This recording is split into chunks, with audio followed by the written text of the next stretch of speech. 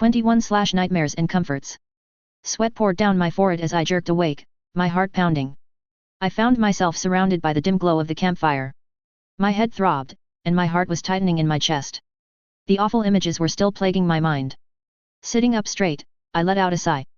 While a part of me knew it would take time to allow those scars to heal, I was frustrated by the fact that even 10 days after the ambush, the images of violence, the faces of Ut and of the sellswords I hurt or killed, the fear of dying or worse the thought of Arya being hurt were messing with my mind. Ever since the attack and my recovery, I had been praying to God more than I ever had before, in order to find comfort. At least, I knew I didn't expect things from him, only the fact to confide in him, expressing my fears, my vulnerability and hopes, asking for forgiveness for the wrongs I did and to help me to move on. This time, the nightmare was much worse and I refused to linger on it as thinking about those visions were disgusting, repulsing, even more when I could hear Ut's mocking voice in my head. My stomach was twisting and I had to use all my will not to vomit. Trying to focus on something else, I moved out of the tent to observe my surroundings while attempting not to awaken Harwin. I winced as I felt the pain lingering in my leg. I took a glance, seeing the clothes the people of the village gave me, including some from the sellswords that had been killed in the ambush. I still kept the jeans, but it was now with my belongings, awaiting an opportunity to be hopefully sewn in the future. As I took a look around our camp, darkness was still present, even though it was perhaps moving towards dawn. I noticed the presence of Jallard on watch duty, keeping a vigilant watch while the fire was dying nearby him. I sighed, glad and relieved of his presence. Sadly, he was the only one on watch, which made me a bit worried. From the 3 men that had been wounded, only Mors had completely recovered while the 2 others, Artos and Darren, were still hurt. Our other companions were still asleep in their tents. My stomach knotted as I thought back again of those who died in the ambush. My throat tightened as I remembered the burial place and the ceremony that the villagers and we held for them and the villagers who died. So many lives lost in a brutal manner, and a part of me couldn't help but think that a lot of that blood was on my hands. I struggled to get rid of these feelings as they were nothing but poison for my psyche. Observing the surroundings to be sure he was not alone on watch, I was glad to see there were at least 2 of Lord Charlton's men checking the place. I was glad of their presence, remembering when they first arrived in the village some days after the ambush to investigate the attack. Harwin and the villagers had talked about the sellswords, while the possible implication of the queen or her son wasn't mentioned. A part of me could understand why. There was only suspicion, and while the Lannisters had the most predictable behavior, it was one thing to suspect them of wrongdoing, it was another to prove it when there was no obvious proof. I however knew that rumors would rise and that sooner or later, people would connect the dots, especially when it was a likely possibility that Lord Charlton sent ravens to the Tullus to inform them of the situation. Nevertheless, Lord Charlton sent some of his men supporting our group in addition to Sir Illifer, Sir Creighton, and Tom. We were nearly as strong as we had been in the first place, and I hoped that would be enough for completing the journey to the north without any further incident. I also knew those men would only accompany us until the neck. I guessed Lord Charlton wasn't too keen to waste his men far away from his lands. Taking a deep breath, I stayed silent as I didn't want to distract Jallard or his companions from their duty. I finally turned around to another tent, which had a resting Nymeria and Lady. Seeing the 2 dire wolves act like silent guardians was a sight I never got bored of witnessing. I approached them cautiously, not wanting to disturb them. I kneeled by the side of Lady and gently stroked her fur. I heard a little growl and turned to see Nymeria observing me. I glanced at her in a cautious and yet respectful manner, as I didn't interact a lot with her since the ambush. Mainly because I spent a week to be tended to and to allow my wound to be slowly heal. "Hello, Nymeria. I hope you're all right," I said while remaining where I was. As I greeted the dire wolf and remained by Lady's side, she continued to observe me with her sharp, intelligent eyes. She approached me slowly, her movements graceful and cautious. She sniffed the air around me, her nostrils flaring slightly. After a moment, she seemed to relax and lowered her head, allowing me to continue stroking Lady's fur. Encouraged by her response, I extended my hand towards Nymeria, offering a gentle touch on her sleek, grey fur. She leaned into my touch, and I could feel the powerful muscles beneath her fur coat. "I'm glad to see you're doing well, Nymeria," I said softly, my voice filled with a mix of relief and affection. Nymeria let out a low, rumbling growl that sounded almost like a content purr. I let out a little smile to her reaction. A part of me wondered if her demeanor resulted from the bond between her and Arya. Especially as she seemed to go along with me even if we had only known each other for 10 days or more. I knew that direwolves' behavior, while tied to their natural instincts, was also affected by their companions' personalities. But the fact I slowly bonded with Nymeria as well as with Lady was something exceptional and intoxicating to some extent. A part of me was wondering if this was the kind of situation that could be considered as a Mary Sue moment in a story. But the time spent with Lady and Nymeria since the ambush tempered such thoughts. And truthfully, if you spent time with direwolves, you would find them to be both graceful and at times, adorable. I yawned a bit and considered going back to sleep, but as I stood up, I heard soft sobs coming from Aria's tent. I stopped still, suspecting her having a new nightmare. I hesitated to enter her tent. No matter the bond we shared, entering her tent would be impolite and interfering in her personal space. I wasn't the best one to handle this kind of trauma when I was also confronted by it. Harwin had already been doing this role to help her to the trauma of the ambush since it had occurred, and I knew that Aria was grateful for that. I wasn't sure it would be a good idea to intervene when there was already someone that Aria also trusted and was better fit for tackling these issues. There was also that voice telling me to try and avoid appearing inappropriate, even more when I remembered the discussion Harwin and I had the day after the ambush. And the presence of the Charlton men didn't help, as I had felt their condescending and disapproving looks each time I had interacted with Aria. But as I was struggling to decide what to do, I heard a little whine coming from Nymeria. I turned my glance on her, and as our looks crossed, she tilted her head slightly and let out another soft whine, as if encouraging me to go and comfort Aria. Taking her subtle support as a sign, I took a deep breath before cautiously opened the tent, silently moving so as not to startle her. As I peered inside, I saw Aria's silhouette huddled under her blanket. More sobs escaped from her, confirming my suspicion that she was indeed having a nightmare.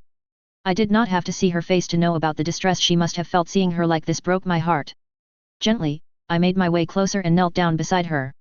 Placing a hand on her shoulder, I whispered, "Aria, it's okay. You're safe. It was just a dream." She stirred at the sound of my voice, her sobs subsiding slightly. She turned towards me, her eyes filled with fear and relief. "Mark? Is it really you?" she asked, her voice trembling as she used my real name. "Yes, it's me," I reassured her with a warm smile. "I'm here with you. You're not alone." Aria reached out and clung to me tightly. I held her gently, allowing her to let out her feelings while offering comfort. Gradually, her sobs subsided, replaced by a deep breath as she sought solace in my embrace. As I comforted her, I could only imagine the horrors that haunted her dreams, threats, violence, and the fear she had endured during the ambush. "How do you fare? Still the same nightmares?" I finally asked softly, my concern evident. Aria's grip on me tightened, and she buried her face into my shoulder, seeking comfort from the memories that haunted her dreams. Her voice was muffled as she spoke, her words filled with vulnerability and pain. "Yes," she whispered, her voice trembling. "The nightmares, they won't leave me alone. I keep reliving that moment, over and over again. I see you and Harwin's men. I see the cell swords attacking, and I can't do anything to stop it." I held her tighter, my heart aching for her and the burden she carried. For a moment, I flashed back to the canon events when she found Stark men she admired slaughtered by the Lannisters. Despite my efforts, she still ended up witnessing similar horrors. "I'm so sorry, Aria," I murmured remorsefully. "I wish I could make those nightmares disappear. But I'm here with you, alive and safe." Aria lifted her head slightly, her eyes searching mine for reassurance. "Promise me you'll stay safe," she pleaded, her voice filled with desperation. "Promise me you won't leave me alone." "I promise," I said firmly, my voice sincere, even though I wondered how long I could keep such a promise. "I will do everything in my power to keep you safe. We're in this together, Aria. We'll face whatever comes our way, side by side." Aria nodded, her grip on me slowly loosening as she began to regain her composure. She wiped away the tears from her cheeks and took a deep breath. "Thank you, Mark," she said, her voice filled with gratitude. "You have been a blessing to me." I smiled softly, brushing a strand of hair away from her face. "You don't have to worry about that," I said gently. "We're a team, Aria. We'll always be there for each other." She let out a small smile before her glance turned concerned and intrigued. "Why are you here instead of sleeping?" she asked. I sighed, I couldn't sleep. The same nightmares, the same fears keep showing up in my dreams as well. I turned away the glance, as the terrible images came back to my mind. I couldn't face those awful sights. And it was out of question for me to tell them to Aria, for God's sake. Telling to a child that I just saw what happened to her during a nightmare was a line no one ever crossed. A middle ground was needed, but as the adult I needed to be cautious and responsible in how expressing my trouble. I took a moment to gather my thoughts, knowing that I needed to find a balance between being honest with Aria and protecting her from unnecessary fear. I looked into her eyes, trying to convey both my concern and my determination to keep her safe. "They're filled with images of the ambush, of feeling helpless and unable to protect you. It's been haunting me, and it's hard to shake off the fear," I continued, my voice filled with a mix of vulnerability. Aria's gaze softened as she listened to your words, understanding the pain and turmoil that consumed me as well. She reached out and took my hand, offering a comforting squeeze. "I'm sorry you're going through this too," she said softly, her voice filled with empathy. I looked at her reassuringly while squeezing softly her hand. "It's all right. We have each other to rely on." I involuntarily yawned. Arya chuckled softly, her eyes now filled with warmth. You must be tired, she said, her voice gentle. Why don't you lie down here next to me? We can keep each other company and find some solace in each other's presence. I looked at her with a mix of gratefulness and concern. Are you sure? I do not want to impose on you or to be improper, especially with how it might look like for our companions, I said. Arya shook her head, a determined expression on her face. I don't care what others might think, she said firmly. We've been through so much together, and we understand each other like no one else does. If it brings us comfort and helps us face the nightmares, then it's worth it. Her words touched me deeply, and I couldn't help but feel a surge of gratitude for the bond we shared. Nodding, I smiled softly at her. Thank you, Arya. Your understanding means the world to me. Arya returned my smile, her eyes reflecting the deep connection and trust that had grown between us over our shared experiences. She shifted to make room for me beside her, and I carefully lay down, keeping a respectful distance. Just because I had accepted her request didn't mean I wouldn't keep proper manners, especially as I remembered Harwin's cautious words to me on that matter. While my logical side was reasoning that refusing her would have been difficult due to her status, I also knew that she wouldn't care or abuse it and that my decision was also guided by the fondness I had for her.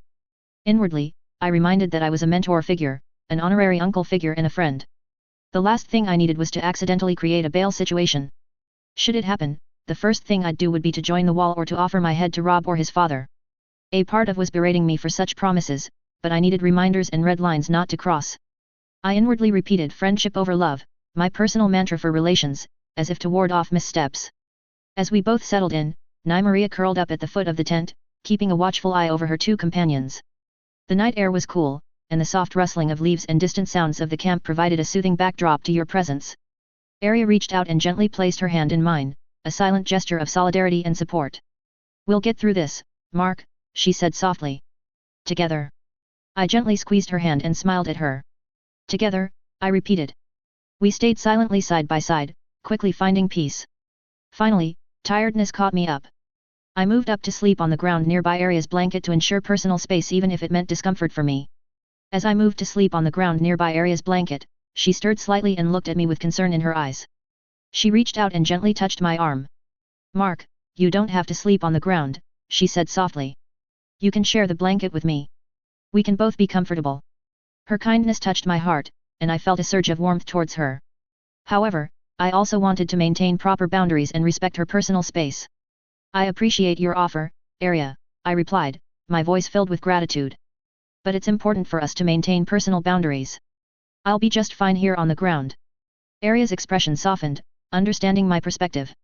She nodded and withdrew her hand, giving you a reassuring smile.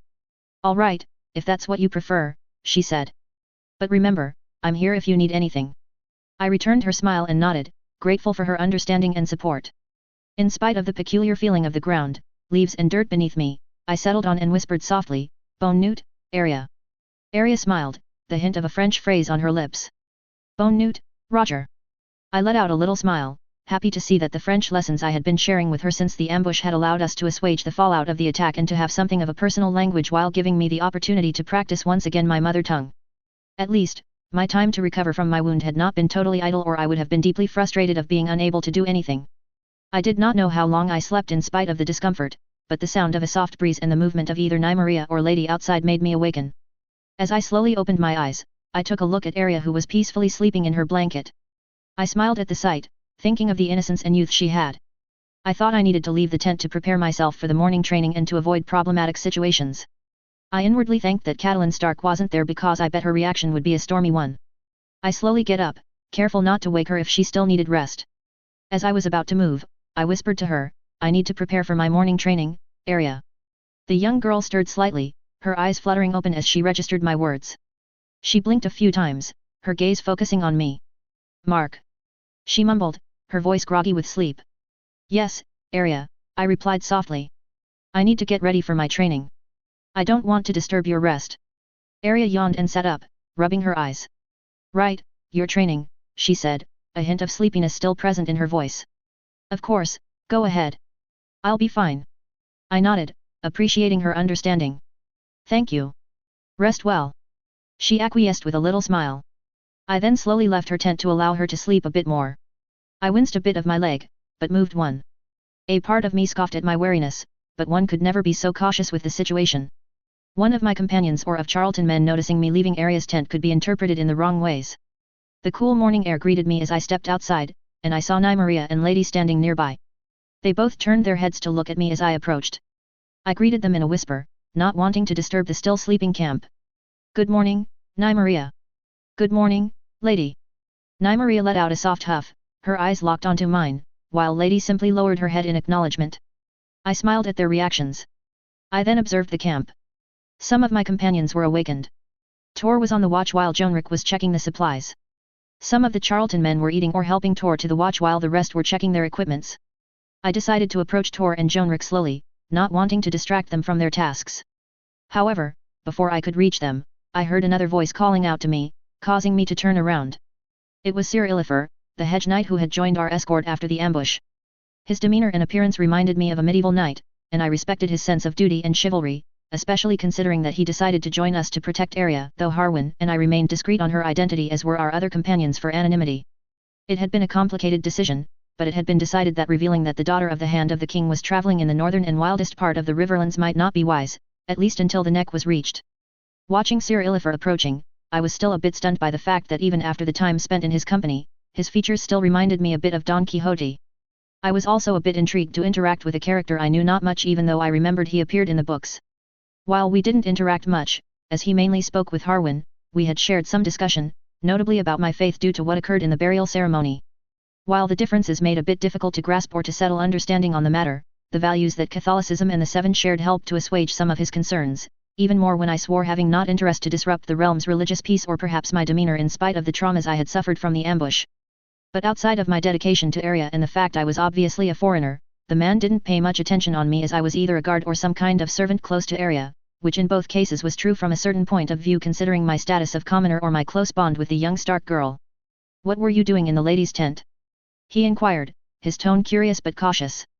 I turned to face him and offered a respectful bow before answering, "Greetings, Sir. To answer your question, I had trouble sleeping and went to get some fresh air.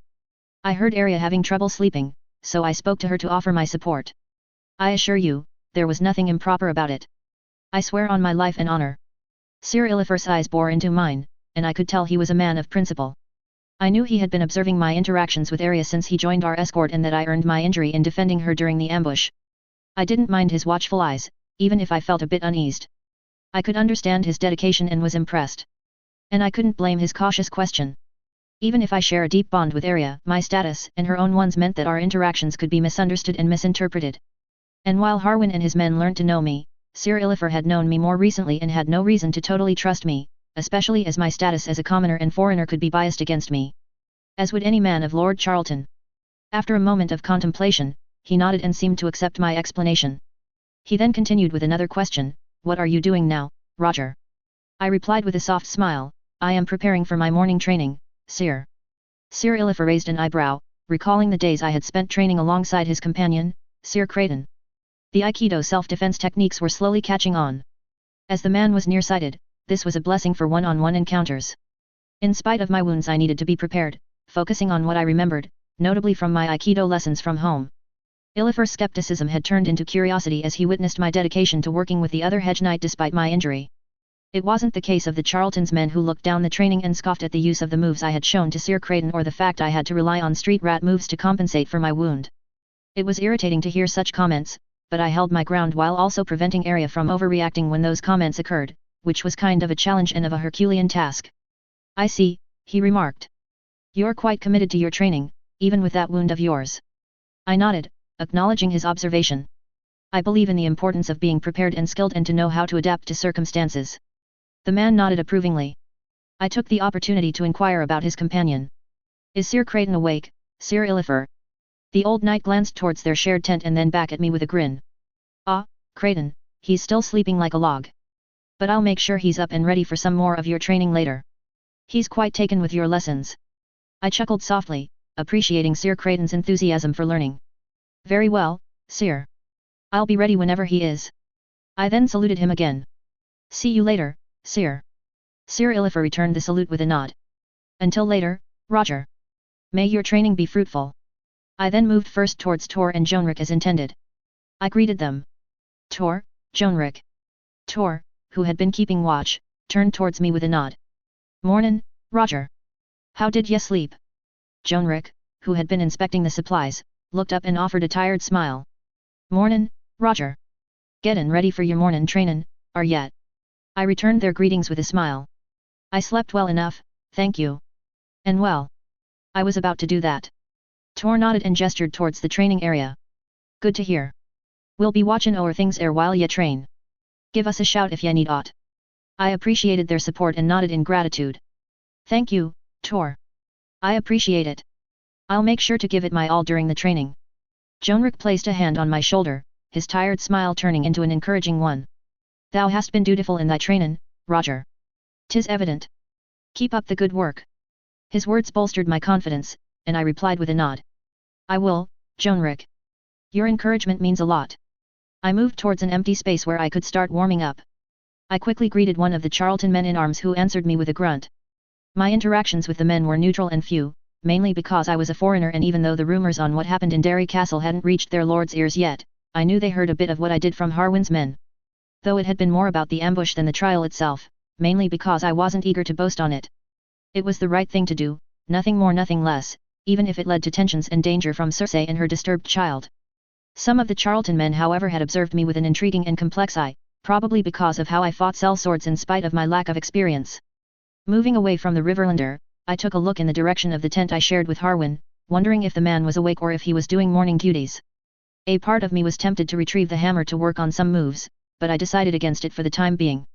Unless we had to quickly leave, I might have time to practice with my current weapon of choice. Besides, the current moves I was showing and teaching to Sir Creighton focused on hand-to-hand combat, as I didn't want us to accidentally hurt each other with our weapons. Joining the empty area nearby the camp, I looked around, admiring the woods that surrounded us. It was a peaceful and beautiful place, at least for me. I wondered how long we would have to join the neck, but Harwin told us that we were at 2 or 3 days' ride from the twins if we wanted to join the place. Fortunately, we wouldn't have to do that, especially as I suspected that Valder Frey wouldn't appreciate seeing his keep to be used for a one-sided stop without crossing the river. He would very likely take it as a slight. That wasn't the opinion of some of the Charlton men, probably because their lord was sworn to the Frey and thus we should ask Lord Valder Frey help after the ambush. I however suspected the old lord might have been informed of the incident, though I wasn't sure if he would respond in any manner. As I went through my warm-up routine, I occasionally glanced over at the Stark guards who were diligently performing their duties, preparing for our journey, or keeping watch on the surroundings. Their dedication and discipline were evident, and I was proud to be a part of such a capable group. My heart ached for the men we lost in the ambush, and inwardly, I prayed once again for their souls. As I finished my warm-up exercises, the soft sound of approaching footsteps reached my ears, and I squinted to make out Sir Creighton's figure emerging from the direction of the tents. His nearsightedness was apparent as he struggled to navigate the camp. He appeared well rested, despite his earlier deep slumber. I greeted him with a warm smile. Did you sleep well, Sir Creighton? Sir Creighton, his beard slightly disheveled, replied with a nod and a hint of a yawn, I did. Thank you for your concern, Roger. I nodded in understanding, mindful of how important a good night's rest was, especially for someone who was learning new skills. That's good to hear. Sleep is important for a fighter. He gave me a reassuring smile, perhaps a sign that my previous training sessions had boosted his confidence. He then looked at me with a hint of concern.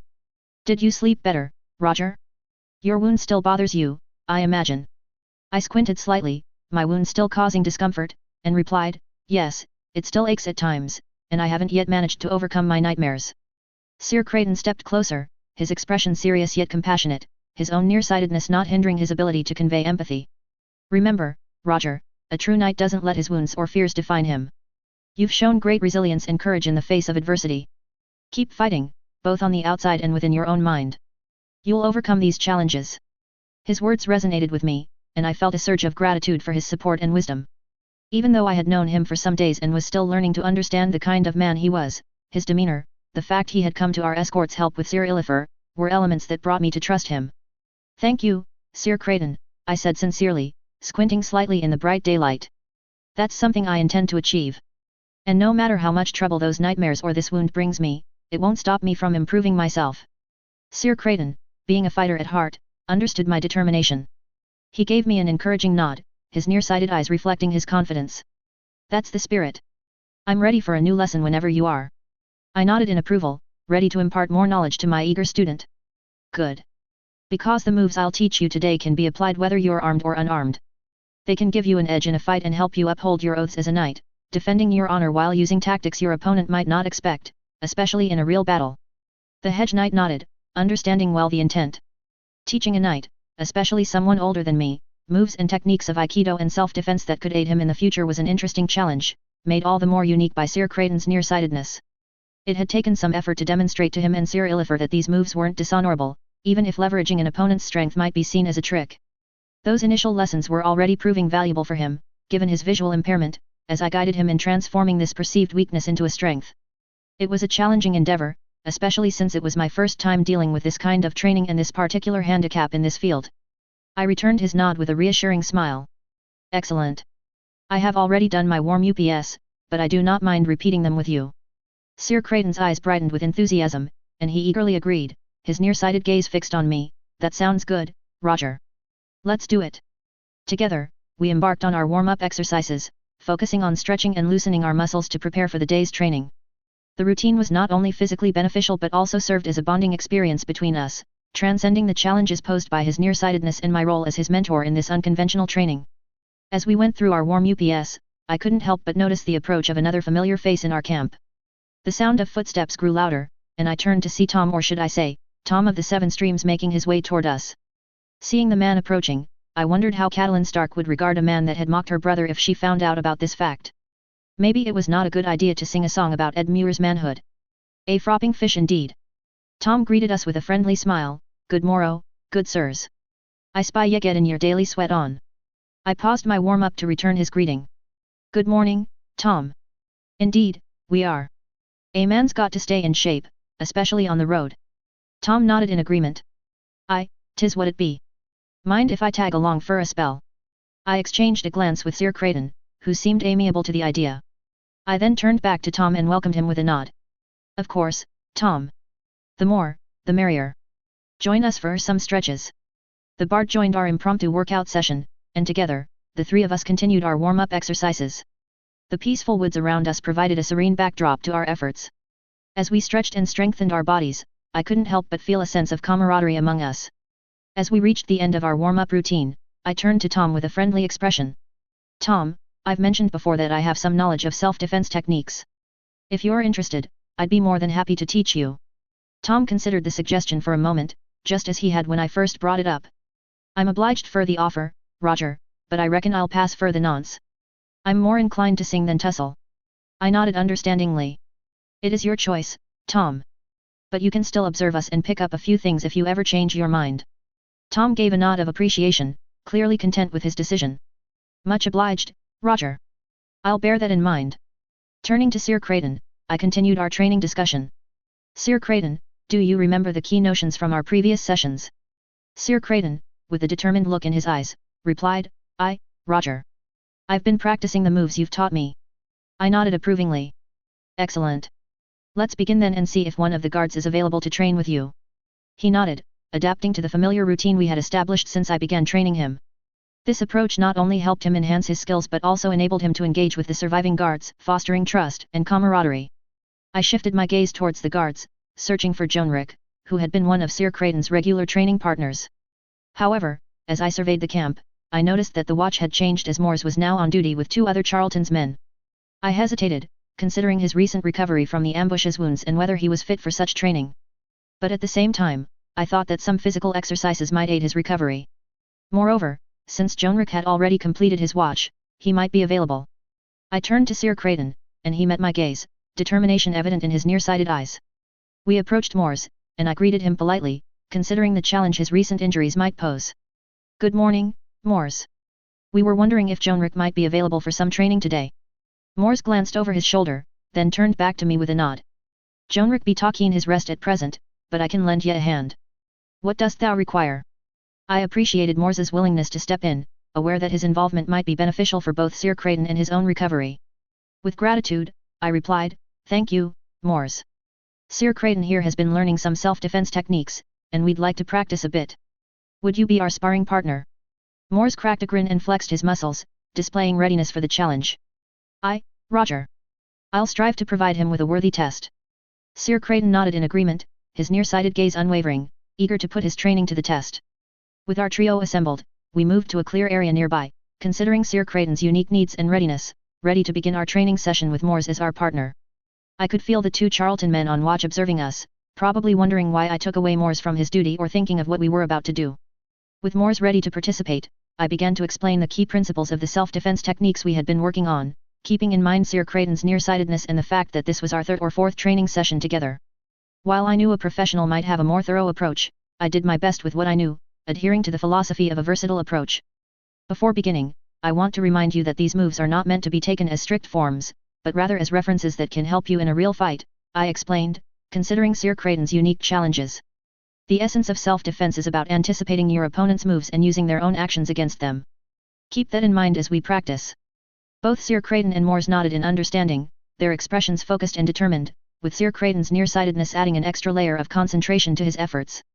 With that, we began our training session in earnest. I demonstrated a few Aikido-inspired moves, starting with a wrist technique that allowed one to control an opponent without causing significant harm. I showed how to use leverage and balance to your advantage, emphasizing the importance of these principles, which were particularly helpful for Sir Kraden given his nearsightedness. As I guided him through the motions, I could see his dedication to learning and improving. It was inspiring to see how he had begun to incorporate his nearsightedness into his fighting style. He relied on his heightened ability to sense an opponent's movements through their footwork and subtle shifts in weight, giving him an advantage in predicting their actions. Moors, despite his recent recovery from wounds sustained during the ambush, displayed remarkable strength and agility as he practiced the moves, adjusting them to accommodate his current physical condition. Throughout our training, I encouraged both Sir Kraden and Moors to adapt the moves to their own strengths and fighting styles, considering Sir Kraden's unique situation. I emphasized the importance of anticipation, reading the opponent's intentions, and using their actions to gain the upper hand. Our practice continued, with each of us taking turns as the attacker and the defender, honing our skills and building trust in our abilities. Tom observed us for a while before moving away, likely impressed with the progress we were making. We would go through Ikkyo, Nikkyo, Sankyo, and Yankyo techniques, improving our skills in disabling opponents' writs. Tom was improving the quickest thanks to his leaner body. After a while, we made sure the ground was smooth as we switched to Yukimi or Aikido rolls. In this area, Kraden was the star. He may have been a bit pudgy, but the extra padding helped him be a natural roller. As the training session neared its end, I called for a halt and stepped back, a sense of satisfaction washing over me. Well done, all of you, I praised Sir Kraden and Moors, considering the extra effort Sir Kraden had put in due to his nearsightedness. You've made excellent progress today. Remember, these techniques are tools to help you think and react in a fight. Trust in your training, and it will serve you well. Sir Kraden wiped sweat from his brow, his expression a mix of exhaustion and determination, his nearsighted eyes reflecting his commitment. Thank you, Roger. Your guidance has been invaluable. Moors, too, nodded appreciatively. I can sense the change. As we caught our breath, Sir Ilifer made his way over to us. His comment on our progress was a welcome addition to the conversation.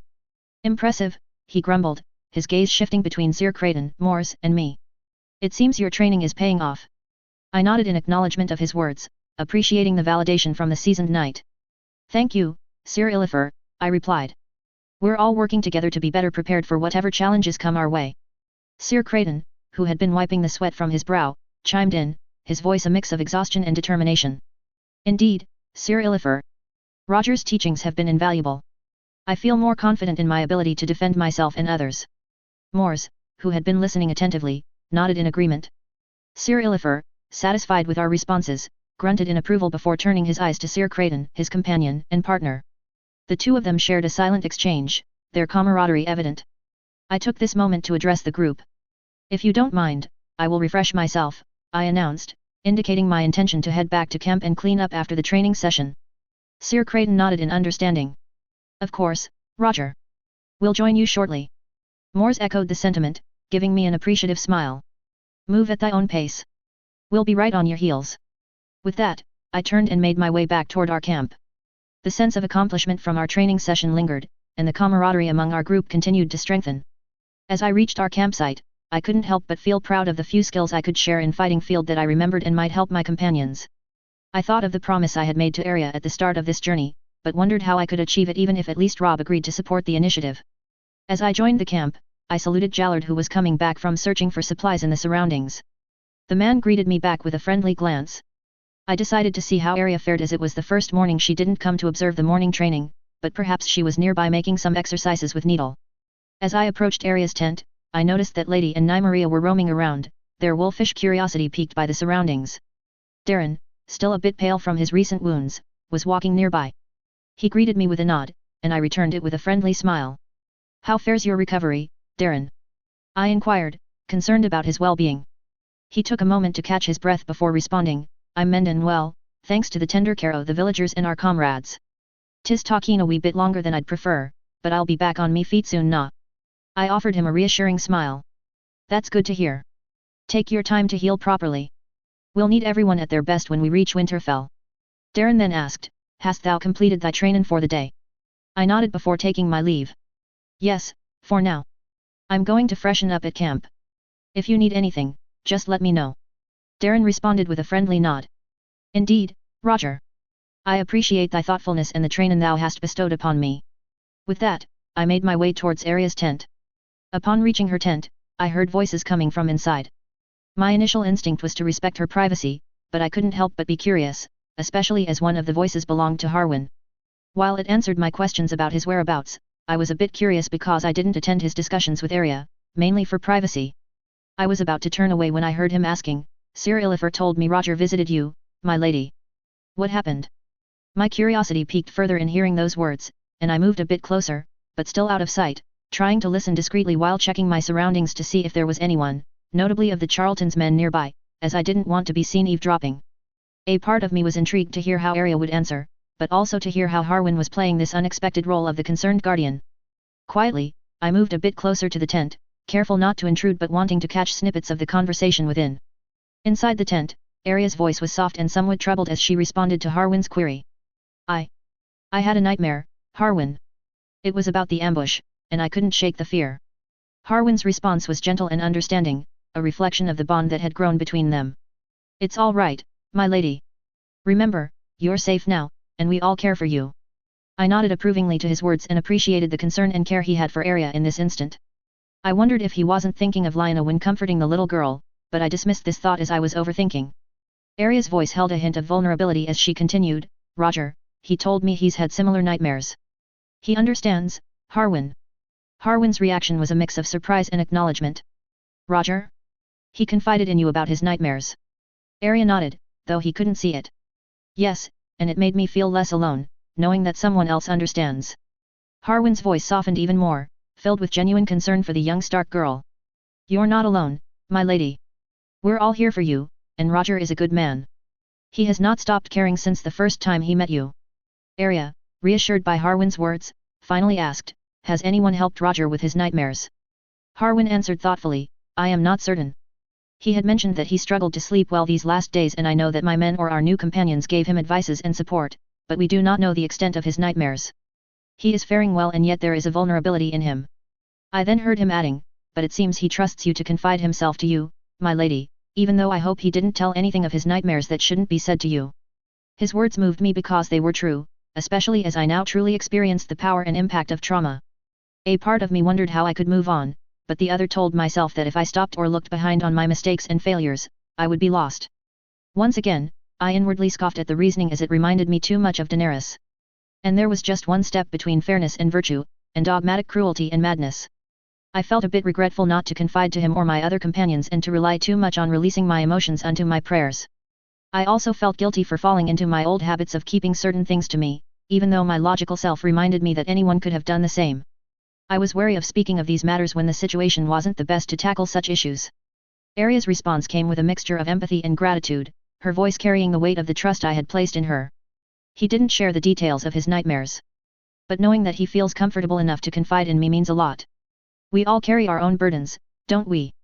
There was a brief pause before she continued, her tone becoming even more reassuring. "I'll keep an eye out for him, just as you do for me. We'll support each other through these difficult times." I felt once again touched by her concern for me. I felt there was something else, but I hesitated to think upon it because my logical mind would consider all the implications while my empathetic side was wary of how to handle some of the possibilities. I decided to withdraw quietly to avoid being caught eavesdropping. But as I was moving towards the tent where I slept, I heard growls behind me. I turned around and noticed that Nymeria and Lady were taking tense positions, their fur raised. Their reaction troubled me because they weren't like this way since the ambush. I wasn't alone as some of the Charlton men moved closer, wary of the direwolves' reactions. "What's going on with them?" asked one of the Riverlanders. Arya, having heard the commotion outside, stepped out of the tent, concern etched on her face. What's happening, Nymeria? Lady. Harwin was following her and was observing the situation. He saluted me by a nod. I answered in the same manner, before turning my glance to Arya. I am not certain, but they may have smelt something. And whatever it is not good sign, I said, worrying about different possibilities, including the fact that those who ambushed us at the Green Leaf Inn might have come back with reinforcements and were tailing us. Nymeria and Lady continued to growl, their eyes fixed on a distant point in the woods. The tension in the air was palpable and I regretted not having my hammer with me. Harwin's eyes narrowed as he scanned the surroundings. We can't take any chances, he said firmly, his voice commanding. Roger, Arya, we need to warn the others and pack up quickly. Something doesn't feel right here. Arya nodded in agreement, her gaze never leaving the direction the direwolves were fixated on. Agreed. Let's gather everyone and be ready for whatever comes our way. As we hurried to rouse our companions and prepare to depart, a sense of unease settled over the camp. The mystery of what had triggered Nymeria and Lady's agitation weighed on all our minds, and the feeling of impending danger loomed ominously in the air. I hoped that whatever was lurking nearby was an animal at best or a scout at worst, because otherwise, our group would be as doomed as Yoren's group in the books and show. And knowing that it might be the brave companions again, I felt dread, disgust, and anger. The pain in my thigh reminded me of what their last ambush cost us and I was determined to protect Arya and our companions, even if it meant the price to pay would be my life. And here we are. Back with the SI in his journey to Winterfell with emotional stuff and some developments that resulted from the ambush and of the prolonged stay in the village to recover of his wound. This chapter had been developed before the chapter of the burials and that's why the emphasis on the traumas is far more developed here. And to be consistent with the inclusion of buried reprieve, I added the mentions and presence of the men of Lord Charlton while updating some details to be more consistent with what had been settled in the previous SI chapter. 3. Exploring the SI and Arya's traumas in the first part was something I found interesting. All the first paragraphs on how he is coping with his dreams after all those days had been totally written by my hand in relying on how I would feel, especially with how it can influence relations and bonds. And I wanted to show how the relation and bond is evolving while trying to balance it in a natural way that doesn't sound forced or controversial. Westeros or not, there are big red lines I would never cross, even for fictional characters. This is where circumstantial details and context can help to build up those situations in something that can work in both narrative and emotional fields. 4. As you will notice, there are mentions of elements that have been developed in background or in the time that had occurred between Buried Reprieve and this chapter. This is where the interlude play a part in creating ellipses. There was also the fact that considering the mentioned time spent since the ambush, depicting every decision and activity made by the SI would have been a bit difficult without stretching a lot the narration or condensing it in an artificial way. Showing the result of those background actions allowed to show how the SI has evolved in his relations and actions, for example, the mention of French and of the Aikido. And concerning the ellipse length, I worked to find a balance in the minimal time that could work for the SI to recover enough of his wound, something I had discussed with my beta reader in order to make it plausible and consistent. Even if there would be always imperfections and overlooks, I sought to imagine stories that both are entertaining and consistent to the furthest of its details. 5. This chapter is also the opportunity to develop more the interactions between the SI and Sir Illifer, Sir Creighton, notably with this Aikido training. It is something I had practiced in my young age and my reasoning here, as developed in the chapter, is that while not necessarily a tool for fight itself, it could be a tool that helped to develop other skills. And it also allows to show how his interactions with Harwin and the surviving guards have evolved since Derry Castle. 6. The end of the chapter is an intended cliffhanger as I consider that while young and developing their skills, Nymeria and Lady would be useful to sense potential trouble, especially Nymeria, considering that she has traveled across the Riverlands to find her mistress. 7. Teaser, for the next time, trouble is back for Mark and his companions and help from people of a powerful house is there. 8. Have a good reading. 22/Foiled Departure. The clearing was almost void of the traces of the camp we had settled in the previous evening as we were preparing for a hurried departure. As I was moving towards my horse, tension hung thick in the air. None of us were at ease. How could we be, as someone might be lurking nearby, observing us? No doubt everyone was thinking back to the ambush at the Green Leaf Inn. My logical side tried to rationalize the situation, reminding me that wildlife, travelers, or local soldiers could be in the vicinity. But my cautious side was on high alert, the trauma of the previous ambush was still fresh in my mind. I glanced at the hammer that I now had hanging at my side, ready to be picked up and swung at any enemy. There was a knot in my stomach at the thought of having to kill again. That tainted feeling was still strong and I wasn't certain I could be able to handle myself correctly in battle. I took a breath, trying to calm myself. As I observed my surroundings, I noticed that Nymeria and Lady were on edge, their hackles raised, with their eyes fixed on a distant point in the woods. Their reaction troubled me because they hadn't been this agitated since the ambush. And the fact they didn't stop to behave that way since the moment they started growling didn't help with the wariness me and the escort felt. Arya was already prepared to mount her horse but remained in place, awaiting further instructions. She glanced a concerned look towards me and then at Harwin, who was giving instructions to Moors. Lady and Nymeria, on the other hand, continued to roam around, looking ready to pounce on something. Sir Creighton and Sir Illifer were in fight stances, ready to spring into action if necessary. They were supported by 3 of the Charlton men. Jonric and Tor, meanwhile, were finishing up storing our remaining supplies with another Riverlander. Artos and Darren were already on their horses, ready to leave alongside the leader of the Charlton men. Tom was preparing his horse and ready to mount it, even though his axe was in his hands, ready to be swung. In spite of my logical and analytical mind trying to give me reassurance, I couldn't shake the apprehension of a sudden attack and thought with some regret of the time it took to break camp. Harwin approached me and gave a quick nod of acknowledgement. I returned the gesture, acknowledging his presence in this tense situation. Roger, Harwin said, his voice low and firm, mount up. We can't afford to stay here any longer. Quickly, I moved toward my horse, preparing to mount. As I did, I couldn't help but voice my concerns. Harwin, where should we go? We're still a bit away from the neck, and if we are expecting an attack, heading back south might not be our best option. Harwin's brow furrowed as he considered our options. The twins are not too far from here, he replied, referring to the location of House Frey. We could make for there. It's a defensible position, and we may find some shelter and allies if needed. I stopped myself from face-palming. Are you sure? From what I've heard and with how you spoke of them, the Freys seem not to be the most reliable persons to ask for help, I said while keeping quiet about my true thoughts on Lord Valder Frey. A gruesome image of Catelyn Stark having her throat sliced at the Red Wedding, flashed through my head. Harwin's expression remained resolute. It's our best chance for now. We'll have to make haste and hope for the best. We can't stay here, and we can't join the neck in a short time. Trust me, Roger, this is the safest option we have. With a reluctant nod, I acknowledged Harwin's decision. We couldn't afford to stay exposed, and the twins might provide at least a temporary refuge before pursuing our journey to the north. But the unease in my gut remained, as if I knew something foul would occur. And I couldn't help but think of the delay those incidents brought to this journey, contributing to increase of dread within me. If this kept up, I might not be able to possibly delay Tyrion or do anything else to impede the spark that started the War of the Five Kings. Harwin then surveyed the group.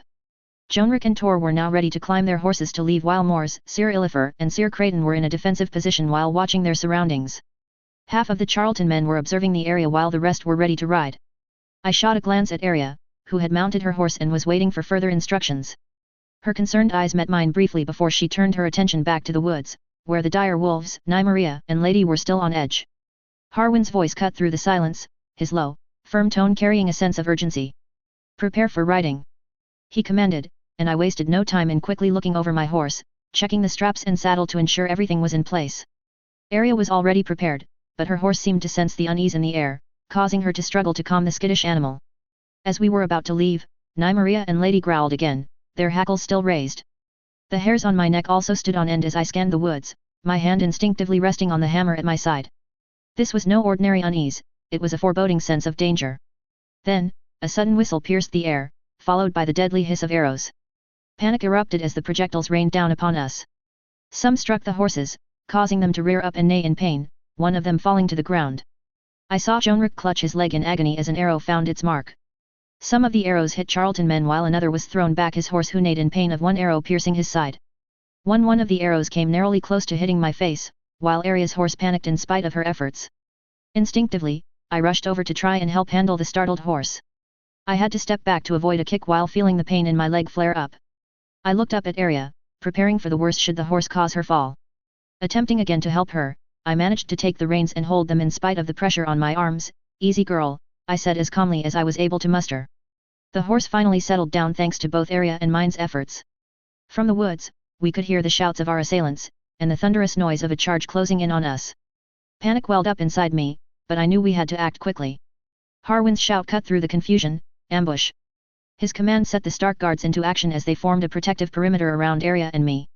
Harwin barked orders, his voice carrying authority amidst the chaos. Prepare to hold them back. As he turned to us, his eyes locked onto ours with a sense of urgency. You two, get out of here. Arya nodded, her eyes wide with fear but determination burning in them. I knew we couldn't stay and fight, not with Arya's safety at stake. I nodded, but as I noticed that my horse had fled, I felt dread and panic. Get up on the horse, Arya shouted to me on her horse. While slightly hesitant, I quickly assessed the situation, realizing that there was no time to waste. I knew I had no choice and climbed on her horse, in spite of the slight pain in my thigh. I grasped the saddle and pulled myself up, settling in behind Arya as tightly as I could manage, placing my hands on the reins. I didn't want to infringe her personal space, even in this current situation. For a moment, it felt like an anime where a child protagonist saves the adult. Harwin observed us with a solemn eye before shouting to his two men that were on horse, Artos, Darren, protect them. The two Stark guards nodded and spurred their horses into action, disappearing into the woods as Arya and I galloped with them. We were accompanied by two Charlton men who were already on their horses. I heard another horse galloping and wondered if it was Tom, Sir Elifer, or Sir Creighton that was accompanying us. Hold on tight. Arya yelled over the chaos, her voice taking a brave tone. She urged the horse forward, and we galloped away from the ambush site, desperately trying to outrun our pursuers. The wind whipped against my face as we rode. I breathed a sigh of relief as I looked at Nymeria and Lady. They were unharmed, which meant Arya's loyal animal companions could keep up with us. It was a small comfort in the midst of chaos. As we rode, we heard shouts and clashes of weapons, even though it faded from the distance. I couldn't help but steal a glance at Arya. She was handling her panicked horse remarkably well, her young face a mask of determination. However, danger was still there as I suddenly heard the whistle of arrows coming our way. One came very close to the horse we were on, and suddenly it reared up once again with a neigh of pain. I tried to hold the reins, but being the second person on the saddle made it harder. Suddenly, Arya's horse stumbled and fell, with everything seeming to happen in a blur. We were both sent tumbling to the ground, and I felt a sharp pain shoot through my side as I landed. The pain in my leg was also strong. Panic surged through me as I struggled to regain my bearings. Arya was quick to her feet, rolling when she hit the ground. As she stood, her eyes scanned our surroundings for any immediate threats. Meanwhile, I groaned in pain as I pushed myself up, clutching my injured side and feeling the lingering pain in my thigh. My first concern was for Arya's safety, and I was relieved to see that she appeared to be unhurt, though her horse also hurt. Are you okay? I asked, my voice strained. Arya nodded, her gaze still alert. I'm fine, but we need to get out of here. Tom stopped by our side while Artos came back to us. Nymeria and Lady moved over to us as well. I knew time was slipping and that our assailants would be there soon. The two Charlton men kept on riding. I scoffed, wondering if those men had sense of duty, especially to their brothers-in-arms. This impression was confirmed as I saw 4 men rushing towards us. In a split-second decision, I turned to Artos and roared, Artos! Take Arya and bring her to the twins. Do not turn back. Arya, however, clung to my arm, her eyes wide with fear. Don't. You'll be killed. As I saw the men moving quickly to us, I retorted, we'll both be killed if you stay here. Arya, please. Leave. Your family would be broken if you stay here. Arya hesitated for a moment, torn between her desire to stay by my side and the realization that fleeing would be the smarter choice. She looked into my eyes, searching for any sign of reassurance or a different solution. But the urgency in my voice and the approaching danger left little room for debate. Reluctantly, she released her grip on my arm and moved to Artos. The Stark man helped her to climb onto his horse. As they were about to leave, Arya and I shared a look. Roger, she said, her voice trembling slightly, please be careful. We'll find each other again, I promise. I managed a small, reassuring smile despite the pain in my side and the anxiety that threatened to consume me. I'll find you, Arya. Stay safe. In that one instance I strangely thought of Gendry. How in some stories when the TV version of Melisandre had him in her clutches his one wish was for Arya to be safe. A small shudder of guilt went through my body as I realized that Arya might not meet her true love thanks to my interference. But right now, all I could do was try to step up and fight our attackers again. With that, Artos took Arya in his arms and spurred his horse into action, heading in the direction of the twins. Nymeria followed the two riders, while Lady seemed to hesitate between following her littermate or staying. Please go, I begged the dire wolf softly, not wanting to see Sansa's dire wolf killed after all I did to prevent her fate.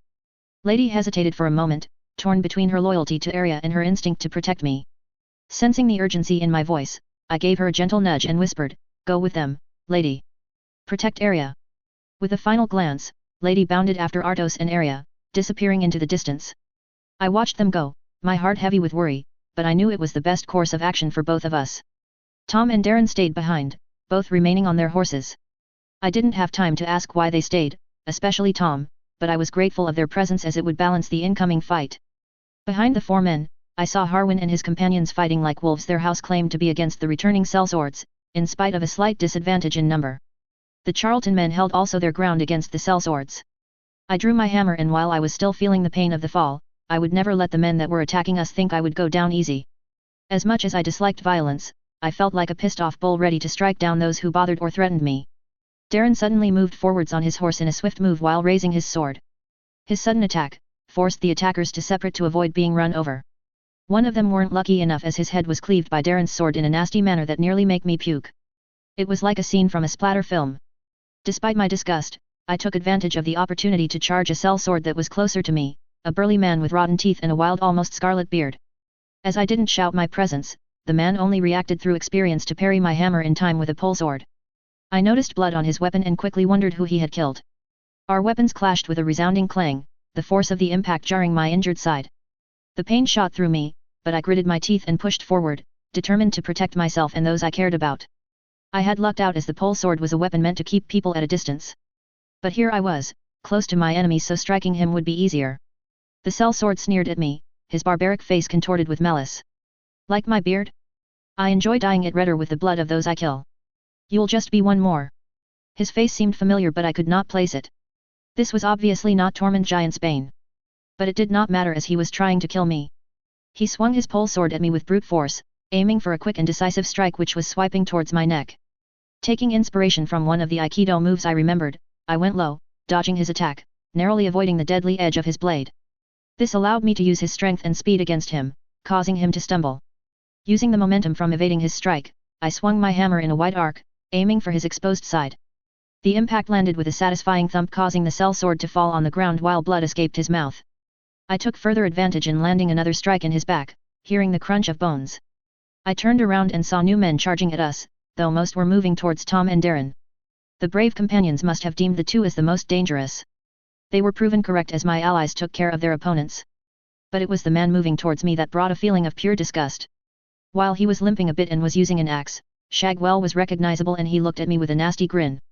I steadied myself, preparing for a fight, but a part of me was wary because I knew that those sellswords are the kind to stab someone while he was fighting another. For a moment, I could see Braun, looking at Lisa, who berated him for not fighting with honor, as well as the snappy comeback of "but he did." My cautious self was wary of such a move, with Shagwell distracting my attention to allow someone else to cut me down. Well, look we've got ourselves the green foreigner boy. Where's your little whore, eh? I've got a score to settle with ER. I bristled to the insult he used for area, feeling anger and fury boiling within me. I clenched my grip on the hammer but forced myself to stay still, as I knew charging at him to shut up his taunting would be a mistake. And it was out of question to be killed by a wretched bastard of his kind, not when I promised to be all right to area. The evil fool seemed a bit disappointed by my lack of reaction. Matters not, mate. I'll deal with you meself. No wolf bitch to come to your rescue. I'm no fool like Barrett the Bloodbeard one down the ree. Barrett the Bloodbeard. Wasn't that?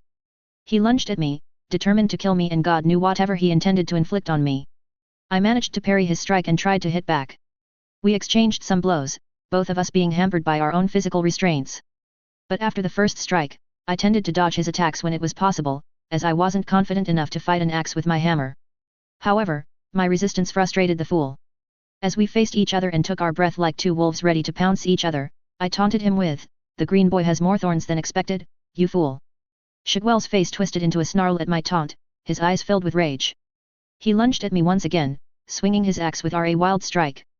I focused on my footwork, sidestepping his strikes and countering with swift, calculated blows from my hammer. I used some of the Aikido footwork to dodge the man, enraging him further. While my cautious self was wary of an enraged opponent, my analytical self knew that opportunities would present themselves with a less focused foe. "Quit your dodgin', ya craven," Shagwell spat at me as I avoided another of his strikes. As he swung his axe in a wide arc, leaving himself momentarily exposed, I seized the opportunity. Closed the distance between us, I gave him a powerful blow to his chest with the blunt end of my hammer. Shagwell staggered backward, the grip on his axe faltering. However, I was prevented from ending the fight thanks to another sellsword attacking me. I narrowly avoided being stabbed by the latter and was on the defensive, as my fight against Shagwell exhausted me. Plus the pain in my side and leg were now hindering me more than ever, and the sellsword before me was healthier and thus, more dangerous. This new attack allowed me to briefly see what was going on. Darren and Tom were handling with great difficulty the fight they were in, as they were facing multiple sellswords and were tiring. Only the presence of one of the Charlton men with them seemed to balance the fight, even though the man was also at disadvantage and tired. I however focused again on my new opponent as he lunged at me, his sword aimed at my chest. I managed to dodge the attack by sidestepping and pivoting on my uninjured leg, narrowly avoiding the deadly blade. Using the momentum from my dodge, I swung my hammer in a sweeping arc, aiming for the sellsword's exposed flank. However, my weariness and injuries slowed my movements, and the sellsword was quick to parry my strike with his sword. Our weapons clashed, the impact reverberating through my arms, sending jolts of pain throughout my body.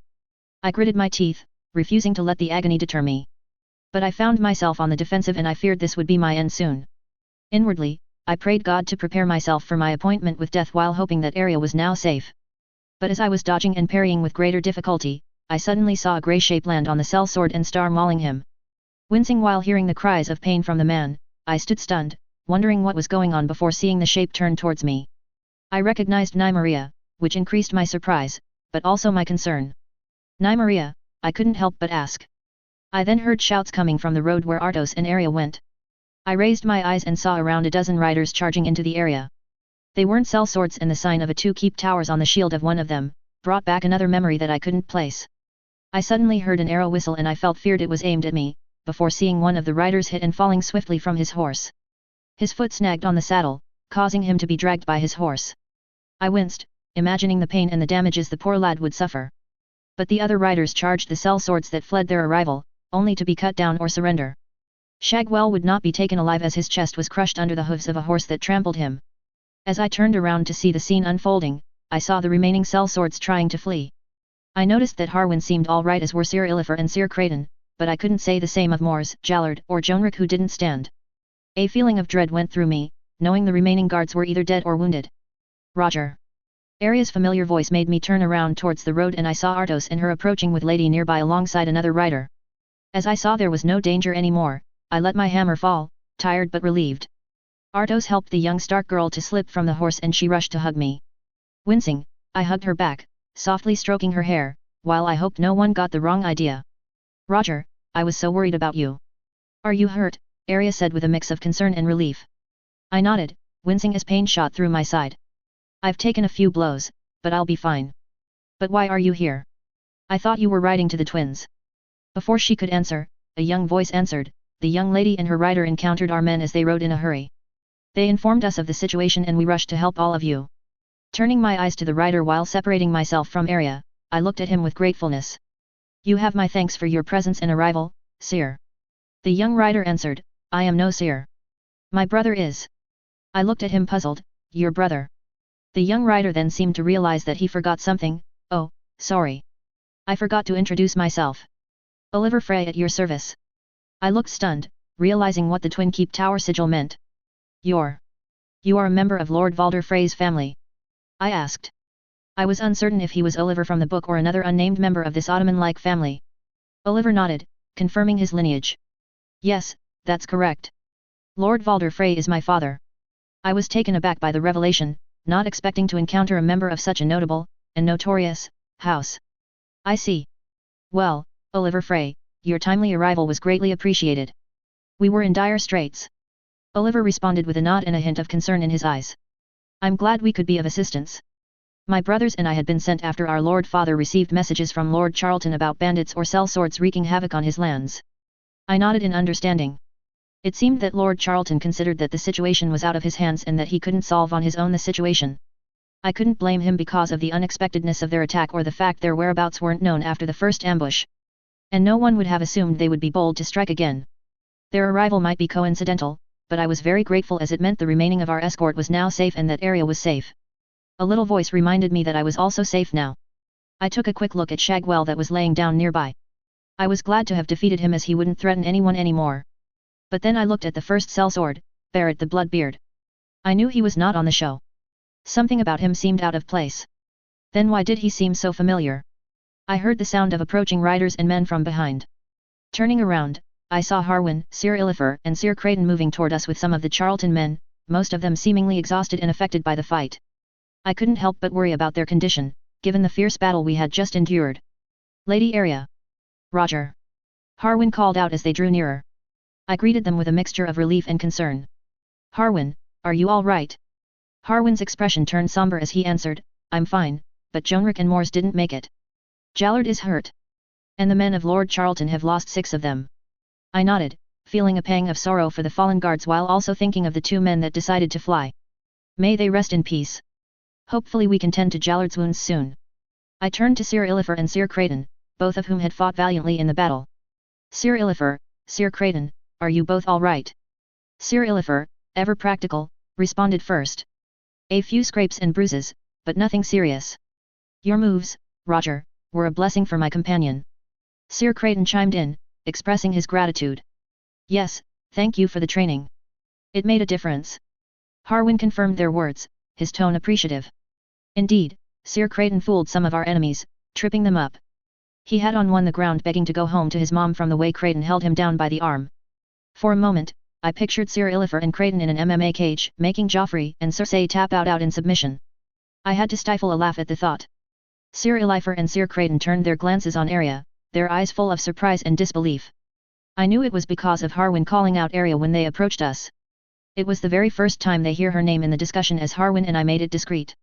I observed how their eyes widened, and their expressions turned from puzzlement to realization. It was as if a lightning bolt of understanding had struck them. Did you say? Lady Arya, Sir? Sir Creighton asked, his voice trembling with a mixture of awe and disbelief. I nodded, confirming their suspicions. Yes, Arya Stark, the youngest daughter of Lord Eddard Stark. Sir Illifer's eyes darted back and forth between Arya and me, piecing the puzzle together. 7 hells, we've been protecting a Stark this whole time. Their shock was palpable, and they couldn't hide their astonishment at the revelation. Sir Creighton's jaw dropped, and he stammered, but why is Lady Arya here? I've heard she was accompanying her Lord Father to King's Landing. I furrowed my brows when hearing those words. I guess they didn't hear the rumors coming from Derry Castle, and while the presence of Lady Anne of Nymeria was omni-news and made the 2 Hedge Knights and the Charlton men wary, it seemed that the rumors on the fact the Stark children had dire wolf didn't spread enough outside of the north. Maybe there was suspicion of some of the men, but they didn't raise the question. Arya stepped forward, her eyes filled with a mix of vulnerability and determination. It's true. I was with my father and my sister going to King's Landing, but then, there had been an incident with Joffrey on the Trident. My father sent me back to Winterfell after the incident and after the intervention of Roger to defend me from the lies of Joffrey. Sir Illifer scolded her a bit, my lady, you shouldn't speak bad of the prince. Arya protested, I'm not a lady. And Joffrey is awful and a liar. I put a hand on her shoulder, calm down, Arya. Sir Illifer doesn't know what happened there. Arya looked at me with frustrated eyes, but assuaged and nodded. Harwin chimed in, it's a long story, but what I told you after the other ambush was true. Sir Illifer looked at the guard, then, why didn't you tell us her name when we joined you? The Stark guard sighed, after the ambush, I wanted to ensure the lady discretion and safety, and I intended to tell you the truth once we have reached the neck. Sir Illifer and Sir Creighton exchanged glances, their initial shock giving way to a deep sense of understanding and acceptance. I guess they understood the reasons and accepted Harwin's word on the matter. I was watching them, wondering what was their next move. Sir Illifer, after a moment of reflection, spoke up, my lady, we had no idea who you were, but we have sworn to protect you, and that oath still holds true. You have our loyalty and our swords. Sir Creighton nodded in agreement, his voice filled with conviction, Lady Arya, you have our loyalty and our swords. We may be penniless and long-bound, but we are yours to command. Arya's eyes welled with gratitude, and she nodded, touched by their unwavering commitment. Thank you, both of you. Harwin stood by with a satisfied and relieved expression, knowing that Arya would be still protected by these 2 men who fought with us twice by now. I was also relieved because I knew how committed they were to their oaths. Harwin then turned his sight towards Darren and Tom. The guard seemed exhausted and wincing from a hit on his leg while his horse was frantic. The bard seemed well but also relieved, and I could imagine why. How well do you fare, Darren? Harwin asked. I've witnessed finer times.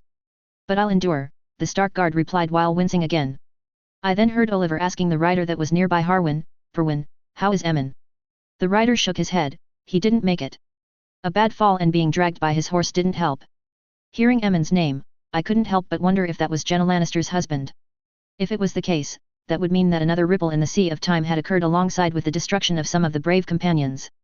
Then it struck me, what would happen when Tywin Lannister found out that the sellswords he would have hired in Cannon had killed his good brother? I would hopefully be in Winterfell, away from here as Rains of Cast Emery Fury was unleashed. Concerning Perwin, I thought back to the books from ASOIAF. He was possibly Oliver's brother, even though I wasn't certain. On the other hand, I did know that Oliver was Roslin's brother. But beyond the bushy tree of the Frey house, I was very confused by the presence of the Frey men here. While I was aware there were blanks in the events preceding the War of the Five Kings, encountering 3 of the members of the house that was the most ridiculed in Westeros and among the most vilified in fandom due to the red weddings was mind-blowing. Still, me and everyone else was grateful for their arrival as it saved our lives. While I couldn't see his face, Oliver seemed a bit contrite by the news of his brother. And what about the bandits? Either dead or in flight. But they won't get away from our justice. While I was relieved that the group of brave companions that attacked us were now destroyed, I was half tempted to comment that the bandits the Frey defeated were sellswords. But I held my tongue as it would not be relevant at the time being, and I was concerned it would raise questions that could be problematic for me and the escorts. And I knew better than outright accuse Cersei of sending killers after Arya and me, mainly because I was a nobody to most of Westeros and because it wasn't my place to announce Arya's presence, not that I would. Sir Perwyn turned his attention back to Harwin, the situation demanding his focus. In light of recent events, we'll have to bring you to the twins, he said, a hint of urgency in his voice. Harwin considered the request for a moment before nodding. Very well, Sir Perwyn. We shall accompany you to the twins. The decision seemed prudent, considering the uncertainty of the road and the recent hostilities. And with 2 ambushes in a week, we needed a safe place to rest and to resupply before moving further north. I was not very keen to go to the twins, but I knew that this was a necessity. Even if a dirty old man awaited us there. An. 1 and here we go. The new chapter with tension, suspense, and action. 2. The reasoning behind the return of the brave companions was A. Narrative purpose, solving their presence and the threat they are currently embodying, and B. More importantly the fact that between discussions with my beta reader and some research and reflections on my own, I had considered that they wouldn't waste all their ambush group in one strike and that if the fight turned to their disadvantage, they would retreat to avoid needless casualties.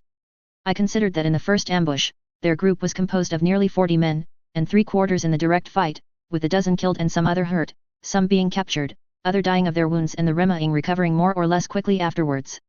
The remaining group retreated, but between honoring their contract, especially one from the Lannisters/Royal Crown, and personal vendetta, you can guess who I am referring to, they would hide and abide their time to find a new and last opportunity to strike. 3 being one of the chapters that have been created before the buried reprieve 1, the Charlton men had been added afterwards, and I tried to show the shades of possible behaviors in a sudden fight while including them in the initial text. 4. The sacrifice instant is something that comes to my mind because outside of the obvious issue of letting a highborn girl being killed, I tend to have a mindset that places the needs of others above mine, as long as they don't contradict my principles or my well-being, of course. And while it is a case of endangering his well-being, the SI still has this mindset that as he is a foreigner in Westeros with no real ties there, his needs and life are not priority in such circumstances. And of course, like in the first chapter, there is the Christian mentality that comes to his mind, but some may call it hero complex, the kind Harry Potter is plagued with, for example. 5. The sellsword called Barrett is a commander character from the game Winter is Coming. He is not officially of the Brave Companions, but being a sellsword, it is an artistic liberty I can afford. Yes indeed, I do not hesitate to include as background characters from the books, show, and games. Consider this fanfiction like one attempting to grasp as much as it can from the lore and its extensions while obviously altering the events with the presence of the SI and the impact of his deeds and words. 6. I tried to find a balance in the fighting scenes with the recovering wound of the SI and to find reasonable factors to explain why he can handle this new ambush. Of course, with Shagwell, it was balanced by the fact the fool was recovering from the wound Arya had sustained him in the first fight, even though his nasty personality and his desire for revenge brought purpose and adrenaline to assuage a bit the pain, but not to the point he would hold his ground. 7. Concerning the arrival of the Frey, it resulted from a discussion with my beta reader and of the fact I had considered that they would have heard of the first incident and potentially of the presence of people marauding their lands and thus would send some of their men and of their kin. Considering the number of sons and of grandsons, it is so easy to imagine that, to handle the issue. And the cliché rescue arrival is funny and ironic to imagine with the men of this house considering their canonical deeds, even if 2 of the Frey depicted are among the nicest ones. 8. The presence of Emyn Frey is partly tied to the canon when he is among the Frey attending the Hans tourney, meaning he may have been at the twins in the time before the tourney. And while he is mainly in Casterly Rock, considering that he is officially the husband, it is also likely he, regularly, goes visiting his father. And of course, it serves as a narrative pretext for an incoming detour to a famous place of the canon. 9. Teaser, next time, a pampered prince is having a real bad time as he is sulking and fuming. 10. Have a good reading. 23/A Prince's Pride, Joffrey I. My chamber felt like a suffocating prison cell as I paced back and forth. The echoes of my father's punishment still felt throughout my body, each bruise a reminder of my failures and of his anger. The pain from that beating surpassed even the memory of the one I took when father reacted when I showed him the babies I took from that pregnant cat. I winced as I touched the tender spots on my face, a physical reminder of my disgrace. The Red Keep, once a symbol of my power, now felt like a cage closing in on me. Stripped of my privileges, watched at every step, I seethed with anger and frustration. How dare father take away my right to bear weapons, to move freely, to be on my own. The faces of that northern bitch, Arya Stark, her beast and that damned foreign commoner, Mark, were etched in my mind like scars. The stranger had humiliated me in Derry Castle, siding with the Starks, and now, thanks to his interference, Arya Stark walked free. My reputation tarnished, my authority questioned, and my pride wounded. My mind burnt with fury as I thought of that little brat, unruly and savage like her beast. A typical northerner. Her parents were weak savages, allowing her to behave like a peasant or a wilding. I remembered her audacity to prevent me from enforcing my will, an insult to my person. I looked at my wrist, remembering the pain I had felt when her beast bit me. It was so humiliating, so painful, so awful. I was so weak and powerless, and that cunt could have killed me if she wanted. Instead she humiliated me more by throwing away Lion's Tooth into the river. Humiliated by a little girl, that was so shameful, even more with Uncle Renly mocking me for that. If only that stranger had not prevented the punishment that northern brat should have earned. She should have learned her place. And the worst was all this occurred before my betrothed. The girl I had hoped to impress and control, had witnessed my failure. How could I speak to her without hearing her wailing and being dull like all women? I couldn't allow her to see how pathetic I looked. She would pity me, and mother always said that pity was for the weak. The loss of Lion's Tooth, the mocking eyes of Arya Stark, and the laughter of that meddling foreigner burned in my mind. As I paced, Sandor Clegane, my sworn shield, watched silently. His presence did little to soothe my anger, but he was a necessary shadow, a reminder of the consequences of disobedience. The rumors swirling around the castle only fueled the fire within me. Mark, the insolent commoner, had joined up with the Starks. The thought of him in the service of my father's bannerman, Lord Stark, stoked the fires of my resentment. How dare he defy me, call me a liar, and escape my justice? My confinement within the Red Keep intensified my frustration. It was the place of power, the place of the Iron Throne, my future throne. And yet, I was like a common prisoner. The walls closed in as I brooded over the humiliation, the loss of control. My hands clenched into fists as I imagined the foreigner smirking at my downfall. The complex feelings towards my father also played out within me. I craved his approval, his love, yet he constantly denied me. His punishments were harsh, but I yearned for his acknowledgement. The recent beating left me yearning for the warmth of his approval, a twisted desire born from a desperate need to please him. My thoughts dwelled on my mother. She had been like the lioness, always there to protect me and help me solve any issues. Enough of this, I muttered, my voice dripping with frustration. I halted, my eyes narrowing as I glared at the mirror. The prince in the reflection was not the one I aspired to be. The scars, the bruises, they marred the image of the future king. After my outburst, I took a deep breath and attempted to compose myself. The anger still simmered within me, but I knew that displaying it openly would only further diminish my standing in the eyes of those around me. I straightened my posture, determined to regain control over the situation. The confines of my chamber became stifling, the need to break free overwhelming. I couldn't endure the imprisonment any longer. I need air, I muttered irritably. I felt the glance of the hound, my sworn shield, observing me with the impassive gaze of a hound. His presence had grown more irritating by the day, a constant reminder of my father's distrust. As I moved toward the door, Sandor's large form shifted, anticipating my departure. I shot a venomous look in his direction. Stay put, dog. You're not needed for this stroll. Sandor's eyes met mine, a glint of defiance burning in them. King's orders. Can't have you wandering off like a lost pup. I sneered and bristled at his words. The king's orders? Your place is by my side, not to question my every move. Except for that foreigner, Mark, Sandor muttered under his breath. My blood boiled at the mention of the insolent commoner. How dared he mention that cursed name? I suddenly remembered the rumors about Uncle Jamie and him. He called you Gregor, didn't he? I sneered. A fitting name for a dog like you. Sandor's eyes narrowed, the scarred corner of his mouth twitching in irritation. Don't push it, boy. I've served your family faithfully, without any issues. I laughed, the sound dripping with disdain. Faithfully? You couldn't even protect me from that wretched foreigner. A dog, indeed, incapable of loyalty. Sandor's hand instinctively moved towards the hilt of his sword, a dangerous glint in his eyes. Careful, your grace. I have my limits. And I was following your commands with the butcher's boy. Wary of his gesture, I took a step closer, relishing the tension in the air. Know your place, dog. You're my sworn shield, not my advisor. Remember that. His eyes flashed, a storm of hatred brewing within them. Maybe one day, boy. But not today. The standoff continued, the Red Keep's walls seemingly closing in on us. I needed to leave this stifling chamber, take a walk, and reassert my dominance. Enough, I declared, breaking the tense silence. Open the door, dog. We're leaving. Sander hesitated for a moment, his eyes locked with mine. Then, with a begrudging nod, he opened the door, allowing me to step out into the corridors of the Red Keep. The air outside my chamber was a welcome change, a small victory in the ongoing battle for control. As we moved through the dimly lit corridors, the cold stone walls seemed to echo the hollowness of my triumph. The bitterness still lingered, the scars on my body a constant reminder of my father's disappointment. I could feel the eyes of the servants darting away from me. Look at them scurrying away like rats, I sneered, my disdain evident in every word. Filthy commoners. Sander grunted in agreement, his scarred face impassive. Your Grace. Rats indeed. My mood darkened further as we walked, the memories of the foreigner, Mark, resurfacing like a festering wound.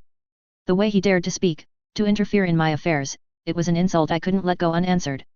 And the Stark girl, that brat wouldn't escape punishment, Mother had promised me that when we left Derry Castle.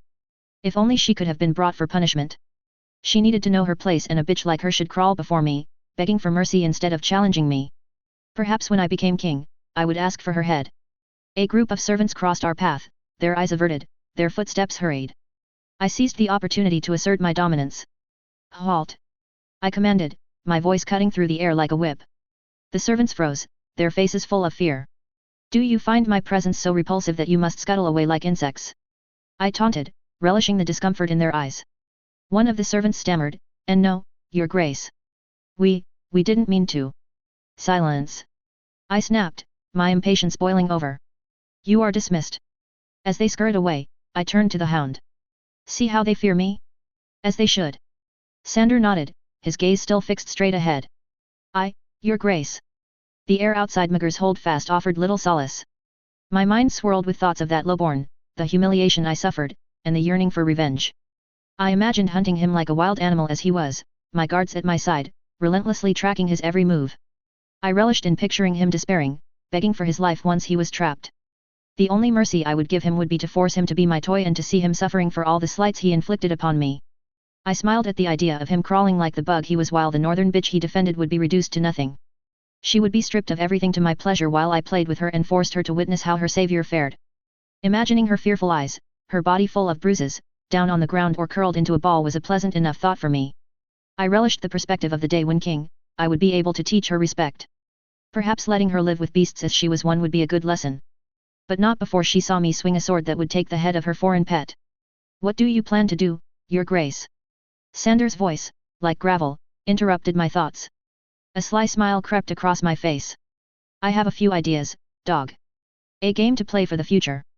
I paid no heed to his reaction, feeling better, even though there was still a lingering hole to fill and I couldn't do anything for the time being to my bitter dismay and frustration.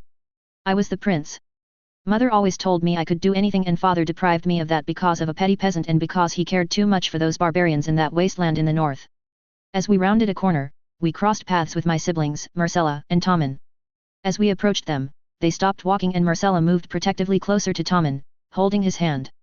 My pathetic brother looked at the hound and me, while my sister shot me a worried look. The sight of their bond irked me. I approached them with a predatory glint in my eyes. Seeing them reminded me how weak and pathetic they were. I suspected they knew what happened with that lowborn and the Stark brat and her beast. That meant they wouldn't show the respect they owed to me as the heir to the Iron Throne. Seeing that whining wimp that was my brother suddenly reminded me of father's threat of my position as heir. The mere thought of Tommen sitting on the Iron Throne sent a shiver down my spine but also aroused my anger. That whelp was never fit to be a prince. The audacity of their silent solidarity and the thought of Tommen in my place peeved me. I needed to remind them of their place. What are you two doing here? I demanded, my voice cutting through the air. Marcella tightened her grip on Tommen's hand, her eyes wary. Neither of them answered, a defiance that stoked the embers of my irritation. I'll ask one more time, I threatened, my voice low and menacing. What were you doing? Marcella stayed close to Tommen, her eyes defiant. We were just taking a walk, Joffrey. I scoffed. Taking a walk. I looked at them with contempt. Taking a walk. I repeated. Is that what you call it? Frolicking around like a pair of naive idiots. You forget your place, Marcella. Tommen shifted uncomfortably, his gaze fixed on the ground. Marcella, however, met my gaze, her eyes still defiant. We were merely enjoying some fresh air, Joffrey, she retorted, her voice steady.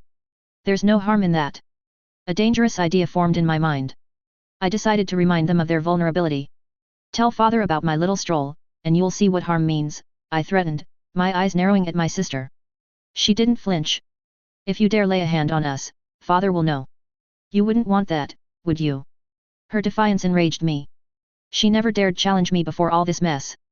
Fear crossed my mind as I winced, remembering father's blows. But the audacity of Marcella was too much to accept. I should remind you both of your place, I ceded. I'm the future king, and you will show me the proper respect. Her face flushed with anger, her grip on Tommen's hand tightening. You have no right to judge us, she shot back. You're the one who brings shame upon our family, with your cruelty and arrogance. Everyone now whispers about how you were put at your place by a peasant who gallantly defended area against your lies. It was like a knight from a book standing up to you. Her words sliced through my composure, awakening the lingering ache from father's punishment. My hand involuntarily moved to the side of my face, fingers tracing the tender skin that still bore the marks of his anger. The mention of Arya and that wretched incident in Derry Castle ignited a furious flame within me. It felt like a slap in the face. My hand instinctively went to the side of my face, where the marks of father's punishment still throbbed. Marcella had no right to throw my disgrace back in my face. I suggest you watch your tongue, sister, I warned, the tension thick in the air. You might find yourself in a position far worse than Tommen if you continue with this insolence. Her response was a measured calmness that further stoked the flames of my anger. You can't control everything, Joffrey. Not anymore. The audacity. My fingers twitched, aching to give her a taste of the pain I endured from father. Tommen, sensing the tension, shuffled uncomfortably at Marcella's side. Inwardly, I felt glee to see him cower like the craven he was. Enough! I bellowed, unable to contain my rage any longer. My hand shot forward, grabbing Marcella's long hair and pulling it up as I prepared to deliver a stinging slap across her insolent face. But before my hand could make contact, a sudden force collided with me as Tommen's voice cried out, "Get away from Marcella!" Pushed away, I stumbled backward, strands of hairs in my hand, the ache from yesterday's beating flaring up as I lost my balance. My body hit the cold stone floor of the corridor, the impact sending a jolt of pain through my already battered frame. I felt my head spinning and my sight became blurry. Just after I fell, something landed on my stomach, cutting off my breath. A small body was on me that began to rain down small and awkward blows on my chest as well as my face. The unhealed bruises flaring up with fresh pain. Say you're sorry. Tommen's voice quivered with a mix of rage and desperation as I felt the blows on me. You monster! You won't hurt my sister again. Covering up as best as I could from his strikes, I was further stunned. Little Tommen, the weakling, the one I could always push around. He had knocked me down and was hitting me. How dare he? How dare he defy me? I couldn't think or react, I could only try to shield myself while I felt his blows, and to my bitter shame, whimpering at the pain he was inflicting on me. I couldn't stop him. The weakness from father's punishment, the shock of Tommen's defiance, it all overwhelmed me. I'm the future king. I shouted, a desperate attempt to assert my dominance. But my voice lacked the usual confidence, tainted by the pain and humiliation I felt. He showed no mercy. He kept striking, the rage in his eyes mirroring the anger I had seen in father's gaze the day before. You're no brother of mine! He yelled, his words punctuating each strike. The pain seared through me, and I tasted the metallic tang of blood in my mouth. I felt more blows from his small fists, each one a reminder of my diminished control. Little Tommen, the weakling, was now my assailant, and I, the supposed future king, lay helpless beneath him. The world had shifted, and I, for the first time, felt the sting of true vulnerability. Suddenly, a booming voice pierced through the chaos. What's going on here? It was father, his authoritative presence halting the beating. My heart raced as he saw me in this humiliating situation at the hands of my weak brother. Even if a part of me hoped to see that whiny boy being punished for daring to strike at me, I felt crushed by my weakness. Then, someone strong pulled Tommen off me. It was Sir Ares Oakhart, his grip firm as he separated my raging brother from me. Tommen struggled, but the knight's strength prevailed. I lay there, catching my breath, watching as Tommen was taken away. I tried to get up, the pain in my body overwhelming. The whispers around me worsened my mood. Rumors would be fueled about the disgraceful spectacle they had witnessed. I wanted to shake off the weakness and vulnerability, but my body rebelled. Attempting to rise again, I felt a soft hand on my shoulder. Mother! She hugged me, her touch both comforting and infuriating. I noticed a red mark on her face. Joffrey, my sweet boy, are you hurt? She cooed. I recoiled, wanting mother's familiar comfort. Yet I could not afford to look even more weak. I can handle myself, mother, I spat, pushing her away. This is nothing. The attitude of those around me, the corridor filled with judgmental looks, fueled my embarrassment. Father's voice boomed again, demanding an explanation. I shot a glance at Tommen, who clung to Marcella. Father's voice echoed again, this time with a mix of confusion and concern. What in the seven hells happened here? Tommen, why were you hitting Joffrey? He attacked me, father. I won't tolerate such insolence. I cried. He looked at me with a thunderous look, silence, you little shit. I recoiled, as if his words slapped me. Father turned his look on Tommen and while angry, it wasn't as thunderous as with me, but more concerned. That sight infuriated me. Why did my weak brother have the attention I should have? Tommen hiccuped, trying to explain himself. I saw him hurting Marcella, father. I couldn't let him get away with it. Father growled, he did what? He sent me a glare that made me cower like a craven. Tommen dared to further challenge me, to humiliate me before father? My fingers tightened into fists as I struggled to get up, but the pain shot through me, and I winced. Father's gaze shifted to Marcella, who was holding her head in pain. What happened to Marcella? Marcella, with a shaky voice, answered, Joffrey, he pulled my hair, father, and he was about to slap me. Tommen was protecting me. The revelation sent a wave of disbelief and rage through the room. Mother's shocked expression mirrored my own internal turmoil. The shock of her words hit me like a punch to the gut. Never before my siblings challenged me in such a blatant way. I was reminded too much of that northerner brat. My mind raced, trying to deny the accusation, but the pain and fear choked me. Father's eyes narrowed, the disappointment and anger evident. Though she looked at me with a troubled expression, Mother looked back at father and protested, this is nonsense. Joffrey would never. Father silenced her with a stern look. Cersei, let me deal with this. He's crossed the line again. He turned to Marcella, his eyes turning concerned. This was something I had never seen for years for any of us. I felt my stomach twisting at this sight. Marcella, are you all right? He asked. She nodded, tears streaming down her face. Father, for a moment, softened. He hugged both Tommen and Marcella, comforting them, and my heart broke at the sight. The weaklings, protected and comforted by the man who should have been focused on me. They did nothing to earn his attention and they received it. That was unfair. I was his heir, not a fucking servant. Woman, control your son, father demanded, his voice cutting through the tension. Mother's eyes burned with defiance, but she wisely kept silent. Father turned to the guards, his gaze landing on Sir Meryn Trant. Bring Joffrey back to his room. He needs to be dealt with. Mother couldn't hold back any longer. He needs care, Robert. You can't just. Silence. Father roared, his patience worn thin. Our daughter also needs care. Now, do as I say. My prince, get up, the knight barked, his tone devoid of sympathy. I was furious and Mother was sending a glare at the man. I winced as I tried to rise, feeling the strain in my body. The hound loomed over me, offering a hand that felt more like a forceful yank. I glanced at him and noticed a strange glint in his eye, as if he was holding back a laugh. The realization fueled my anger, but I dared not show it. Father led Marcella and Tommen away, leaving me with Cersei's furious gaze burning into me. The corridor filled with more whispers as Meryn Trant escorted me back to my room, and I seethed with a rage that matched the fiery glow of my father's temper. As we were moving, sizzling whispers echoed through the corridor. Words like defeated, beaten, and helpless danced in the air like mocking specters. The news of my humiliation would spread like wildfire, each whisper adding to the burning rage within me. The whispers worsened my mood, taunting me with the reality of my shattered authority. Mother would take care of them and cut their insolent tongues.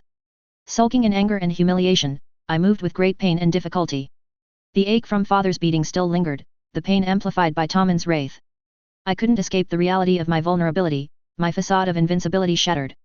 It was worsened by the fact I was held by my sworn shield and a king's guard as if I was a damn crippled like that stupid boy that lay unconscious in Winterfell when we departed from that wasteland. The corridor seemed to close in on me as I moved, brooding in silence. I felt the eyes of the castle walls bearing witness to my defeat. The reminder of the imp's slap back in Winterfell, that bitch's strikes, her beast's bite, lion's tooth being thrown away, that uncouth foreigner defending her and humiliating, father's anger. All struck in me like lightning and all I felt was pain, shame, weakness, and humiliation. I was the prince, the future king, not a whimpering boy wailing in pain. That was Tommen, not me. As I tried to gather my shattered composure, a sharp pain shot through my head. I could still taste the metallic taste of blood in my mouth, a bitter reminder of my own vulnerability. Struggling to my feet, I wiped the blood from my nose with the back of my hand. The taste lingered, bitter and mocking. The once confident voice in my head now wavered, drowned by the echoes of Tommen's accusations. I was the monster, the defeated prince. We arrived back in my room and I felt dread as I would be once again confined like a criminal.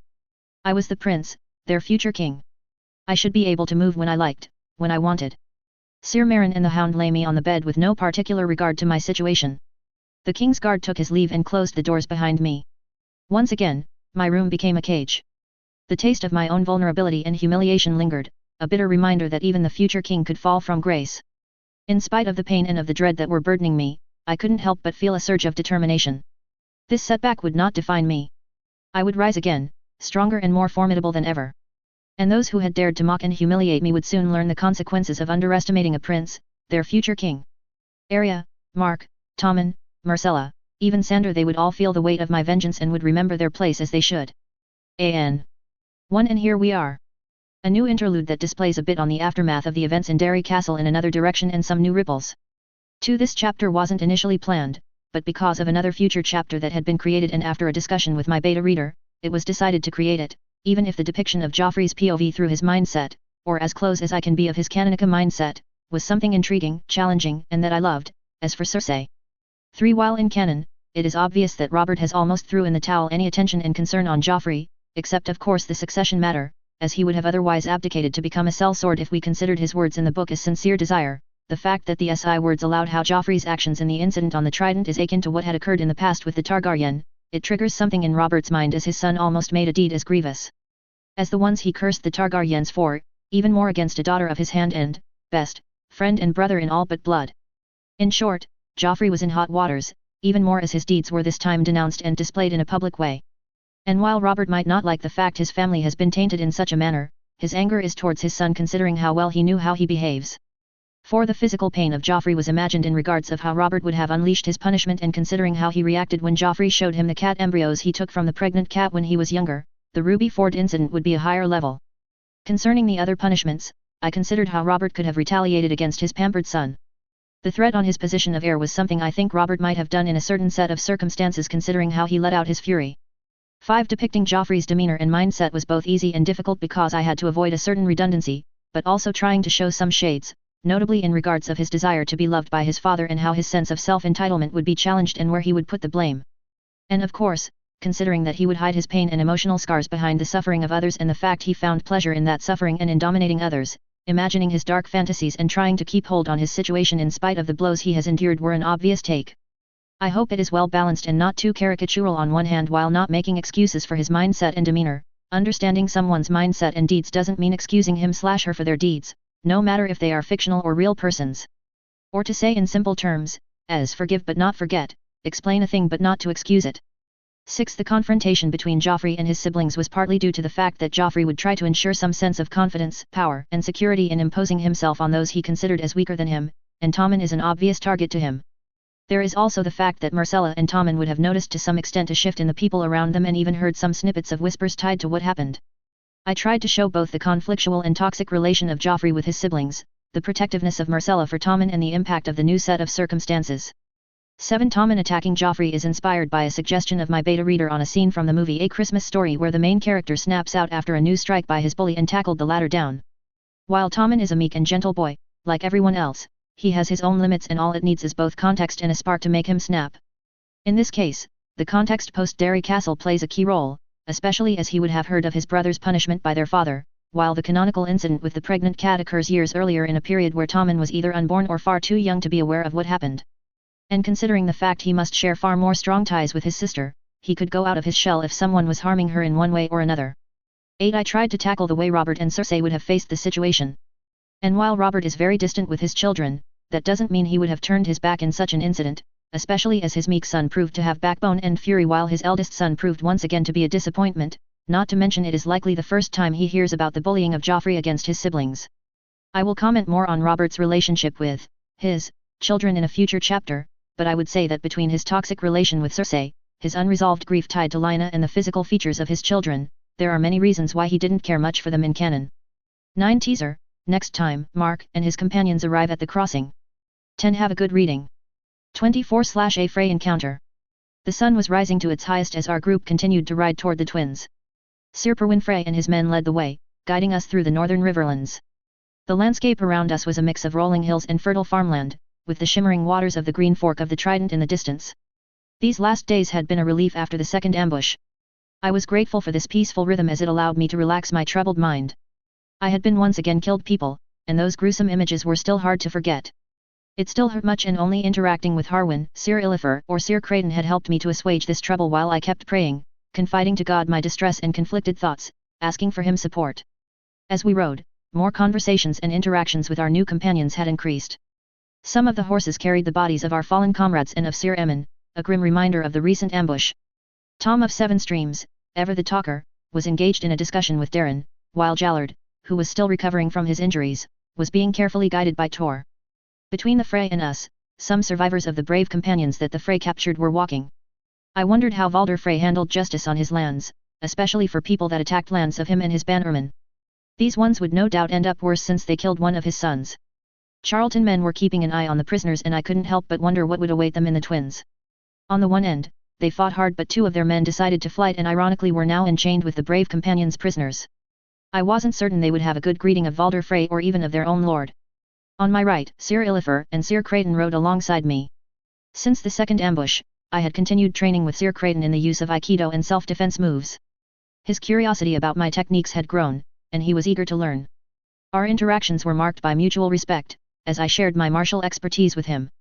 Our training lessons aroused the intrigue and curiosity of Sir Perwyn and his brother Oliver, even though some of the other frays mocked the Aikido moves or the fact that an older hedge knight was being trained by a younger peasant. Harwin, ever the vigilant protector, rode on Arya's left, his watchful eyes never leaving her. The young Stark was riding nearby me, with Nymeria and Lady roaming alongside her. The fraymen accompanying us were somewhat wary of the dire wolves, a reaction that brought back memories of Grey Wind's unease during the Red Wedding. And while I knew the fray had no reason to do any backstabbing moves, I was also aware how much of an opportunist and calculating man Valder Frey could be, in addition to his pride as well his nasty lecherous side. I wasn't sure how to regard the man. He was not a good man, that was obvious. But he was also a lord who had one of the most strategic keeps in the whole Seven Kingdoms, making him a potential powerful one. His tendency to remarry too many times was dubious due to the growing age gap between his new wives. He could give Henry VIII a run for his money. Plus those control freak tendencies of his, as they created toxic relations and rivalries within his own family. I hoped not to be alone with the likes of Black Valder or Valder Rivers. It was also on paper, a tragedy in the making as a lord, since to ensure legitimacy to his lineage, a lord has to have many children. If only he truly knew to use the potential he possessed, as he had the tools to become the most powerful man in Westeros with so many children and grandchildren. Even the Habsburg back home would pale in jealousy. But unfortunately, Valder Frey was more like an Ottoman sultan awaiting his succession to be a bloody one. All I knew was that I needed to prepare myself for the encounter with the man, even though the chances he would speak to me were slim to none. But my cautious self reminded me that anything was possible. As we continued our journey, the Twins came into view, and the sight was indeed impressive. The massive stone castles, connected by a wide, arching bridge, stood proudly over the green fork of the Trident. The view was far more awe-inspiring than what was portrayed in Game of Thrones. A marvel of human creation and of engineering that I doubted many would have achieved both in this world and mine. But seeing this impressive and wondrous building also made it impossible not to think of the Red Wedding or Arya's vengeful actions in the show's 6th and 7th seasons. Harwin, who had been observing my reaction, couldn't help but comment. "Quite a sight, isn't it, Roger?" I nodded, my gaze still fixed on the imposing structure. "Indeed, Harwin. It's even more remarkable than I imagined." Tom of the Seven Streams, who had been quietly strumming his lute, piped up with a knowing grin. "'Tis a sight to behold, I say. I once sang at a wedding round these parts, my cousin Pate of the Blue Fords. He tied the knot with a granddaughter of Lord Valder, Amire, if my memory serves right. 'Twas quite the celebration, it was, even though my cousin refused to part with a single coin for my troubles." Harwin raised an eyebrow and turned to Tom. "You've been to the Twins before, Tom?" Tom nodded, his fingers absent-mindedly plucking at the lute strings. "Oh, indeed I have. I've strummed my tunes and sung my songs beneath the Frey banner when my cousin wed a Frey lass. The Twins may appear formidable, but they've witnessed their fair share of revelry and music, I can tell you that." Harwin chuckled and turned back to me. "Seems like Tom here knows his way around these parts. Well, once we're inside, remember to tread carefully. Lord Valder Frey is always a cunning man, and his pride is well known. Best not to provoke him." I nodded in acknowledgement of his advice. "Plus, I would not want to get into a fight with certain members of his family. I'll keep that in mind, Harwin. We're guests here, after all." Curiosity got the better of me. "Have you ever met Lord Frey before, Tom?" Tom's expression grew contemplative as he reminisced. I cannot claim to have crossed paths with the man himself, despite my presence at my cousin's wedding within his keep. However, I have encountered a fair number of his kin during the festivities. They're a diverse bunch, they are. Some are more agreeable than others, but they all possess that unmistakable Frey pride, that's for certain. I nodded, appreciating to understand the personal perspective of the people on the Frey. I was glad that my knowledge of the books and show and my analytical mind allowed me to have a certain neutrality to regard the family, otherwise I would have a more scathing opinion of them. What about you, Harwin? I asked the Northerner guard, intrigued to know if he had the opportunity to see the old lord. His expression grew contemplative as he reminisced. I've crossed paths with him when Lord Stark joined King Robert to fight the Ironborn in the Greyjoy Rebellion. A very unpleasant man. I've heard of how he delayed our lord's troops during the rebellion against the dragons and only joined our side after the Trident. I nodded, absorbing the information. Arya, who had been silently observing the twins, rode closer to us and couldn't help but comment, "It's a strange place, isn't it? The way those two castles stand there, like giants guarding the river." Tom gave her an appreciative nod. Lady Arya. The twins hold a storied past, filled with tales both joyous and grim. 'Twould be wise for us to exhibit our finest manners whilst we tread upon these grounds. Harwin glanced at Arya, his voice tinged with both caution and understanding. Well, regardless of the story of the place, we best be on our nicest behavior while we're here. I added, he's right, Arya. From what has been told, Valder Frey is the kind of man who would regard a flea in his ale as a slight to him. And from what I've heard, I am not sure who's worse, him or Tywin Lannister when it comes to pride. I know you do not like it, but please, be as still as a mountain, even when he says words that would be very displeasant. Keep whatever you think of him to yourself until after we leave the twins. You are Lord Stark's daughter and represent him in the north. Arya's brows furrowed, and her grip on her reins tightened. She rode her horse closer to me, her eyes locked onto mine as if trying to read my thoughts. Then, with a tone that was both defiant and resolute, she spoke her mind. I get what you're saying, Roger, Arya began, her voice low but unwavering. But I don't like it. I don't like pretending to be something I'm not. I'm not some delicate lady who can't handle herself. I'm a Stark of Winterfell, just like my father. I won't bow and scrape to some old man just because he's a lord. Her fiery spirit burned bright, and I could see those traits that made her my favorite character back when I watched the show. Despite her youth, Arya was not easily swayed by tradition or fake political politeness. I placed a reassuring hand on her shoulder, meeting her gaze with mine. I know, Arya, I said softly. I would be the last person to tell you to be the good girl. But I also know there are situations where subtlety is necessary. The man may not be a Lannister when it comes to paying debts, but he would remember. And he might use any incident now as a pretext for payback should your family or the Tullys need his support. Arya's defiant spirit didn't waver, but she seemed to absorb my words, her gaze flickering with a mix of frustration and understanding. She was a Stark of Winterfell, and her fierce loyalty to her family and her sense of self were things I deeply admired. I won't forget who I am, Roger, Arya replied, her voice firm. But I'll do what's necessary for my family, for Winterfell, and for the North. I'll keep quiet and play the game, but that doesn't mean I'll like it. I smiled at her, proud of her resolve. That's the Arya Stark I know, I said. And I have no doubt that you'll handle this situation with the same strength that you've shown in everything else. I've watched and learned from my father, Arya replied, a hint of intrigue in her eyes. And if anyone pushes the wrong buttons with you or the others, I'll be right there with you, ready to stand my ground. I chuckled a bit before giving her shoulder another reassuring squeeze and a warm smile. That's the spirit, Arya. As we rode closer to the twins, the massive castles loomed ever larger, casting a shadow over the green fork of the Trident. The atmosphere grew tense, and I could see the apprehension in the faces of our group members. The twins was a place of mystery and danger, and we were stepping into the lion's den. Or with a man like Valder, the snake's den. As we continued to ride, we approached the eastern gates of the twins, and I observed Sir Perwyn announcing our arrival to the guards. The guards, after a brief exchange with the man, opened the gates, allowing us to enter the courtyard. The people in the courtyard watched our arrival with of curiosity and suspicion. I noticed several women in the courtyard. Some were in good spirits but others seemed broken. My mind flashed back to when Valder Frey showed Robb the daughters and granddaughters the young Stark could have married. Those same looks of fear were in these women's eyes. I then remembered that some of these women may have been used by those like Black Valder. So many Frey children fathered by a ruthless individual who probably killed his relatives in order to move up the ranks of being the heir to the twins. If he got any ideas about Arya, I shook my head and focused on what was ahead. First a meeting with a snake. Then whatever happened next. Arya, following my lead, mimicked my actions as we dismounted our horses. Sir Perwyn and Oliver Frey, along with their men, dismounted as well. We awaited further instructions as some men approached Sirperwin, clearly interested in our arrival. Among the men who had approached, 2 of them were outstanding. One was a plump man, with close-set eyes, a pointed beard, and dark hair in ringlets to his shoulders. He moved with a cane as one of his leg was twisted. The other was an older man with watery eyes and a weasel-like face. Seeing them made me wondered who they were as their physical features triggered some memories. I was certain the older man was a son of Lord Valder Frey, perhaps his eldest son, Stavron, but I couldn't be so certain with the literal army of children and grandchildren the man had. The 2 men stopped by Sir Perwin's side and noticed the prisoners we had with us. The older man asked, "Perwin, are these the bandits responsible for the attacks on Lord Charlton's lands?" Sir Perwin nodded, his expression serious. "Aye, Stavron.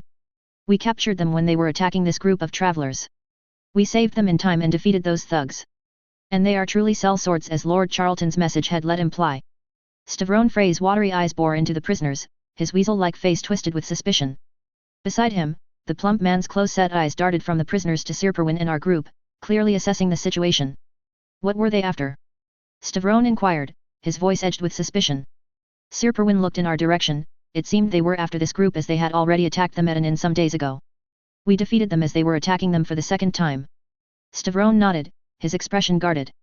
The plump man leaned in slightly, narrowing his eyes as he studied Arya, Harwin, and me. "Who are they, Perwin?" he asked. His half-brother answered in a steady voice. "These are men of House Stark accompanying Lady Arya back to the north. The rest are men that volunteered to help them after the first ambush, Lothar. Including men of Lord Charlton." Hearing Lothar's name, I felt a chill go down my spine. I remembered from the books, that he was the one that suggested using the Rains of Castamere as a signal for the Red Wedding to begin. I was not sure but I thought he was the one that stabbed Talisa to death in the show, unless there was another one, which wouldn't be surprising with this backstabbing clan. Nevertheless, I narrowed my eyes and started to glare at the man, knowing how dangerous he could be. "Roger, what's the matter?" Arya muttered to me.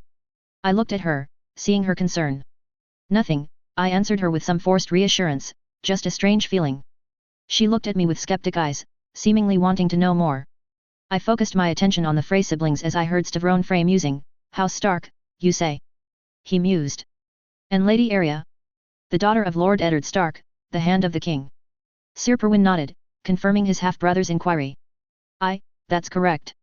Lothar Frey's close-set eyes darted between Arya and our group, a calculating look on his face. He seemed to be assessing the situation, perhaps considering the implications of having a Stark in their midst. Stavron's expression remained guarded and intrigued. "And what brings Lady Arya Stark and her companions to the twins?" Harwin, ever the diligent protector, stepped forward to answer. "Lady Arya Stark is on her way back to Winterfell. As Sir Perwin has told you, we have been ambushed by those sellswords twice and owe our lives to your brother, my lord. We were intending to ride to your keep for protection as we noticed we were pursued when they attacked us for the second time." Stavron and Lothar exchanged a look, their expressions unreadable. It was clear that they were weighing their options, trying to decide how to handle this unexpected situation. "Where is Emin?" Stavron suddenly asked, his gaze narrowing on Sir Perwin. Sir Perwin's face darkened, as he replied, "Emin is dead." The news seemed to send shockwaves through the Frey brothers. Stavron's eyes widened, and Lothar's plump face contorted with a mix of surprise and concern. Stavron cleared his throat, regaining his composure. "Father needs to know everything," he declared, turning his attention back to us. Sir Perwin nodded in agreement. "Of course. We'll provide a full report." Stavron then gestured toward the twins' entrance and said, "Follow us. We'll take you to see my father." Harwin nodded, and I shot another reassuring look at Arya. She seemed to be handling the situation well, despite her initial defiance. With a determined nod in return, she signaled her readiness to proceed. As Stavron, Lothar, Sir Perwin, Oliver and our group began to make our way inside the eastern keep of the twins, I whispered to Arya, "Stay alert and remember what we discussed. Observe how the others handle this meeting. We're in the snake's den, but we'll navigate it together." Arya's fiery spirit hadn't wavered, but she seemed to understand the need for caution and subtlety in this situation. She nodded in response, her gaze steady and focused. We passed through the gates of the eastern keep, and a few moments later, we found ourselves in the great hall of the twins. The hall was dimly lit, with torches lining the walls and casting flickering shadows. Frey guards were stationed all around, watching us closely. Nymeria and Lady were left behind, much to Arya's dislike. While I kind of understood why they couldn't go with us, it also made me wary as it reminded me too much one key event preceding the Red Wedding. Fortunately, Valder Frey was not a fool that would threaten the daughter of the current Hand of the King, not to mention the fact that the king was a friend to Eddard Stark. Robert wouldn't take well to such incident, especially not after what happened in Derry Castle. The Frey siblings, Stavron and Lothar, took their seats at the head of the hall, and we were placed in the center, surrounded by Frey men-at-arms. At the head of the hall, seated at the main table, was Lord Valder Frey himself, a wizened and frail figure, his wrinkled skin a testament to his advanced age. To his side was his new wife, Joyeuse Erenford, a pale and fragile-looking young woman. The sight of the young and frail woman sitting next to the ancient lord made me look ill at ease, the dire contrast between them reminding me of the unsettling notion of a grandpa marrying his own granddaughter. It was a thought that left a bitter taste in my mouth, not unlike when I had thought of Craster. I felt my stomach churn as I knew the sick wilding bastard craven that I was tempted to qualify of ersatz of Doriath or of Quisling wouldn't hesitate to bed his own granddaughters once they would be of age. My discomfort didn't go unnoticed by Arya, who glanced at me with a concerned expression once again. "Roger, what's wrong?" she muttered to me, her voice barely audible. "Just not well, and seeing this young girl by the side of Lord Valder Frey," I replied in a hushed tone, my unease still lingering. Arya's gaze shifted back to Lord Valder Frey and Joyeuse Erenford, her young face reflecting a mix of curiosity and disgust. She understood the discomfort in witnessing such a taboo pairing. "I don't understand why someone so young would marry someone so old," Arya whispered, her voice filled with innocence and disbelief. "It's not right." I nodded in agreement, acknowledging her observation. Harwin, who had been observing our exchange, shot us a warning look, indicating that we should remain silent and composed. I nodded in response, understanding the need to maintain our composure in this tense situation. We were guests in the twins, and our safety depended on our ability to navigate this unfamiliar territory carefully. Especially since bread and salt had not been offered yet. Lord Valder Frey's cloudy eyes fixed upon our group as Sir Perwyn began to speak, reporting the results of his mission to find the bandits that had been illegally operating in their lands. He provided Stavron and Lothar with further details of our encounters with the sellswords and the decision to seek refuge at the twins. As I heard once again the man telling what had happened, I couldn't help but notice the diverse and the mixed reactions on the faces of the Frey siblings. When Sir Perwyn mentioned the death of Emmon Frey in the fight with the bandits, I heard Lord Valder Frey react with both scorn and displeasure. His voice, laced with annoyance and disdain, cut through the air. "Emmon, dead, you say? Well, that's just typical of the boy. Always causing trouble and making a fool of himself. Couldn't even stay on his horse, could he? Useless, as usual." Stavron Frey interjected, attempting to defend his deceased brother. "Father, please, Emmon was a good man. He fought bravely." Lord Valder Frey, his voice dripping with derision, interrupted him. "Bravely? Ha! Falling off a horse doesn't make you brave. It makes you a clumsy fool. If he had half the sense the gods gave a goose, he would still be alive." Lothar Frey chimed in, his tone more subdued but still carrying a hint of frustration. "Father, we should show some respect for our fallen kin. Emmon was a member of our family, after all." Lord Valder Frey's eyes flashed with irritation as he directed his attention towards Lothar. "Respect? Respect is earned, boy, and Emmon did nothing to earn it. He was weak and foolish, just like the rest of you." The atmosphere in the great hall grew tense, with the Frey siblings exchanging glances filled with a mixture of frustration and resignation. Lord Valder Frey's disdain for his own family was well known, and his reaction to Emmon's death served as another stark reminder of his harsh nature. I couldn't help but notice how some of his sons there were also reacting, some with scoffs and others with mockery. Seeing the toxic environment of the twins in full display was both unsettling and unpleasant. Once again, I was comparing the family to Craster with the nasty and toxic atmosphere of both places. I even suspected some to regard this death as a god blessing in regards of their own position in the intricate Susassian line of the house, as I remembered how the deaths of Stavron and later of Ryman affected the Frey succession line. I couldn't help but wonder where Emmon's children would be in such a quagmire. I looked neutrally at the main table, though inwardly looking with disgust and restrained scorn at the old man. He would surely have the golden medal for managing to push the wrongs buttons in me with ease without even speaking to me. I knew there were people who would dislike their family or disregard them as Stalin would disregard the well-being of his people, though between the two of them, I would rather speak with Stalin in this instant rather than with this old decrepit, heinous, and lecherous living corpse. I bet even the White Walkers wouldn't want him with how nasty he was. Arya, who had been observing the exchange, clenched her fists in anger but remained silent, knowing that any intervention could put our group in more danger. I looked at her with concern and yet some pride, as I knew how difficult it was for her to handle such an atmosphere. I was thinking it reminded her of Joffrey and Cersei, but with physical and age flaws added on. As Sir Perwyn concluded his tale, Stavron leaned forward and asked his father, "What should be done with the captured sellswords, father?" Lord Valder Frey's gaze shifted from Stavron to the captured sellswords, his wrinkled face contorted with a mix of anger and vengeful satisfaction. He leaned back in his chair, his voice dripping with malice as he responded to his son's question. "What should be done with them, you ask? They killed my son, Emmon. They took him from me. They will pay for that. A chilling silence filled the great hall as Lord Valder Frey's words hung in the air. The Frey guards, attentive to their lord's every word, tightened their grips on their weapons, ready to carry out his bidding. The old lord then added, "We'll make them suffer, Stavron. They will know the consequences of raising arms against House Frey. They will face justice, Frey justice." His heir nodded, his face mirroring his father's grim determination. "As you command, father. We shall see to it that they pay for their crimes." As the guards began to take the captured sellswords away, I couldn't help but feel a mix of emotions. A part of me understood the Frey's desire for retribution, especially given the loss of their own kin. However, the brutal and vengeful manner in which they planned to deliver justice sent a shiver down my spine. I wasn't certain how it would unfold, but I couldn't say I pitied the men. The brave companions were a nasty piece of work, and them getting a taste of their own medicine was kind of karma. Another part of me was berating me for such thoughts, as making someone suffer wouldn't solve anything, no matter how justified it seemed. I was also pondering if the Frey were aware of the identity of the company of the captured men. Also, how would Tywin Lannister would react once he found out that men he would hire had been responsible for the death of his good brother. Even if he despised the man and was staunchly against the marriage to his sister when their father agreed to it, I believed he would take the situation as a slight against his family. It might not end in the same manner as when he found out who cut off Jaime's sword hand, but I doubted it would be pleasant for the brave companions. Lord Valder Frey's gaze shifted to the surviving men of Lord Charlton's escort. The men in arms were standing behind in nervous demeanor. The old leecher's cloudy eyes bore into them with a mixture of anger and disappointment. "You were tasked with protecting our guests, were you not?" His voice was cold and accusatory. "And yet, you allowed them to be ambushed and half of your men to be slaughtered. And two that were craven to let your charge die if it wasn't for my sons." The surviving men of Lord Charlton's escort exchanged nervous glances, their faces etched with guilt and fear. One of them stepped forward, his voice trembling as he spoke. "My lord, we were taken by surprise. The bandits were well armed and outnumbered us.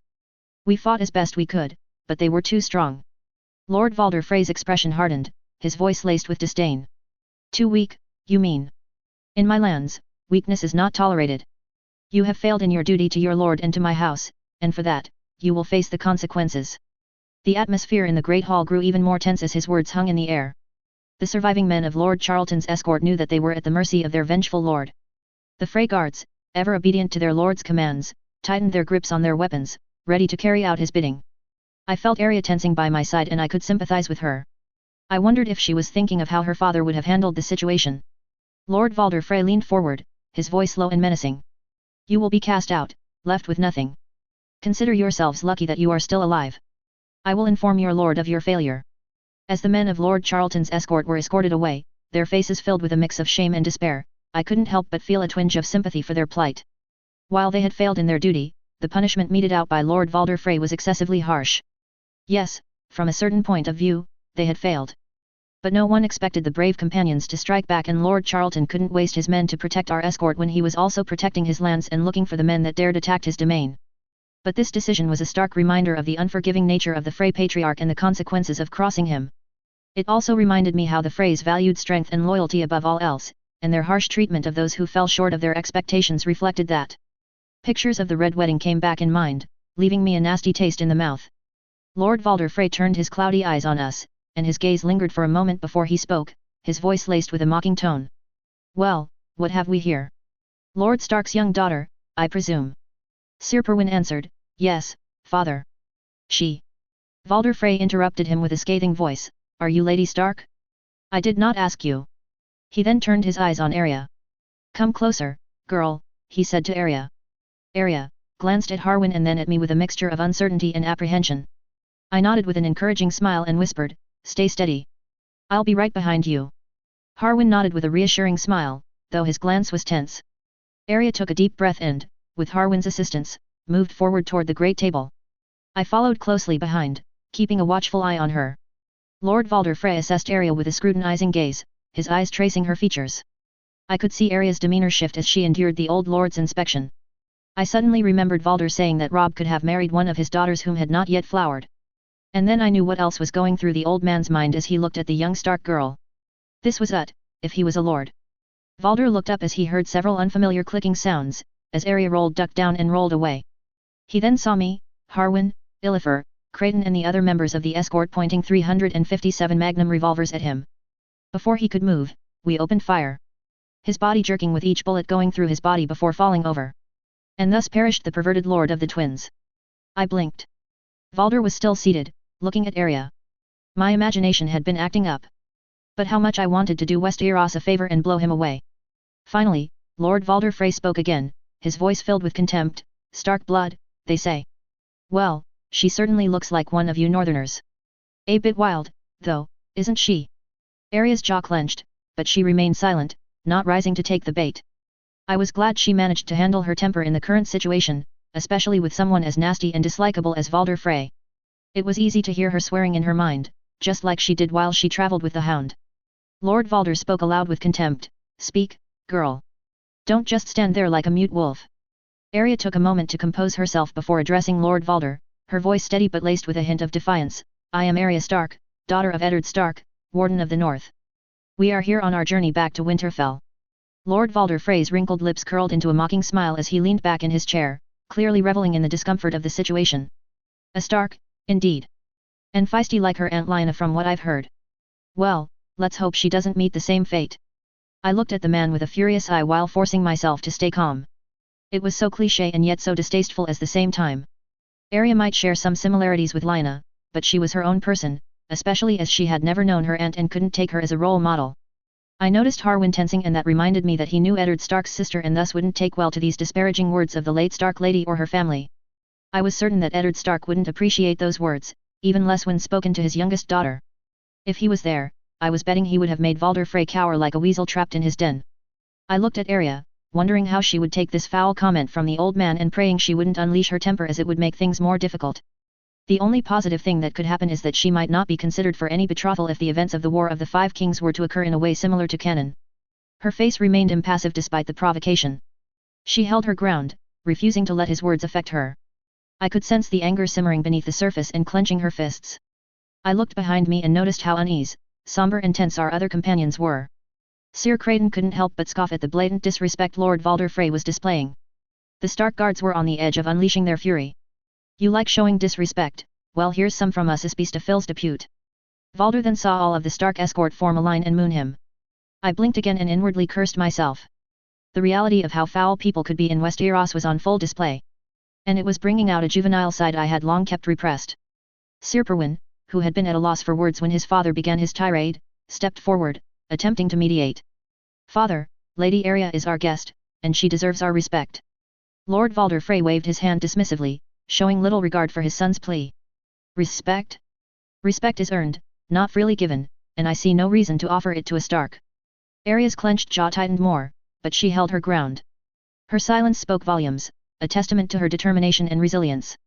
I could see the fire in her eyes, the same fire I knew fueled her, throughout her journey in the books and show.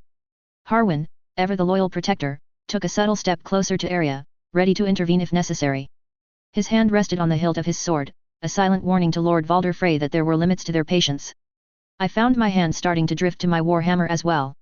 The atmosphere in the hall remained charged, the tension thick enough to be cut through with a knife. It was a delicate balancing act between maintaining decorum and standing up against insults. The Frey guards, loyal to their lord, observed the scene closely, ready to act at his command. Lord Valder Frey, clearly reveling in the discomfort he had caused, leaned back in his chair once more, a malevolent grin on his face. So, Lady Arya Stark, what brings you to my humble abode? Harwin finally stepped forward and spoke in a calm but firm tone, determined to prevent Arya from giving in to the Lord's provocations. My lord, we seek your hospitality and protection.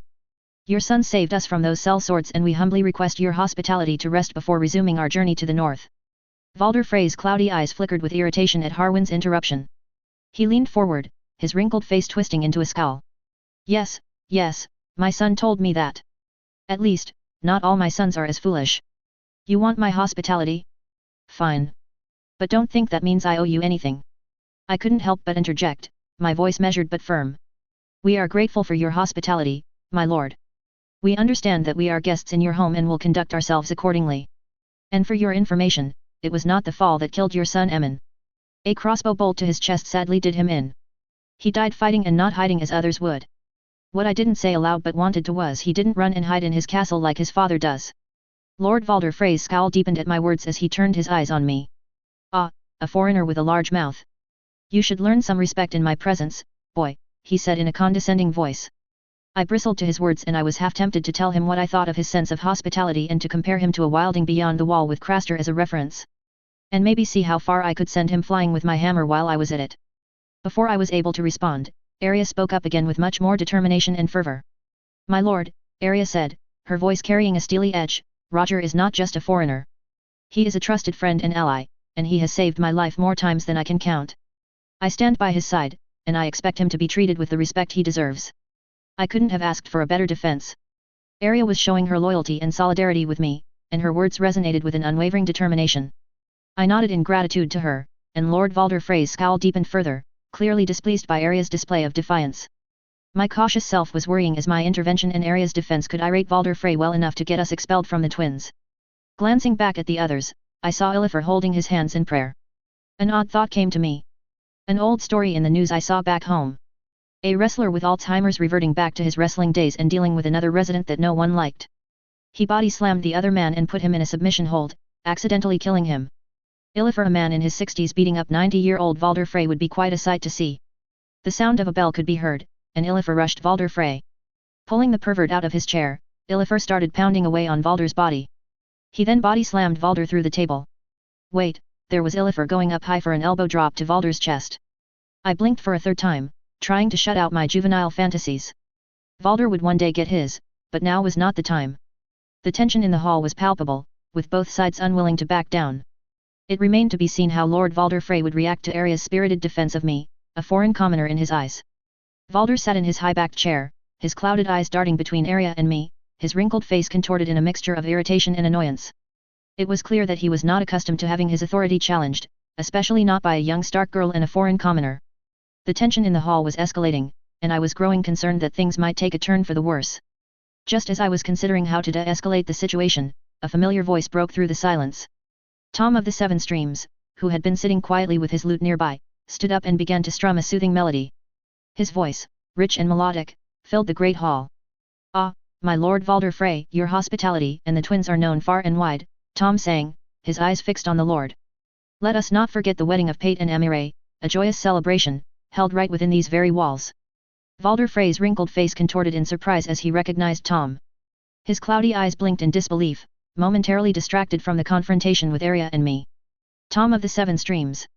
Valder Frey exclaimed. "What are you doing here, you minstrel?" Tom continued to play and sing, his words artfully chosen. "I've been on a journey with these fine folks, my lord. They seek refuge under your roof, as they were saved by your kin. They mean no disrespect, and their intentions are pure." As Tom's voice filled the hall, the tension seemed to ease slightly. Lord Valder Frey's gaze shifted from Tom to us, his expression a mix of irritation and curiosity. Finally, Lord Valder Frey spoke, his voice dripping with sarcasm. "Ah, what a charming pair you two make. A Stark girl with a taste for trouble and a foreigner with a sharp tongue. Well, I suppose I can't deny a Stark's request, especially when it's delivered with such conviction." Arya's jaw remained clenched, her eyes locked onto the old lord's, unyielding in her stance. I, too, kept my composure, though my heart still raced with tension. Lord Valder Frey leaned back in his chair once more, his malevolent grin returning. "Very well, you may stay. But don't think for a moment that it changes anything. You're still guests in my home, and you will conduct yourselves accordingly." Arya nodded, her expression unwavering. "Thank you, Lord Valder. We appreciate your hospitality." Harwin, standing by Arya's side, added his gratitude as well. "Yes, thank you, my lord. We will be on our best behavior during our stay." I simply bowed at Valder, not daring to speak. I liked having my tongue attached to me. With Lord Valder Frey's begrudging permission granted, a servant stepped forward, his head lowered respectfully. "If you all would follow me, Lady Arya, and bring your companions. I will show you to your chambers." Arya and Harwin looked at each other before nodding in agreement. We all followed the servant as he led us out of the great hall. The eyes of the Frey guards remained fixed on us, their expressions a mix of curiosity and suspicion. It was clear that Lord Valder Frey had not completely let go of his irritation, and we needed to tread carefully during our stay at the twins. As we moved through the corridors of the twins, Harwin couldn't help but voice his concern, his voice low and earnest. "Lady Arya, Roger, you both need to be careful around Lord Valder. He's a dangerous man, and provoking him further won't do us any favors." I nodded in agreement, though my frustration still simmered beneath the surface. "I apologize, Harwin. But I was really about to snap with how disrespectful the man was.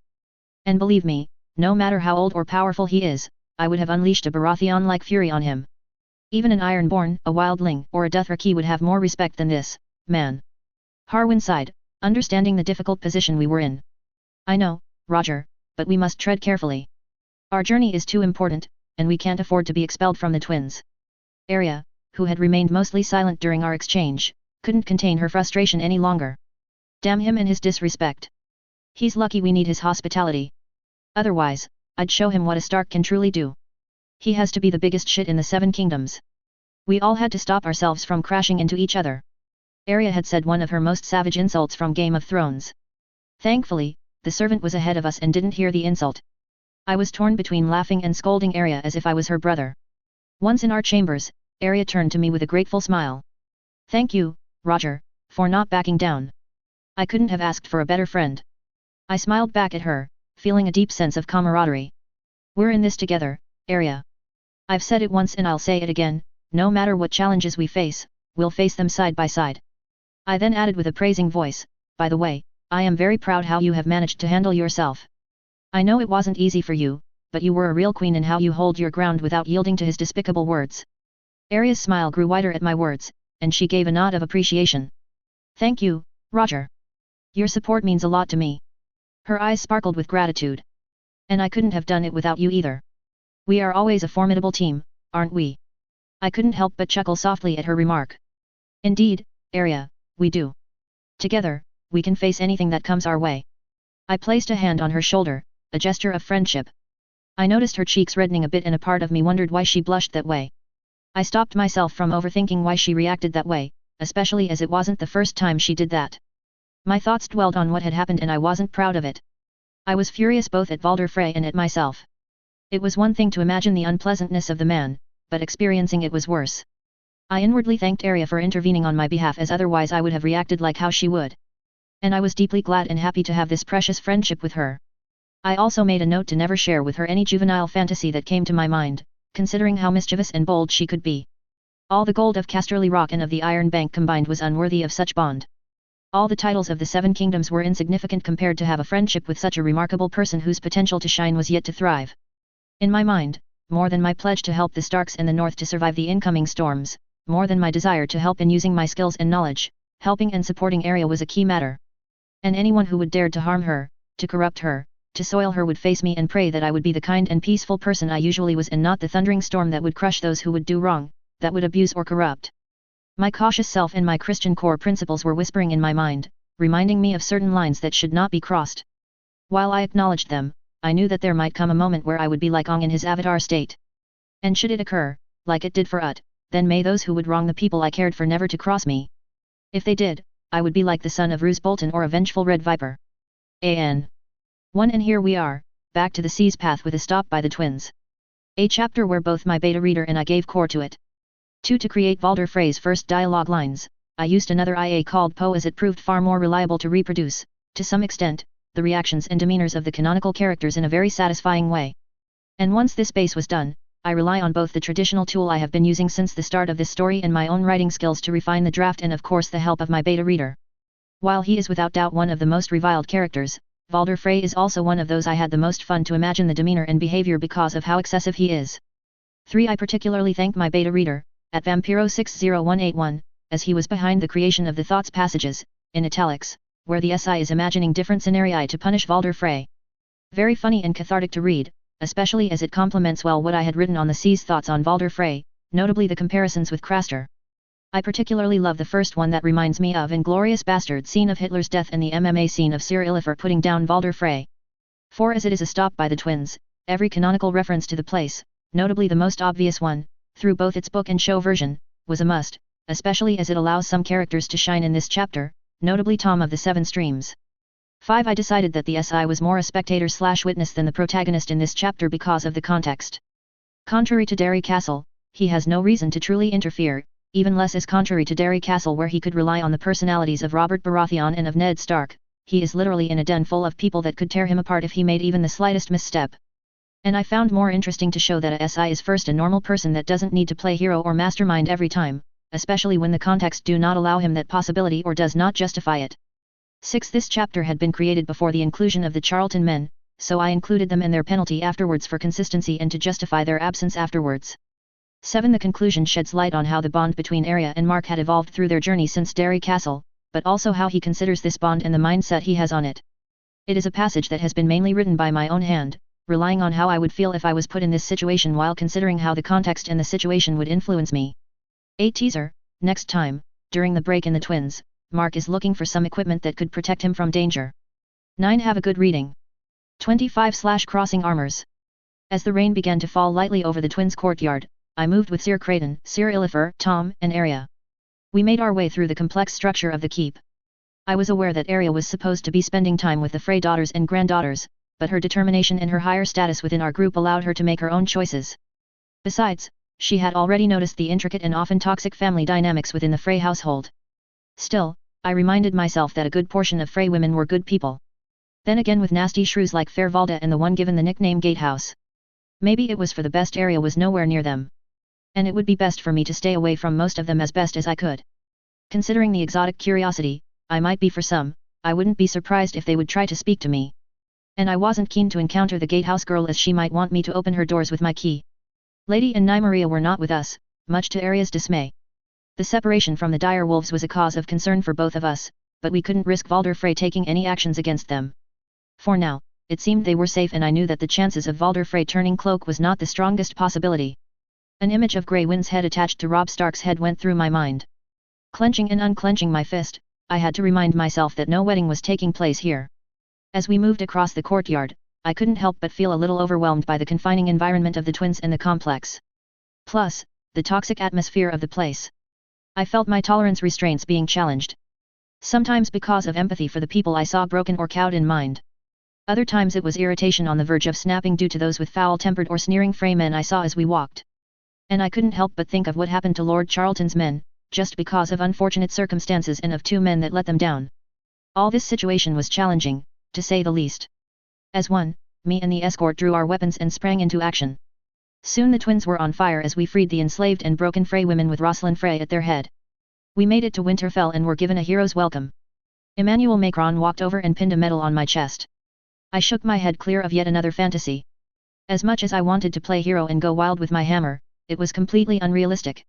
Something would have to be done about Valder Frey sometime in the future. I turned to Sir Illifer, who was walking beside me, and asked, "How's your horse faring, Sir Illifer? Is it recovering well from the journey?" The hedge knight responded, "The old girl's holding up, Roger, but she's seen better days. A bit more rest and some proper care would do her good." I nodded in acknowledgement, making a mental note to ask Harwin to ensure that our remaining horses were well cared for during our stay at the twins. When we got to Winterfell, it was a guarantee that Illifer's half-starved horse would regain health from better conditions and care. Arya, always curious and full of questions, turned to me and asked, "Roger, where are we going now?" I smiled and answered, "I'm looking for the forge, Arya." She looked at me with surprise and perplexity, "But why?" "You already have your hammer," she said puzzled. I chuckled at her question before turning serious. "Not a weapon, Arya," I clarified. "Some armor to protect myself. I've escaped death twice by chance, and I don't want to rely solely on luck to survive. Especially against opponents who are more skilled and experienced than me. I was lucky most of the sellswords did not have armor of their own." Arya's eyes widened as she processed my words. She knew the importance of being prepared and protected in the dangerous world of Westeros. No doubt she was thinking of the 2 ambushes we suffered, of how close to death we had been.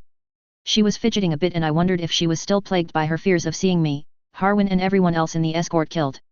Sir Illifer chimed in, addressing both Arya and me. "He's right, Lady Arya. Armor can make a world of difference, especially for someone who has not mastered fighting skills or is unaccustomed to the dangers of Westeros. And I could use some new armor myself." I held back a comment on the fact that being an inexperienced foreigner didn't necessarily imply I was completely unaware or blind of the dangers, knowing that the old man meant well. Sir Creighton, who had been following our conversation, added, "And I might find myself some armor there as well. It wouldn't hurt to have some added protection." I agreed with him, saying, "You're right, Sir Creighton. As a knight, armor would be a valuable asset for you. Hope you enjoy our first shopping trip together." Tom, who had been quietly walking alongside us, now spoke up. "Methinks I could do with a smidgen o' safeguard meself," he said, his tone reflecting his easygoing nature.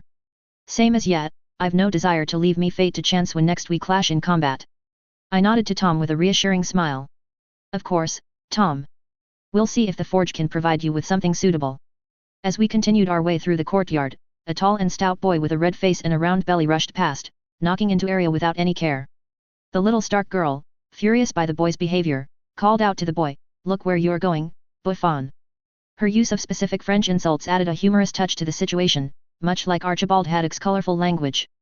A part of me was amused by how quickly she reacted and used new words, but another part wondered if it was wise of me to have taught her phrases that could be used as insults. I also knew it was the second time she swore, and I dread to imagine how her mother would react to the fact her daughter was even more improper than before. The boy, taken aback by Arya's fiery response, turned to her and sneered, "Who do you think you are, lady?" A scrawny Stark girl acting all high and mighty. Arya, unyielding, shot back, "I'm no lady and I'll have no one knocking me over without an apology." The boy's face reddened even further, and it seemed like the situation was about to escalate. He clenched his fists and prepared to respond to Arya's challenge. Sir Illifer moved quickly to step between the boy and Arya, creating a physical barrier to prevent any further confrontation. On the other side, Sir Creighton approached the boy, ready to intervene if necessary. Looking at the overweight boy, another scene from the show went through my mind. Arya holding up needle and threatening hot pie, telling him she liked killing fat boys. I stepped forward as well, raising my voice to prevent the incident from worsening. "Please, stop. No need for a fight." I looked at Arya with concern and a firm look in my eyes. It was a reminder to her of the importance of keeping a cool head. The boy grumbled under his breath, "Foreigners with sharp tongues, no respect for their betters." Arya, being her fierce, loyal and protective self, couldn't let the insult slide. "Hey! He's my friend, and you better show some respect." The Frey boy retorted, not backing down. "Your friend? He doesn't look like any friend of yours, especially if he needs a girl to fight his battles." Before the Frey brat could end up like the stable boy Arya impaled, I looked at both of them, my gaze firm and commanding. "Enough. Arya, do not let him get to you." I then cast a stern and cold gaze upon the boy, "And you, young man, your manners are as poor as those of a wildling. I should bring you to your father and wonder how he would react to the fact his son is not worth more than a barbarian in terms of respect. Especially when it comes to dealing with a lady." Arya protested, "I'm not a lady." But I focused my attention on the boy, giving him a stern look. He had a lot to learn about respect and manners. My mind flashed back to a foreign cartoon from America, King of the Hill.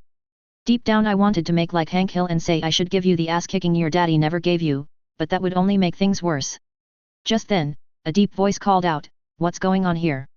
I turned around and saw a big, broad man of middle height approaching. He had an authoritative air about him, and I couldn't help but think he might be the Frey boy's father. "Who are you, my good sir?" I asked, sizing him up. The man answered, "I am Merritt Frey.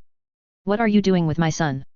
Hearing his question, I connected the dots, the depths of my memories bringing me back a name as I looked at his son.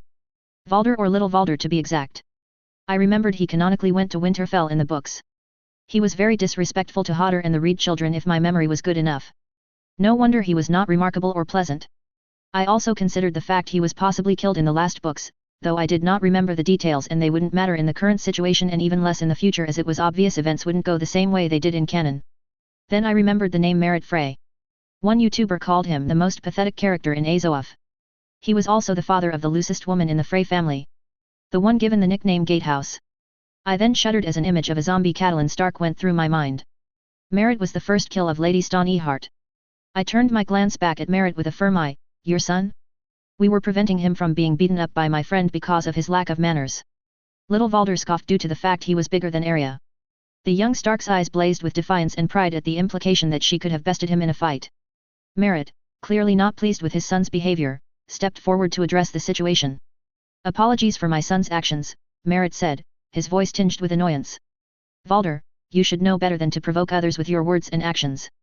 Arya, still brimming with indignation, spoke up. "He ran into me without any regard. I won't stand for such disrespect." Merritt turned his attention to Arya and gave her a stern look. "I understand your frustration, young lady, but resorting to violence is not the answer, even less for a lady."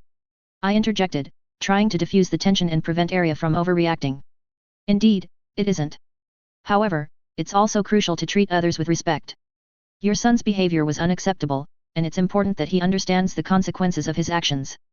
Merritt nodded, acknowledging my point. "You're right. I will have a serious talk with him about his behavior and ensure he apologizes to you, my lady." Arya folded her arms, still clearly agitated. "He should apologize to everyone he's treated poorly, not just me." And again, I am not a lady. Merit sighed and glanced at his son. Valder, you will apologize to everyone you've offended and show them the respect they deserve. This behavior will not be tolerated. Little Valder grumbled in response but didn't argue further. The situation seemed to be settling down, and I hoped a lesson had been learned. Merit turned to me and extended his hand. I appreciate your intervention and handling of the situation. My apologies once again for my son's behavior. I shook his hand firmly. Apologies accepted. Let's hope this incident helps him grow into a more respectful individual. As Merit was about to take his son aside, I then added in a very respectful way, if I may, my good sir, do you know where the forge is in this keep? The knight paused for a moment, considering my question. I can show you the way, he finally replied. Follow me. With that, Merit led the way through the winding corridors of the keep, with Arya, Illifer, Tom, Creighton and me following closely behind. As we walked, I took the opportunity to engage in friendly conversation with Merit, hoping to establish a more positive rapport. So, Sir Merit, how long have you and your family been residing here in the keep? I asked, attempting to find common ground. The knight glanced at me and sighed. House Frey has been here for generations. We've served the Lord of the Crossing faithfully. I nodded, even though I knew these facts in one way or another, but hearing it from one of the members of the House Frey was interesting. It must be quite an honor to carry on your family's legacy. I imagine it comes with its fair share of responsibilities. He nodded, a hint of pride in his voice. It does. But it also comes with challenges. Keeping the peace among so many different branches of the family can be a difficult task. And then there are the expectations that come with our name. In my mind I wanted to say besides being toll collectors, but that would have been rude. It was also uncalled for due to Merit's politeness. And I wasn't generally the kind of man to be spiteful, even less to those who showed respect regardless of their personal ties and bonds. We finally arrived at the forge, and Merit gestured towards it. Here we are. The blacksmith here is skilled and reliable. If you need anything forged or repaired, he'll take care of it. I thanked Merit for his guidance and bid him farewell, expressing my hope that our paths would cross again under more pleasant circumstances. He nodded, and with a polite farewell, he turned to leave, taking his son with him, probably to have a serious conversation with him. I wasn't sure if he would admonish his behavior, for the fact he showed disrespect to the lady of a great house or that a commoner reprimanded him. It didn't matter anymore. I was however glad he wasn't angry with my part in the incident, though with the rumor mill the place must be, it wouldn't be long before Lord Valder thought I had shown disrespect to his family. I turned to Arya and kneeling before her, I offered her a reassuring smile. Well done for standing up for yourself earlier, Arya. It's important to assert your boundaries, but remember to choose your battles wisely. There is a time for bravery, survival, or doing nothing. Still fiery from the confrontation with little Valder, the little Stark girl looked at me with a mixture of frustration and appreciation. I know, Roger. But he was so disrespectful, and I couldn't just let it slide. I nodded in understanding. Of course, Arya. It's all right to stand up for yourself when needed, but being cautious is also welcome. Not everyone you meet will be worth your time or your anger. Sometimes it's better to let them be fools and move on. I was also grateful she didn't draw needle to chase the bully away. Sir Illifer and Sir Creighton, who had observed the entire exchange, shared a glance. Sir Illifer spoke up. He's right, Lady Arya. Some folks aren't worth the trouble. It's best to save your anger for when it really counts. Tom and Sir Creighton nodded in agreement. Lady Arya, there's strength in choosing your battles wisely, Sir Creighton said. Arya, although still irritated, considered our words. I suppose you're right. It's just frustrating when people act so foolishly. With a reassuring smile, I offered her my hand to help her up. I know it can be frustrating, Arya, but remember you're stronger than you think, and you have friends who will stand by your side. She took my hand and allowed me to help her up. She seemed to find comfort in my words and the support of her friends. As she stood, she looked at Sir Illifer, Sir Creighton, and Tom, gratitude shining in her eyes. Thank you, all of you, she said sincerely. I'm lucky to have friends like you who understand and support me. Sir Illifer, Sir Creighton, and Tom nodded to her words. I smiled at her, appreciating the moment. While I knew that the two hedge knights and Tom wouldn't regard Arya in the same manner as I did due to their upbringing and status, I also knew that the time spent during the journey made them develop a fondness for her, mainly due to her personality. Looking at the smithy, I then turned to my companions, and asked, "Shall we, gentlemen?" They nodded in agreement, and we made our way into the blacksmith's workshop, Arya walking by our side. Inside the forge, the clanging of hammers on hot metal could be heard, and the orange glow of the fires surrounded us. The blacksmith, a burly man with arms like tree trunks, looked up from his work and nodded in acknowledgement. I approached him with a friendly smile. "Greetings, Good blacksmith, I began, my voice polite and respectful. My companions and I are looking to see what armors you may have in stock. The blacksmith, his brow glistening with sweat from his labor, wiped his hands on a nearby cloth and squinted at us. Armors, you say? Well, you've come to the right place. We have a selection of armor here that should suit your needs. What kind are you looking for? Plate, mail, or something lighter? I glanced at Sir Ilifer, silently indicating that he should inspect the available armor first. He was the more experienced warrior of our group, and his choice would be paramount in ensuring he had the best protection. I took a look at the set of armors and noticed that there was a diversity of them, even though some seemed to have colors that weren't those of the fray, perhaps from their bannermen, but I couldn't be certain. Observing the different styles, I noticed some coifs, helmets, and even to my surprise a face shield. I didn't expect to see one in a forge with how Westerosi seemed to work. A part of me wondered if some of those objects were part of the payments some misfortunate people had to pay for not respecting deals with the fray, or if some armors that came from fallen enemies of the house. They could have been hedge knights or bandits, as the realm was mostly at peace since the Greyjoy rebellion. Perhaps the blacksmith reworked those armors in addition to the creation of new ones. My glance turned to Sir Ilifer as the knight strode over to the nearest set of armor, a sturdy-looking suit of mail covered by a green and gold colors. He examined it carefully, running his hand over the links and checking the flexibility. After a few moments, he looked back at the forger and inquired, "How much for this mail? And do you have anything of finer quality?" The blacksmith grunted, his eyes narrowing in appraisal. "That there is a solid suit of mail, but I do have something finer, just not in stock at the moment. It would have to be custom made. As for the price, it's not cheap, but quality armor never is. That one would set you back a fair sum, Sir." Sir Ilifer nodded in acknowledgement and then gestured for Sir Creighton and me to continue searching for our armor. Sir Creighton, being nearsighted, leaned in close as he began searching for armor that would fit his build. He shuffled through a few sets of armor, trying them on for size, while the blacksmith patiently waited, his gaze shifting between his work and us. After a bit of searching, Sir Creighton's face lit up as he found a set of plate armor that seemed to suit his bulky body. He turned to the forger and asked, "How about this one? What's the cost?" The blacksmith strode over, inspecting the armor. That's one of my finer works. It should keep you well protected. As for the price, well, it's not exactly for the frugal. It'll be a good sum, but you won't find better quality." Sir Creighton nodded, accepting the price, and then Tom's turn. He surveyed the available options, trying to determine which set would best fit his slim and slightly more modest build. After some consideration, he settled on a set of leather armor. It was lighter than the plate and mail hefted by Sir Ilifer and Sir Creighton, but more suited to his roving lifestyle. Tom turned to the forger with a grin, his easygoing demeanor shining through.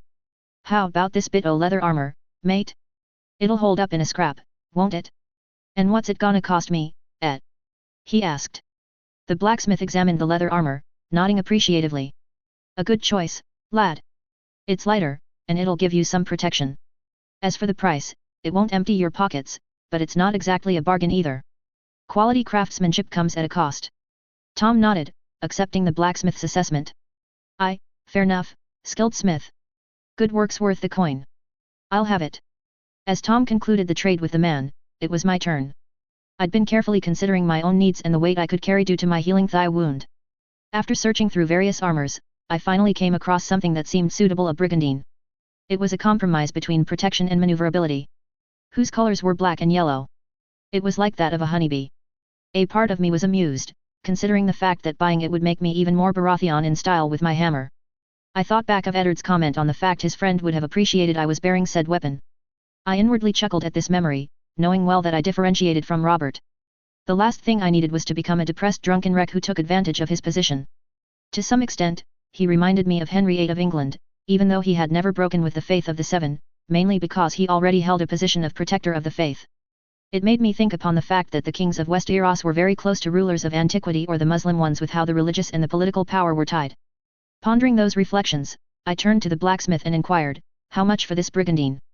The blacksmith eyed me for a moment before naming the price, while mentioning the fact the cost also included the hauberk that was with the armor. Hearing the price made me wince slightly, even though I had some savings from my recent work at Derry Castle. I decided it was worth the investment for the added protection in the journey ahead. I then thought of the face shield and a helmet or a coif to protect my head. My eyes focused on a helmet that looked like a Norman one, even if I wondered what it was doing here. I considered buying it, but I considered it would be too much and I did not want to waste our escort's resources. I felt my stomach churning as I considered the dilemma I was facing. Would I be able to buy the face shield and a coif at least? "Sir," the blacksmith asked. "Sir Roger Bacon," Arya mumbled loudly. His question made me snap from my reflections. Ignoring the temptation to correct the man about my status, I asked him, what about the face shield and this coif? The blacksmith considered my request and replied, a face shield and a coif, you say? Well, I do have a face shield that might suit you, but coifs, they are in more abundance. I could offer you a good price for both, given that you are buying the brigandine and its halberd as well. I appreciated the offer and negotiated a reasonable price for the 2 other items. After some haggling, we reached an agreement that felt fair to both parties. I didn't want to empty my coin purse entirely. Still, I knew that having these additional pieces of armor would provide extra protection, which was essential for the journey ahead. Very well. We'll take these armors. Thank you for your assistance, I said to the man. The blacksmith nodded, a hint of satisfaction in his eyes. You've made wise choices. These armors will serve you well on your journey. Let me gather them for you. He turned and walked to a nearby rack, carefully removing the mail, plate, and brigandine armors that my companions and I had chosen. He then carried them over and set them down before Sir Illifer, Sir Creighton, and me while Arya was observing the transaction. Here they are, the blacksmith said, his voice gruff but respectful. Fine pieces of craftsmanship, if I do say so myself. May they bring you protection and fortune in your travels. My companions and I examined the armors one last time, ensuring they fit properly and were in good condition. Thankfully, away from a blushing Arya. Eager to ensure they fit properly and were in good condition, I carefully strapped on the halberd and then the brigandine, feeling their weight settle on my shoulders. The mail chain and the metal-plated cloth plates offered a reassuring sense of protection, though they also reminded me of the responsibility that came with wearing such armor. Next came the coif, a mesh hood designed to protect the head and neck. As I slipped it over my head, it hugged my head snugly, leaving only my face exposed. It didn't feel so confining, however, probably because it reminded me a bit of the winter cap I used for cold seasons, though coif covered much more. Finally, I picked up the face shield and carefully positioned it in front of me. It was made of sturdy steel, with small eye slits that allowed for visibility while still providing adequate protection. As I fastened it to the coif, my field of vision narrowed, and I became acutely aware of the limited perspective the shield offered. It was a stark reminder of the trade-offs that came with wearing full armor. Taking a few cautious steps, I tested the range of movement, feeling the weight of the armor shift with each stride. It was unfamiliar and slightly cumbersome, but I knew that with time, I would grow accustomed to its presence. The armor felt solid and secure, instilling a newfound sense of confidence within me. As I completed my trial, I couldn't help but appreciate the craftsmanship and the purpose behind each piece of equipment. Though it was my first time wearing such armor, I could already sense the potential it held to protect me in the face of danger. I knew it would take a bit of time before I felt totally familiar with it, but it was a worthy investment. With a deep breath, I nodded to the blacksmith, acknowledging that I was satisfied with my choice. Reaching into my coin pouch, I withdrew most of the money I had managed to save from my time in Derry Castle. It was a considerable expense, but I knew that the investment in my protection was worth it. Even if fighting wasn't my priority outside of survival skills, it would serve me well. After all, constant vigilance. As I handed over the payment, the blacksmith's expression softened slightly, and he offered a parting piece of advice. Take care of these armors. They'll be your shield and your second skin. I thanked the blacksmith and nodded in agreement. My thigh wound still caused some discomfort, but the prospect of added protection gave me a sense of security. As we prepared to leave the forge, Tom, Sir Illifer, and Sir Creighton joined me in expressing our gratitude to the blacksmith for his assistance and craftsmanship. His work would undoubtedly serve us well on our journey. The 4 of us, along with Arya, headed back out into the rainy courtyard of the eastern keep. The rain had lessened, but it still fell sporadically, casting a somber tone over the surroundings. We continued to make our way towards the interiors of the keep. Arya, who had observed our transaction silently, finally spoke up as we walked. So, you all got your armor. It's good to see you're taking your safety seriously. Sir Illifer, with his pragmatic nature, responded first. Lass, armor is a hedge knight's best friend on the road. Keeps the sharp ends of swords away from your soft bits. Sir Creighton chimed in, indeed, my lady. And it's a knight's duty to protect those who cannot defend themselves. Armor helps us fulfill that duty. Though scoffing again for being called a lady, Arya nodded, her lips curving into a half-smile. Tom grinned and replied to her question, well, lady, for me, it's a blend o' bane handy and lookin' sharp. Practical cause, as Sir Illifer mentioned, it's wise to have a bit o' defense while treadin' the road, and style cause, why not strut your stuff in style, Plus, ya never know when ya might gotta charm a tavern lass with a bit o' finesse and a dandy suit o' armor. Arya rolled her eyes at Tom's response but couldn't suppress a chuckle. It was good to see her finding moments of humor after the recent days. She then turned her gaze toward me, her grey eyes locking onto mine. And you, Roger, what's your take on the brigandine? Practical reasons, or do you find the style interesting? I considered her question for a moment. A bit of both, Arya. It's practical for someone who's not trained for heavy combat, like Sir Illifer and Sir Creighton. It offers a good balance between protection and mobility. But I must admit, I find the style intriguing too. It suits my abilities and needs. And I was considering the fact it might be bought with the resources I had, not to mention I love mixed or balanced things. Arya nodded, seemingly satisfied with my response. Fair enough, Roger. It's important to find armor that suits both your capabilities and your preferences. I'm glad you found something that fits your needs. We walked through the courtyard under the glances of some of the guards, servants, and members of House Frey. The rain had left a wet coating on the stones beneath our feet, and the air was thick with tension. You know, Roger, Arya said, her voice filled with a mix of frustration and curiosity, I've been thinking about what you said earlier, about choosing battles wisely. I understand the importance of not wasting energy on every little conflict, but sometimes it's hard to let things slide, especially when people are being so disrespectful. I glanced at Arya, my eyes meeting her grey ones. I understood her fiery nature and the difficulty of holding back when it came to bullies. A part of me wondered if she was thinking back at the incident with Joffrey at the Trident. While I knew she was now more at peace concerning the death of Micah, I was also aware it would take a lot of time for her to truly grasp what would have made a difference or not for her friend. I know it can be difficult, I replied, my tone sympathetic. I also dislike bullies and disrespect. But I am also aware of the necessity to read the situation and avoid finding myself in a more difficult position. Arya nodded thoughtfully, her brow furrowed in contemplation. So, what do you suggest, Roger? How do you find that balance between standing up for what's right and not getting caught up in unnecessary fights? I smiled, recognizing the earnestness in her question. If you want, I can help you to balance your instinct with a reasonable approach, I offered. It's not easy to find that balance, but your fiery temper reminded me a bit of myself when I was younger, so sharing with you may work. Arya's cheeks flushed slightly at my words, and she looked away for a moment. I was fondly amused by her reaction, though a tiny part of me was wondering what it meant. I knew it was not a classical reaction from her in regards to the books or show.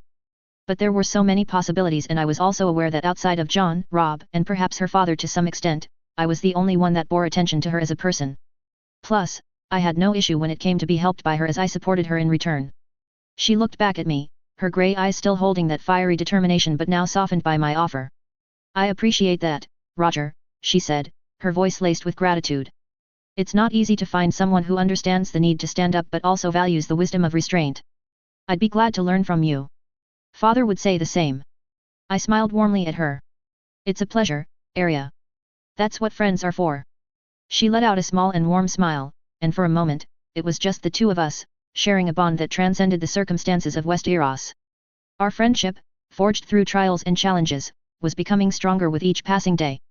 As we approached one of the entrances to the corridors inside the Eastern Keep, I had the feeling that Tom, Sir Illifer, and Sir Creighton were observing the interactions between Arya and I. I could understand them if it was the case. The contrast in status and age and their mindset defined how they might perceive the interactions without considering the alternatives. After all, how many Westerosi south or north of the Wall or even SSE of any kind would consider the possibility one man could be friends with a woman or a child that was not his without any agenda of any kind or specific intent? And even if I was aware I was determined to help the Starks, the North, and Westeros in my own way, being friends with Arya was a bonus with all the plans and advice I had in mind. Even considering my previous fondness for her due to the first book in the show, interacting with her was something precious and hardening. I thought fondly I always felt to some extent more at ease in interacting with women or people not exactly my age, older or younger than me. Unconsciously, the notes of "we were so close" from Frozen came to my mind as I thought of how I regarded my bond with Arya. Those thoughts in mind, I was realizing that the rain had finally stopped as we entered back into the Eastern Keep. As we made our way towards our rooms, Harwin came to us, his demeanor serious. Arya greeted him with a nod and a small smile. Harwin. He greeted her back with a smile before turning his eyes on us. We greeted him as well, and Sir Illifer, always the practical one, asked, Harwin, how did the discussion with Lord Valder Frey go? Harwin's expression remained serious as he responded, Lord Valder was willing to offer his assistance for our journey back to Winterfell. He'll be sending some of his men and members of his family to ensure the safety and protection of Lady Arya. Sir Illifer and Sir Creighton exchanged glances. Tom was pensive while I couldn't help but feel a pang of concern. The events of the previous day had not left a positive impression of most of the Frey family on any of us. I was also aware that the old creepy lich would never admit his own wrongs. I could understand the issue of disrespect, and yet I knew that respect went both ways, and a part of me was really tempted to teach the weasels not to do to others what they did not want to suffer themselves. My armor transformed into that of an American football player. I charged down the hallways, back to the main hall. Valder barely had time to look up as I flew through the air, and tackled him out of his seat. Show some respect or shut up. Once again, I shook my head clear of my fantasy. I could not wait to leave this place. Arya's eyes widened in surprise at the news. She turned to me, her voice filled with a mix of emotions. Roger, what do you think? I considered the situation for a moment. It's a reasonable demand with what he could have asked, I replied, trying to sound as calm as possible. With what happened yesterday, Lord Valder Frey could also have let us leave on our own, but we present an opportunity for him to play the hero, especially with how he punished Lord Charlton's men. We also need men that would help us to ensure your safety. However, we should be cautious about who he chooses to send with us. Arya nodded in agreement, her determination still evident. I don't trust most of his family, but I suppose we don't have much of a choice. We need the added protection. Sir Creighton voiced his concerns, looking at Harwin. Do you know who he plans to send with us? Some of his family members are not exactly known for their friendly disposition. Harwin's gaze shifted slightly, his tone carrying a hint of hesitation. He mentioned that Sir Perwyn and his brother would be part of the group, along with his great-grandson Valder. They'll be accompanied by a dozen men-at-arms. I raised an eyebrow at the mention of Valder Frey, but I couldn't help but wince at the name as there were so many of them and one potential I wasn't eager to have in our group. Which Valder is he sending with us? I asked in a neutral voice. Harwin's response confirmed my suspicion, Black Valder. I couldn't help but feel ill at the news as I was reminding myself what kind of man Black Valder Frey was from my memories of the fandom and books. I knew he was a man with deadly ambitions, a nasty temper, ruthlessness, and cunning.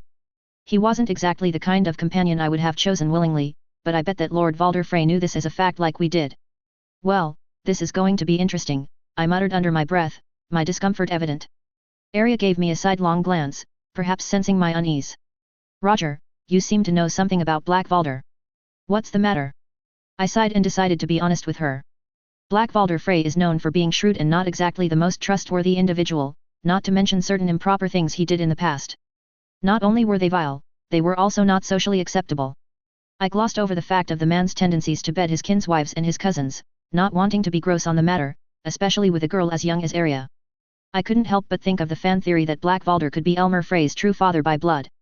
If true, Black Valder could have been Arya's good father at one point, if canon events had played out. I shivered at the idea, especially with the man's ambition. Sir Illifer and Sir Creighton exchanged concerned glances again, but didn't voice any further objections. Tom didn't express anything, though he observed me with intrigued eyes. It was clear that having members of House Frey accompany us was a necessity, given the circumstances. Arya's expression darkened as she processed the information. I see, she replied, her voice tinged with disgust. So, it seems we'll have to keep a close eye on this Valder. We need the added protection, but I won't let him or his family take advantage of us. I nodded in agreement with her sentiment. Agreed, Arya. We have to make the best of the situation, but we'll be cautious. We can't afford any more surprises on this journey. Sir Creighton voiced his concerns. When would we leave for the north? Harwin responded with a hint of hesitation, in a day or two. Lord Valder wanted us to attend the funerals for his son, even though I wonder if he is not to see you and Lady Arya off as soon as possible. I inwardly thought that outside of the strained encounter of the previous day, the fact that he was hosting the daughter of the current Hand of the King and Warden of the North also played a part. Not to mention that we were going northwards, not southwards, meaning that his classical methods to make deals couldn't be applied in the same manner. I didn't express those thoughts as it wasn't the moment, and knowing how the Frey might interpret such words, I would just have added another reason for them to resent me. I wasn't certain about the funerals, but considering the role Emmon had played, I guessed it was comprehensive. A tiny voice told me that it was also Valder Frey playing his little games to emphasize his position and influence in the situation. Looking at Harwin, I nodded in acknowledgement. With that settled, we continued our way back to the guest rooms the Freys had provided us, each lost in our thoughts about the upcoming journey and the uncertain company we'd be keeping. I was thinking about the remaining distance left in the trip. While it was the least dangerous part of the trip in regards to what Cersei or anyone in the south might be able to do, it didn't mean it would necessarily go smoother, as accidents or unexpected incidents could still occur. But I also thought of what might await me in the north. I knew that I would have to prove my worth, as I was still a completely unknown figure whose only presence was due to the fact I helped Arya and that Eddard Stark decided to trust and believe in me in spite of the short span of time. I wondered if I would have enough time to prevent or delay the incoming incident between Tyrion and Catelyn, but in the current situation, I was very doubtful I would be in time. I chased away this thought as I had to avoid focusing on a potential failure. Otherwise I knew I would fall into self-loathing and frustration for not being able to intervene in one event I could make a difference. All I could do was to consider the time that was now given to me and to help Arya's family to the best of my abilities, knowledge of her world or not. An. 1 And here we are. The second act for the twins halt. An idea mainly inspired by my beta reader's suggestion but with my own personal takes, mainly with the interactions.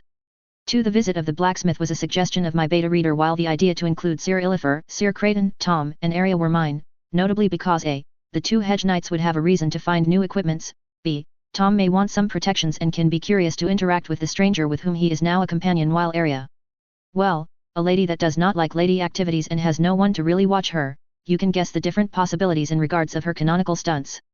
Concerning the equipment, it was the result of a discussion of what could have been purchased in regards of the resources of both the group and of the SI.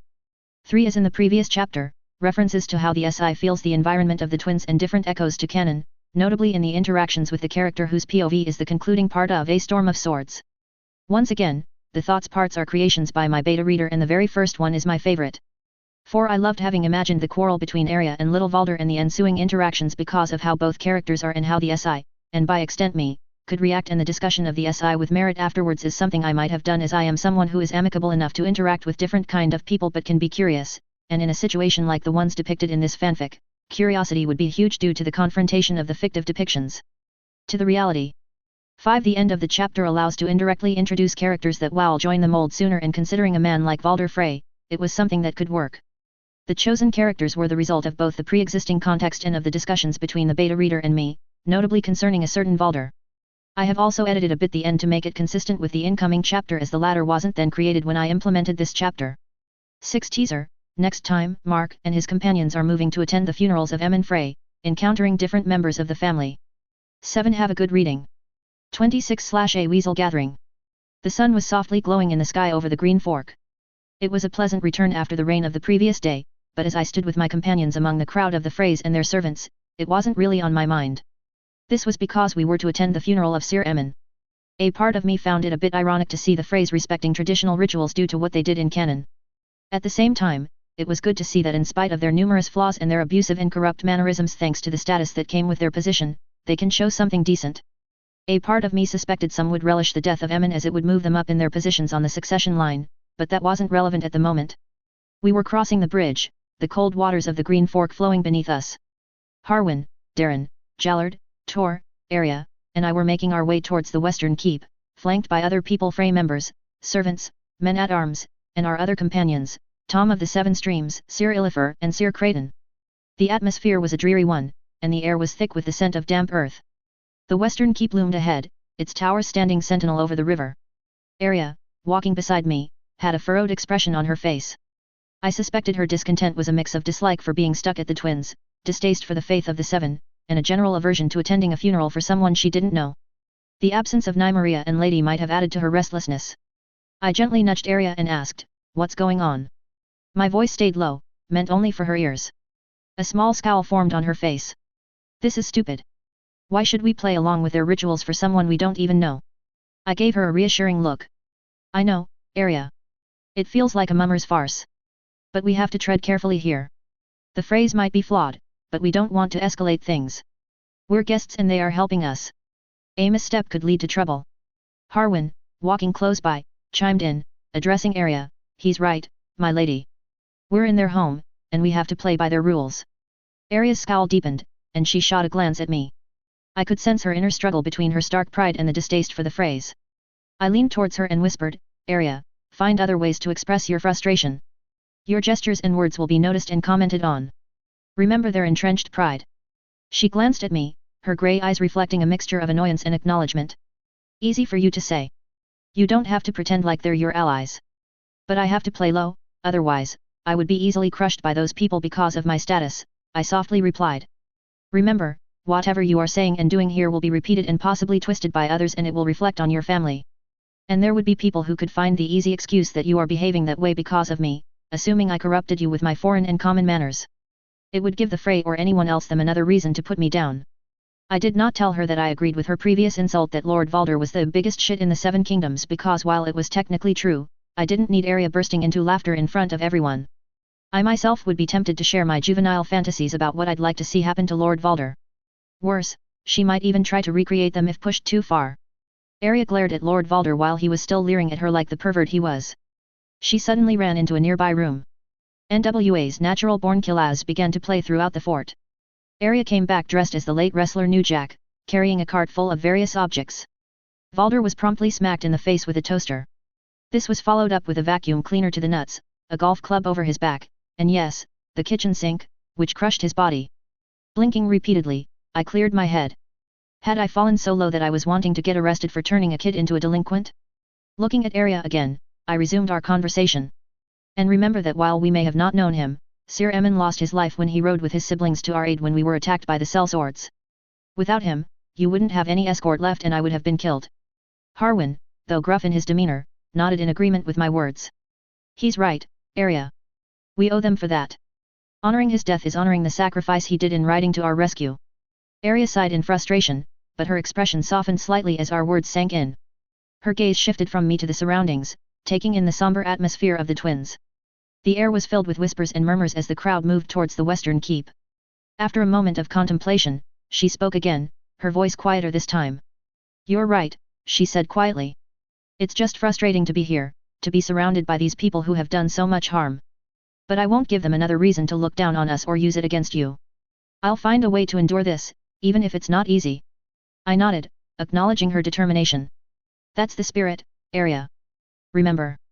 There is a time where intervening and reacting is relevant and others you need to step aside or to wait.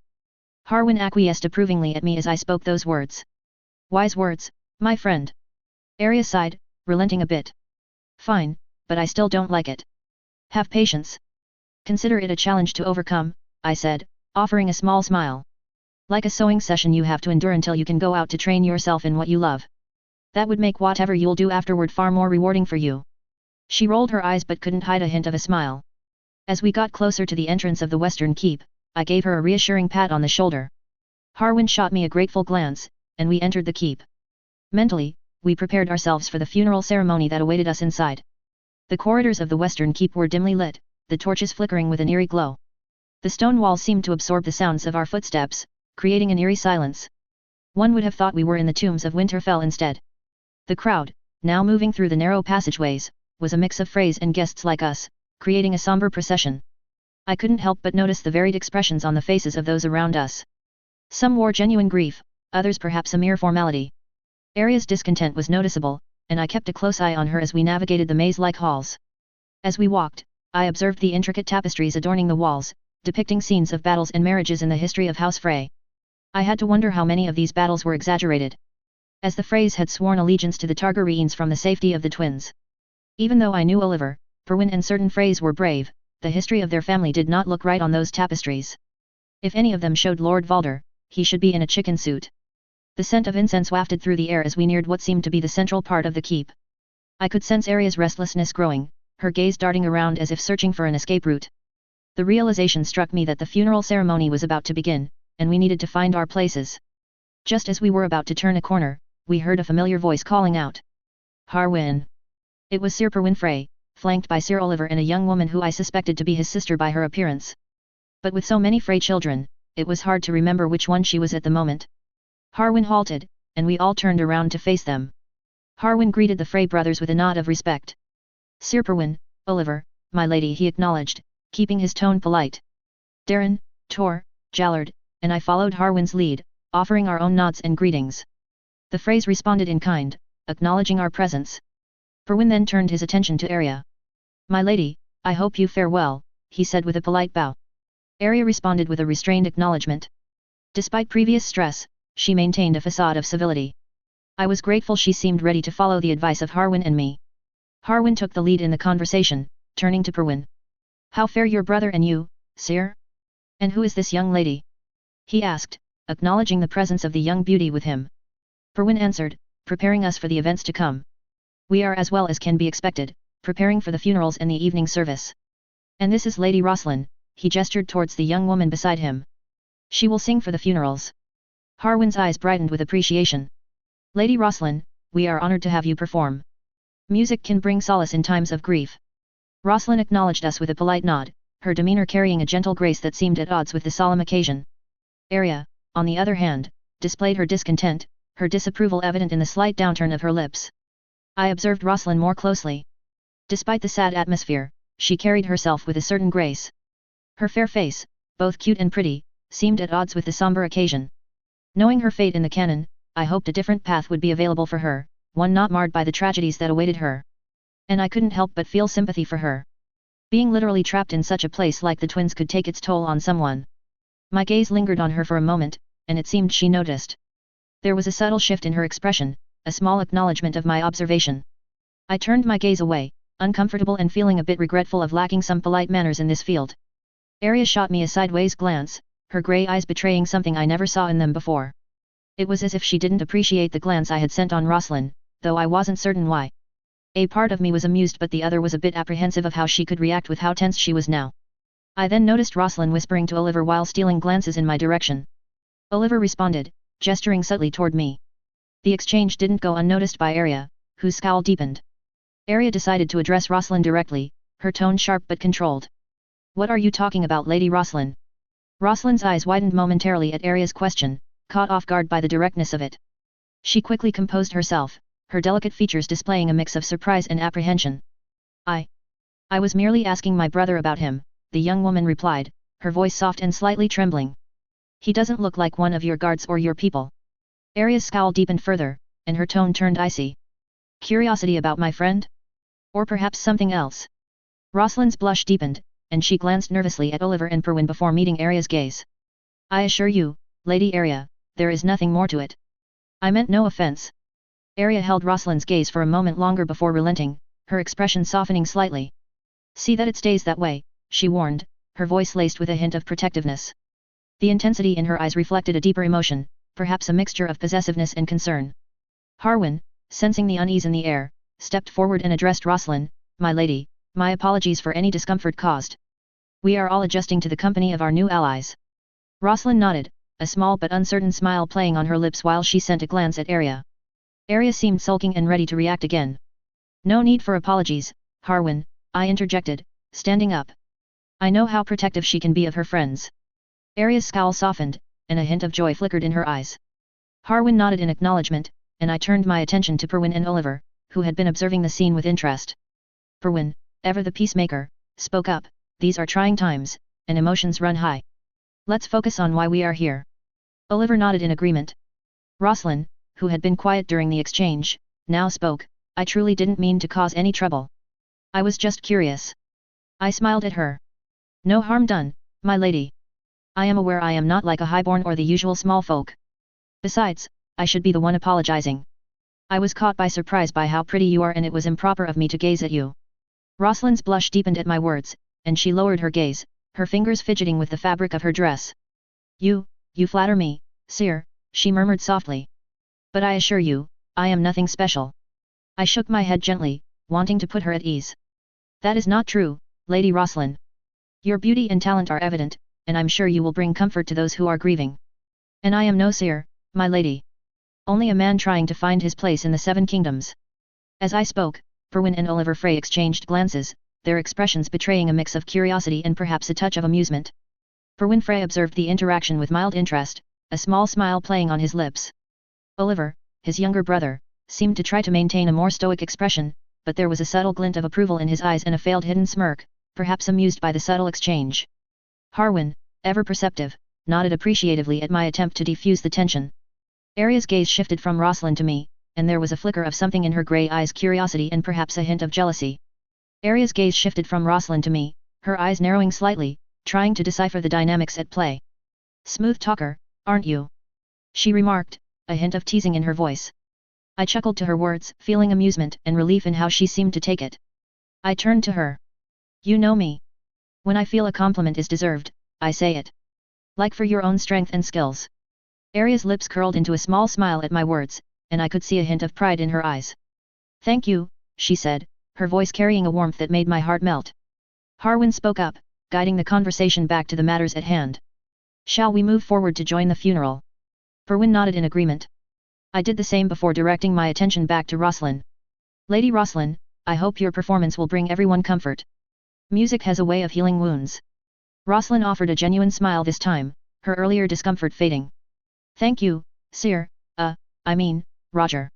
Your words are kind, and I will do my best." I acquiesced with a soft and kind glance to her. The mood lightened, and it was evident that Rosalind appreciated the reassurance. Our group then walked again through the corridors, following the somber crowd. The stone walls echoed with the muted sounds of footsteps and hushed conversations. We finally joined the courtyard.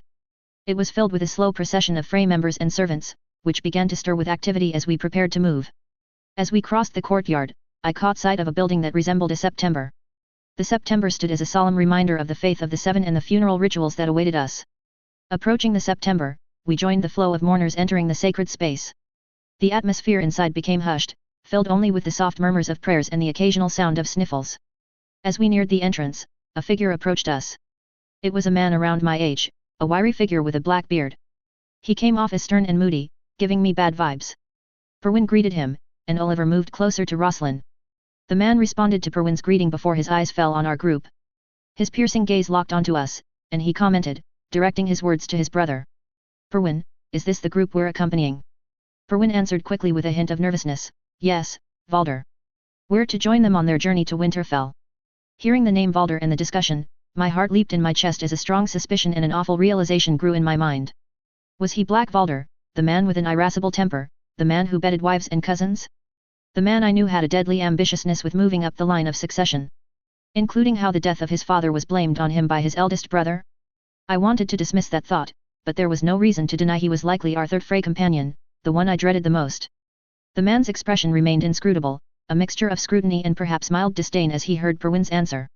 His gaze lingered on me for a moment, and I couldn't help but feel a distasteful judgment coming from this man. Observing Black Valder, unease grew within me. I felt Arya's eyes on me. She sensed my unease, her voice barely audible in a whisper. "Roger, what's wrong? You look like you've seen a Shadowcat." I hesitated but knew that hiding the reason for my current trouble wasn't worth it as she would know. I whispered back, my voice steady but low, while glancing at Black Valder, "I think this is the infamous Black Valder." Arya's eyes widened in realization and horror. The discussions from the day before about who would join our escort echoed in her memory. She couldn't hide the concern in her eyes, and she spoke, her voice hushed, "Black Valder? The one that will accompany us to Winterfell?" I nodded but gestured for her to stay calm and discreet.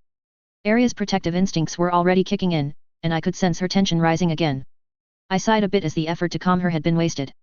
Black Valder observed Harwin, Jallard, Darren, and Tor with a curt acknowledgement, but when his gaze fell on Arya and me, there was a noticeable shift in his attitude.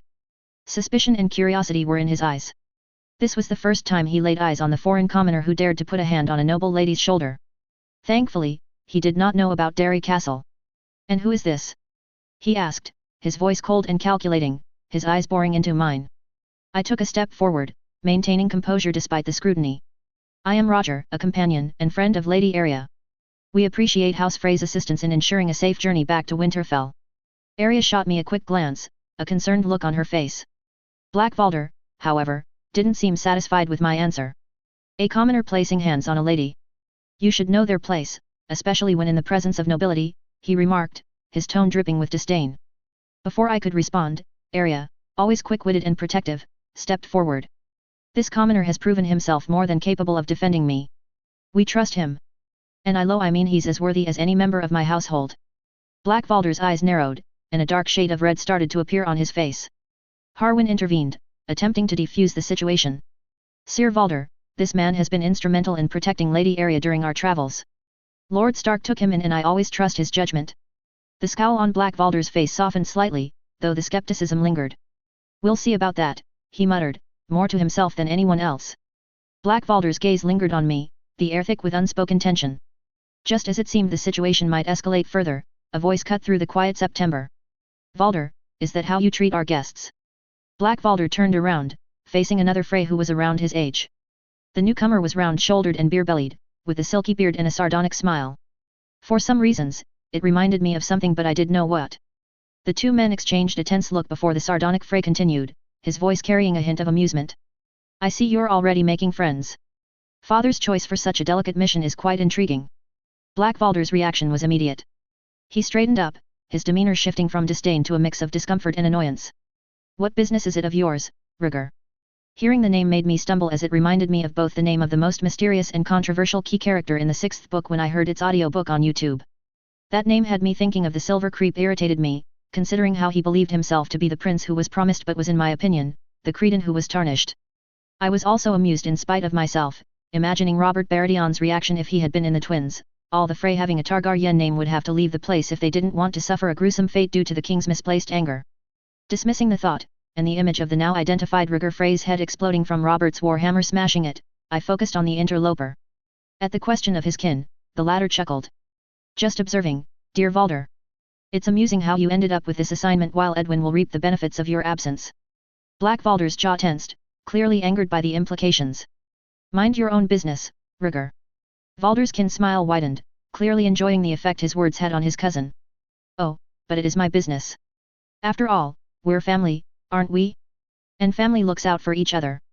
Black Valder's gaze hardened, his voice laced with a hint of venom. I don't need your protection or your meddling, Rhaegar. I can handle myself just fine. Rhaegar shrugged, seemingly unperturbed by Black Valder's hostility. Of course, of course. Just offering some friendly advice. You wouldn't want to tarnish our family's reputation any further, would you? The tension between the two Freys was thick, and the rest of us watched the exchange with bated breath. It was clear that there was a deeper animosity between them, one that went beyond this particular situation. Rhaegar then turned his glance on our group, looking directly at Arya and me. I was uncertain about interacting with the man, as all I could think about was his fate or of his dubious namesake. There was also something about him that made my emotional and juvenile sides want to give the man a hard backhand. Lady Arya Stark, Rhaegar acknowledged, nodding towards Arya. I trust the journey has been safe thus far. Arya, ever the Stark, responded with a curt nod. Safe enough. His behavior reminded me of his insulting words in the 6th book when Sir Davos attempted to convince Wyman Manderly to side with Stannis. Meanwhile Rhaegar and 2 of his brothers were there to bring the bones of Sir Wendell and accept the betrothals to the 2 granddaughters of Lord Manderly. I suddenly felt ill, remembering that the fate of the man before me was likely the one that Lothar and Valder Rivers suffered in the show, killed and carved into pies that would be served to people that were responsible for the Red Wedding. Black Valder and Rhaegar noticed that Arya was tightening her grip on my arm. Black Valder's eyes flickered with a mix of suspicion and annoyance, while Rhaegar's sardonic smile widened, as if he had uncovered a secret. Rhaegar reacted to Arya's answer before commenting on our interaction.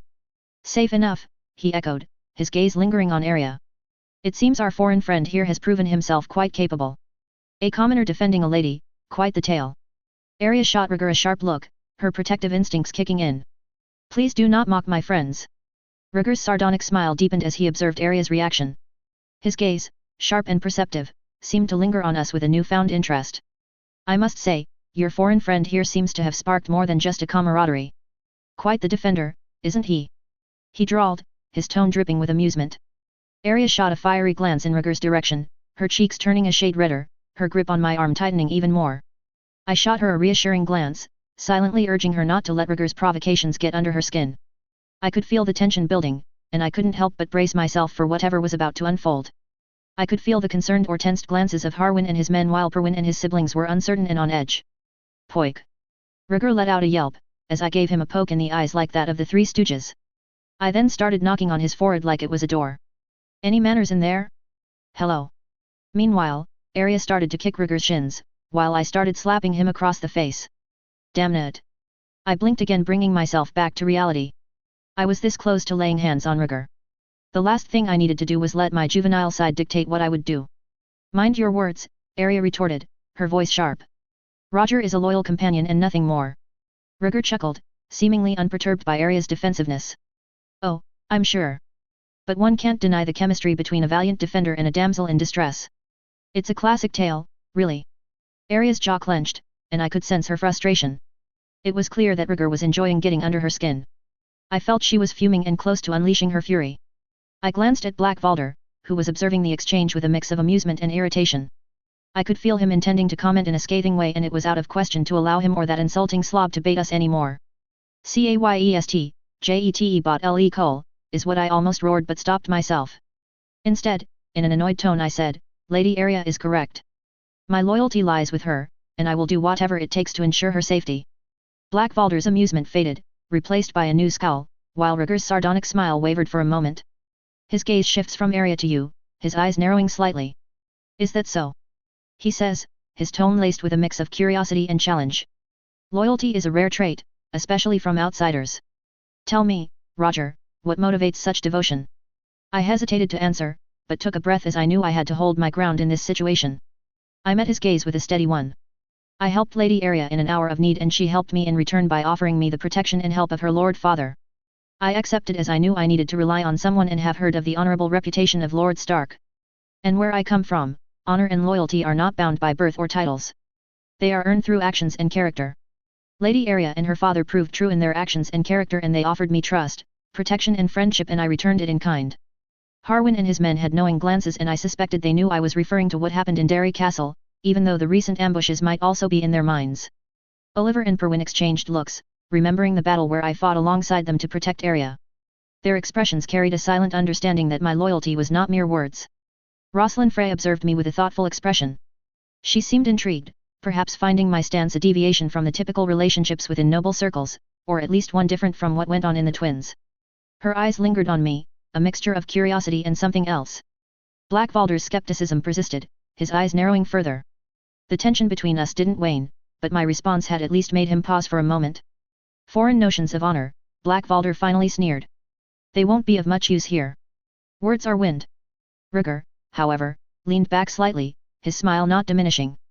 A foreign commoner with a code of honor. How quaint. Let us hope it continues to serve Lady Arya well. Arya, though still cautious, seemed to ease a bit.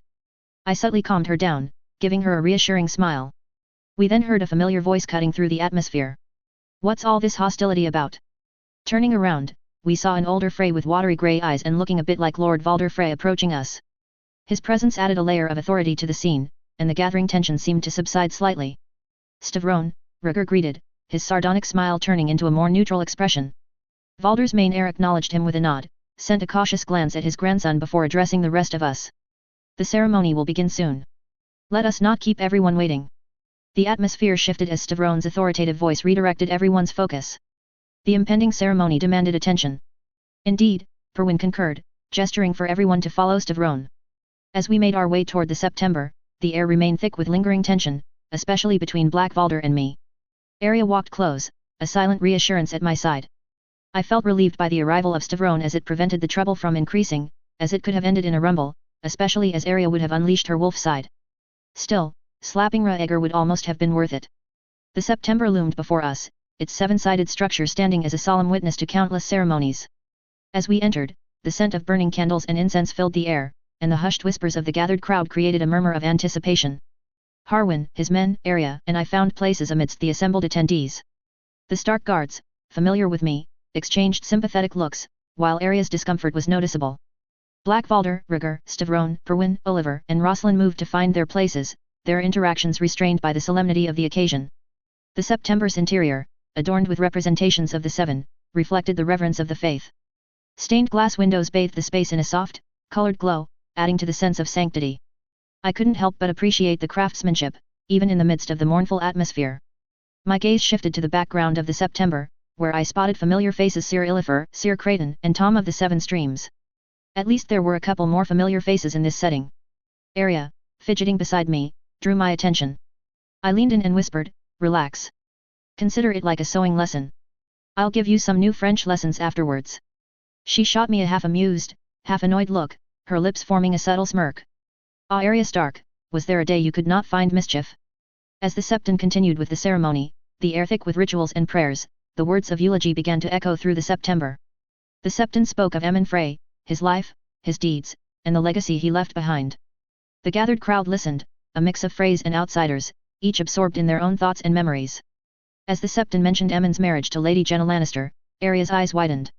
She leaned closer to me, her eyes narrowing at the mention of the Lannister connection. The Septon's words seemed to stir something in her, and she whispered to me, her voice carrying a mix of curiosity and disbelief, "Jenna Lannister? Is she related to the Queen and Jaime?" I nodded, offering a quiet explanation. "From what I've heard, she is Lord Tywin's sister and the aunt of the Queen and of Jaime Lannister. And if I'm not wrong, she was married to Aemon Frey when her father, Lord Tytos, accepted Lord Valder Frey's proposal to betroth her to Aemon, even though she was then a child of 7 and Aemon not the heir of the crossing." "Cersei's aunt?"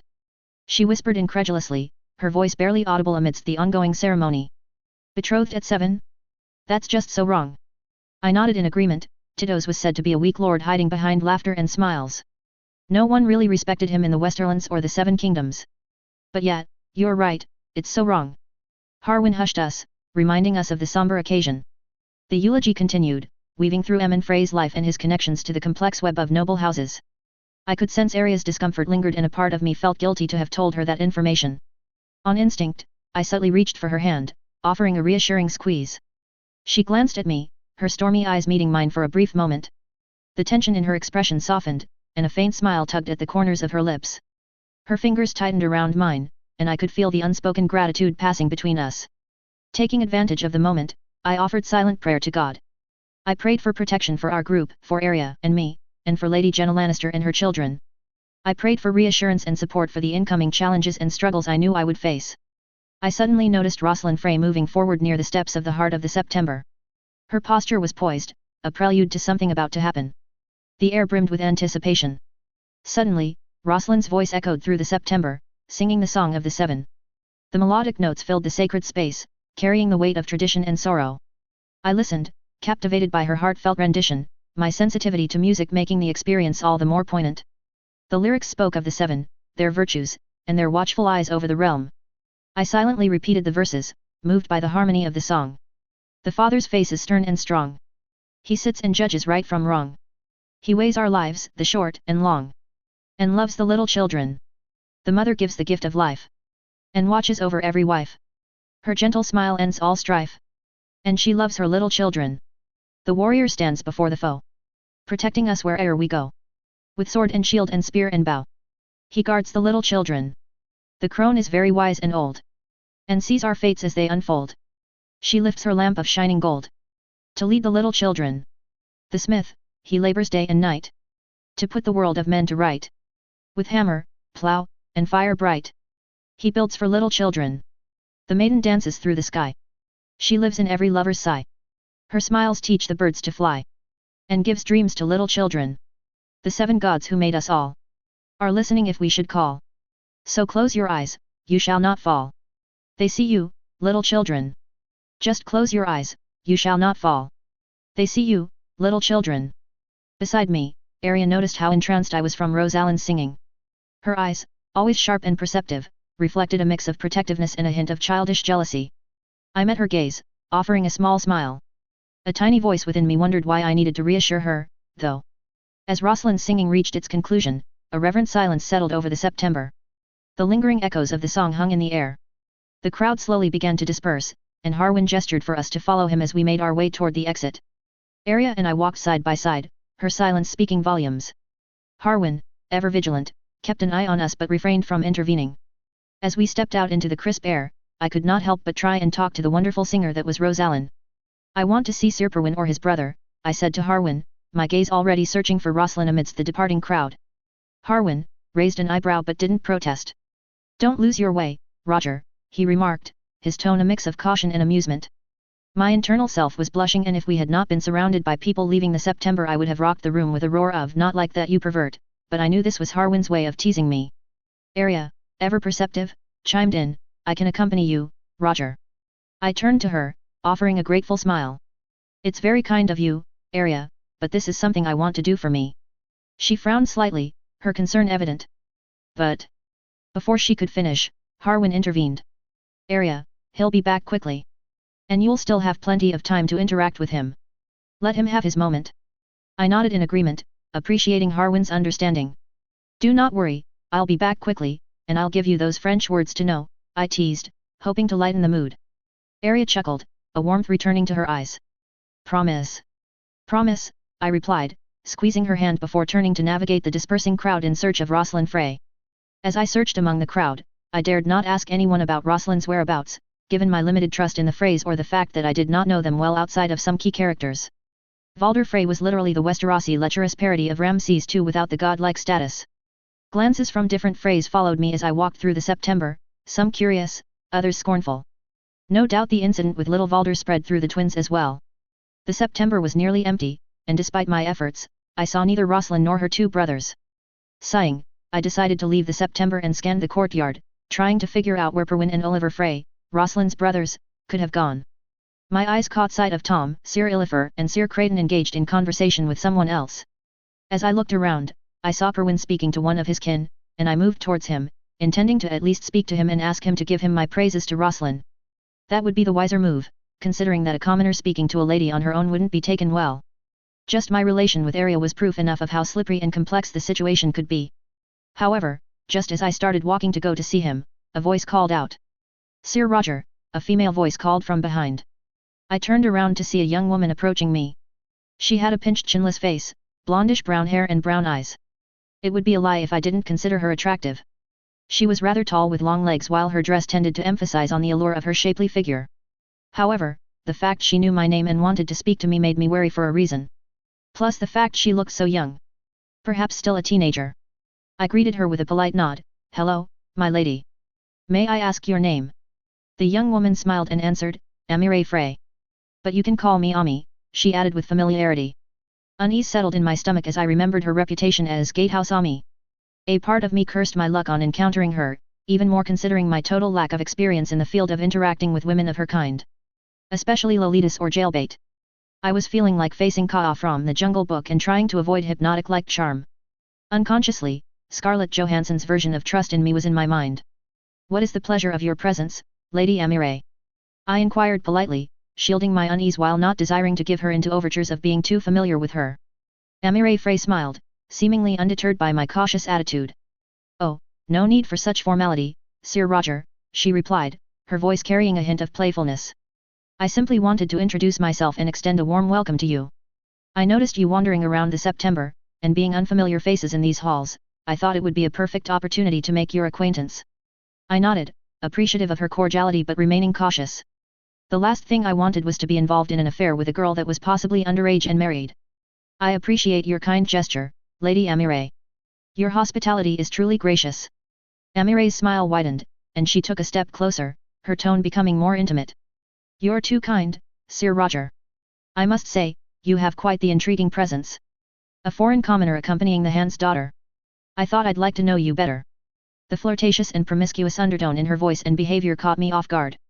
Diplomacy became my shield as I answered, I am flattered you want to know me, my lady, but you are aware of my companions and I won't stay long in your grandfather's home. And as you said, I am a commoner, not a knight. I am only Roger." Ami's smile widened, and she stepped closer, her voice dropping to a sultry whisper. "Oh, but Roger, there's something intriguing about a commoner who finds himself in the midst of noble company. Especially a foreigner that brings quite an exotic flavor. It sets you apart, makes you unique. I find the allure of a foreigner's authenticity quite intriguing. There's a certain charm in those who have not been shaped by the constraints of Westeros noble society." I felt a lump in my throat and my body heat up. I however remained as composed as I could. I admit that there is always something fascinating to discover what lies outside the walls of high society. And I am flattered and honored by your curiosity. I stumbled on my words, uncertain how to say in an honest and skilled way that I had no time for her, not when she was so close that I felt petrified, wary of interfering in her personal space and yet uncertain of how to handle her.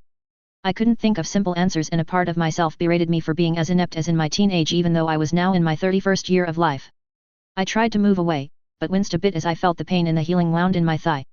And it seemed my words and stumbling gave the wrong signals to Amire as she leaned further towards me. Amire's eyes sparkled with a mischievous gleam as she stepped even closer, her fingers lightly trailing over the fabric of my sleeve. The sultry atmosphere seemed to thicken with each passing moment. I winced a bit, partly from the pain in my healing thigh, but also from the discomfort of being so close to Amire. "I do find commoners intriguing," she purred, her voice low and suggestive. "Especially one with such unique qualities." Her gaze lingered on me, and I took a step back, trying to regain some distance. My unease grew stronger as I was reminded that she was for all matters a teenage girl not as old as 17 and it was obvious what she was trying to do. Just the thought was deeply horrendous, making me nearly hyperventilating. I wasn't in a lemon fanfiction, for God's sake. "Good for you, my lady," I stammered while trying subtly to move further away from her, "but I have not much time to spend in your company and I wouldn't want anyone to have ideas on us. I rather take the black than take your virtue as a maiden or a wife, no matter how beautiful you are." Amire's reaction was swift, her eyes widening in surprise and then narrowing in a mix of amusement and curiosity. She leaned back slightly, giving me a playful yet challenging look. "The black, you say? Are you so averse to the charms of a Frey maiden, Roger?" Her tone was teasing, and she took another step forward, testing the boundaries. Damn it!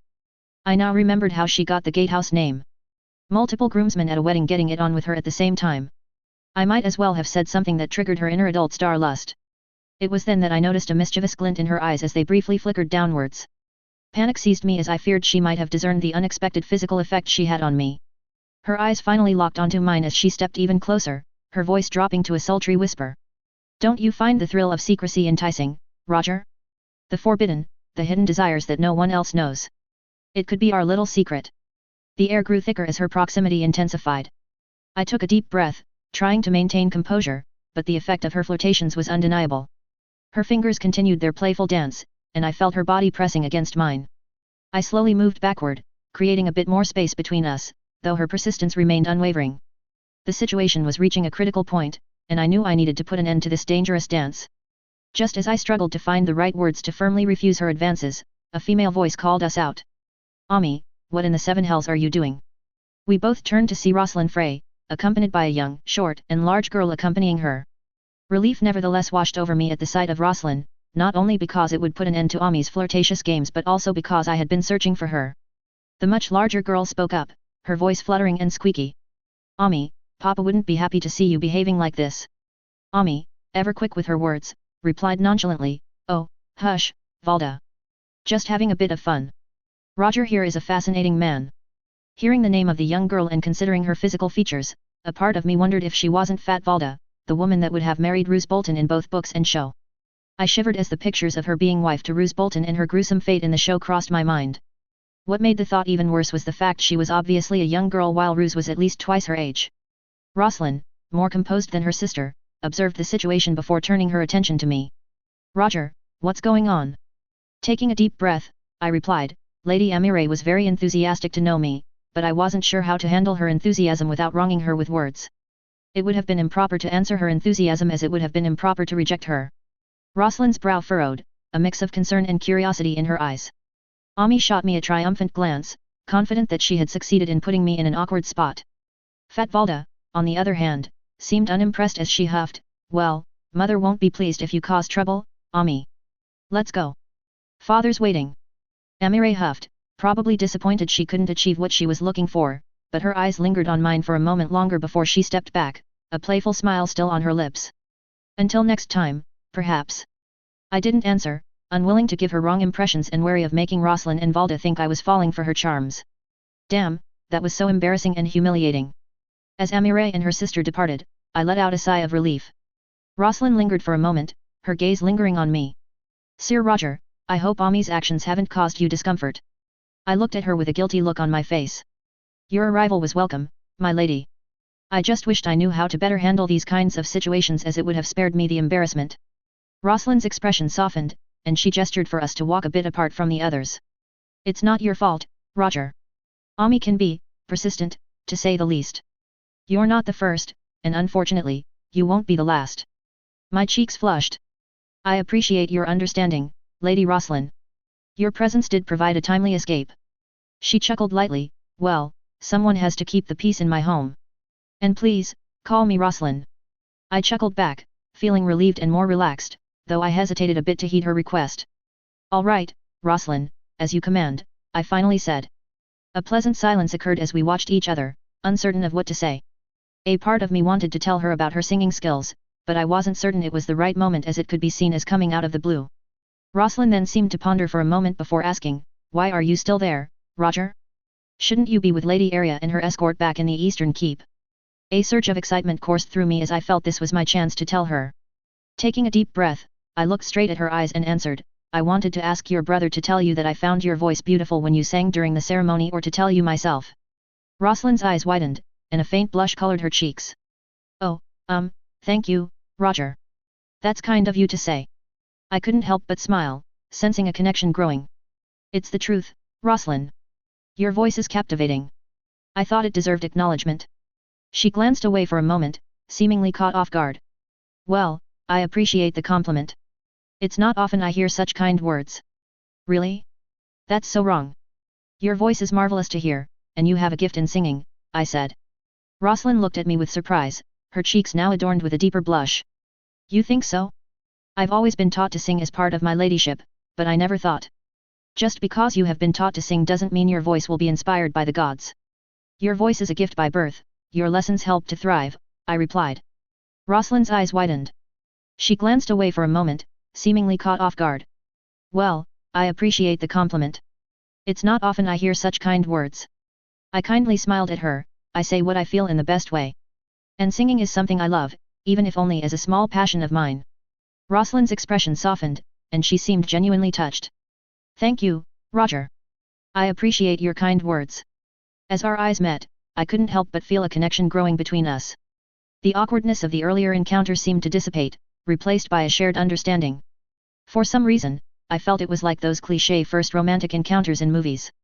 Sensing the opportunity, I decided to take a bold step. Would you like to hear one song I know? It is from my homeland.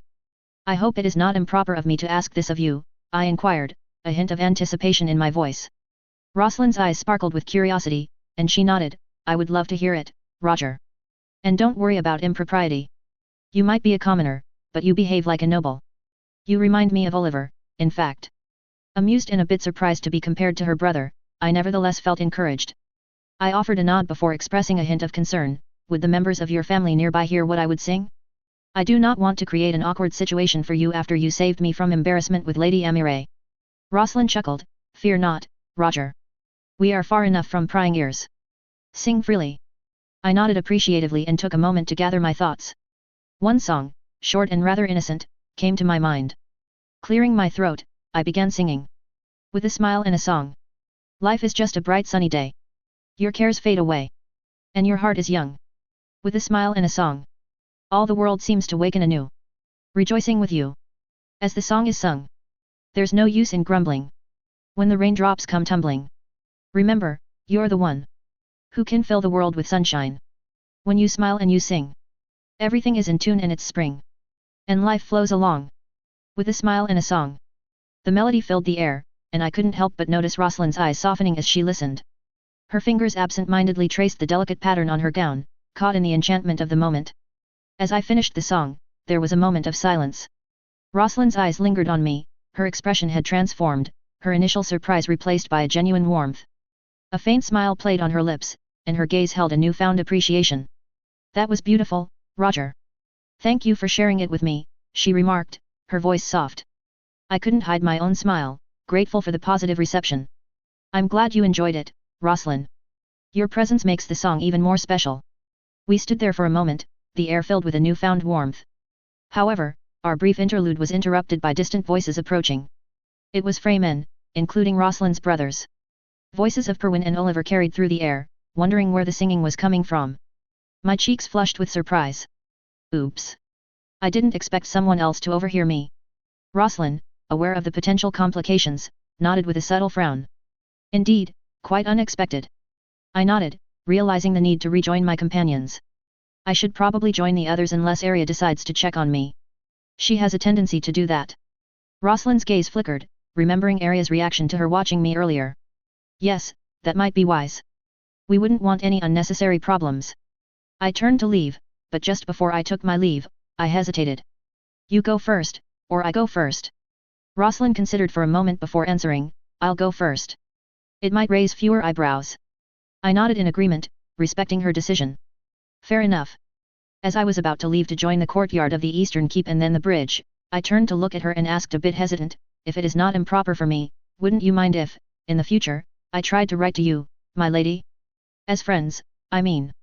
I wouldn't want anyone to assume anything or to put you in an embarrassing situation or to make you an outcast in your own family.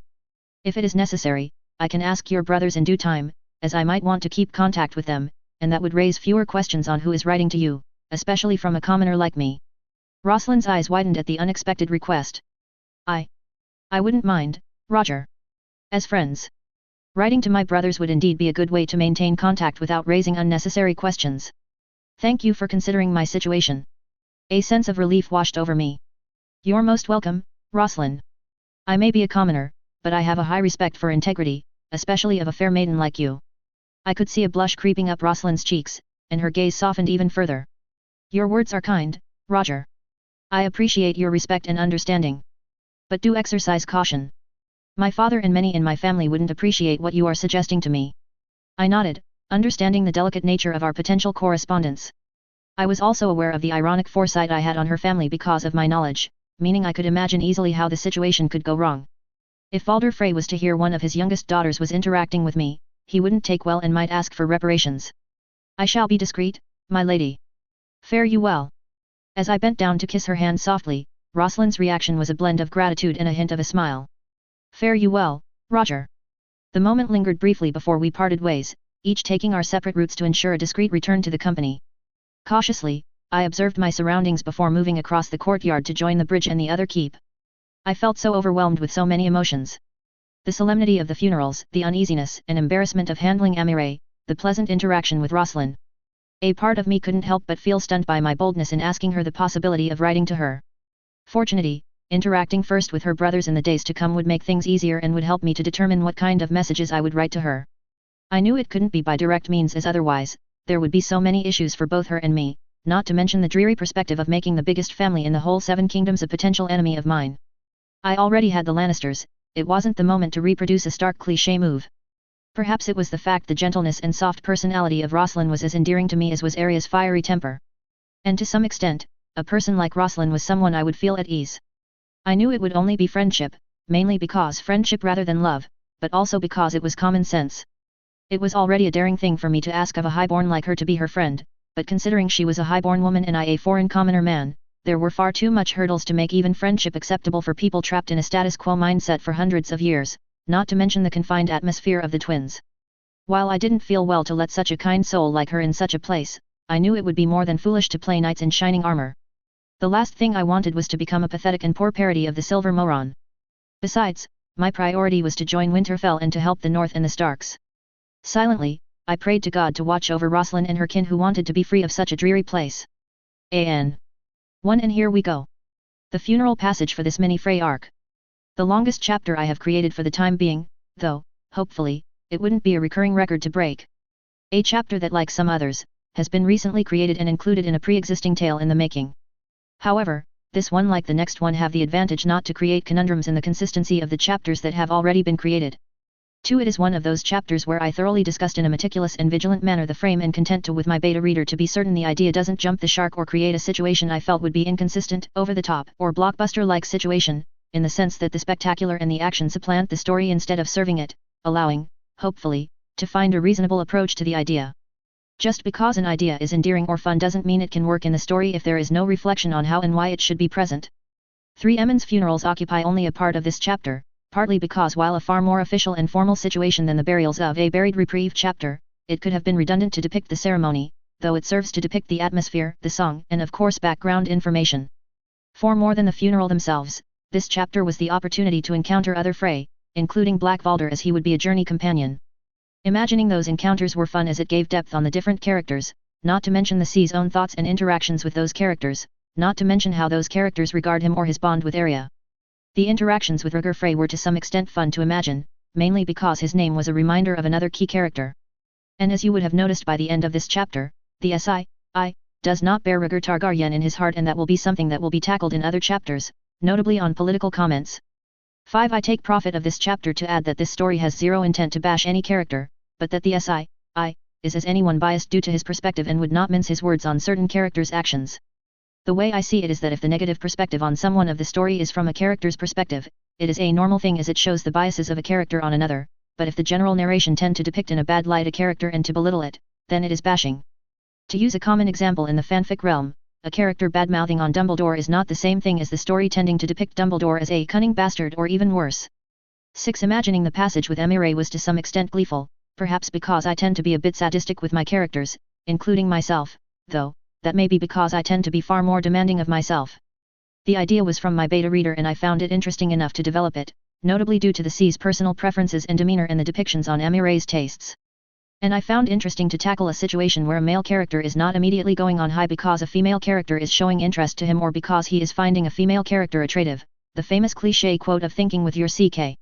In short, being the total opposite side to Theon/Robert/Tyrion/, and of course the social issue of such situations as a small folk refusing a lady could be problematic. Joseph's story in the book of Genesis came to my mind when depicting the scene as Joseph refused the advances of the steward's wife, resulting in him being thrown into prison because the woman accused him of attempting what she did to him. 7. The interactions with Rosalind were interesting to imagine. While she is one of the key maidens for the House Frey, a middle ground situation was decided for the chapter, especially as her initial introduction can be justified with the presence of her brothers. In fact, the two interactions can work in the sense they are coincidence, even with the C's intent in the second case. It allows to depict the C's romantic side, in the sense of a Disney princess or a Jane Austen maiden character like Eleanor from Sense and Sensibility, and his lucidity on the situation, even if he doesn't let it cutting himself off any interaction. You can have your personal interpretations on how those interaction could result in or not.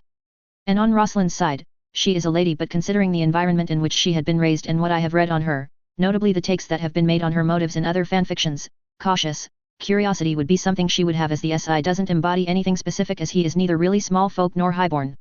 A teaser: next time, Mark and his companions attend the feast that will conclude their presence in the twins. 9. Have a good reading. 27. A tricky feast.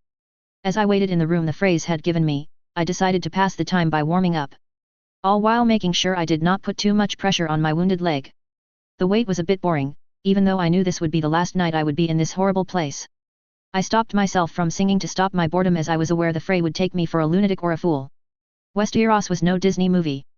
I was also walking the halls where the Red Wedding would have occurred, which was having me on edge at times.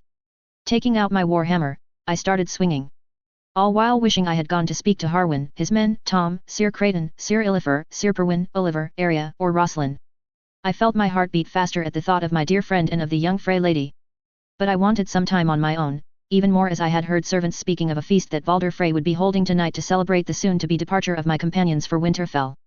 Though, the feast was also likely to honor the memory of Sir Emmon, though the fact we were to leave tomorrow might be the reason why it was presented that way. Thinking of the incoming feast, I felt torn apart. As much as I was curious to see how a Westerosi feast would go, it was held in a place that brought nasty images to my mind. Talisa being stabbed, Robb being shot before the final blow by Roose Bolton. The images of the Red Wedding were flashing in my mind as I thought of the incoming feast. I knew it was foolish to linger on it, as this awful event wouldn't likely occur, but knowing whom I was feasting with, I wasn't certain to attend it, but the thought of leaving Arya on her own in a place she hated, especially if it was with Lord Valder Frey. And as a friend, I couldn't leave her on her own. Sure, Harwin would be there, but I was not ditching her. The knock at the door resonated through the guest room, disrupting my contemplation. I put my hammer on the bed and turned around, adjusting the makeshift bandage on my healing thigh. Quickly I called out, "Enter." The door creaked open, revealing a young servant who cautiously stepped into the room. He had an expression of boredom on his face. I acknowledged his presence with a nod, prompting him to share his news. "The feast is about to begin, Sir Roger," the servant informed me, though a bit uncertain on how to speak to me. I nodded to his words, but stopped myself from telling him not to call me Sir. It was a nitpicking detail in the instant, especially as I thought of my companions. "Have Lady Arya and her escort already left for the feast?" I inquired. The servant's eyes widened slightly, caught off guard by my inquiry. He seemed to hesitate, but responded nevertheless. "They have. The festivities are about to begin." "Thank you," I said, acknowledging the information. "You may go." The servant hesitated, as if unsure whether to offer some assistance. "Do you need help finding your way to the main hall, Sir?" I offered a reassuring smile. "No need. I'll manage. Enjoy the feast." The man nodded, appreciating the dismissal, and left the room. As the door closed, I steadied myself, taking a deep breath to alleviate the apprehension that had settled over me. I left the room, closing the door behind me. Moving through the corridors, I descended the stairs of the keep, encountering various servants and maids along the way. "Greetings," I said, offering a polite nod to the household staff. I continued toward the main corridor, where the atmosphere changed as Freymen and other servants eyed me with glances that I chose to ignore. I knew I was a curiosity, and those who had interacted with me must have discussed me with their kin. I felt some dread when thinking of Amire, considering her flirting yesterday. Would Sir Merritt confront me as Amire was his daughter, or would he consider that I wasn't responsible for his daughter's looseness? It wasn't only Sir Merritt I was concerned about, there was also the old lord, considering the number of people he might have interacted with or the rumors he had heard. And if he heard anything about my interactions with Arya, notably from Black Valder or Rhaegar, I couldn't imagine what would cross his mind, especially for an old petty lecher like him. I took a deep breath to chase away the worry that was plaguing me. Hoping for the best, but preparing for the worst tonight. As I rounded a corner to join the main corridor, a scene unfolded before me. Joyeux Ironford and Black Valder Frey stood in close proximity, and it was evident that the latter was making unwelcome advances. A part of me suspected Lord Valder Frey to have tasked his great-grandson to accompany Arya and our escort due to suspicions about Black Valder's intentions towards his recent wife. Especially as I remembered the rumors tied to the affairs the man had with some of his great-grandfather's wives, or that some of Valder's children might have been fathered by his great-grandson. Trying to look casual, I approached them with a polite nod. "Lady Frey, Sir Valder," I greeted. Joyeus's reaction to my arrival was a mix of surprise and relief, perhaps grateful for a distraction from her uncomfortable situation. She quickly moved away from Blackvalder, clearly relieved for the interruption. Looking into her eyes, I was reminded of the helpless look her TV counterpart had, when Catelyn Stark had a knife to her throat. It was worse here because this was an actual 15-year-old girl instead of a 23-year-old actress playing a younger role. Though perhaps more 17 if all characters were 2 years older than their book counterparts, which I couldn't be certain. Blackvalder, on the other hand, shifted his gaze from the young woman to me, a look of annoyance on his face, obviously irritated by the interruption and even more with my presence. Was he so bold that he would have tried to satisfy himself with Joyeuse in the hall? "What are you doing here?" he demanded, his tone sharp and accusatory, clearly irritated at having his advances interrupted. Not that I would have allowed him to abuse the young wife of Lord Valder. "I was joining the feast your great-grandfather is holding for the incoming departure of Lady Aria's escort," I replied with a firm voice. "Considering that I am part of the group, as you will be, it is proper for me to attend it." His reaction was swift. "Decided to grace us with your presence, have you?" he commented, his eyes narrowing. "And addressing Lady Aria with such titles, when she isn't even by your side. Quite rude for a foreign commoner to be proper to a lady who isn't around." I held my ground, not allowing his tone to unnerve me. "I speak of Lady Aria in the way that fits the situation, Sir Valder," I answered. Joyeuse observed our exchange, her eyes flickering between us. Blackvalder, undeterred, retorted, "It's not about circumstance, it's about respect. Something you, as a foreign commoner, might struggle to understand with how you interact with Lady Stark." A foreign commoner and a Stark.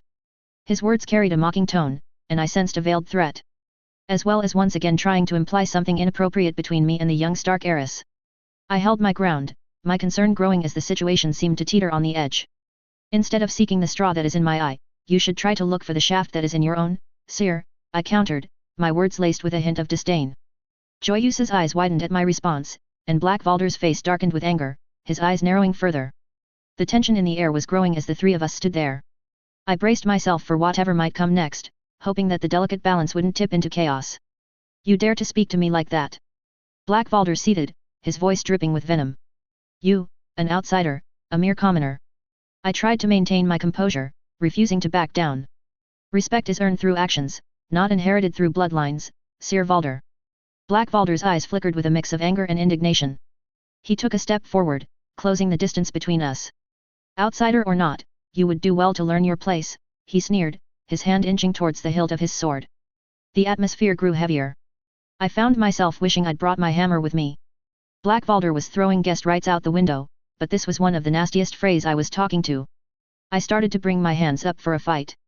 For a moment, my mind flashed back to Christoph Dedinger, a boxer who was filmed punching police officers in riot gear during the Yellow Vests protests. But it was unlikely my fists could do much against whatever armor Blackvalder had padding his body. But before a fight could break out, we heard the voice of Lothar Frey calling out to us. We turned around to see Lothar approaching, his calculating eyes surveying the scene. "What's going on here?" he inquired, his eyes shifting between Blackvalder and me.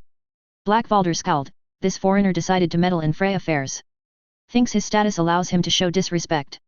Lothar looked at me, and with a raised eyebrow, he addressed me directly. "Is that true?" Lowering my fists, I took a deep breath, focusing on answering carefully and truthfully. "With all due respect, my lord, I was joining the feast your lord father is holding for Lady Aria and her escort, of which I am a part. I happened to stumble upon Sir Valder, who was discussing with your stepmother. He was displeased that I interrupted their conversation, and that's why we were quarreling." Lothar's gaze shifted to Joyeuse. "And what is your account of the situation, my lady?" Joyeuse took a moment to compose herself before speaking. "My lord, Sir Roger merely stumbled upon our conversation, and I welcomed the interruption as Sir Valder was making unwelcome advances." I almost heard Blackvalder muttering, "Not a knight." Internally I agreed with him in spite of myself, but remained silent as the time wasn't right to make corrections. I observed Lothar's expression hardening as he turned his attention back to Blackvalder. "Is this true?" Blackvalder scowled, clearly unhappy with Joyeuse's revelation. "She's exaggerating. We were just having a private conversation." Lothar silenced him with a stern look. "Enough. We will discuss this later. Right now, we have a feast to attend, and father is waiting." He turned to Joyeuse. "Thank you for sharing your perspective, Lady Frey. My father is awaiting you in the hall." Joyeuse nodded in acknowledgement, a subtle relief visible on her face. "I'll go to him immediately, my lord," she replied before turning to me with a grateful smile. "Thank you, sire." I nodded in a respectful manner to the young woman. As Joyeuse left, Lothar then shifted his gaze back to Black Valder, a stern expression on his face. Sir Valder, remember that Lord Valder has extended his hospitality to all members of Lady Aria's escort, including our foreign guest here. I suggest you join the feast and put this matter to rest. Black Valder scowled but ultimately obeyed, turning on his heel and leaving in the direction of the feast. Lothar watched him go before turning his eyes back to me. Lothar looked at me. You've been lucky this time. You can thank the seven you're a guest of my father, otherwise you would have to deal with dire consequences. I couldn't help but agree to his words, even if agreeing with him was peculiar. Being on my own with the man who would be one of the masterminds of the Red Wedding in the books and possibly in the show was unnerving. Noticing Lothar's continuing glance on me, I asked as steady as I could, "Is there anything else, my lord?" I restrained myself to comment on the fact we both needed to join the main hall, as I doubted he would have appreciated those words. Lothar's calculating eyes lingered on me for a moment before he spoke. "I would like to have a word with you, Roger." Wary and uncertain, my mind raced as I once again considered his role in the notorious Red Wedding. "What do you mean, my lord?" "As the steward of the crossing, you could have summoned me any time in the last 3 days." Lothar's expression remained composed, and he nodded slightly. It's true. Yet as a steward, I bear responsibilities of greater importance than tending to the affairs of a lowborn such as yourself." I acquiesced briskly, agreeing with his reasoning even if the cultural biases he displayed made me cringed. He then looked at me with a calculating eye that made me shiver. "But are you merely a lowborn? Gossip swirls about you in recent days, and your demeanor and conduct do not befit that of a mere peasant. Furthermore, the fact that my stepmother and others address you as sir does raise the question of your true station in life, does it not?" I nodded to his words, though it felt weird from the fact that other people believed me to be a knight. How could such confusion have occurred? Even considering that the blacksmith was the one that assumed I was a knight because of Sir Illifer and Sir Creighton's presence, I doubted his sole word would have been enough. "I've noticed that fact when speaking to people of your household and even some of your kins, my lord. And I admit my manners and the way I speak are not usual for people of the small folk, even for foreigners. But in regards to your realm's traditions and laws, I am no knight. My homeland does have knights however, and I know my mother's side used to be well off.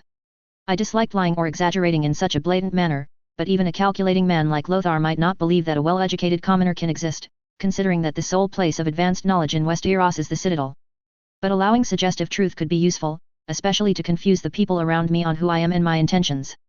Lothar's calculating eyes lingered on me for a moment before he spoke. "Interesting. It's not every day that we encounter a foreigner with such refined manners and a tangled web of stories." Lothar's gaze remained fixed on me, his lips curling into a faint smile and his eyes still calculating. "Your words intrigue me, Roger. A well-educated commoner from a foreign land, you say? That is quite the tale. That makes your presence in the service of the Starks even more impressive in regards to your unique circumstances." I offered a nod while watching him with vigilance. "Circumstances and opportunities can open gates that generally remain closed or narrowly opened, my lord." Lothar raised an eyebrow, his curiosity evident. "Indeed. But let's get to the heart of the matter. We've recently heard intriguing tales from Derry Castle about a peasant challenging the royal family and winning against the heir to the Iron Throne. A bold move, I must say." I acquiesced to his words. "And since Lady Aria arrived in your father's keep, and the fact I am obviously a foreigner, you and likely others had guessed I must be this commoner." Lothar's lips curved into a faint smile. "You catch on quickly. So, Roger, are you that man?" I met his gaze squarely. "I am this man. But what do you want to know?" "You've heard the story, and I can imagine it is a wild one considering it is not very usual to see someone from the small folk challenging a member of the royal family that's a member of the Lannister household. Especially one that succeeds in that endeavor and leaves unscathed." Lothar's curiosity deepened, and he asked a crucial question: "What drove you to challenge Prince Joffrey?" Taking a moment to gather my thoughts, I responded, "I did what was right, my lord. Lady Aria was accused of wrongdoing in an incident, and the way her tale and the prince's story clashed with each other too strongly let me know there was something wrong. She was on her own against someone whose position allowed him to stand over her and crush her even when he was in the wrong. I couldn't let this injustice occur, even more as I believe that lords and knights have a duty and are therefore accountable for their actions." Lothar listened intently, his gaze unwavering. "A sense of justice, then," he mused. "A noble cause indeed, but a dangerous one to undertake. Challenging the prince and his family is no small feat, especially for someone of common birth." I nodded, acknowledging the risks involved. "I was aware of the dangers, my lord, but I couldn't stand by and watch a child suffer. Lady Aria deserved a fair trial, and I believed it was the right thing to do. Prince Joffrey had accused her and her now dead friend of beating him with sticks." Lothar's calculating eyes bore into mine as he processed my response. "Idealism in the face of danger. Admirable, but how did you manage to succeed against such odds? The prince and his family are not known for their willingness to yield. I paused, considering how much I should reveal, while finding it a bit ironic, considering his own family's reputation. Element of surprise, logic, and facts, I finally replied. I intervened when it was obvious everyone would assume in one way or another that the prince's tale was true. My intervention and the fact I introduced myself as a foreign commoner were a total surprise and a curiosity for the people present in the hall. The king agreed to listen to me, probably because he was intrigued and amused. Lothar's eyes sparkled with interest. Go on. I compared both tales, emphasizing the holes and inconsistencies in the prince's story and the implications of his actions regarding Lady Aria's tale. But because I knew my words alone would not be enough, I asked the king to allow truthful and honorable men to check the prince's body for wounds. It would prove if he bore the injuries he claimed. There were no cuts, bruises or any other marks. And that settled the issue, proving Lady Aria's innocence. Lothar nodded, absorbing the details. Not an easy feat. And after that, what did you do? I was about to take my leave for my safety, but Lady Aria convinced me to ask for her father's protection.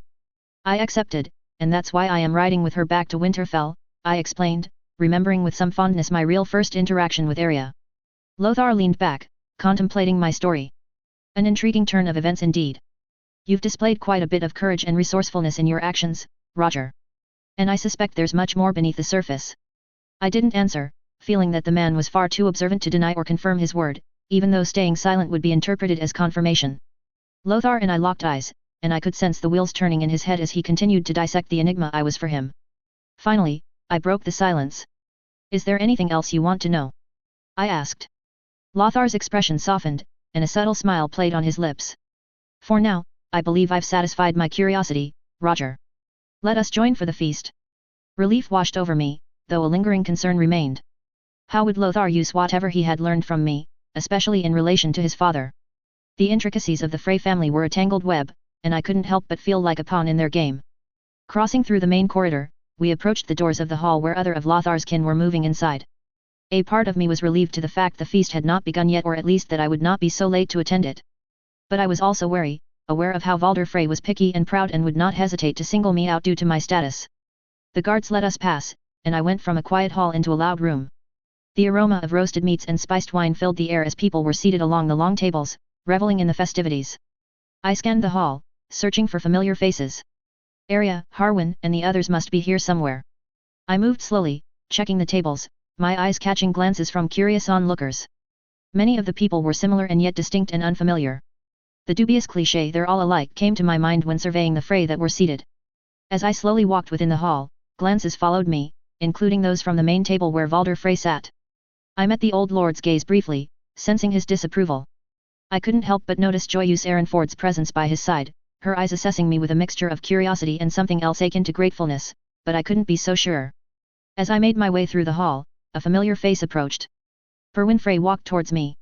A part of me was elated as I was aware he was now part of Arya's escort. I greeted him with a nod, "Sir Perwyn." He responded with a faint smile.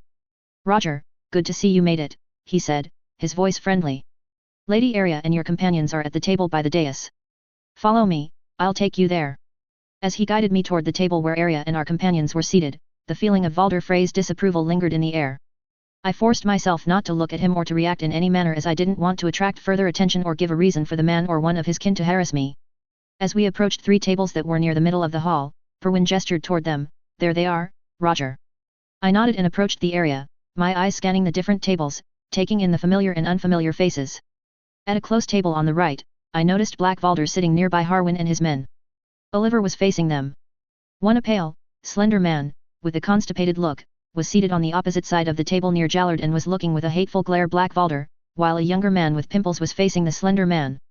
I couldn't help but wonder who the man glaring at Black Valder was, reminding me of something I had read both in the books and fandom. Finally, a portly man of great appetites with a broad and fleshy face was standing at the center of the table, facing Harwin. Black Valder's eyes suddenly met mine and turned into a bitter glare. His move caused the other men to turn around and look at me.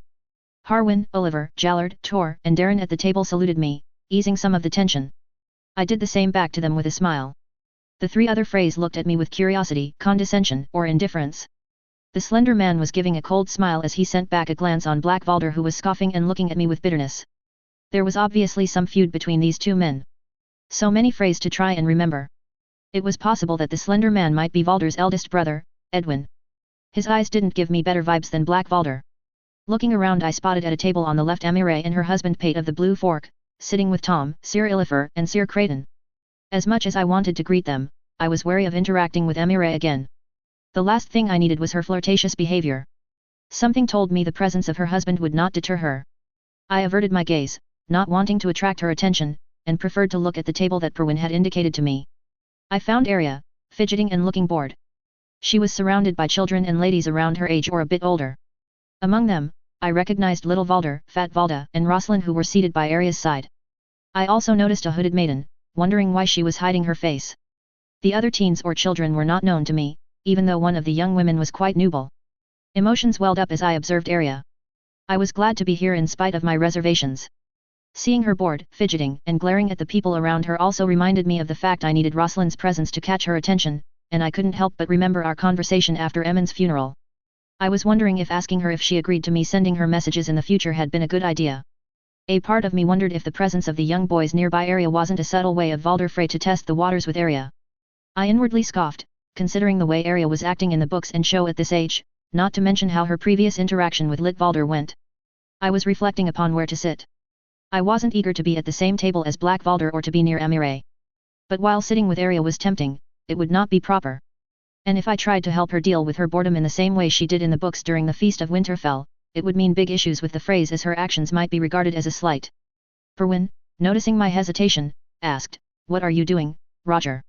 Turning my glance towards the Frey Knight, I replied, "I do not know where to sit, Sir Perwin. I want to keep company with Lady Arya, as I know her enough to see she is bored and possibly ready for mischief, but I know that would be improper. I am not very eager to sit near Sir Valder, as we just had a new disagreement and dealing with his mood is the last thing needed now." I hesitated to go on, as talking about Amire's flirtations towards me, curiosity on me, would be a bit problematic to mention. Plus, it was something one would not talk about at a feast. A part of me berated me for not doing it, as it would influence Perwin, but factually speaking, the table of Sir Illifer and Sir Creighton was ironically the less problematic on both protocol and personal levels. Perwin listened attentively to my concerns, his brow furrowing slightly. After a moment of contemplation, he spoke in a low voice, "I understand your dilemma, Roger. Given the circumstances, perhaps it would be best for you to sit at a neutral table where you can engage in conversation without there being any undue tension, especially with my father." He gestured towards the table where Sir Illifer and Sir Creighton were seated with Amire and her husband. "That table seems to offer a more congenial atmosphere. You can interact with familiar faces and avoid any potential misunderstandings." Perwin's suggestion seemed reasonable, and I nodded in agreement, even with my reluctance due to Amire's presence. "Thank you for your advice, Sir Perwin. I would like a little service from you." The young knight frowned a bit with intrigue, but acquiesced. "What kind of service?" "Can you relay a message for your sister, Lady Rosalind? Tell her to keep an eye on Arya to prevent her from doing something that could irate your father. Tell her not to engage Arya in ladies' discussions, she doesn't like them at all. It would be wise if the conversation is about some of Arya's interests, like horse riding or the north. If Arya wishes to discuss what I had shared with her since our departure from Derry Castle, I have no objection." Perwin nodded thoughtfully. "I understand, Roger. I'll convey your message to Rosalind. She's already become quite attentive to Arya's moods." I nodded approvingly and glad that Rosalind had already noticed in her few interactions how Arya was behaving. A part of me was however wondering if her situation didn't contribute to this careful attention, as she was in interaction with such a diversity of characters in such a confined place. Perwin's curiosity then got the better of him, and he asked, "How do you know so much about Lady Arya's interests and preferences?" I chuckled. "When you spend a fortnight interacting with her, you get a sense of what she enjoys. Not everyone follows the conventional standards of noble conversations. I suppose I'm just an unconventional companion." Perwin gave a wry smile, acknowledging my response. "Fair enough. Well, I'll see to it right away. You go ahead and join your companions. I'll make sure the message reaches Rosalind." With a nod of gratitude, I made my way toward the table where Sir Illifer and Sir Creighton were seated. As I approached, Tom noticed my arrival. "Hark, goodly Roger. Pray tell, how fares the eve for thee?" "Hello, Tom. The evening is unfolding as it should. How about for you and our friends here?" I greeted, acknowledging the others at the table. Sir Illifer and Sir Creighton turned towards me, offering nods of acknowledgement. Pate of the Blue Fork, who hadn't met me before, turned his gaze towards me. "Good evening, Sir," I greeted Pate. "Evening, Roger. I've heard about you traveling with the Stark party, aren't you?" Pate responded. "Yes, that's right, I replied, maintaining a friendly tone. As I settled into the conversation, I couldn't help but feel Amire's eyes on me. I stopped myself from visibly shuddering. With a polite nod, I greeted her, "Greetings, my lady." She answered me with a playful smile displaying a subtle smirk and a hint of something more, accompanied by a raised eyebrow. It seemed that she might still have an interest in me, which made me nervous, even more now that I would be near her during the feast. A part of me could only hope that the presence of her husband would have her act like a more proper lady of Westeros. Act being the key word. She seized the opportunity to show me the seat by her side, a sultry smile playing on her lips as she gestured to the empty space. "Why don't you join me, Sir Roger? We didn't finish our discussion." "I've found it quite intriguing and interesting," she said with a gesture and a smile that carried a mix of friendliness and something more suggestive. I took a deep breath, not really wanting to be near her but also not eager to create an incident. I was also baffled by her audacity with her husband nearby. Either he didn't notice or worse, he didn't care. I couldn't be certain, considering he was only mentioned in the books and nothing more. It felt like a sketch comedy of a horny wife and her oblivious husband. "You honor me with your request, my lady," I finally answered, choosing my words carefully, "but I couldn't accept it unless your husband sees no inconvenience with my presence."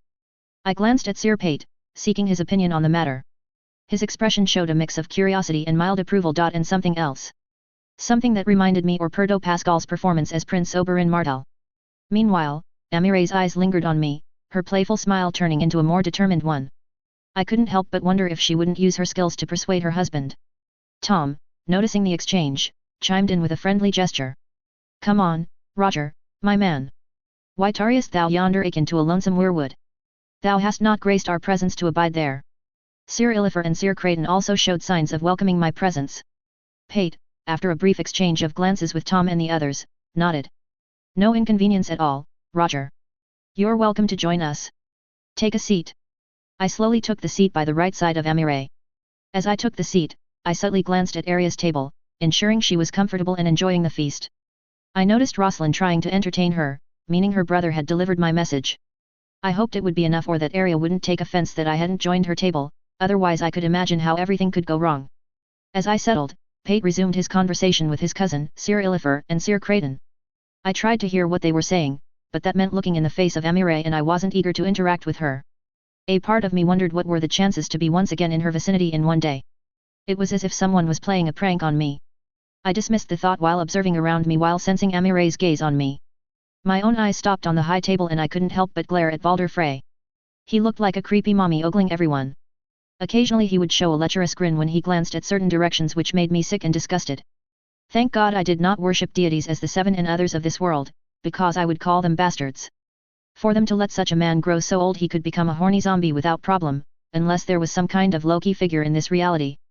I suddenly heard Amire calling me out, distracting me from my thoughts. "Sir Roger," her voice purred, cutting through the ambient noise of the feast. I turned to her, ready for trouble. "Yes, my lady," I responded with a polite nod. Amire, with a teasing smile, commented on my demeanor.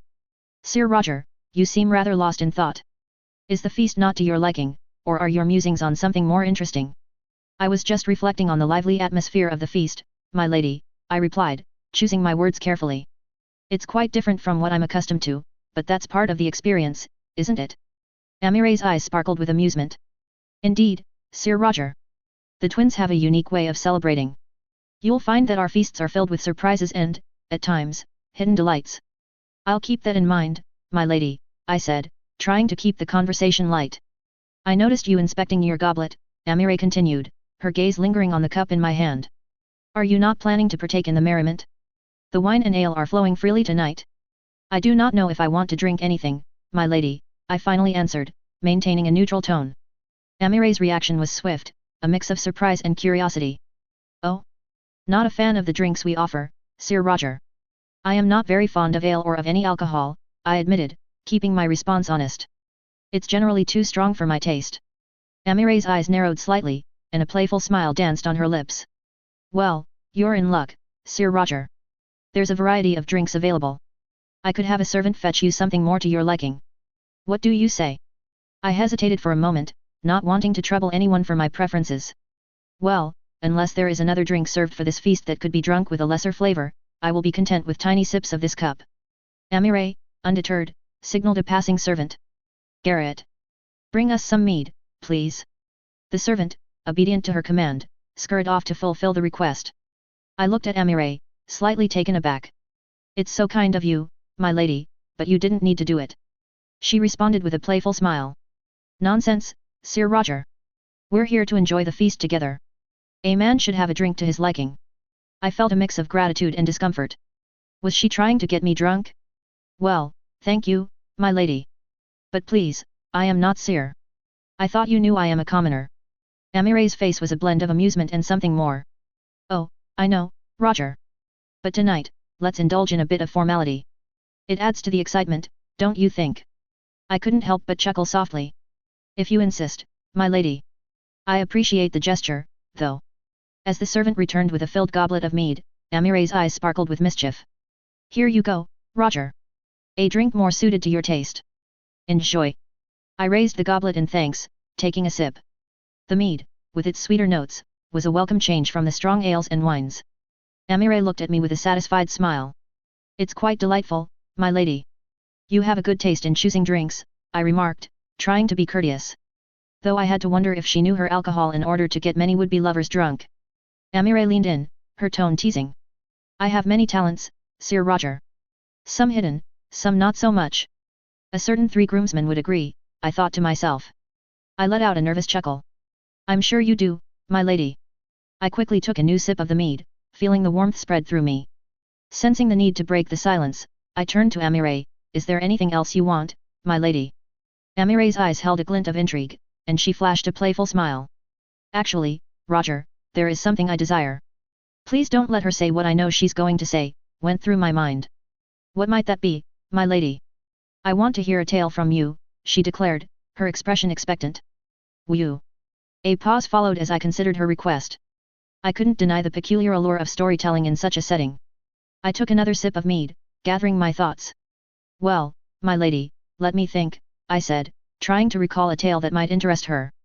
After a moment, I settled on one. Allow me to share with you the story of Marie Waluska. Amire's eyes lit up with curiosity. Marie Waluska? Pray, do tell. I leaned back in my chair, setting my meat aside, and began to weave the tale of Marie Waluska. Marie Waluska was a young noblewoman whose land had been torn apart by their neighbors during her youth. She was married to a man who was 3 to 4 times her age when her part in the great story began. When she was around 20, a powerful man that would be both revered and hated named Napoleon, rode in her land, fighting a war against one of his enemies and one of those who took part of her land.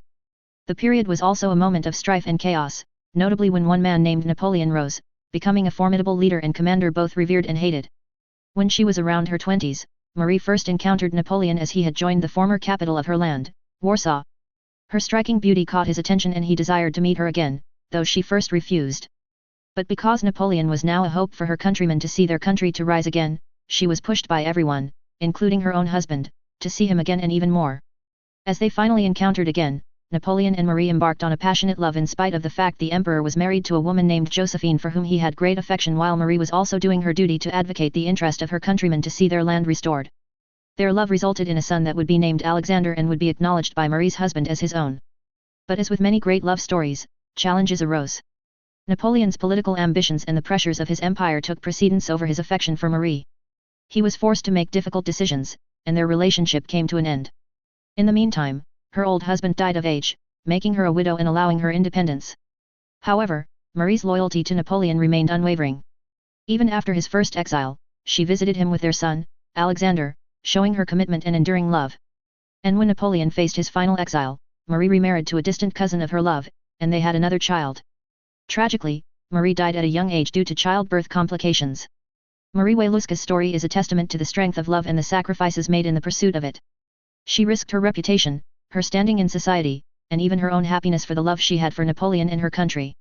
Her legacy lives on, not only as a woman who loved deeply but also as someone who fought for the restoration of her homeland. Some people say that love is the death of duty and duty is the death of love. But when duty is fueled by the love you have for your country, is it the case? As I continued my tale of Marie Waluska, Amire Frey listened with a mix of fascination and mischief in her eyes. The atmosphere in the room became charged with the tension of our previous encounter, and I couldn't help but sense Amire's lingering interest, and lust. Amire's eyes sparkled as I recounted Marie's unwavering loyalty to Napoleon, even in the face of adversity. The mention of Napoleon's exile seemed to intrigue her further. I noticed her fingers idly playing with a lock of her hair, a subtle sign of her restless curiosity. I took a breath as I ended my tale of Marie Luska, looking at Amire, both expectant and apprehensive. Her eyes, still holding that mischievous glint, met mine. The air seemed charged with anticipation, and I couldn't shake off the feeling that this moment held more significance than a mere exchange of stories. Amire's hand, adorned with delicate rings, reached for her goblet, and she took a slow sip, her eyes never leaving mine. That mischievous smile played on her lips, and she leaned back, as if savoring the lingering echoes of the tale. That was quite the story, Sir Roger, she remarked, her voice carrying a subtle undertone. Love, sacrifice, and the struggles of duty, all the elements of a captivating tale. You have a way with words. I acknowledged her words with a modest smile. I'm glad you found it intriguing, my lady. History often creates the most fascinating narratives. Amire's fingers idly traced the rim of her goblet, and her gaze became more intense. Indeed, history is full of passion. I wonder, Sir Roger, do you think love can truly coexist with duty? Or is it destined to be a force that disrupts the order of things? Her question, laced with subtle provocation, caught me off guard. I hesitated for a moment, choosing my words carefully. It's a delicate balance, my lady. Love has the power to inspire great deeds, but duty demands its sacrifices. Whether they can peacefully coexist depends on the hearts entwined in the struggle. Amire's eyes sparkled with satisfaction, as if my response had confirmed some suspicion of hers. She leaned in, her tone teasing. Ah, the wisdom of a foreign commoner. I find your perspective rather intoxicating, Sir Roger.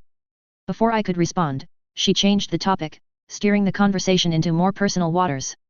Tell me, Sir Roger, have you ever experienced a love like that? A love that defies conventions and obligations. The question lingered in the air, and I felt so hot, it was amazing I was not sweating. I glanced around the feasting hall, searching for a way to escape to. There was none. Well, my lady, I began cautiously, I can't really say I have the chance or the privilege to have known it.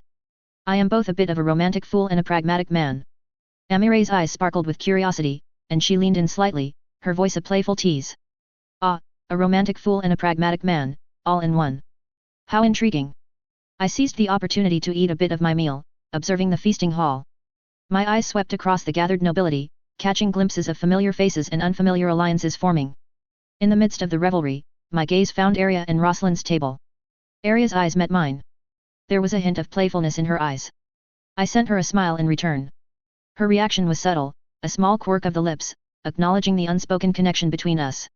Rosalind, too, looked in my direction, her eyes holding a mix of curiosity and something deeper. I raised my goblet once more, a silent gesture of affection, and a smile lingered on my face. Arya's reaction to my smile was a raised eyebrow and a playful smirk and something else I couldn't really pinpoint. She glanced at Rosalind and then back at me, as if deciphering the unspoken dynamics at play. As the mead continued to flow, I felt a lightheartedness settling in. But amidst the festivities, I suddenly felt a subtle, unexpected sensation of foot stroking my leg under the table. I tried to ignore it, not wanting to entertain Amire's advances, and took another sip of mead. However, the foot persisted, its movements becoming bolder. And then some slender fingers groped me between my legs. I jolted slightly at the unexpected touch and accidentally spilled my goblet to my side. I turned around to look at Amire to see if she was all right. But as I turned my eyes on her, I noticed with horror that, in my abrupt movement, I had accidentally spilled mead on the front of her dress which was now stained with ale, while droplets fell on the table and her meal. My lady, I'm sorry, I didn't mean. I trailed off as I noticed how the ale made her dress wet, clinging to her body in a way that couldn't go unnoticed. I quickly turned my gaze away, not wanting to be improper. Amire noticed my reaction as her surprise and outrage suddenly turned into an even more devious smirk as if she had decided to turn the incident to her advantage. One thing that did not exist in Westeros, or any part of Planetos, was bras. And by pure accident, I had done the equivalent of entering Amire Frey into a wet t-shirt contest. Made even worse that she might only be 17. With a sultry voice, she spoke, "Oh, Roger, you seem to have a talent for making things interesting." Her eyes lingered on my face, gauging my discomfort, and then deliberately traveled down to her chest, emphasized by the wet dress clinging to her bust. Trying to maintain my composure, I averted my eyes, my cheeks flushing at the awkward situation. I could feel the atmosphere growing heavier, and the others at the table seemed to have noticed the shift. Amire, however, leaned closer, her wet dress now making a show of her curves. "You know, Roger," she purred, her voice dripping with innuendo, "some accidents can lead to interesting outcomes." Her fingers lightly tracing the wet fabric on her chest suggestively asterisk. I tried to maintain my composure, feeling the eyes of the feasting hall on us. "My lady, it was truly unintentional. I apologize for any discomfort I may have caused. Amire, however, seemed to revel in the discomfort she was causing. No need to apologize, Sir Roger, she said, her smirk widening. Accidents can be quite revealing, don't you think? She leaned in closer, her lips almost brushing against my ear. And I do enjoy a bit of revelation. I shifted uncomfortably in my seat, acutely aware of the growing boldness in her advances. My lady, we can't. Your husband. I tried to protest while sending a glance at Sir Pate at her side. Amire, undeterred, leaned in further, seeking to make me look at herself and her chest in a seductive way. Oh, Sir Roger, Pate is busy with his discussions.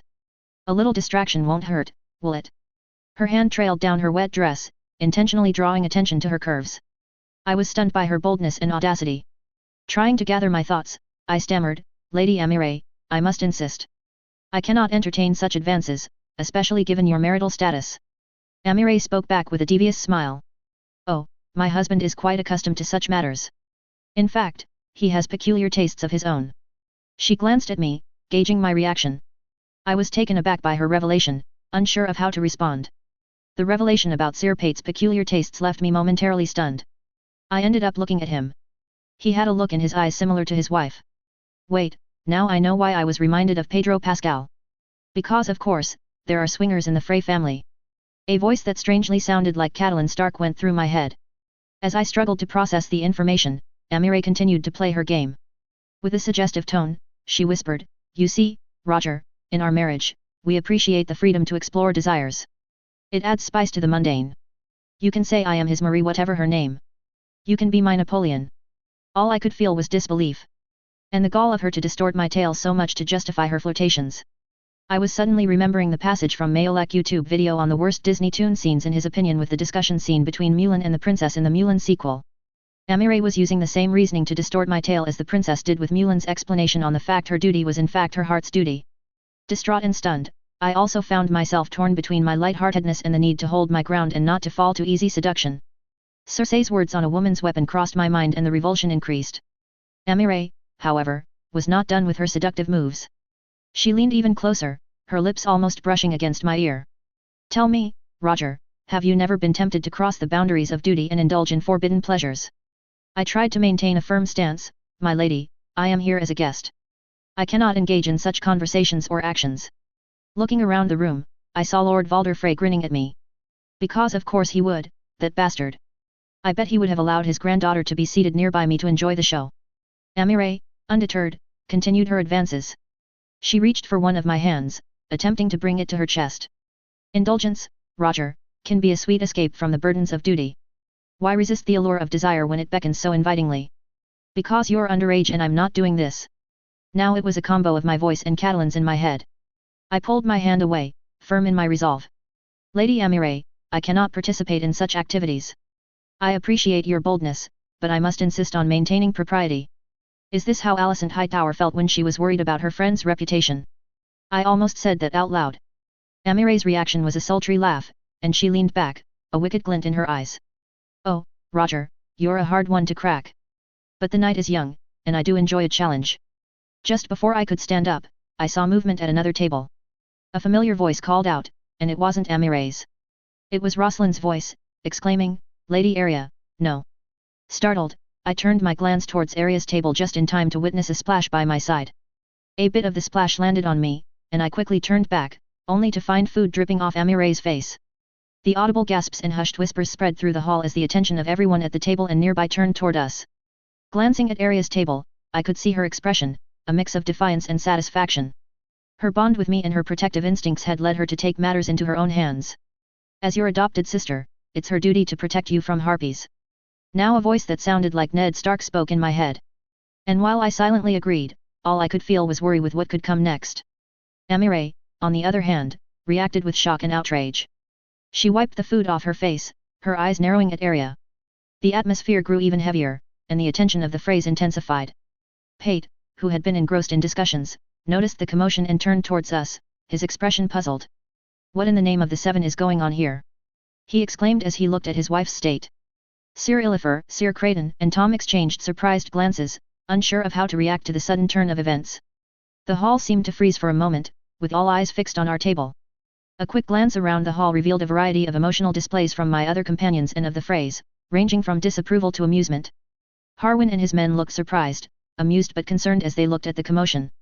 Quick glances and whispers rose among the fray, and I suspected that outrage or mockery were among the strongest feelings spreading throughout the room. Amire, recovering from the initial shock, directed her fury at Arya. "You little wretch! How dare you?" she hissed, her attempts to maintain her composure failing. I inwardly shook my head, torn apart by the relief of the distraction but nervous about an obviously irate Amire or Valder Frey that could consider it as a slight, no matter if it was only his most promiscuous granddaughter. "Leave Roger alone, you silly harlot," Arya retorted, with a defiant glare. Rosalind, attempting to calm Arya down, placed a gentle hand on her shoulder, but the young girl's fiery spirit remained. "Arya, please, let's not cause trouble." But Arya didn't relent, glaring with defiance at Amire. The latter's angry glance turned into a malicious smirk. "Oh, the little wolf bares her teeth. How cute! Are you jealous?" she taunted the young girl. I was appalled by Amire's behavior, even if a part of me remembered that with such an environment as the twins, it should not be a real surprise. I shook that thought from my head as it sounded cliché, even if it was true. Arya, not one to back down, shot back, "Jealous of you? No way. I ain't some dumb fool who's crying 'cause there's some food on her face." Amire's face contorted with anger and suddenly, she grabbed a handful of her own meal and, with a mischievous and vindictive grin, launched it in Arya's direction. Reacting quickly, Arya swiftly ducked, and instead, the food intended for her found an unintended target, Elmer Frey. I heard Fat Valda shout in a shocked voice, "Amire!" Elmer, clearly offended, shot Amire a resentful look before retaliating. His own serving of food was flung back at Amire, but the aim was off, causing it to land on Pate and Tom. Pate, now adorned with a new garnish of food, scowled and joined the fray by hurling his own meal toward Elmer. Tom, not one to be left out, threw a handful of food at the boy, only to inadvertently hit a different fray boy nearby. The hall erupted into chaos as a full-blown food fight ensued, with various fray members in our party becoming unwilling participants. Caught in the midst of the pandemonium, I tried to dodge the flying food, not wanting to be part of such a madness. I was stunned by the absurdity of the situation. Of all the situations I could have expected in the twins, a food fight was not one of them. That Arya reacted in that manner was something I could have predicted, but that some of the fray, especially among the adult ones, would fall at this level of silliness was mind-blowing. A part of me was wondering if I wasn't in some kind of parodic version of Westeros with how absurd the situation was. Initially, I tried to step aside, my intention to remain an observer in this spectacle. However, the stress, the meat-induced lightheartedness, and the infectious energy of the food battle finally broke through my restraint. With a grin, I joined the fray, grabbing a handful of food and letting loose. The hall echoed with laughter and the clatter of food, turning a tense quarrel into a chaotic, albeit amusing, food fight. It helped that I scored several hits on Rhaegar. He deserved it. Sadly, I missed Black Valder. He in turn, got egg on my face. Suddenly, Valder Frey's cut through the turmoil from his place. "Enough of this nonsense. What in the name of the seven is happening here?" As the chaos subsided, I turned my attention to the high table. Valder Frey's narrowed and annoyed eyes were fixed in our direction, and silence fell over the hall. Stavron and Lothar were observing with impassive glances while Joyeuse was stunned and uncertain. A slightly one-eyed Joyeuse, as half her face had what looked like mashed potatoes covering it. Amire cut the silence as she complained and pointed a finger at Arya. She started it by throwing food at me without any cause. "I demand retribution." Arya scoffed, "Retribution? You were practically sitting on Roger's lap and enjoying every moment of it. I just thought you needed a wake-up call." After a long, silent moment, Valder Frey's stern expression broke into a grin. Well, well. It seems the North knows how to entertain. A food fight at the twins. Who would have thought?" He chuckled, his amusement echoing through the hall. The tension eased, replaced by a mixture of confusion and relief. The Freys, unsure of how to react, exchanged glances. Amire, still fuming, was taken aback by her grandfather's unexpected response. Valder Frey leaned forward, addressing the whole hall, "Let this be a lesson to all of you. Feasts are meant for joy and merriment, not for bickering. Now, let us resume the festivities. And you, Stark, clean yourself up. We wouldn't want a mess in the feast that is bestowed in your honor." Arya, somewhat taken aback by Valder Frey's response, shot a defiant look at Amire. She seemed ready to deny it, but I sent her a glance and shook my head. Having noticed my glance and another from Harwin, she complied with the order. She wiped the remaining food off her clothes and face as best she could, not without revealing a mischievous smirk that hinted at her satisfaction with the outcome. I couldn't help but shake my head at her antics. I was relieved that Valder Frey seemed amused by the situation, though the unease lingered. The incident had taken an unexpected turn, and the reactions of the Freys were unpredictable. I also felt deeply exhausted and torn apart. A part of me had been entertained by what happened, but the other was feeling guilty, even more as I should have been far more restrained and upstanding than now. A part of me considered that Ned would be disappointed by the situation, both in regards to Arya and for my own failures. Then again, if Catelyn had caught someone flirting with her husband. I then glanced at my table and saw Amire composing herself as best she could, her face a mix of resentment and restrained anger. It was obvious she was still visibly upset and humiliated. Pate, noticing her state, leaned over and whispered something in her ear, which elicited a brief but genuine smile from her. A part of me wondered how much she would want to take revenge on Arya. Thank heavens that we were leaving the twins tomorrow, as otherwise the place would likely become a ticking bomb. I noticed Tom exchanging amused glances with my other companions, seemingly finding humor in the absurdity of the whole ordeal. I noticed that Sir Pate was doing the same, including giving me those same looks his wife had been. Looking around, I saw that everyone was trying to resume the feast as if there had been no incident, though Black Valder was sending dark scowls which made me sigh, as his presence in the rest of the journey would likely be a pain. The feast gradually regained its jovial atmosphere, with music, laughter, and conversation filling the hall once more. I inwardly prayed that I would get through this event without any more incidents. I couldn't wait to resume the journey to Winterfell and to be as far away from the twins as possible. I looked once again at Arya's table and saw Roslyn's gaze lingering on me. There was a silent exchange, with the lingering tension from the earlier chaos seeming to vanish. The young woman seemed relieved but a bit concerned and wary, and I couldn't blame her. I raised my goblet to Lady Roslyn, who had caught my glance. Her reaction was subtle yet unmistakable, a look of relief. I answered her unspoken curiosity with a soft and respectful smile. She turned away her gaze, glancing at Arya, a subtle shift in her expression revealing a hint of amusement, sympathy, and concern. I could imagine that seeing Arya throwing food at Amire was something so unexpected, so unladylike, and yet something Roslyn had always wanted to do. A part of me was wondering if she was wary of facing Arya's wrath, considering how Arya faced her the previous day, but I dismissed the thought, not desiring to overthink the matter. Another part of me wondered if my idea of writing to her in the future was really a sane thing to do. It felt like a Disney princess fantasy of mine, especially in regards to my situation. My logical side reasoned that at least, if it didn't bear fruit in any manner, at least I could remember with a certain fondness our short encounter and exchange. I chased away those thoughts, feeling tired and uncertain to attend the feast anymore.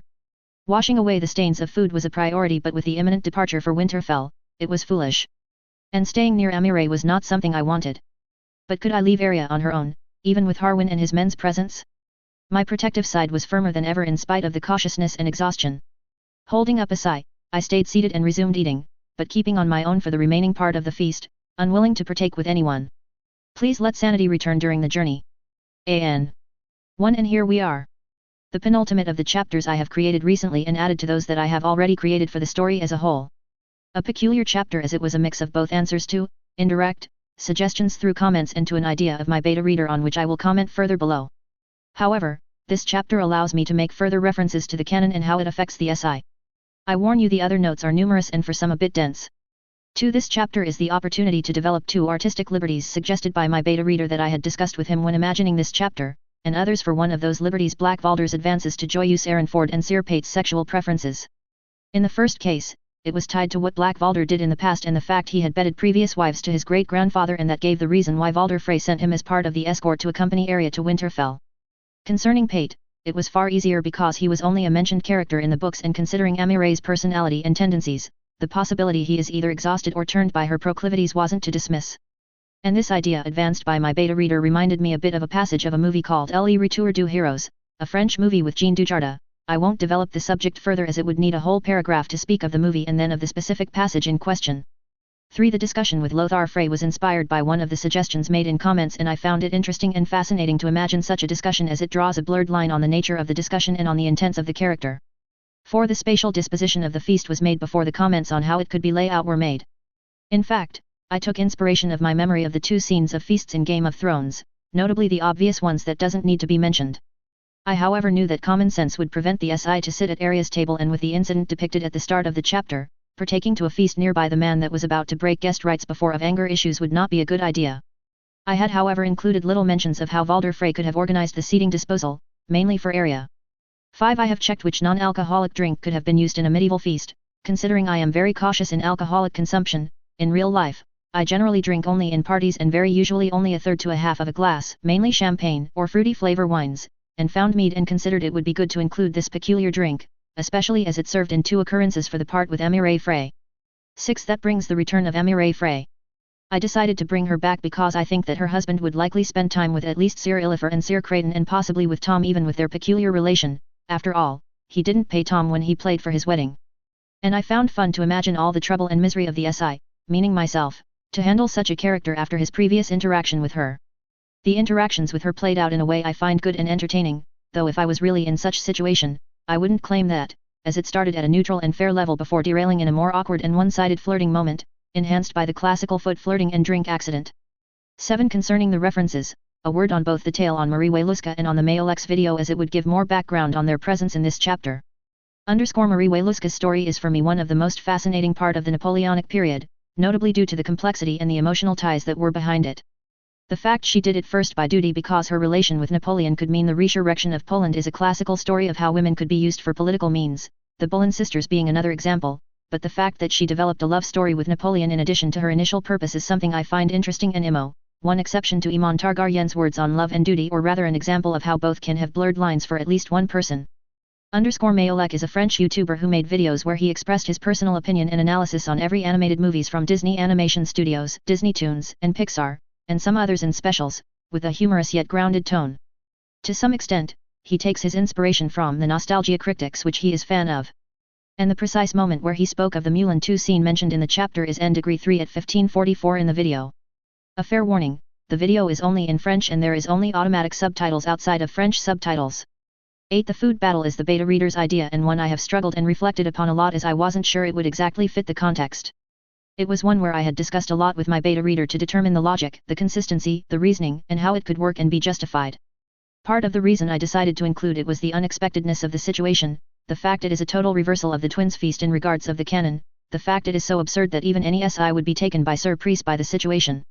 The start of the fight was the easier as I took inspiration of Arya throwing food at Sansa in Winterfell feast as the spark of the final part of the chapter, with in addition how Amire, like any other Frey that has observed it, would observe Arya's demeanor and the peculiar nature of a feast in ambience. The end was more difficult because of Valder Frey's demeanor. It was the beta reader's suggestion that brings me to imagine this final and unexpected reaction. And I personally like to think that he must have not known such absurd fun for so many years. In my mind, Valder Frey is a bit like Simeon Lee of Hercule Poirot's Christmas, and the scene depicted in this chapter is akin to a scene of Tintin, Flight 714 to Sydney, when Calculus retrieved the bill haddock hid in Mr. Carides's hat, leading the man first to seemingly exploding into anger before unexpectedly exploding into a big laugh.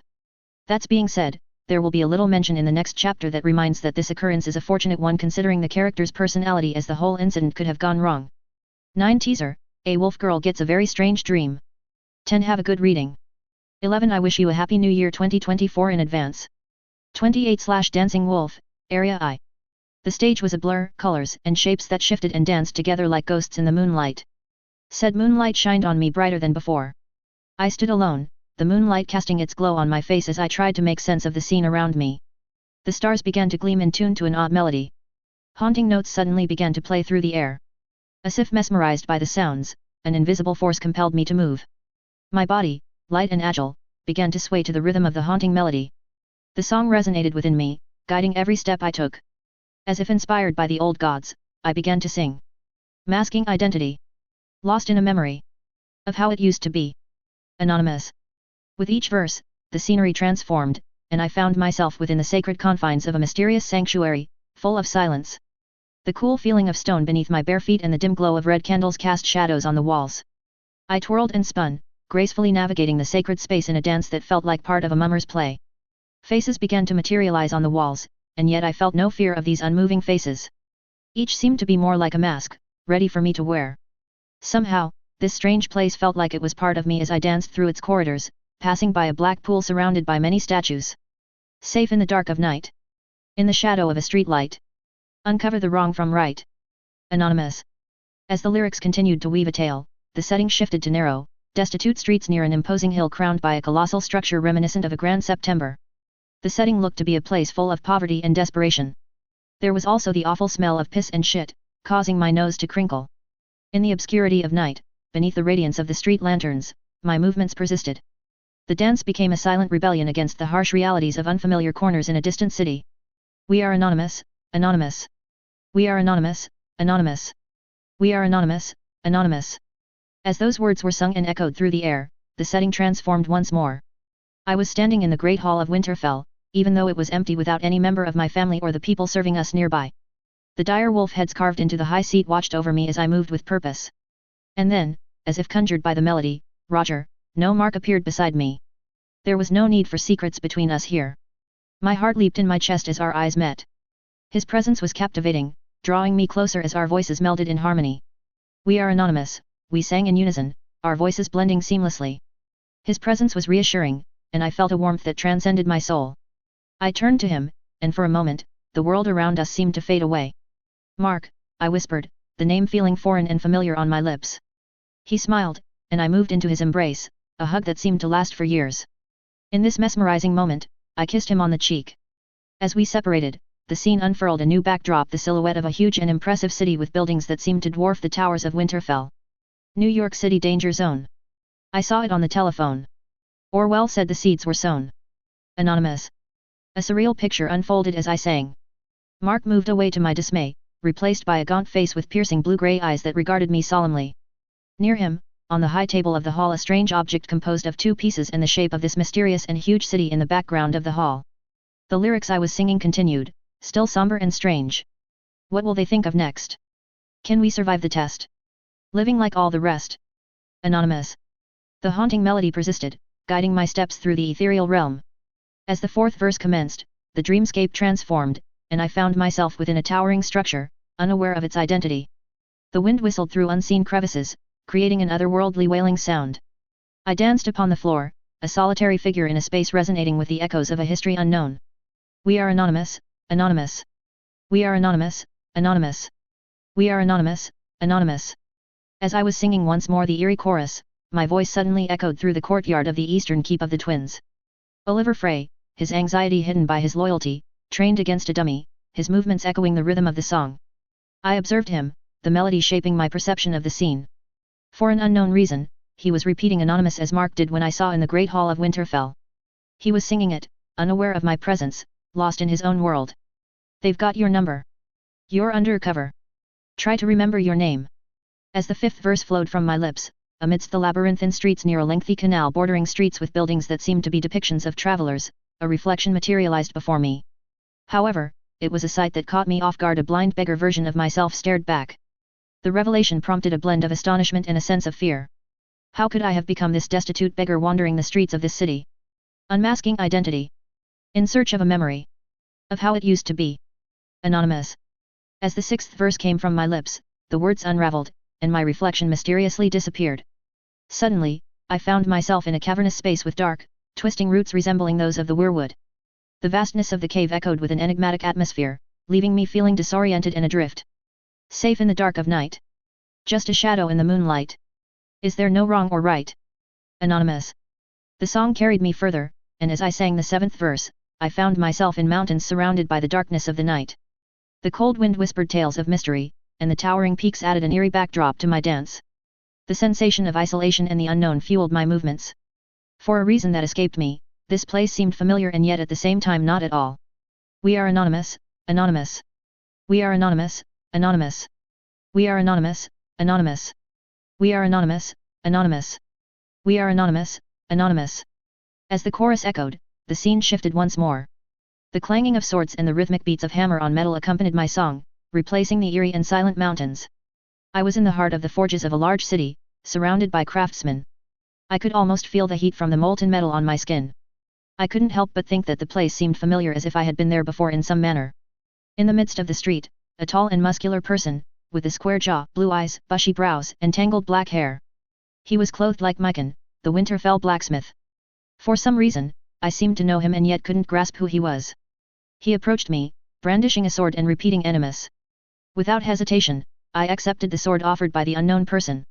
It felt light in my hand as I rushed further into the street, the melody guiding my every step. Anonymous, anonymous. Anonymous, anonymous. Anonymous, anonymous. I found myself embroiled in a spar with swordplay as I sang the chorus once more. The street morphed into the courtyard of Winterfell as I rushed. I then came across a young boy around Sansa's age with straight black hair and olive skin, clothed like a Dornishman and armed with a rapier. Yet his face was hidden by shadows. We spared in harmony, our blades dancing to the rhythm of the song, but also echoing each other in the chorus. Our duel intensified, the pace quickening with each exchanged blow. As I lunged forward, the boy gracefully sidestepped, his rapier dancing through the air. But just as I was about to catch a glimpse of his true face, a sudden awakening jolted me back to reality. My eyes fluttered open, and the room came into focus. I recognized the familiar guest room in the twins. Confusion and the lingering sense of the dream's magic filled me. I rose from the bed, my long brown hair cascading down my shoulders. The memories of the feast, the food fight, and Amire's inappropriate advances flooded back to me. With them came a mix of annoyance, discomfort, and amusement. Seeing that stupid face infuriated me after I had thrown food at her because she was behaving like the king in Winterfell with the maids. And doing so to my friend. It riled me up but also gave me gleeful satisfaction. Only Harwin's words to me after the feast tempered my satisfaction as they still echoed in my mind. We are lucky that Lord Valder was in a good mood, as otherwise your actions would have reflected badly on you and your family and Roger could have been blamed for your deed. I frowned upon those words as they echoed back in my mind, even though I knew that Harwin was only doing his duty to my family and was concerned for me. And the idea that Mark could have been hurt because of me caused my stomach to churn. I didn't want him to suffer because of me. I already lost Micah. I couldn't lose Mark. A part of me couldn't help but feel bad as I disappointed both Harwin and him when they advised me to keep composure to stop the old man from bad-mouthing me or my family. But it was so difficult to remain calm with all those despicable people. I tried to forget those thoughts and started to move through my room, trying to make sense of my dream. The haunting melody lingered in my mind, unfamiliar yet strangely comforting.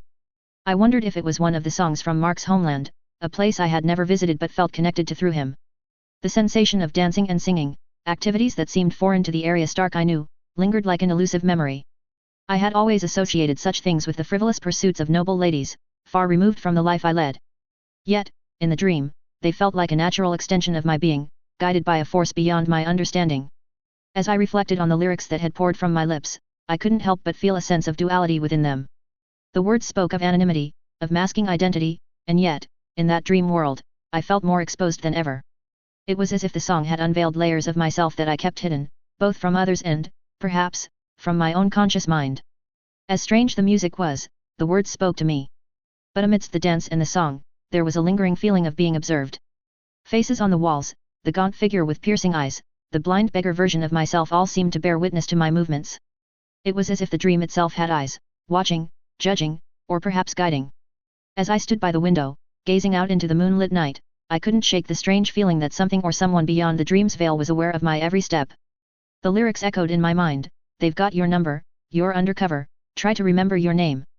It was a cryptic message that left me with more questions than answers. Some of the words were strange and I couldn't decipher their meaning. Perhaps Mark would know them if this song was of his homeland as he might for the strange man's face and the city shape I had seen. The dream had transported me through time and space, weaving a narrative that defied the logic of the waking world. As I pondered its meaning, I couldn't help but wonder if there was a purpose behind this surreal journey. Was it a glimpse into hidden aspects of myself, a reflection of the paths I might tread, or simply a manifestation of the magic that pervaded the world around me? The places outside the Great Hall of Winterfell and the courtyard of the eastern keep of the twins intrigued me. I had never set foot in those places, and I wondered what secrets they held. And yet, the dark place and the haunting tower as the narrow streets seemed familiar as if I had been there. Seeing me as a blind beggar troubled me as I couldn't pinpoint why I could have dreamt that. If there was something I would have dreamt, that would be me charging at enemies with needle at the side of Father, Rob, John. 4 figures lingered in my thoughts: the shadowed face boy I dueled, the apprentice or blacksmith who gave me the sword, Oliver, and Mark. Questions about the blacksmith apprentice and the Dornish boy tugged at my curiosity. Why were they in my dream? And why did I have the strange feeling I knew them, especially the blacksmith boy? Why Oliver Frey? I muttered to herself, perplexed by the appearance of the anxious Frey in my dream. I knew he was among the Frey that would accompany Harwin, his men, Mark, and I, but I couldn't grasp why he had appeared in my dream. It didn't make sense, even less as he was discreet and a bit coward, though kind and protective of his sister. I couldn't help but clench my fists at the thought of Lady Rosalind, even though I didn't know why. Sure, she was a lady, but she wasn't a bore or naive as Sansa. But with a father like hers, I couldn't imagine her as Sansa. She was kind and dull, but more interesting than my sister. Why, indeed, a voice, not entirely mine, echoed in my thoughts. Mark's face flashed before my eyes, a mingling of mystery and familiarity. I couldn't shake off the image of our hug and the softness of his cheek as I kissed it. It left me in a state of emotional turmoil, caught between the comfort of our bond and the confusing stirrings of something I couldn't quite comprehend. I tried to dismiss it as a strange fantasy, just a byproduct of a peculiar dream, but the deep emotions stirred within me during this instant spoke otherwise. Mark's genuine kindness and understanding kept resurfacing. The bond we'd formed, the way he treated me as an equal, were vivid memories that contradicted the age and social gaps between us. His face, always shrouded in a growing beard and curly frizzy dark hair, brought warmth to my cheeks. I tried to rationalize it, reminding myself that I was only 11, too young for such feelings. And that Mark was a dear friend and far older than I. Yet, the emotions persisted unfamiliar, and unsettling, challenging my understanding. It was confusing, and I couldn't fathom why my heart responded the way it did. I frowned, realizing how my reaction mirrored Sansa's over Joffrey, and yet, Mark was nothing like the spoiled prince. He treated me as an equal, a partner in our shared struggles, not a silly girl that can stay still and silent just to be a pretty doll. I couldn't help but wonder how Sansa would react to such dreams. She, with her ideals of romance and courtly love, would probably swoon at the thought. Her obsession with songs, knights, and gallant tales made me cringe. I was nothing like her. I had no interest in being a lady. I scoffed at the idea of love at my age, dismissing it as foolish. Or would she be scandalized by the kiss I gave Mark in the dream? I could imagine her disdainful look, a haughty remark about the impropriety of such dreams, even more considering how she had blamed him for advising father to send Lady away. I scoffed at the thought of Sansa's reaction, imagining her disdainful look and disapproving words.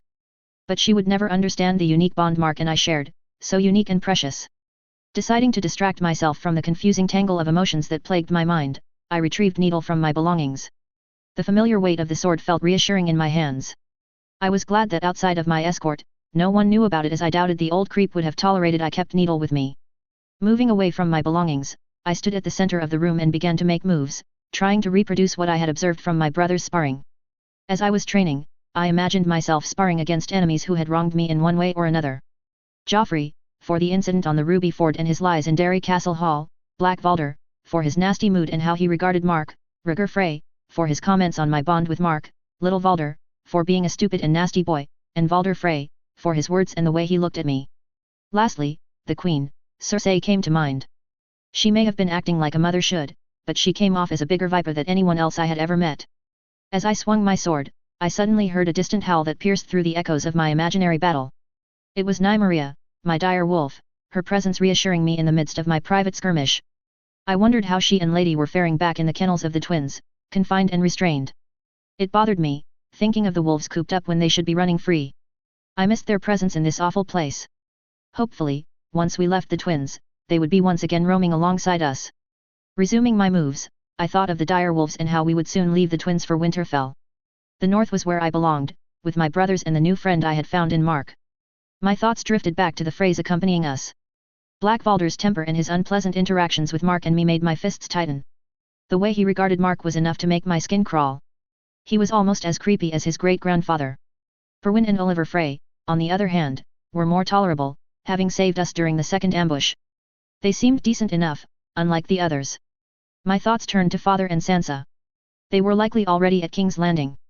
I frowned at the thought of Sansa immersed in her romantic dreams and courtly tales. In spite of how petty and stupid she was still my sister. Sometimes, I had the strange feeling she was with us when I interacted with Lady. I hoped Father was alright but couldn't help but feel concerned for him as he would be near the Queen and Joffrey. I tried to focus on my moves to chase away those thoughts. Completing my sword practice, I moved back to the bed to settle in for the night. As I lay down, thoughts of the journey to Winterfell consumed me. The anticipation of reuniting with Robb and the others brought a small smile to my face. But beneath the surface, there was a knot of uncertainty. And I couldn't help but feel worried for Bran. Would he be still unconscious from his fall or would he be awakened? I prayed to the old gods that he would be all right. Just as the darkness enveloped me, I believed I heard a croak and the faint flapping of wings near my window. A strange sensation settled in my chest as I drifted into the realm of dreams once more. And here we are. A peculiar interlude chapter as it is akin to the 6th chapter and yet not exactly the same due to the nature of the dream. The first interlude that occurs in the vicinity of the SI. And one chapter I hope would attract your interest in spite of its unexpected and strange content. 2. The peculiar dream idea is from my beta reader, and as for other ideas, it had been thoroughly discussed in order to see how it can be included in the story for relevant reasons and how it could bring something more to the tale. 2 elements led me to include the idea and to develop it in this manner. The first one was the fact it allows to show a glimpse of Arya's mindset at this point. The second one and the most important is tied to an idea that came to my mind now that I have developed enough ground on this tale, the collateral impact due to the sudden apparition of an outsider with no previous existence in one reality in this new world. Nothing is created, nothing is lost if I correctly refer to Lavoisier's famous formula in chemistry. But what happened when an unknown element is suddenly introduced into the mix, especially in a place where magic exists? This is what I intend to explore, especially thanks to the nature of the SI. There would be other occurrences with new clues on the collateral impacts due to the initial phenomena. Finally, I have distilled some clues that could give you an idea of what or who was behind Aria's dream, and you can guess how it is tied to the phenomena I wanted to explore, but also to the nature of the entity behind the dream. 3. The song used for the dream is Anonymous by SSQ. Its use is completely my beta reader's idea as the people that Aria met in her dream, but the way the dream is developed is totally my approach. I wanted something that was consistent with the song, leading me to include as many references as possible that are tied to Aria's canonical path, both books and shows, while considering the fact that at this point, she had not been in many of those places yet or ever. The only references that are not tied to Aria are obviously those naming obvious place, New York, and figure, or well, from our world. You can amuse yourself to guess all the references and who are the two mysterious figures Aria sees in her dream outside of Oliver and the SI. The presence of Oliver is an Easter egg to another SI fanfiction some of you might have read. 4. The second part of the chapter is totally my own idea as I considered it would be relevant and interesting to explore Aria's demeanor and reaction towards such a dream because of how strange it would be for her. After all, the song is totally unknown to her, and was the same for me until the beta reader showed me a link to the clip on YouTube, and the way the dream went would be so confusing and strange for her, especially as many places are unknown for her. That also allows me to tackle in hopefully an interesting and relevant manner the issue of the dream excuse entails. So many fan theories came to my mind on that matter, especially in the world of Disney stories. 5. It also allows me to explore a bit more on her mindset and on what occurred after the feast in the Great Hall of the Twins. And of course, her thoughts on the people she is either close or had interacted with, which of course allows to tackle her bond with the SI, but also with her father and sister as they are now in King's Landing while she is a bit on her own, her opinion on some phrase, notably those that would accompany her escort. That also allows me to give a little reference to something that never occurs in canon but that could happen here thanks to the changes that occur in the first chapters. 6. Of course, when facing unknown and confusing elements, Aria deals it in her own way, which allows a reference to something she would do throughout most of the canon, at least in the first 3 books and first 4 seasons, considering her time in the House of Black and White, and of course a little reference to something tied to her in the canon, considering that she is in the slow process of dealing with her temper and emotion, and that is not something easy to achieve, especially considering how her parents and the other adults deal with it. 7. Teaser, next time, a little bird attends a gathering where a terrible news is announced. 8. Have a good reading. 29/A Red Little Wolf's perspective, Sansa I. Walking through the corridors of the Red Keep, I followed Septa Mordain as we were moving towards the throne room. We were to witness an announcement by the King Robert. My best friend Jane Poole was by my side, her brown eyes flickering with curiosity. We were flanked by Alan, my ever-watchful protector. I couldn't help but glance at him, thinking about how he had been by my side since our arrival in the Red Keep. A part of me wasn't certain it was necessary as there were guards to protect us everywhere, but having Alan to watch over me was pleasant. It helped that it was always a treat to see his handsome looks. And his presence hadn't bothered my exploration of the Red Keep. The place was magnificent with an overwhelming opulence and grandeur beyond anything I could have imagined. And the people of the court were unique in their own ways. Another prince, this one from the Summer Islands. A red priest whom had befriended the king. There was that nice older woman whom, while not the brightest, treated everyone kindly. Though I found myself wishing that creepy little fool would keep his distance. As we walked, I couldn't help but let my mind wander more. I wondered if the king's announcement in the throne room today would be about the upcoming grand tourney. My father was to be honored this way, if I could believe the talk between servants. Jane and I discussed it quietly as we strolled, our voices barely above a whisper. Do you think it's the tourney, Sansa? She asked, her eyes filled with anticipation. I sighed softly, my auburn hair brushing against my shoulders. I hope so, Jane. It would be so romantic to see the knights justing for honor and glory. She nodded enthusiastically to my words, as she did not hide her excitement. Yes, Sansa, she replied with a dreamy smile. Just imagine the gallant knights in their shining armor, the cheers of the crowd, and the thrill of the competition. It would be like something out of a storybook. I smiled at her, imagining the scene while attending at the side of my prince. I furrowed my brows as I thought of the fact Joffrey hadn't spoken to me since the incident on the Ruby Ford and the events at Derry Castle. If only Arya had been more obedient for once. Thank the gods she was on her way back to Winterfell. Now she wouldn't ruin anything, even if I did not know how I could interact with my prince as he refused to see me. A part of me just knew, that if she was here now in the Red Keep, she would skip lessons and visits to explore every nook and cranny of this grand castle, consequences be damned. My thoughts drifted to Lady, my faithful companion. I missed her terribly, even if I knew she would be at Winterfell. But I would have preferred her by my side. She was gentle and dutiful and wouldn't have created issues, I was certain of it. She would have been here without that foreign commoner's interference. Sansa, you seem distant. Is something troubling you? Jane asked with genuine concern. Realizing I had been too silent, I forced a smile, not wanting to burden my friend with my inner turmoil. It's nothing. Just missing home and Lady, that's all, I replied softly, my voice carrying a hint of loneliness. She nodded sympathetically, her dark eyes reflecting comprehension. I understand, Sansa. She should be here instead of being sent back home. This foreigner was wrong to ask your father to do such a thing. I nodded absently, appreciating the support of my friend in her attempt to comfort me. And I agreed with her concerning the foreign commoner, even though I did not know how to regard him. It was very daring and yet gallant for him to have defended Arya, like a knight. But he had challenged the credibility and character of my beloved Joffrey in addition to advising father to send back Lady. And yet, he had apologized to me and shown some respectful manners. He was a contradiction I couldn't unravel. Memories and different voices went through my head. Be cautious of the allure of pretty things, my lady.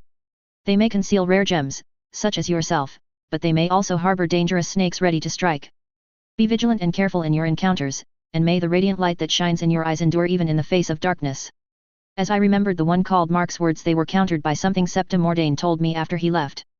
Men always seek power, especially from those women younger than them. Do not let a misstep like what has recently happened set you back. Joffrey he was the prince. And I had been drinking during the incident.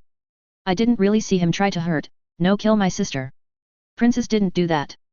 And yet, I would never wish harm on Arya. I loved her, no matter how many squabbles we have. It was all just a misunderstanding. At least I prayed it was. Things had to get better. For the good of us all. I relegated those thoughts as we reached the ornate doors of the throne room, where a growing crowd had already gathered. The anticipation in the air was palpable, and I couldn't help but feel a mixture of excitement and anxiety.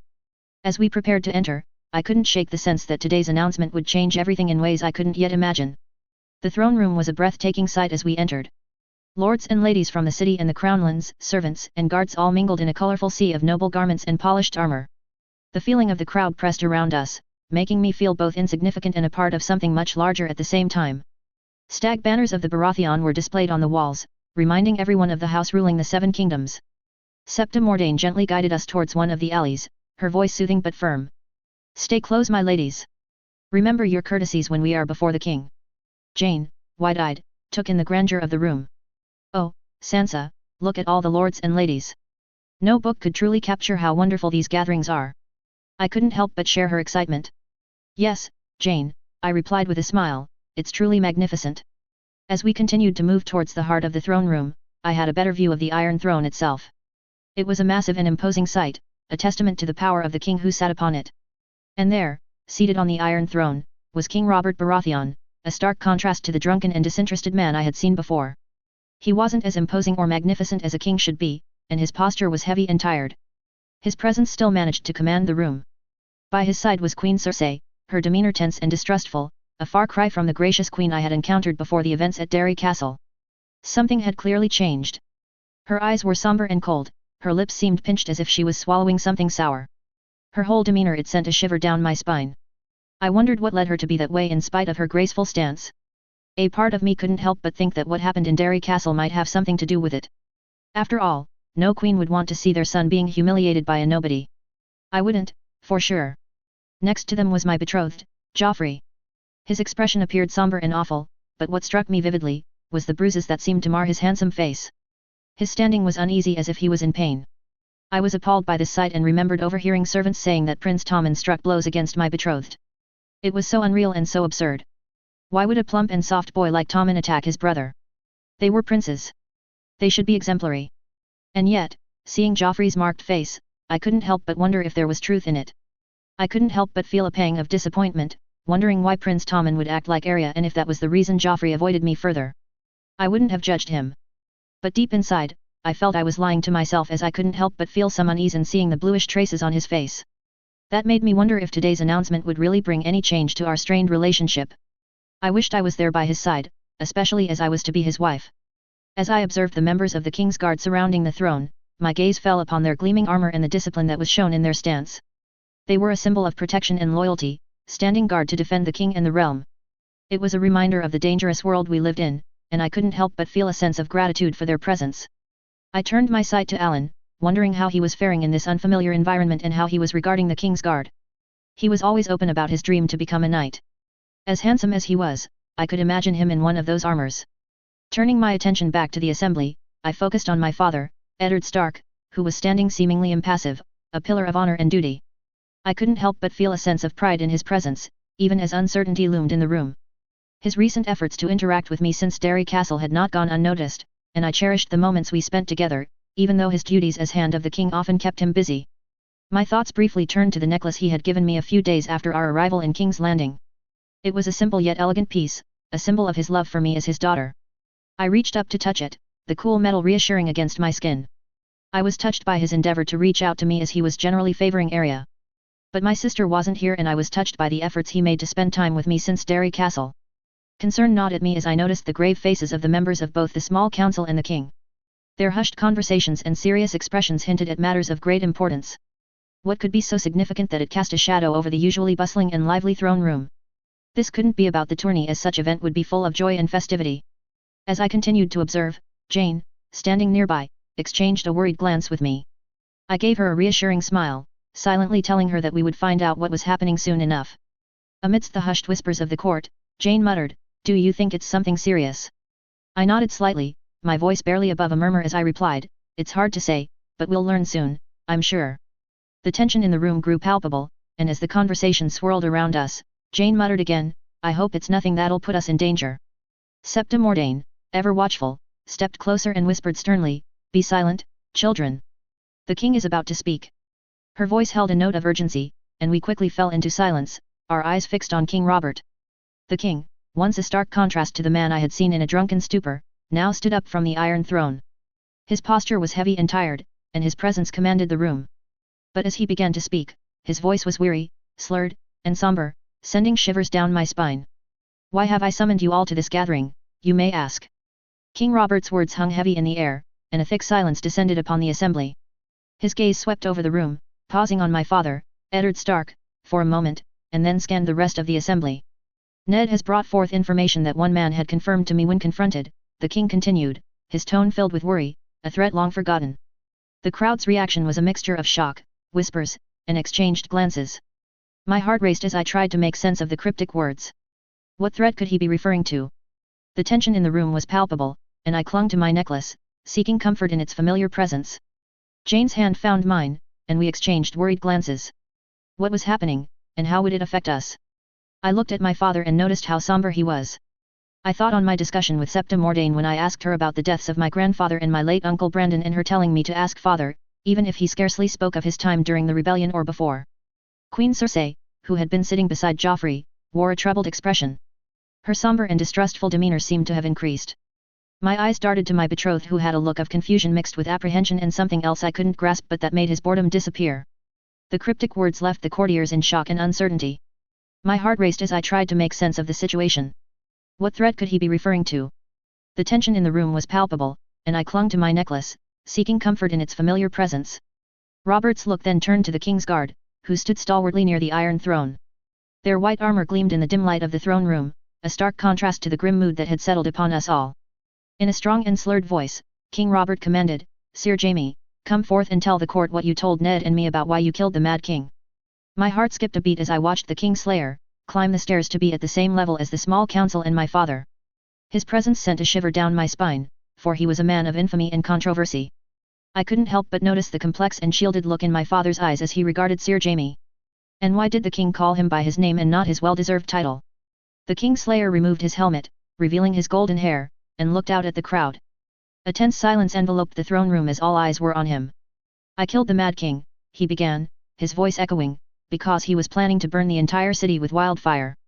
I did it to save the people of King's Landing." The words hung in the air, and a collective gasp rippled through the assembly. My father exchanged a somber glance with King Robert, as if confirming the truth of the Kingslayer's words. The gravity of the situation weighed heavily on everyone present. The room erupted into a cacophony of shocked gasps and murmurs. Queen Cersei's troubled expression deepened, and I could see the turmoil in her eyes. Joffrey, my betrothed, wore a mix of confusion and apprehension, clearly struggling to process what he had just heard. My own heart was racing, and I clung to my necklace again. This announcement went beyond what I thought it would be, and unraveled a tale of treachery and heroism, but also of evil. I might have heard a bit of the Mad King, but I couldn't imagine a king doing such an insane and evil thing. Beside me, Jane's hand squeezed mine, and we exchanged worried looks. This revelation had sent shockwaves through the court, and we were both caught in the middle of it, unsure of how it would affect us and our families. Septa Mordain, who had been standing nearby, her stern expression softening as she listened to Jaime's confession, now wore a look of concern. She glanced at us briefly, her lips forming a silent prayer, no doubt for guidance and wisdom in these uncertain times. Alan stood stoically, his gaze fixed on the Kingslayer. I wondered what thoughts were going through his mind as he witnessed this revelation, but I believed he didn't expect it, as none of us had. He was a loyal member of our household guard, sworn to protect House Stark, and this turn of events was as unexpected for him as it was for me. My eyes shifted back to King Robert, who had listened to Jaime's confession in silence, his brows furrowed in thought. The room held its breath, waiting for the king's response.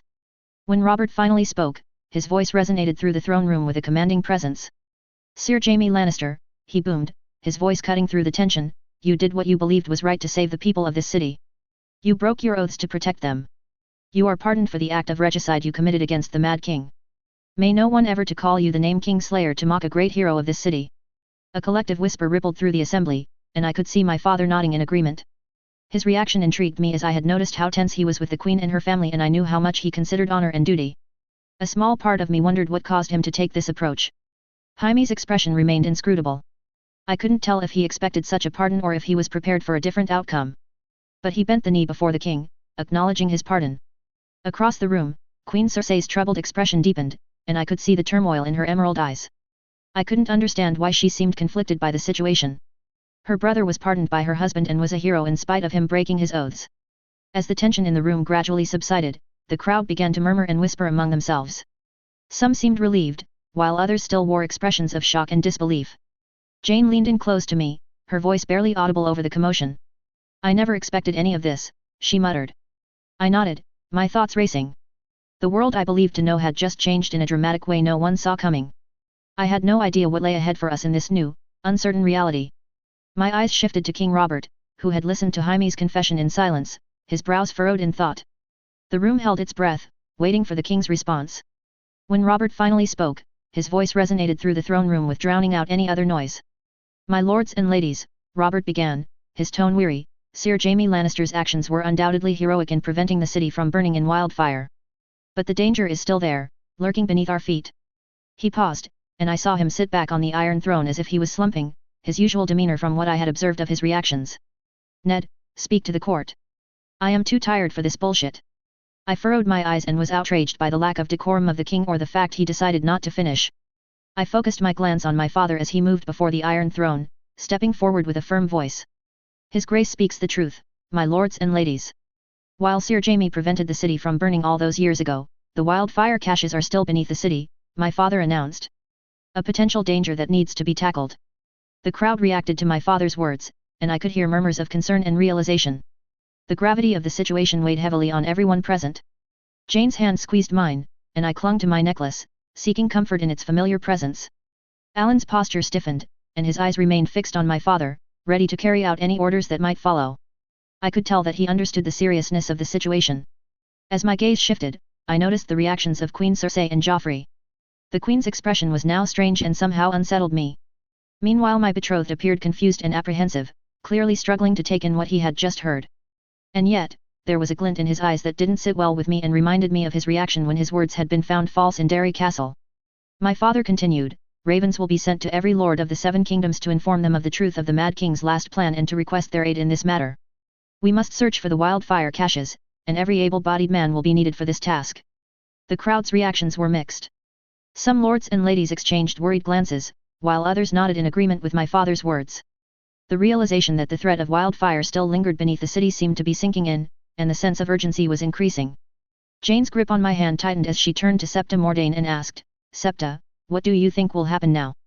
The Septa's gaze remained fixed on my father as she replied, "Child, in times of uncertainty, we can only hope and pray for the best. Lord Stark will do what is necessary to protect the people of King's Landing." I nodded to the words of my septa while my thoughts raced as I absorbed the magnitude of these revelations.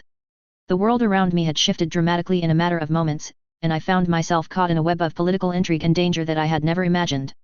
The fate of King's Landing and the Seven Kingdoms hung in the balance, and I could only hope that my family, and those I cared about, would navigate these treacherous waters safely.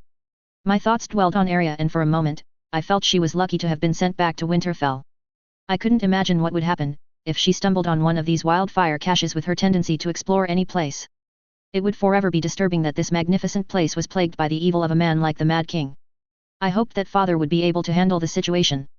I shivered of what would happen if anything went wrong, as my dreams of being queen at the sight of my prince could literally go to ashes. An. 1 And here we are. A new interlude with one of the most recurrent and famous characters of the canon for a chapter depicting a bombshell for many people. 2 Depicting a Sansa's POV was something that entices me, notably because at this point, she is still her younger and more naive self, and confronting her to the realities of the world through one of the revelations that could shake her world perspective was something I find very interesting to depict. 3 The introduction is partly a mix of the ideas I had developed and of the beta reader's edits, especially for the depiction of the people Sansa had encountered during the first week at the Red Keep. I consider by this point, it is still a fairy dream for our redhead Stark, especially as Arya was not there, even though the absence of Lady is a bleak point. And that also allows me to explore a bit her relation to Jane Poole, something that was only background in the books. 4 Depicting her reflections and thoughts on what happened in the Riverlands was something I had loved imagining, considering that her current demeanor and beliefs clash with what she had witnessed and heard, especially in regards of Joffrey. And the Septa Mordaine's comment was an addition of my beta reader that I love, considering how Septa Mordaine contributed to the mindset of Sansa and of Jane at the start of the canon, not to mention how Septa Mordaine regarded Mark in the first chapters. 5 There are little references that show the subtle changes that result from the advices the SI had given to Ned Stark, especially in regards of Sansa, with the fact she is accompanied by one of his men, Alan, or the reference to the necklace, in opposition to the doll he bought in canon. 6 The depiction of the demeanor of the royal family and of the small council members are obviously a depiction of their mindsets after the events depicted in the previous interludes and chapters, notably for Joffrey considering his physical appearance. The depiction of the throne room and of the crowd being present is something I like, especially considering the perspective taken. 7 Depicting the official confession of Jaime Lannister and the official revelation of the wildfire caches within King's Landing were the key events I wanted to tell, and presenting it through the eyes of Sansa was even better, considering her situation and mindset. This event was something I think would likely occur, considering both Eddard and Robert's mindsets and the fact that the wildfire laid hidden for nearly 2 decades. Moreover, revealing the truth on this matter is a magistral political move, considering the blow it would inflict on the Targaryens. Of course, that can create different sort of issues, but considering both Ned's perspective and Robert's desire for action and his lucid perspective on the fragile balance of his rule, it is something that needs to be done. 8 The final decision is something I think would be made, considering the state of the City Watch, the uncertainty on the extent of the threat, but also considering the need of Robert Baratheon to fortify the legitimacy of his rule and lineage. And of course, on a narrative level, it would serve for new ripples and new payoffs. 9 Depicting Sansa's reaction to the revelations and to the decisions is one of the moments I had loved to create, as it is a brutal eye-opening moment, though less traumatic than the canonical ones, not to mention it also serves to emphasizes how stunned and afraid she is, as she is now aware she is in a place that could burn in a snap. 10 Teaser, next time, back to Mark/Roger while he is once again riding with his companions and joining the neck. 11 Have a good reading. 12 As promised, a timeline depicting the context of the chapters that have been published so far.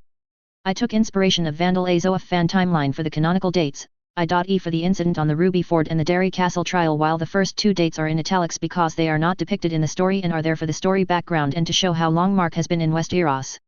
I have however indicated some key dates of the canon in regards of Vandal ASOIF fan timeline for the general context. Current timeline. 24/02/298, Jon Arryn's death. 18/04/298, Robert Baratheon's arrival at Winterfell. 08/05/298, Bran's fall. 20/05/298, departure of the royal cortege, of Ned Stark and his daughters and of Jon Snow. 28/05/298, murder attempt on Bran. 10/06/298, Jon's arrival at the Wall. 10/07/298, Mark appears in the Riverlands. 16/07/298, Mark joins Derry Castle. 23/07/298, the Ruby Ford incident. 27/07/298, chapters 1 to 7 events. 28/07/298, chapters 8 to 14 events.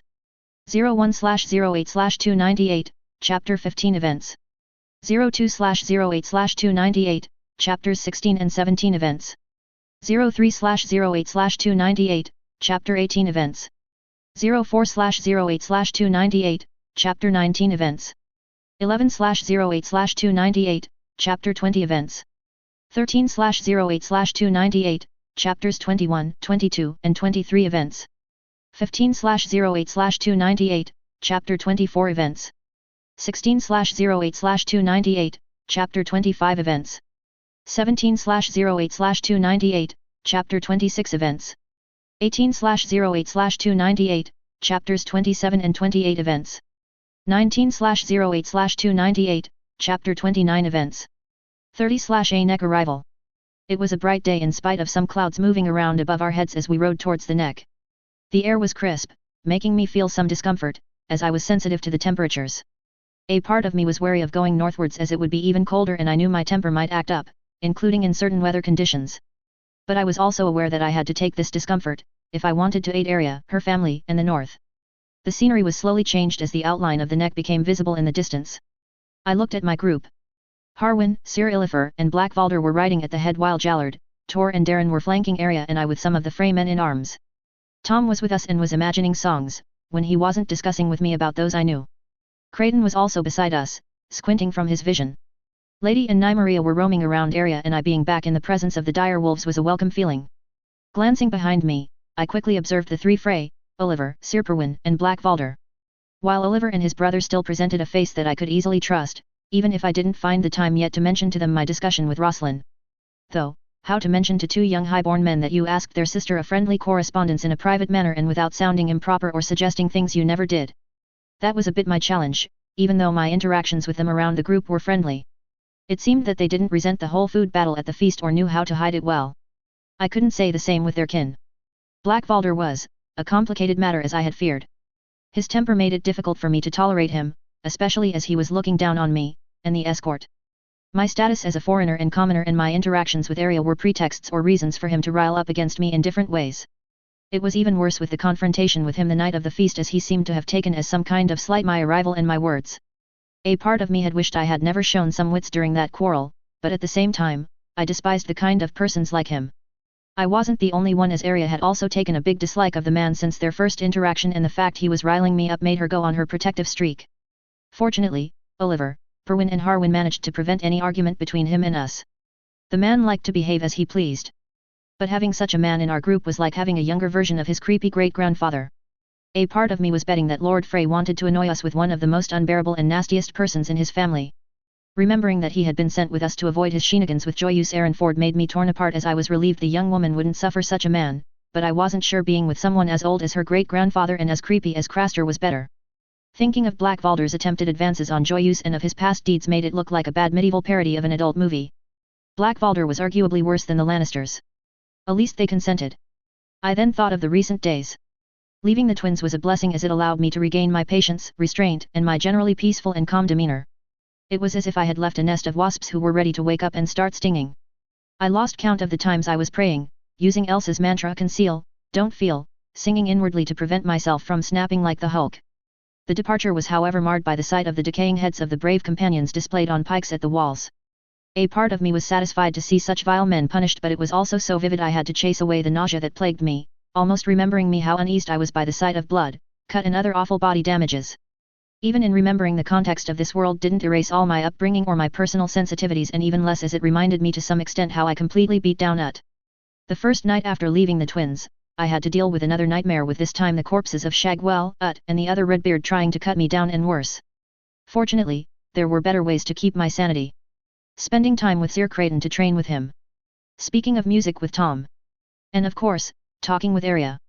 And now that we were riding towards the north, I was deeply relieved and relaxed in spite of the presence of Black Valder. There was one thing I was deeply glad about since I arrived in West Eros, the journey forced me to calm my mind in order to relax. Especially as I was still coping a bit from the fact I was forced to use violence to protect myself in the two ambushes, even if my logical self reasoned I had no other choice in these moments. The silence and solitude on horseback gave me the opportunity to reflect on the events in West Eros and the purpose of my presence here. I contemplated the challenges that lay ahead, both in the short term and the uncertain future in the north. I knew what awaited me, but thoroughly thinking about it helped me plan and consider the outcome of many possibilities and the aftermaths. There was also the struggle to learn to ride while wearing the brigandine I had bought at the twins. It wasn't the heaviest of armors, but it was like a cumbersome second skin, weighing me down with every step the horse took. It was also a bit uncomfortable, considering how my body needed to learn how to bear such a weight. I felt a bit stiff, but thanks to the support of Arya, Harwin, and of Sir Creighton and Sir Illifer, I was slowly learning to move and ride with it. Most of the Frey men were scoffing and mocking my inexperience, but I handled it with a restrained calm, seeing their taunts as petty nuisances. They were nothing compared to what I felt when facing the royal family in Derry Castle, when being confronted by Sir Jaime and Sandor Clegane, or in the time spent in the Twins. The feel of the face shield on my face was also peculiar, as I had never bore anything that truly hid my face. A part of me was thinking I was like an amateur vigilante in a medieval place. The sensation of armor on my face and of the breathing beneath the protection were still strange to feel. I however used it time to time to familiarize myself with its use. As cautious and vigilant as I was, I didn't want to fall back to my overprotectiveness that would flirt with paranoia. As much as I was aware of the burning maze that was Westeros and of the full pride and stupidity that plagued many of its players, becoming prisoner of it was out of question. I might as well go straight to the wall, otherwise. Tom looked at me with a curious glint in his eye, breaking the silence in which I was. Roger, me lad, you've got a fair share o' knowledge bout songs, but what about the music that dances alongside 'em? What sort o' tunes be fillin' the air where ye hail from? I glanced at him with a hint of surprise. He had never asked about the music accompanying the songs before, mainly the songs I knew and how to sing them. I pondered his question for a moment. I was more an amateur singer than a musician, even though listening to the songs and movie soundtracks I loved the most helped me to develop a certain musical taste. I decided to be honest with my companion while altering some details as I did in the past. While I was still a bit wary of those alterations and half-truths, I knew that I couldn't outright tell them the nature of my world, as I either would be taken for a madman, a sorcerer, or something of the kind. And I certainly wouldn't do it in presence of the Freys, especially Black Valder. Well, Tom, I remember to some extent the melody of some of the songs. However, I am far more familiar with the music that is used to accompany stories that are depicted in mummers' shows in my homeland. In fact, those I love so much, I would be able to whistle them. Tom's eyes lit up, clearly intrigued by the idea of mummers' music. Mummers' music, yes say?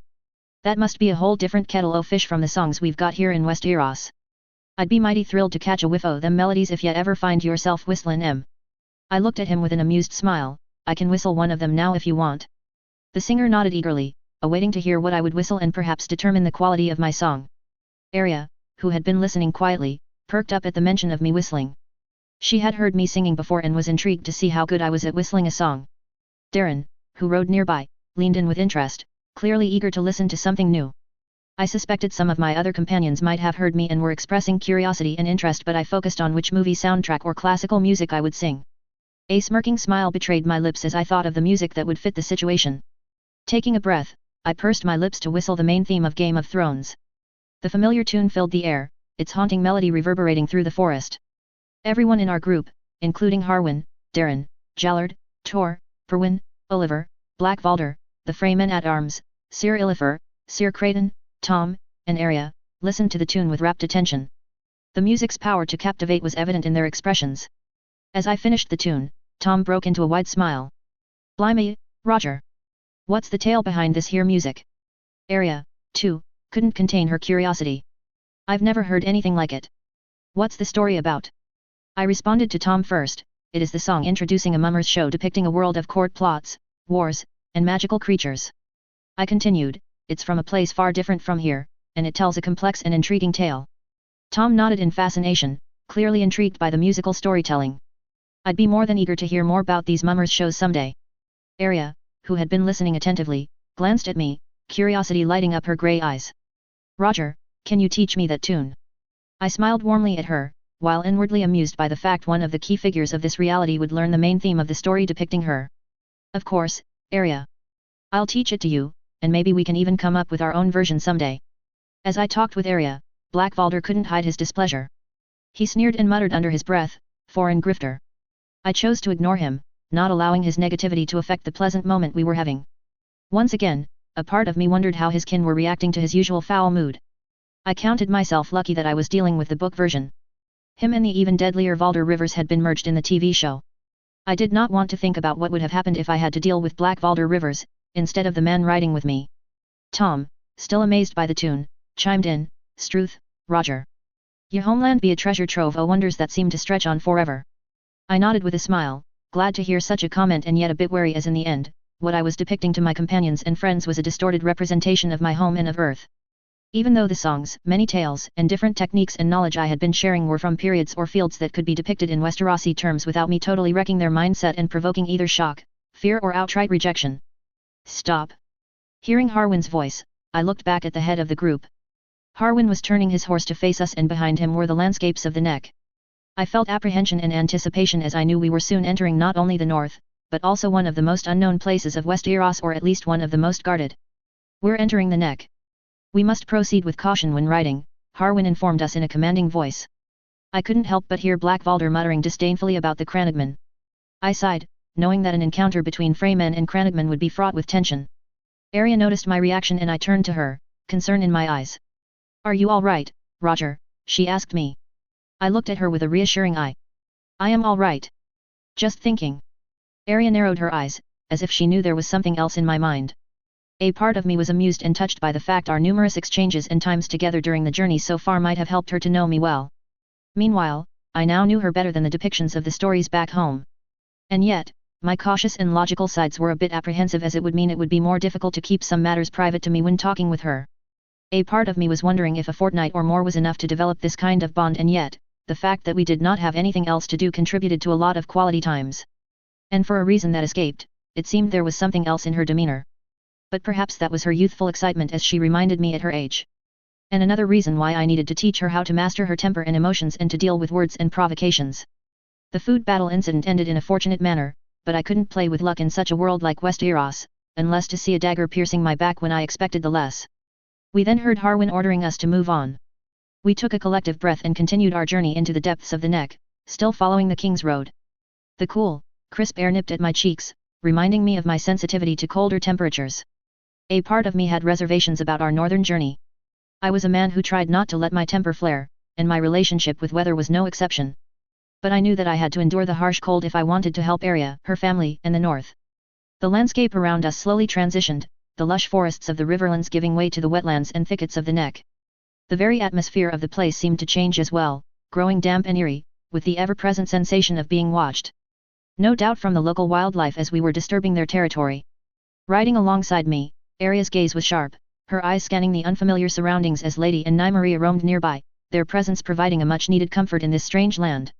I was reminded of the movie Alpha. It showed how early man bonded with dogs. The dire wolves might as well have left that movie and come to the land of Westeros. As we continued northward, my thoughts shifted to the Crannogman, those secretive dwellers of the neck.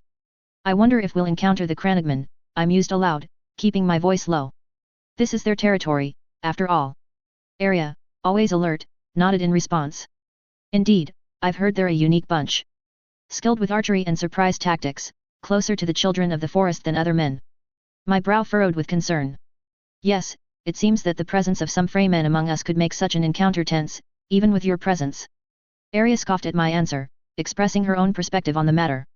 As our thoughts weighed on us, Harwin rode ahead and called for our group to stop. A grumble of irritation came from Blackvalder, voicing his discontent with the halt. Why do we need to stop now? We've been riding for hours. I clenched my jaw but held back any reaction to Blackvalder's foul mood. Harwin's stern tone cut through the tension. We've ridden hard and long, and it's time for a rest before we proceed further into the neck. Blackvalder couldn't help but voice his disapproval. A rest? We should keep moving. Wasting time in this marsh pit won't get us any closer to Winterfell. Harwin shot him a sharp look, but it was Arya who spoke up with authority. We must follow Harwin's judgment. Riding through the neck is no small task, and we can't risk exhaustion. Unless you'd like to be eaten by a wild animal because you're too tired to fight back. I was grateful for her intervention, even more as it was an instant like this where ironically, her status could play a part. Blackvalder narrowed his eyes, but Perwyn stopped him and shook his head. The Frey Knight relented, not with a scornful scoff. The tension in the air remained palpable, but Arya's authoritative voice, backed by the approval of Harwin, eased the situation. With the decision made to halt our journey for a much-needed rest, we dismounted our horses. It was still a bit challenging for me to achieve it because of the weight of the brigandine and thankfully Jallard helped me to handle it. I could hear some of the Frey men in arms scoffing with scorn. It was irritating, but I had much better to waste my time than to answer their pettiness. Perwyn sent a scathing glance at the men who made noises, and I felt grateful of his intervention. My gaze then turned on the dense, murky landscape around us, and I couldn't shake the eerie feeling that there were others' eyes on us. I took a moment to check my gourd, realizing that it was going to be empty soon. Thirst nagged at me, and I knew I needed to resupply the skin. My eyes scanned the surroundings for potential sources of water. Eventually, I spotted a small marsh outside the King's Road. The hesitation to approach it was quick to surface as my memory reminded me of the dangerous creatures that lurked in this place. Turning to Harwin, I approached him and spoke, my voice low, so as not to disrupt the fragile peace around us. My gourd is almost empty. I'd like to find some water to filter and fill it. There's a little marsh just outside the King's Road. I pointed in the direction of the marsh I had spotted earlier. Harwin regarded me for a moment, then nodded in understanding. Very well, Roger. But I want you to take someone with you. The neck can be treacherous, and it's always better to have a companion. I agreed with his wisdom and nodded in acknowledgement. Of course, Harwin. Safety in numbers, after all. Harwin scanned the group and called for Darren to join me. Darren, go with Roger and make sure he's safe. Don't venture too far from the road. Darren nodded and shouldered his spear, ready to accompany me. I appreciated his silent understanding and support. Before I set off, I turned to Harwin once more. Harwin, once I've enough water for the gourd, I'd need to heat it for purification. Do you think it would be possible to have a small fire for that purpose when we return? Harwin considered my request, weighing the practicality of it. We can make a small fire, but be discreet about it. The safety of the group comes first. I respected his decision. Understood, Harwin. We'll be careful. I then moved back to my horse to gather the utensils I used for the process. Most of the tools had been created from objects the escort had with us since Derry Castle. I took the bottomless gourd and the little pan and a piece of cloth. I looked at the little sack of stone and of sand I had collected in the previous days as I wasn't certain I would find sand like rock in the neck. I also took it and was about to tell Darren that I was ready when I saw Oliver observing me with curiosity. Turning to him, I asked, Yes, Oliver. The young Frey, his curiosity piqued, inquired, What are you doing, Roger? With a friendly smile, I began to explain, I'm going to filter the water from that marsh over there to make it safe for drinking. It's a technique from my homeland. We use a layer of sand like rocks, small stones, and larger rocks to purify the water before heating it. It ensures that the water is safe to drink. Oliver's intrigue grew, and he nodded in understanding, That's interesting. We usually don't bother with such things here and I am not certain small folk know how to drink healthy water. Highborns like us often rely on wine or ale for drinks. I nodded, though scoffing a bit at the misconception about the small folk's skills about hygiene. While upbringing played a big part in the issue, some habits both done by small folk and nobility didn't help and small folk had to deal with what they had at hand. I couldn't really blame the young Frey for his misconception, considering both his status and the place where he was raised. Nobility and the twins were a strong cocktail to create disconnection to certain matters and realities, even for good souls like him. Fortunately, this journey would be eye-opening for him and I would happy to play a part in that growth. As I started the preparations for the filtration process, Black Valder couldn't help but make a scathing comment. Why bother finding water in this god-forsaken place? We're nobles, not peasants. And besides, water from these marshes will probably make us sick. Arya, always quick to defend me, stepped in. Roger's method works. We've used it during our journey, and none of us have gotten sick. Harwin, backing Arya's statement, added, She's right. Roger's method may seem strange, but it's proven effective. Skeptical but curious, Perwyn Frey joined the discussion. I've never heard of such a method, but if it works, it will be useful. Sir Illifer, who had been observing, chimed in. I've seen Roger do it, and it's quite effective. The water is safe to drink after the filtration process. As he calls it. Perwyn, still unsure, asked, Have you tried it yourself, Sir Illifer? The Hedge Knight, along with Harwin, Darren, Arya, and Tom, nodded in agreement. Yes, and it works. While it may have a peculiar taste, none of us have complained of any issues with the water after using Roger's method. We still drink ale, but having water that could be drunk is very practical. The collective agreement from the group seemed to take Perwyn, Oliver, Black Valder, and their men by surprise, challenging their Westerosi mentality about drinking water. Seeing this, I decided to intervene. You know what? Perhaps Oliver and his brother might join Darren and me to see the first step of the process. Oliver, intrigued by the idea, looked to his brother and nodded. I think it's worth learning. You never know when it might come in handy. Perwyn nodded with intrigue while Black Valder begrudgingly scoffed, Fine, but I doubt it's as effective as they claim. I looked at him with a cold eye, That's why I did not ask for your presence. Even seeing me doing it wouldn't change your mind on the matter. Besides, what would such a man know about things that would help others when he is sitting on his high horse always judging those he considers below his attention? Black Valder's face twisted in anger at my words. It was obvious my comment clearly struck a nerve. My cautious self was yelling in alarm as the nasty temper of the man was not to be underestimated, not when he nearly had attacked me during our confrontation at the Twins. But his uncouth and despicable demeanor was stretching my tolerance thin. I was not about to relent before a nasty and pathetic armored peacock. Before he could retort, Harwin intervened, his voice firm and absolute. That's enough, both of you. We are not here to argue. I nodded, acknowledging my rudeness, even though I was still irritated by Black Valder's manners. My apologies, Sir Valder. I didn't mean to offend. If you'd rather not join, that's perfectly fine. Black Valder grunted in response, clearly not pleased but choosing to remain silent. I knew he wasn't appeased and was still holding a grudge against me. I would not let his pettiness reach me, not like how it had been done now. With that settled, I turned to Darren. I am ready. Darren, Oliver, and Perwin moved with me toward the small marsh. It allowed me to stretch my legs after the long ride we had, but it bothered me a bit and I had to be cautious to make my body more familiar in moving within armor. Lady followed along, her golden eyes ever watchful. I was pleased by her presence, even though I was still wondering why she did it as I wasn't her mistress. Outside of something akin to a fair maiden's heart and dreamy mind, I didn't have much in common with Sansa. I grabbed an unused gourd from my horse, knelt by the marsh, and gently filled it with water, being careful not to disturb the surface too much. Oliver and Perwin watched with curiosity, clearly not accustomed to this method of obtaining water. Darren, on the other hand, had already seen me do this during our journey and maintained a watchful eye on the surroundings. He whispered, I saw some movements in the water, be careful. Nodding to Darren, I moved some meters back closer to our temporary camp, away from the marsh. There, I began the filtration process. I first settled the pan on the ground and put it over the bottomless gourd. As I emptied the gourd into a pan and started layering the sand-like rocks, small stones, and larger rocks, I explained the process to the two brothers. This method allows us to filter out impurities and make the water safe for drinking. It may taste a bit strange, but it's effective. As I worked on the filtration process, Black Valder kept his distance, still skeptical but keeping an eye on the proceedings. Harwin continued to supervise, ensuring the safety of the group, while Arya and the others watched, ready to learn something new or still fascinated by the strange system. First, we need to find a layer of sand-like rocks or small stones. Thankfully, I have this sack of sand-like rocks and small stones that I've been collecting during our journey. I spread the stones on the piece of cloth and demonstrated how to layer them at the bottom of the bottomless gourd. This layer acts as a natural filter, removing the tiniest impurities from the water. Oliver and Perwin, now genuinely interested, paid close attention as I continued. Next, we need a layer of larger rocks, which will help to remove the biggest impurities from water. It's the first layer of this filtration process. After adding the layer of larger rocks, I looked at the group and continued. Now, I'll collect water from the marsh and pour it into the pan, being careful not to disturb the layers we've created.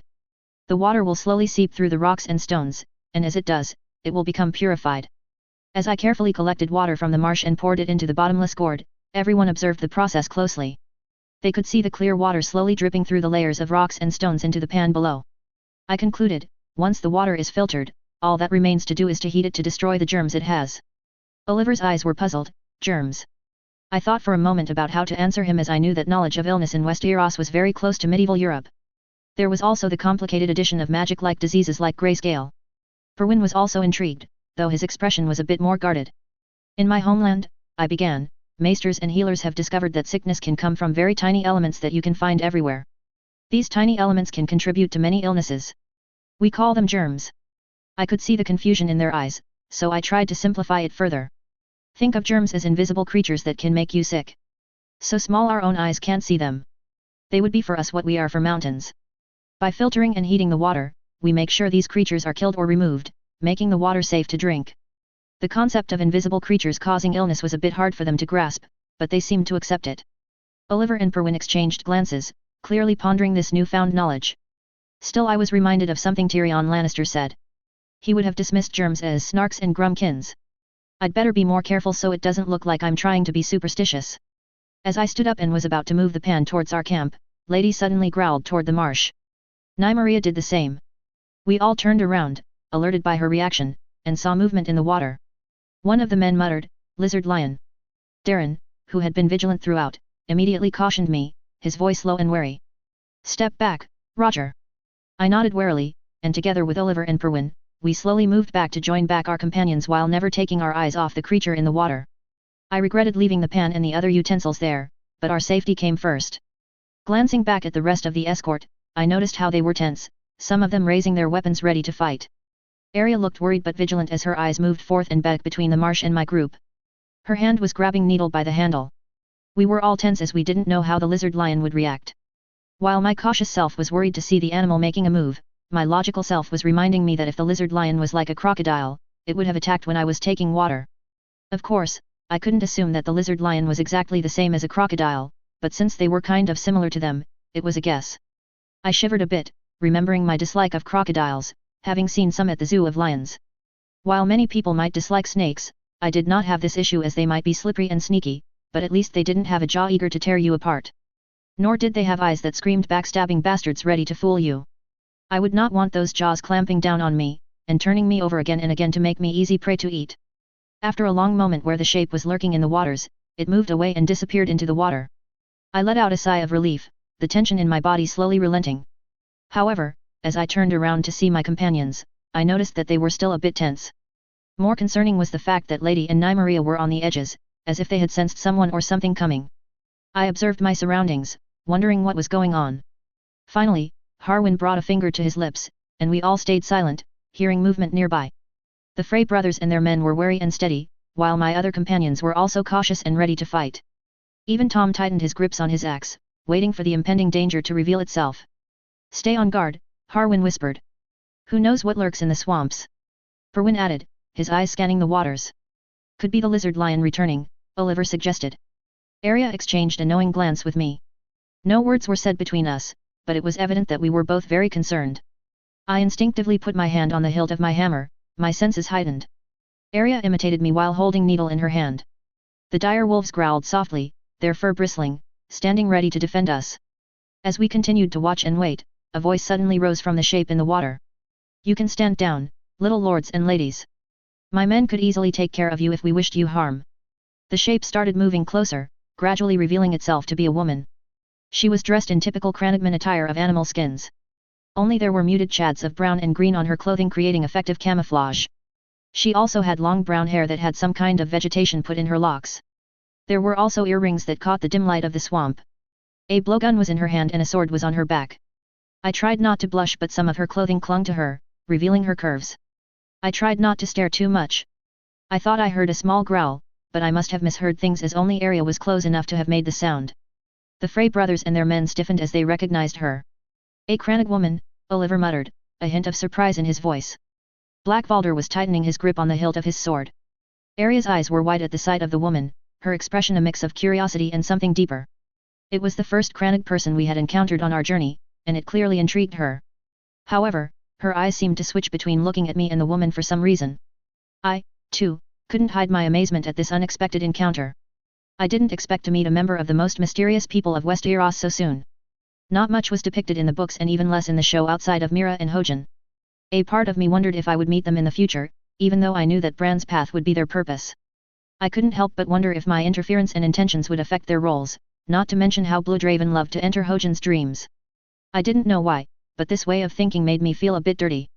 Darren, Jallard, and Tor exchanged glances, their hands on their weapons but not making any aggressive moves.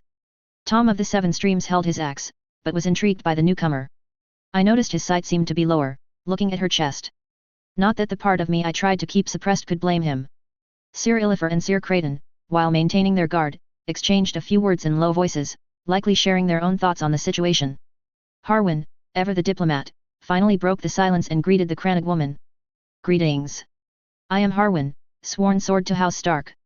Who are you, and what brings you to these parts?" The woman stepped onto dry land and introduced herself. "I am Meg, and me and my men were expecting Lady Arya's group."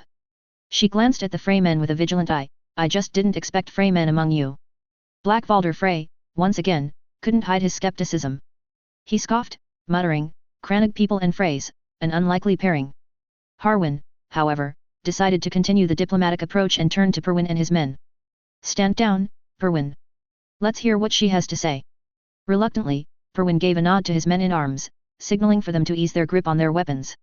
The tension in the group started to dissipate as they followed their orders. Harwin then turned back to Meg and apologized for their initial reaction. "My apologies, my lady. We've been ambushed twice on our journey, and after the second attempt, these Frey men were sent to aid us in bringing Lady Arya back to Winterfell." Meg regarded Harwin for a moment before responding, "I see.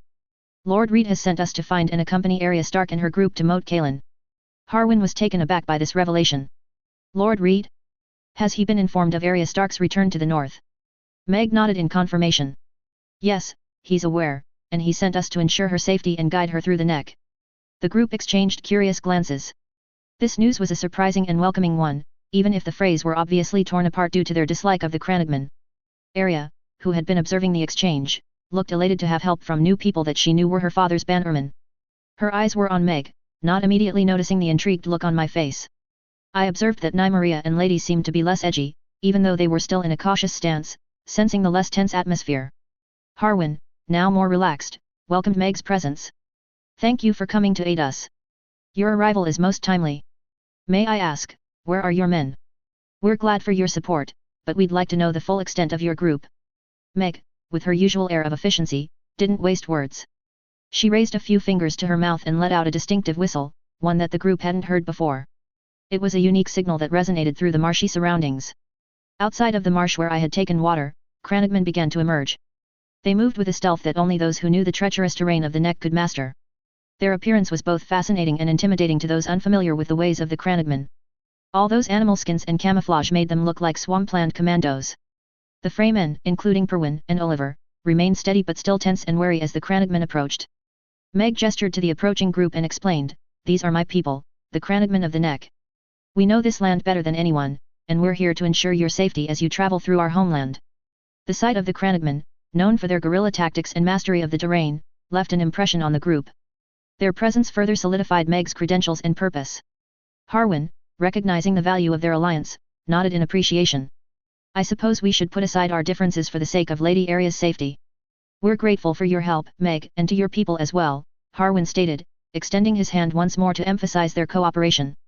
The tension began to ease as the group of Stark guards, Freymen, and now Cranagmen started to interact, sharing nods of acknowledgement. It was a unique and unexpected experience, notably with the feud between the Cranagmen and the Frey, but as long as there was a common purpose, i.e. the safety of Arya, cooperation would be the key word. My logical self knew that wouldn't be easy, especially in Westeros where feuds were far much worse than those on Earth. Taking a glance at Black Valder, I knew he would continue to be very difficult in the journey, but I hoped he wouldn't be foolish and blinded by his temper to cause problems. Arya and I had escaped 2 ambushes, and it would be ironic and frustrating to join the North only to have our group torn apart because of a hard-headed weasel. I inwardly hoped we wouldn't have such an issue because otherwise, we would be screwed. Looking at the pan, I also knew I needed to finish the filtration process, and I knew it would intrigue and perhaps interest the Cranagmen. An. 1 And here we go. Back to Mark and his journey to the North and Winterfell. A chapter that had been created for a while, even though I had made some readjustments in regards of the last Twins chapters that had been created more recently, especially with the mention of the displayed heads of the brave companions. This chapter had been edited by my beta reader to balance depictions and actions as I put more emphasis on the atmosphere of the neck in the first draft of this text. 3 I chose an ellipse, partly to avoid repetition for the departure chapter and in the logic that I have established with the interlude chapters. But of course, when making an ellipse, especially when there is a big shift in the situation, establishing the context is necessary. That's why the beginning of the chapter depicts the situation after leaving the twins and the state of the interactions of Mark, me, with the other characters, notably the Frey who had joined the group. It allows me to explore a bit her interactions, especially with Tom of the Seven Streams. 4 The whistling passage is something I wanted to include, both for the meta joke but also because it is something I sometimes love to do. I may not be musician, but loving singing and hearing songs and muak, especially Ost, there are songs I remember well the rhythm and kind of sounds. And as I love to sing my favorite songs, I love sometimes whistling my favorite musics, mostly Ost. 5 The water purifying process I am depicting is something I have discovered and learnt during a group activity done during a special day the school I work in as a data/information manager. I found it rather simple and consider it would work in such an environment, even though it would be adapted. Initially, this technique was depicted in an earlier chapter, but I considered it would be relevant not to overload the chapters of everything I would want to depict, not to mention doing it in this chapter allows the advantage to show the contrast between the characters who had already seen the technique and those who are discovering it. 6 I included the lizard lion, partly because considering the similarities with crocodiles in demeanor and the fact I dislike far more crocodiles than snakes, I feel it could serve for an uncertain and tense passage and a pretext to introduce the next companions of Arya's escort. 7 The character of Meg is inspired by a background character of the books that is part of the Brotherhood without banners in the last books, Swampy Meg, https://asoiaf.westeros.org/index.php/swampy_Meg. 8 Concerning the presence of a group of Cranagmen awaiting for Arya and her escort, it is tied both to what happened after the departure from Derry Castle and after Wyman Manderley's POV chapter, more obvious for the latter as it mentioned through the chapter. Ned, and Wyman some days after, sent ravens to Howland Reed to ask help from him to ensure the safety of Arya through the neck. And of course, with the presence of some fray, that brings some interesting elements and developments. 9. Have a good reading. 31/Crannog Tales. Riding through the neck, even if it was on the King's Road, was both weird and eerie. Crossing the marshes into the mysterious damp atmosphere of the place proved to be suffocating for me. I was very grateful of the presence of Meg and of her men, as their knowledge of the place meant my companions and I could travel to the border of the north without encountering nasty surprises. Thanks to our new guides after their arrival yesterday, we were moving rather quickly and Meg had told us that we would reach Moat Cailin in the next 2 days. While I hadn't interacted much with Meg yet, I could tell that she was an impressive woman. Probably a good hunter, and from what I had observed, an efficient leader. And I would be a liar to myself if I didn't find her a bit attractive, as her Crannog clothes did enhance her curves and appearance. It was hard not to notice her athletic figure as well. A part of me was struggling with this attraction as it reminded so much of the little boy I was who felt infatuated with women I found pretty and beautiful. Mainly of faces, but also of mind or will. This accidental uneasiness reminded me that I was still the green boy in this field. It seemed this impression didn't go unnoticed, notably from Arya, who always appeared torn apart between looking at the Crannog woman with a keen interest and curiosity or sending some glares. It was a bit amusing, though a part of me wondered why she felt that way. All wasn't shiny, however. Feeling the moisture of the place was equally unbearable as handling the slow growth of the cold as we moved northwards. But more importantly was the uneasy tension within our group, mainly between the Frey and the Crannogmen. It was like being among two rival clans, two gangs, or in a worse version of an encounter between supporters of Paris Saint-Germain and of Olympique de Marseille football clubs. Though, if there were any football teams in West Eros, they would likely be called the Frey Football Club and Greywater Watch Olympic as names for examples. I chuckled at the ridiculous thought and imagined how a match between two clubs of this kind would entail. The more likely result would surely be the supporters clashing with each other in a literal battle with injuries that would happen off the field as well. I wondered if the Soul or whatever name the sport had in England or in West Eros existed here, as it was a medieval proto-rugby. Referee Roger Bacon has given the FFC a yellow card due to Black Valder's reckless playing. Looks like the Freys are not happy. Assistant coach Lothar Frey is now on the field. Screaming, no, he's pushing the ref. Another yellow card. Wait, the rest of the FFC are now chasing after the ref. Who knew that old geezer coach Valder could run like that? Red card. Red card again. Referee Roger Bacon has fled the field. Game goes to Guo. Wait, the fans of FFC are not happy. Hooligans are slugging it out in the stands.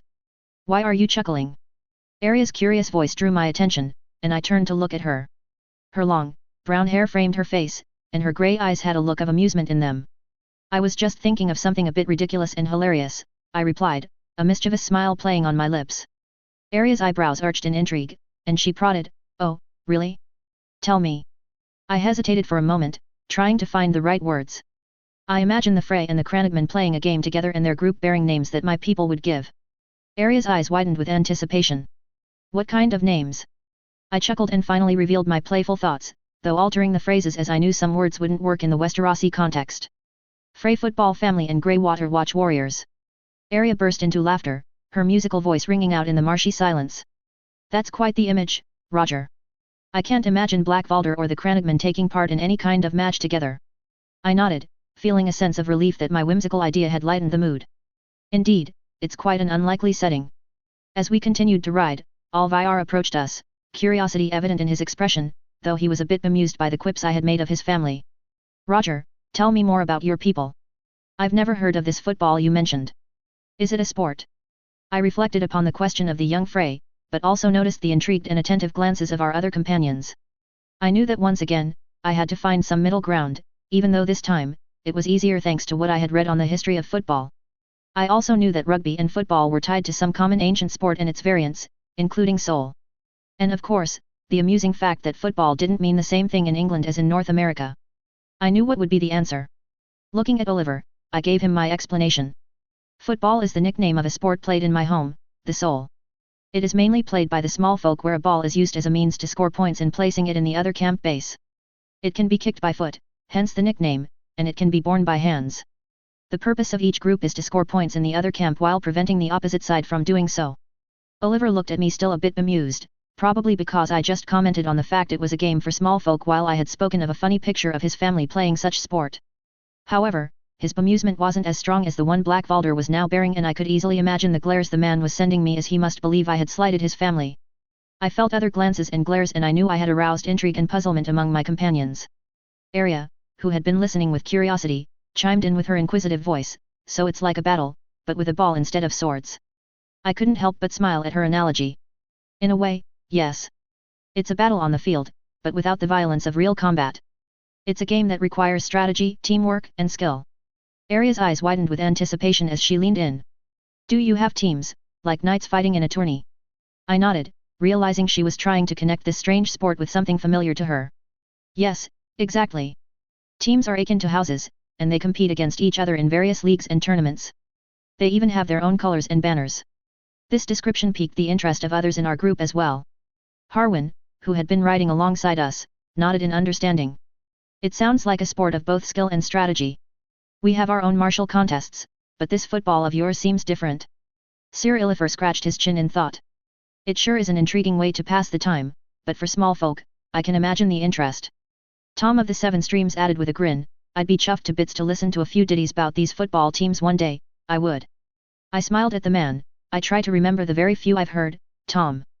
However, as the conversation lightened, I couldn't help but notice Black Valder's stern and disapproving expression.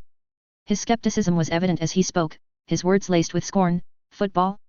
Sounds like a ridiculous pastime for small folk. I can't imagine the likes of our family playing such a game, and certainly not with those Cranagmen." His tone was disparaging, even more as he added, "And I doubt the Frog Eaters would be good at such a sport with their swamps and craven tactics." Tension simmered within the group, and I could sense disapproval and anger from some of our companions. Lady and Nymeria, the dire wolves, watched over the situation with their intelligent eyes, mirroring their own brand of curiosity and vigilance. Harwin stepped in to ease the brewing conflict.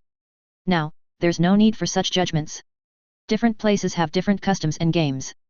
We've learned from Roger here that the world is much bigger and more diverse than we thought." I decided to intervene, feeling it was necessary to prevent any further escalation, though with a little wit. "By the way, Sir Valder, my own people are known as Frog Eaters. So, does it mean I share some kind of kinship with Cranagmen? Because, I wouldn't mind it." Meg and her men, the Cranagmen, reacted to my words.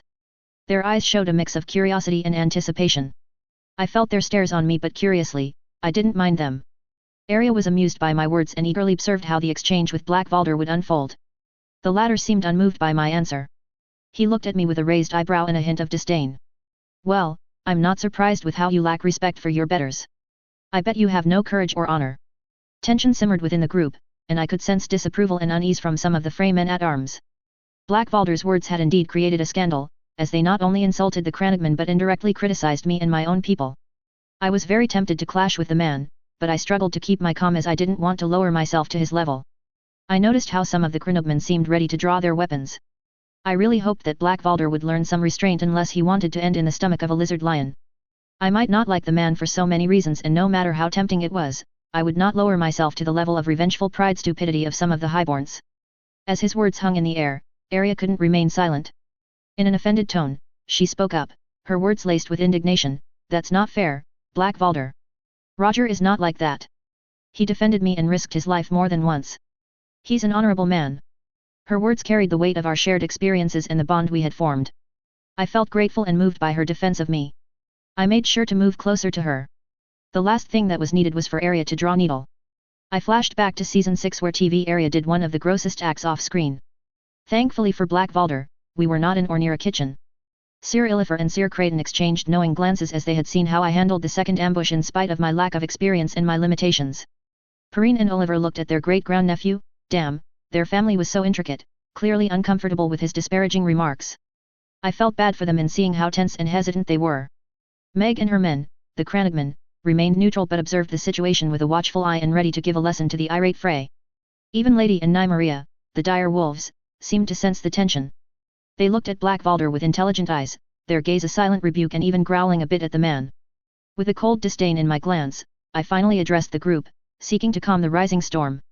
"Please, do not waste your energy on petty words coming from him." Arya, though still visibly upset by Black Valder's comments, protested, "But he shouldn't insult you or the Cranagmen." I reassured her with a gentle smile, placing a hand on her shoulder. "I can handle this, Arya, do not worry." Arya nodded, even though she sent a glare to Black Valder. I returned his disdainful gaze with a steely one of my own, my voice calm but unwavering. Your assessment of the Kranigman and of me are wrong. But what can I expect from someone who seems to only work through anger? My people have been a nation of fighters and for a long time held honor and valor as the greatest values, a bit like the people in the Reach. My words attracted the attention and interest of my companions. Black Valder looked at me back with a scoff. I decided to put a nail in the coffin. And from what I've heard of Kranigman, their tactics may differ from the Knights of the South, but that doesn't make them craven. In fact, it takes great courage to defend their lands using ambush and guerrilla tactics. It's a testament to their resourcefulness. I added with a scornful voice, in fact, I'd rather be a Kranigman whose culture is built on ambush and tricks to survive rather than a knight who would claim to be the most virtuous only to sully his words by being a craven, a liar, a murderer, or a rapist. At least, the first is more honest about his methods than the second. A heavy silence followed my answer. Black Valder seemed taken aback by my words, but his eyes turned even more somber than they were. I knew I hit a nerve not only in him but also in others as I noticed Perwin's equally somber eyes, though I wasn't sure if he felt slighted by my words or was considering them. Harwin, sensing the need to defuse the situation, spoke up. Enough of this. Roger, stop it. I nodded to the Stark guard while Black Valder only relented as Perwin approached his horse from his to speak to him in a low voice. Meg stepped forward, her voice steady and measured. Black Valder, your words are disrespectful and unfounded. The Kranigmen have a long history of defending our lands and our people with bravery and cunning. Our tactics have allowed us to survive and protect our homes against much larger forces. It is a testament to our resourcefulness and adaptability. And if there were any Dornish here, you know what they would say as well. She looked at the man with a piercing gaze. I was impressed how she seemed formidable in this instant. But let me make one thing clear. Courage and honor are not exclusive to any particular group or region. It is not for you to judge someone's character based on their birth or heritage. Meg turned to the rest of the group, her voice resonating with authority. Let us focus on the task at hand and set aside these petty quarrels. Her words struck a chord with everyone present. The tension began to dissipate as the group refocused their attention on the journey. Black Valder, though still visibly annoyed, seemed to understand the gravity of the situation and the need for cooperation. I nodded in agreement with Meg's words, acknowledging her wisdom and leadership. Her men, standing nearby, acquiesced as well, their expressions echoing her sentiment. Oliver and Perwinfrey exchanged cautious glances, the first seemingly more intrigued and curious, while the second remained reserved. As tension eased up and after a moment of silence, I decided to further explain, someone has to use the skills in which he is the best or to adapt them to context. A knight may use tricks to win a fight, but the situation would make the difference between being smart or being a pure craven. If your soul skills can win the fight, no need for tricks or alternative approaches. If you have no other choices, well, it is a smart thing to do. As my words lingered in the air, everyone watched over me with intrigued or expectant expressions. It was then that I noticed Arya's thoughtful gaze on me, her grey eyes reflecting a mix of respect, curiosity, and a hint of affection. Ras, one of Meg's men, who had been listening closely, couldn't help but interject. You say this as if your people used such tactics. Have they employed these tricks in battles? I nodded, recalling the history of my own world. They had. Where I came from, we've seen various strategies and tactics used in battle. While my people regarded honor and valor with the highest regard, when they were confronted with dire situations and challenges, they had to be resourceful to counteract failures and mistakes of the past, being cunning and using tricks to help them. The Freymen in arms and the Kranigmen were now regarding me with a mixture of curiosity and respect. It seemed like the idea of blending martial prowess with strategic thinking was a concept that could transcend cultural boundaries. Black Valder, however, remained unimpressed, his stern expression unchanged. It was evident that he was not easily swayed by words. The tension in the group had not completely dissipated, and he was still a contentious presence. Arya, who had been standing by my side, looked at me with an approving smile. Her support was clear, and once again I couldn't help but feel the deep fondness for the spirited Stark girl. Looking back at Ras, I thought of an example that embodied my words to everyone in the group. Taking a breath, I spoke in a way that would make Hercule Poirot proud, like in Derry Castle. In my homeland, there was a knight from a little high-born family. His name was Bertrand du Guesclin. He was born in a time of violence where my homeland was plagued by war and by a sickness that would strike everyone that was called the Black Death. The king of the time was facing a conundrum as his father and his grandsire faced huge defeats against a foreign king that presented claims on the crown because of family ties. As I continued the tale, the tension in the group seemed to momentarily dissipate, and all eyes were on me as I spoke of Bertrand du Guesclin, the knight from my world. I went on with my story. Du Guesclin was not a great lord or a wealthy man. In fact, his family had very little land and even less wealth. But what he did have was strength, courage, intelligence, and a deep loyalty to his king and his homeland. When the Gaulish throne was threatened by the foreign sovereign who claimed it as his own, Du Guzklin rose to the occasion. I could see a sense of intrigue in the eyes of my audience, both Fremen and Crannogmen, as they listened to the tale of this night. Bertrand du Guzklin was known for his cunning tactics and unconventional strategies. He understood that his forces couldn't hope to match the wealth and power of the English army, so he relied on his wits. He used ambushes, hit-and-run tactics, and guerrilla warfare to harass the British forces. He even infiltrated a castle in disguising his men as merchants. He turned the very landscape of his homeland into a weapon, using the knowledge of the land to his advantage. Arya nodded in agreement, understanding the parallel between Du Guesclin's tactics and the Crannogmen's ways. Meg and her men were very intrigued by my tale as I continued. Du Guesclin's methods were unorthodox, and many of the Gallic nobility scoffed at him. They accused him of cowardice and unchivalrous conduct, just as you, Sir Valder, might view the Crannogmen. But his results spoke for themselves. He won battles and earned the respect of his enemies. The atmosphere within the group had shifted.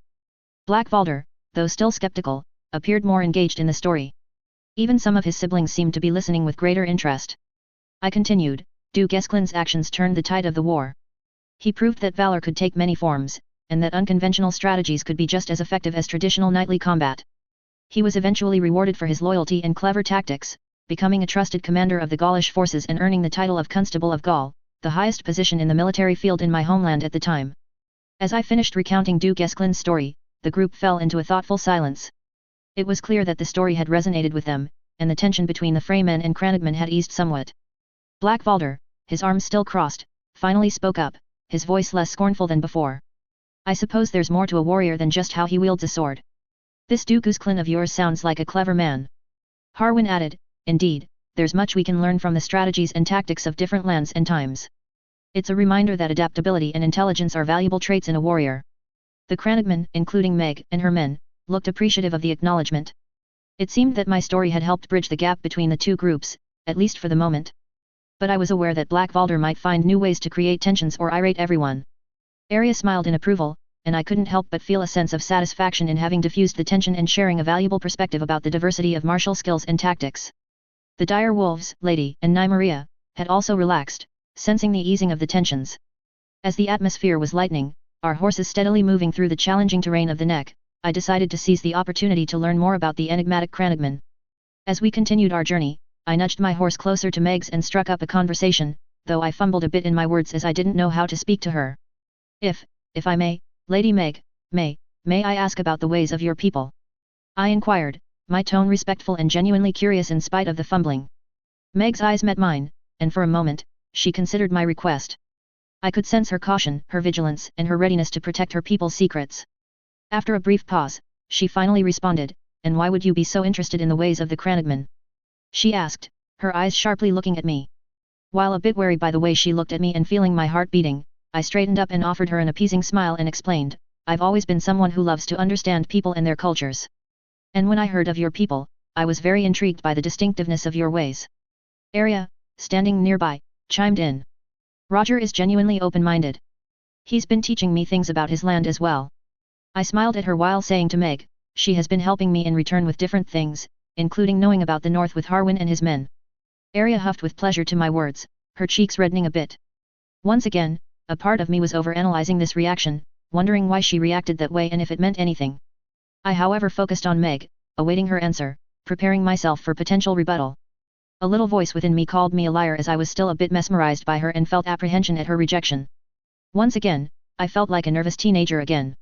Meg studied me for a moment longer, assessing my sincerity. Slowly, her guarded expression softened, and she nodded in acknowledgement. Very well, Roger. I suppose it wouldn't hurt to share some insights into the ways of the Crannogmen. I sensed Arya smiling nearby me, but I focused on Meg, reading to listen to her. Meg added, her voice tinged with caution. You must know that the ways of the Crannogmen are not widely known, and we prefer to keep them that way. We value our traditions, our knowledge of the land, and our ability to protect our people. If you seek to learn from us, you must show respect and discretion. I acknowledged her caution and was grateful for the opportunity to learn more about the Crannogmen. Inwardly, I was relieved and deeply glad.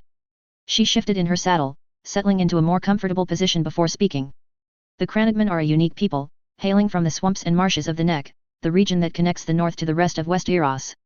Our ancestral homes are built upon floating islands and in hidden bogs, providing us with natural defenses and a deep connection to the land. I listened to her with great attention, as she covered a subject that truly attracted my interest as it was close to my life hobbies and passions. Meg spoke with great detail and seriousness as she was writing. Our way of life is shaped by the unforgiving environment we inhabit. We are skilled hunters, trackers, and survivalists, relying on stealth and our intimate knowledge of the swamp to defend ourselves and outmaneuver enemies. Our warriors prefer guerrilla tactics over open confrontation, using our familiarity with the terrain to our advantage. Hearing those words and this depiction was both what I could have expected of her people from what I had read or heard on the matter before finding myself in this land and what I could learn about the Crannogmen that weren't exactly depicted in the books and show. To some extent, they reminded me of some cultures from the New World but also the swamp benders of Avatar, The Last Airbender, though in a far more serious take. I inwardly chuckled at this thought, considering how close to the deep magic of the land the Crannogmen could be. Meg resumed her explanations. Crannogmen also possess a rich oral tradition and a deep respect for nature. We revere the old gods and hold sacred the spirits of our ancestors and the creatures that inhabit the swamp. Our rituals and traditions are closely tied to the natural cycle of the land, and we strive to maintain a harmonious balance with our surroundings. As Meg mentioned their reverence for the old gods and their connection to nature, I noticed Arya nodding in agreement. It was evident that this culture resonated with her in a profound way, not to mention the cultural similarities between the first men and the Crannogmen, notably in matters of faith. The way Meg depicted her people's traditions piqued my curiosity further. Meg paused, considering her words before continuing. As for our society, we are organized into small kin groups, with each kin led by a respected elder or a chosen leader. Decision-making is often communal, and our people value cooperation and the well-being of the community above personal gain. Loyalty and trust are highly regarded virtues among the Crannogmen. She glanced at Arya and then back at me. These are just a few glimpses into the ways of my people, Roger. The Crannogmen have a rich history and culture that spans generations. If there's anything specific you'd like to know, feel free to ask, and I'll do my best to answer. I nodded, my eyes shining. I noticed that Arya was very invested and intrigued by what the Crannog woman had shared with us, which I could understand. While she might have heard of their people through the lessons with Maester Luwin, there was a huge difference when listening to something through a direct source rather than a third one. Her fascination was obvious and I could see the gears turning in her mind, already formulating questions. Seeing her curiosity and eagerness was something I kept on loving. I quickly took a look at my other companions to see how they were reacting to what Meg had just told to Arya, and Harwin and his men, Jallard, Mors, and Tor, appeared intrigued as well, exchanging thoughtful glances. They were warriors themselves and seemed to appreciate the Crannogmen's unique skills. While the Crannogmen were bannermen to the Starks, it was obvious that hearing about their culture was to some extent eye-opening. Sir Illifer and Sir Creighton wore expressions of curiosity and respect. While it was obvious the culture of the Crannogmen was something very alien to them, they were respectful of the people accompanying us, and I suspected that my bond with Sir Creighton led him to have a certain understanding of diversity. Tom of the Seven Streams had a look of genuine interest, perhaps finding inspiration for new songs in Meg's words. I also suspected that mysterious people had something endearing, even for bards. When I took a look at the Frey siblings, Perwyn and Oliver appeared genuinely interested, their expressions thoughtful. Conversely, Black Valder was one again wearing a skeptical look, gritting his teeth with a barely concealed scorn. His stern attitude didn't waver, but the words of Meg seemed to have piqued the interest of Perwyn and Oliver, even if just a little. I knew that with such an environment like the twins, it might not be easy to have an open mind, even less for people with whom one shared a deep rivalry with. But I knew that Perwyn and Oliver were among the most decent ones, and I wondered if the youth of Oliver could help him to overcome some of the barriers and restraints his family created over the time. I couldn't help but glance at Lady and Nymeria. The two dire wolves kept on roaming alongside us and seemed comfortable. As I turned my eyes back on Meg, Arya, her eyes sparkling with excitement, couldn't contain her curiosity any longer. Lady Meg, she began, you mentioned your people's connection to the old gods and the spirits of the swamp. Are there any specific rituals or practices associated with these beliefs? And how do they shape your daily lives? The Crannog woman nodded at Arya's question, appreciating the young girl's eagerness to learn. Indeed, my lady, our connection to the old gods and the spirits of the swamp is deeply ingrained in our culture.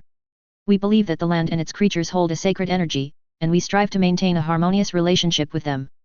She continued, our rituals and practices often revolve around honoring and seeking guidance from the spirits.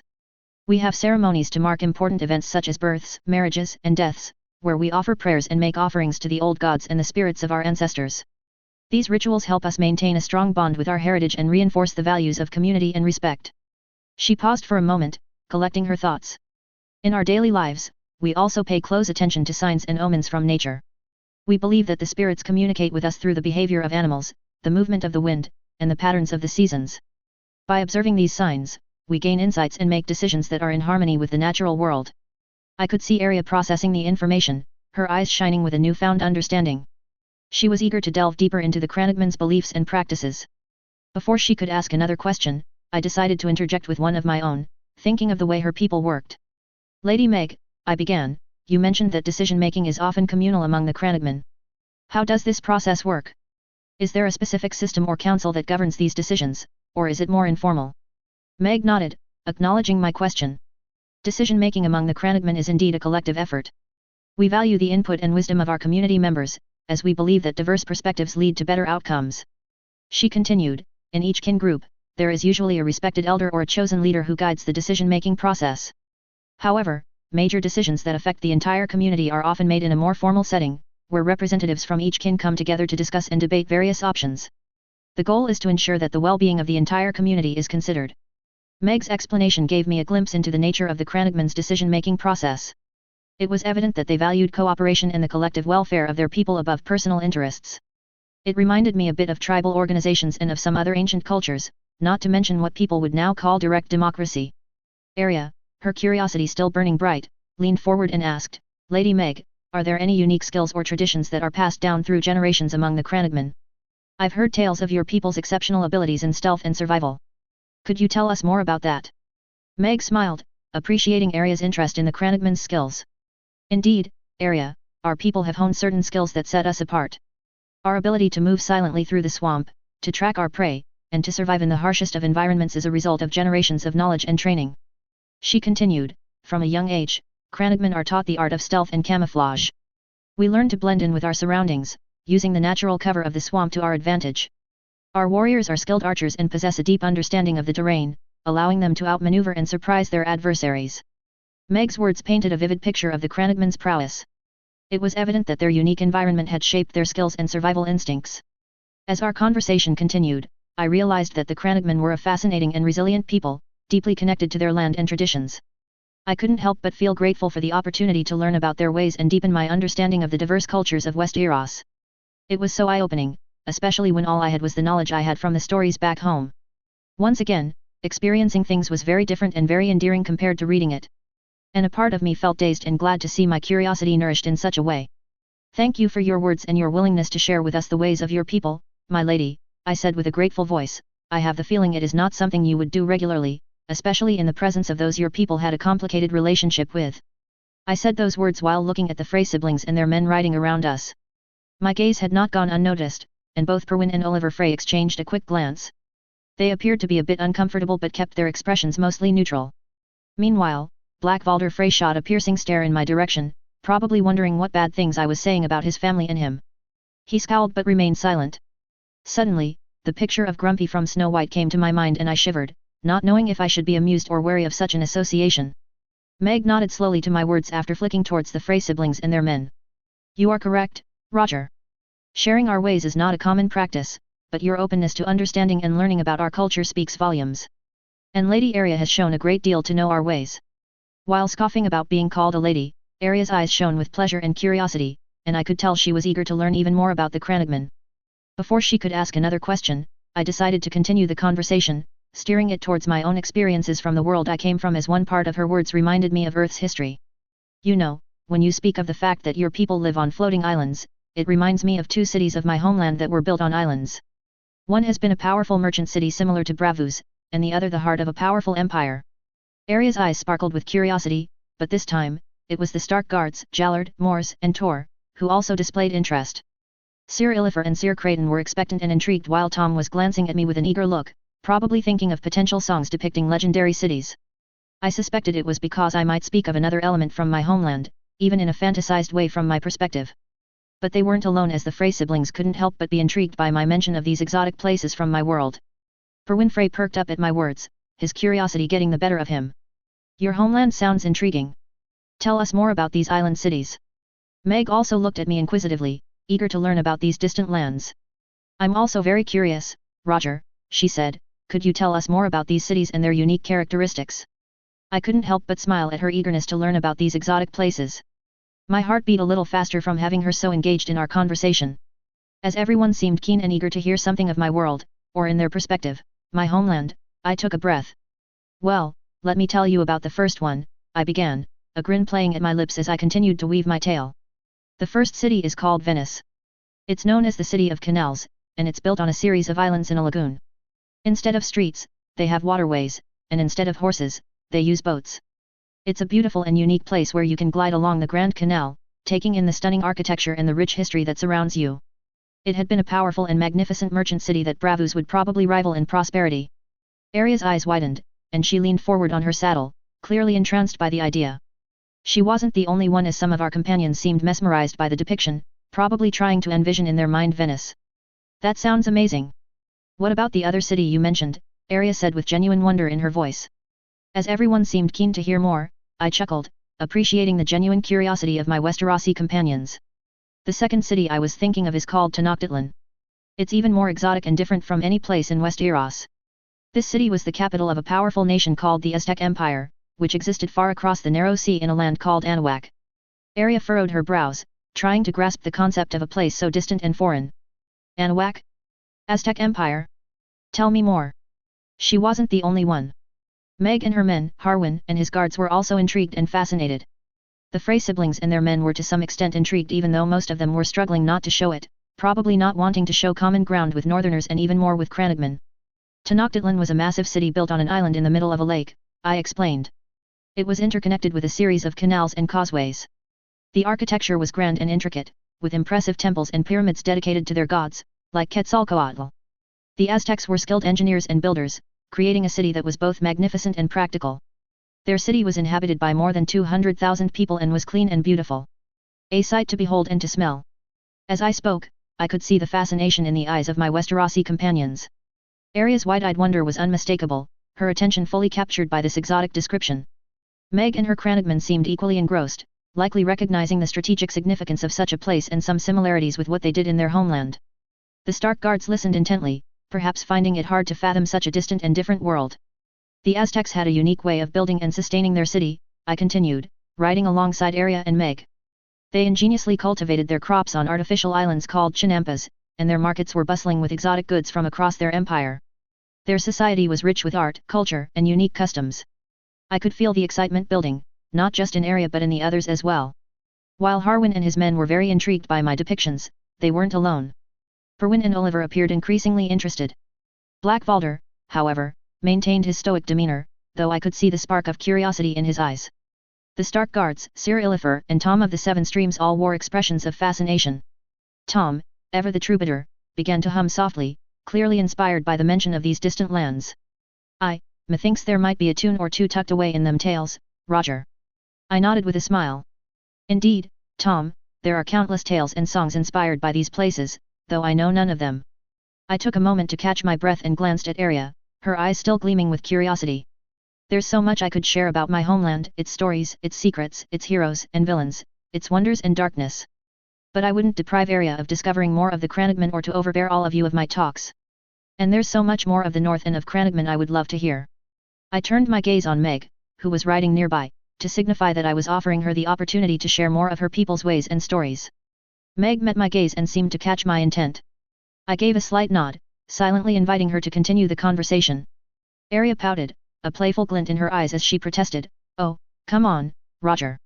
Don't tease me like that. You know I'm fascinated by your tales." I chuckled at her reaction, finding it endearing. "Do not worry, Arya. You'll hear more of my homeland later. I really want to discover more of Meg's people." Arya's curiosity was hard to suppress, but she nodded in agreement. "All right, we'll save your tales for later." As we continued our ride through the swampy terrain of the Neck, everyone reacted to our interactions. The Stark guards exchanged knowing glances, while Harwin and his men showed genuine interest in our developing bond. Meg and her Crannogman seemed to appreciate the camaraderie within our group.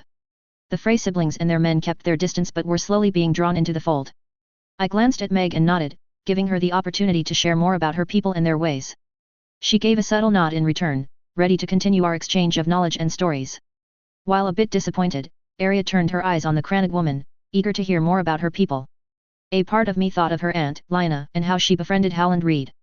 I could imagine how both due to the context and to her personality, she could have befriended the Crannog Lord, and I was considering the fact that it was people that Arya would easily befriend, especially with her easy way to befriend anyone outside of the social frame in she was raised. As we rode, I was enthralled and glad to discover more about one of the most mysterious communities in Westeros and in the canon of A Song of Ice and Fire, and that they weren't too reluctant to share with me. It was something that satiated my curiosity and my love of understanding things, people, the world. An 1 and here we go. Second chapter through the neck. 2. One of the main ideas in this chapter is the fact that the SI/me shares a bit of his reality knowledge and culture while also discovering more about others, in this case the Crannogman, as he is both someone very curious and open-minded. That doesn't mean he is an absolute relativist, but he knows how to be pragmatic due to the context. 3. The football section was a personal joke both due to the feud between the Frey and the Crannogman and to the fact that a. I tend to make different kind of quick connections between ideas and b. I sometimes love imagining puns.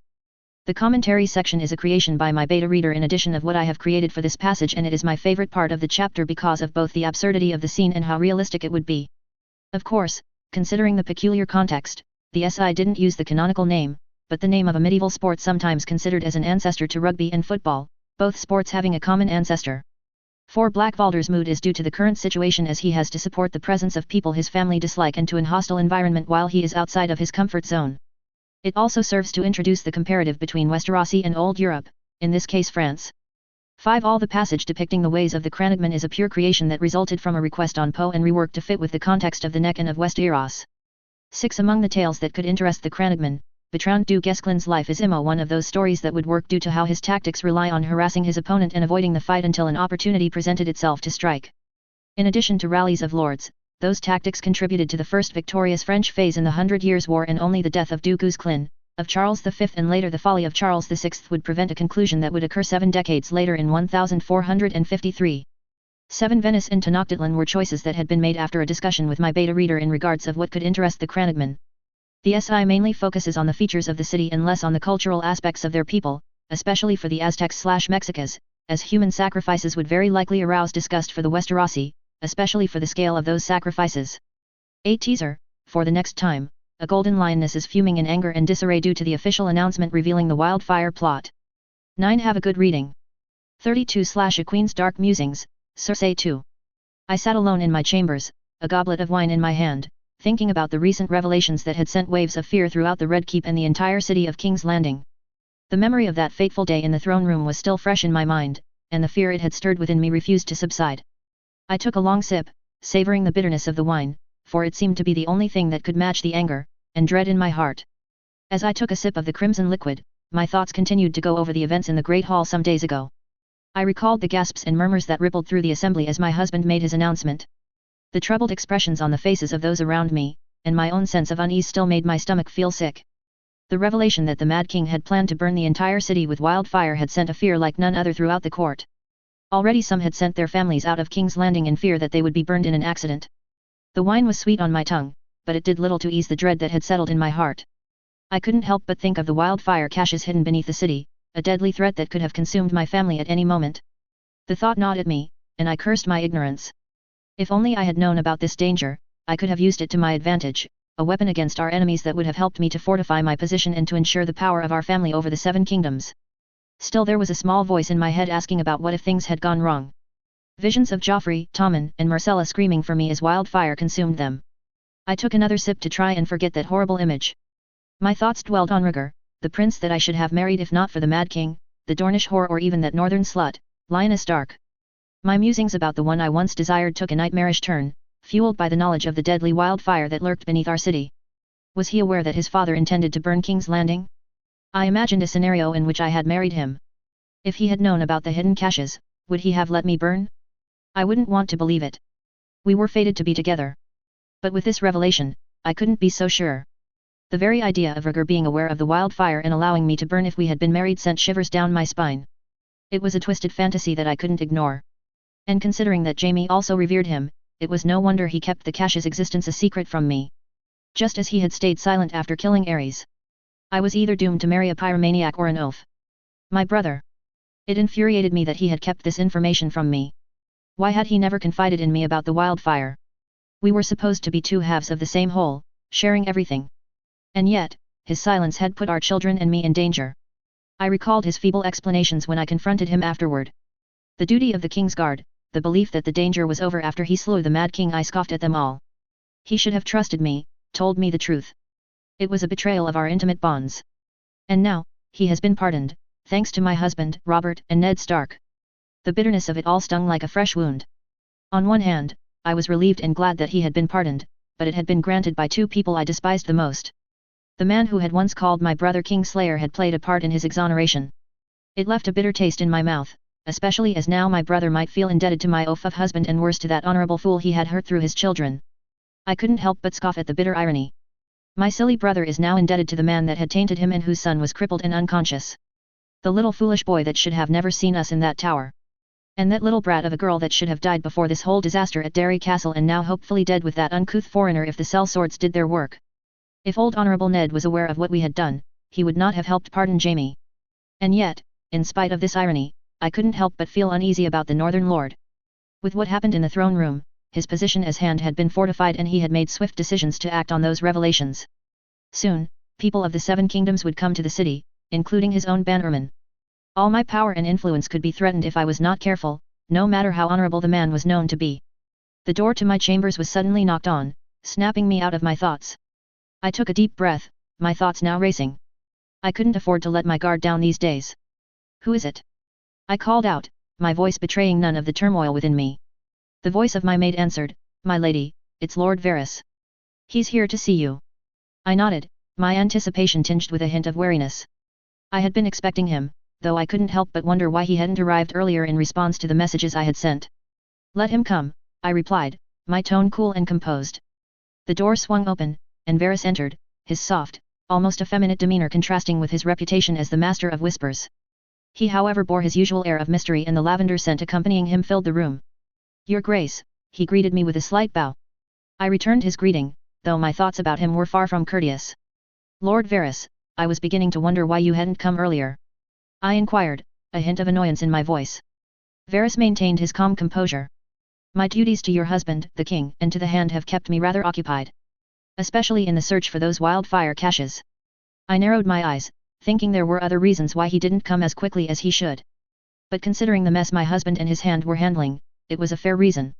"Did you know about the wildfire beforehand?" I demanded, my emerald eyes narrowing and locking onto his. Varys met my gaze evenly and shook his head. "No, Your Grace. I only had heard rumors. Your brother, Jamie, certainly knew how to keep this plot of the Mad King's a well-guarded secret." I couldn't help but scoff at its words as they were like a knife twisting in a wound. "My brother, always the silent protector of the king and of the royal family," I replied, my tone laced with sarcasm. Varys noticed my skepticism and raised an eyebrow as if pondering the implications of my words. "He surely is, Your Grace. However, I must tell you that Lord Stark seemed to have suspected something when he attended his first small council meeting as hand," he remarked. I couldn't hide the surprise that flickered across my face. Ned Stark, the man who had first called my brother the Kingslayer, had somehow found out about the wildfire. The irony was too bitter to ignore. "Ned Stark suspected something?" I asked, unable to hide my incredulity. Varys leaned in, his voice low and conspiratorial. "Yes, Your Grace. He expressed concerns about rumors regarding the wildfire caches beneath the city and the need to speak to your brother as he was one that could have known about the secrets of the Mad King." His words sent another shiver down my spine. My thoughts whirled as I considered the implications. Ned Stark, the honorable man who had once judged Jamie harshly, was somehow involved in this revelation. He was the one who found out. I muttered, more to myself than to Varys. The eunuch answered honestly, "Indeed, Your Grace." I looked at him with narrowed eyes, incredulous and wary. "But how? How can he have known something everyone else didn't?" Varys nodded, his expression as unreadable as ever. "I don't know the specifics, Your Grace. It was only recently, and my little birds relayed a discussion between your brother and Lord Stark before the small council meeting. The realization hit me like a blow. Ned Stark, the man who appeared to be the embodiment of blind honor, had been playing the game all along. I couldn't help but feel a mix of anger, frustration, and a grudging respect for his cunning. With what the spider was telling me, he confronted my brother on this truth before encountering the small council and managing to convince them to find and confirm the fact. It made me worried as to what a man anyone knew as being the most honorable in the whole Seven Kingdoms would do if he achieved such cunning. "Do you have any idea of how or when he could have suspected the truth when we all ignored it?" I demanded with a cold and suspicious voice, my mind racing. Varys speculated, he must have heard something about the wildfire very recently, perhaps after what happened in Derry Castle. Beforehand, my birds said nothing that would suggest anything of the sort. My thoughts immediately connected the dots between Ned Stark's newfound knowledge and the events in Derry Castle, the place where everything had started to unravel. My lips thinned as I remembered the events and even more, that uncouth despicable foreign commoner who had dared to challenge Joffrey's tale, was now part of Ned Stark's house. All because he defended his little brat.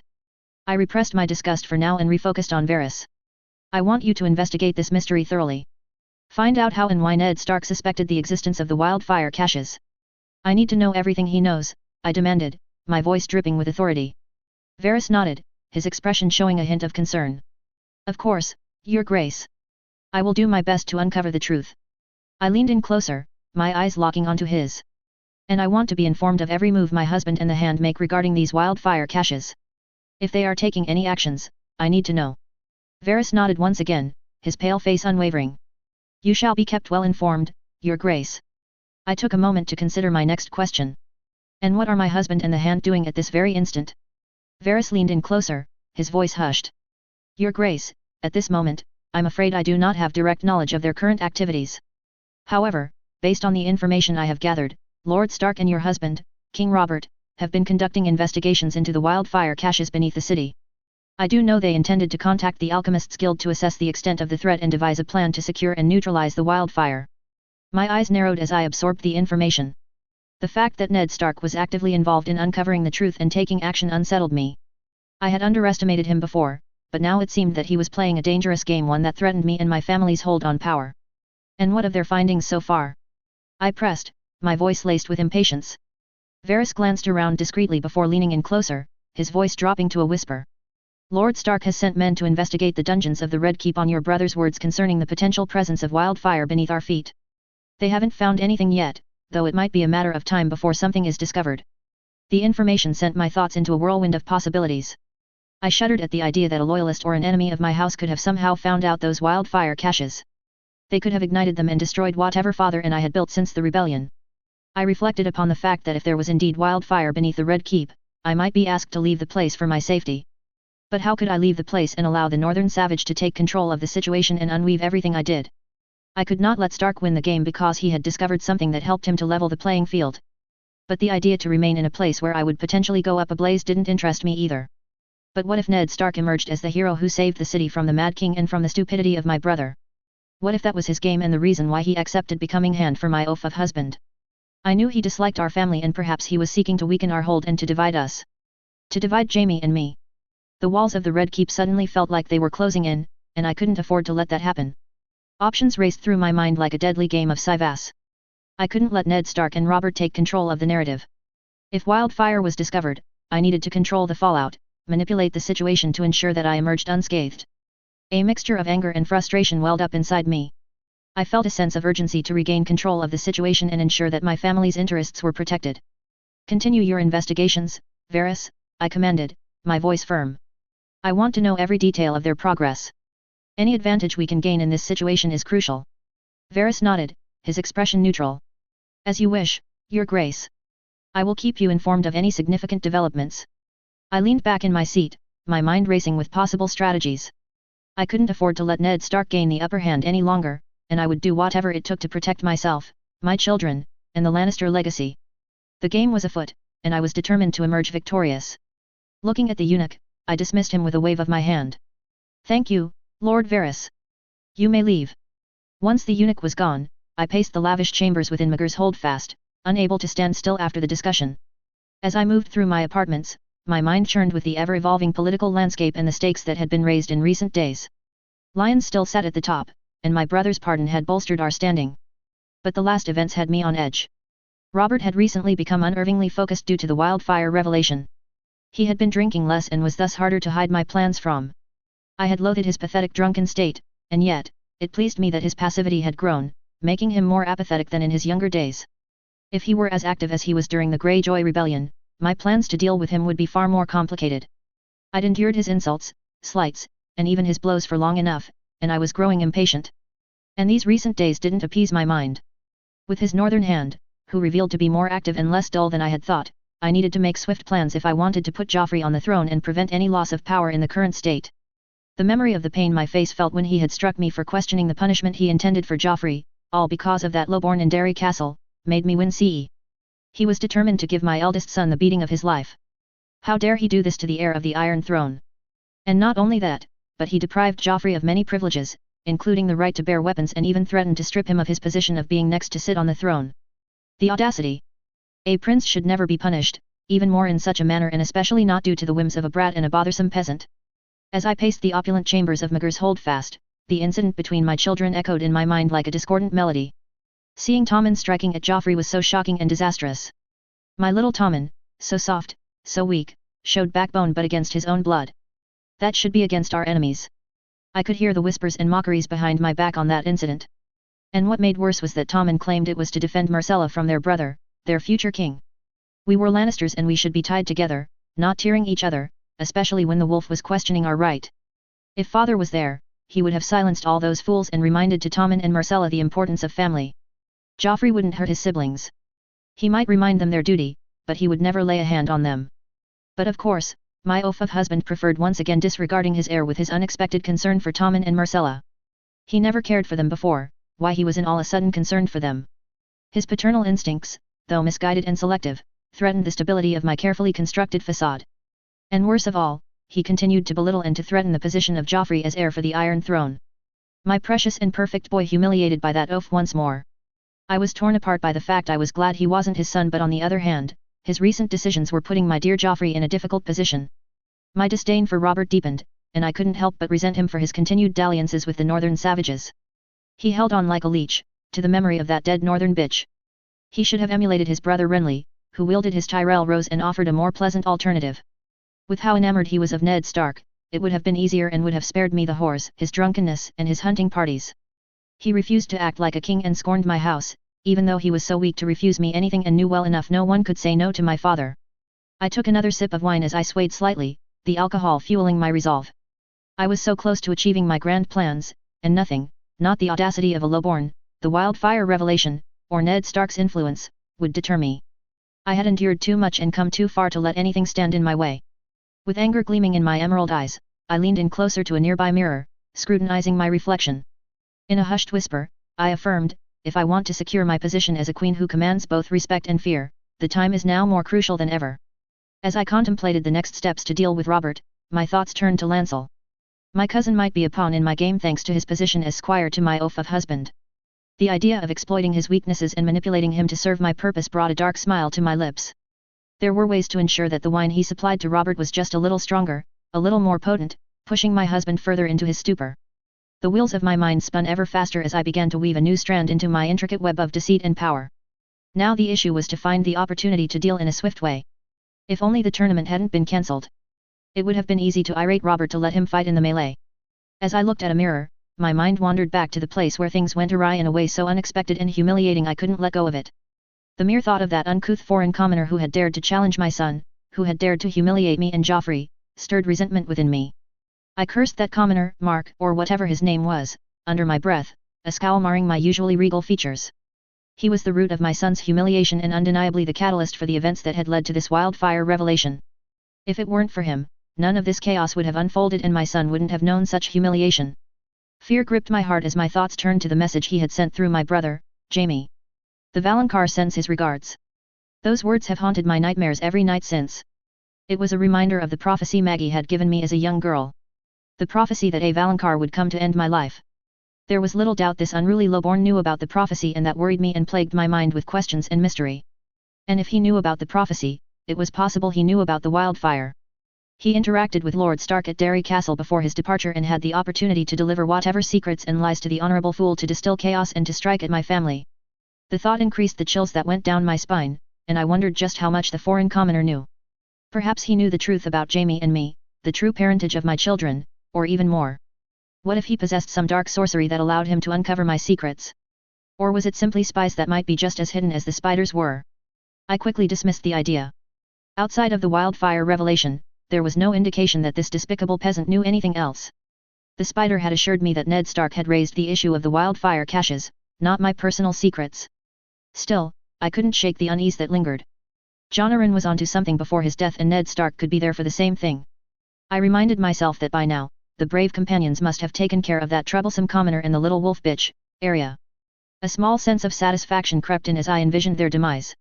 It was a necessary step to ensure my family's dominance. Letting myself dream of those delightful retributions, I envisioned the little brat's terror-stricken face contorted with fear and despair as the sellswords enacted their gruesome retribution. The thought of her futile pleas for mercy brought satisfactory delight. And what delighted me even more was the thought that that arrogant and pathetic worm that dared defend her being powerless to protect her. He would be watching her be sorely ruined and put in her place before him. I saw his face contorted in pain as the brave companions exacted their part upon him.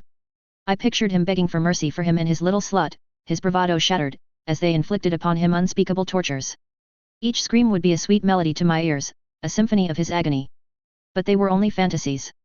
I had no way of knowing if those cell swords achieved their purpose. If only Jamie hadn't dissuaded me from demanding them to bring proof of their deeds. That would have greatly satisfied me with the slights those two little unruly pests had inflicted on my son and me. Shaking my head, I banished those thoughts from my mind. Dwelling on such fantasies wouldn't serve my purpose, as delightful as they were. Instead, I moved towards the balcony of my apartment within Magur's holdfast. I gazed out over the Red Keep. The view was magnificent, but my mind was preoccupied with more pressing matters. Contemplating my next moves outside of the plans I had set in motion to ensure my son's ascension to the Iron Throne. My thoughts invariably drifted to Sansa Stark, the girl betrothed to my son. On one hand, that accursed message from the despicable lowborn had relentlessly reminded me that a younger, more beautiful queen could usurp my place. Was this fragile little bird the queen who would cast me aside? Conversely, I couldn't ignore the opportunity that her presence in King's Landing offered. If matters took an unfortunate turn, she could serve as a potential pawn, a means to manipulate her father, Eddard Stark. Her longing to reunite with my son and her naive desires and dreams were tools I could exploit to further my plans and undermine the Stark legacy, ensuring the unchallenged supremacy of House Lannister. Feeling the need for more information about Sansa's activities and state of mind, I summoned my maid, Bernadette. She entered the room with a graceful curtsy, her eyes eager to deliver the latest morsels of gossip. Bernadette, I began with an imperious tone, tell me everything you've heard about Sansa Stark since her arrival at the Red Keep. I want to know every detail of her movements and interactions. Bernadette, always a willing purveyor of secrets, responded promptly. Your Grace, I've heard that she's been navigating the Red Keep with a certain Jane, the steward's daughter, and a guard in tow. She seems desperate to see your son once more and has been missing a companion named Lady. She also appears to be quite disturbed after the wildfire plot was exposed. I listened intently, taking mental notes as I took in the information. The growing rift between Sansa and Joffrey stemmed from the Trident incident with Arya and the turmoil at Derry Castle. A part of me burned with frustration, but I couldn't deny the satisfaction that the situation offered at the time being, even though it must be solved. I scoffed at the mention of Lady, that wretched beast of hers. What sort of name was that for a creature capable of tearing you apart? Thankfully, her pet's fate had been sealed, sent back to Winterfell with the little Stark and the uncouth foreigner. If only the sellswords could bring me a pelt from the beast. That would pay for the harm the other had done to my son. Have you had the opportunity to interact with Sansa Stark since her arrival in the Red Keep? I inquired, my tone demanding the utmost candor. Bernadette hesitated for a moment before answering, yes, Your Grace. I've exchanged words with Lady Sansa during her occasional wanderings in the corridors. She presents herself as polite and eager to please, though the presence of her guard made it difficult to ascertain her true thoughts. As I contemplated the newfound insights, a plan began to take shape in my cunning mind. I cursed myself for allowing the cloud of Derry Castle to overshadow opportunities. Surely, Sansa resented the peasant as much as I did, given his humiliation of Joffrey and his alleged role in her father's decision to send her cherished beast away.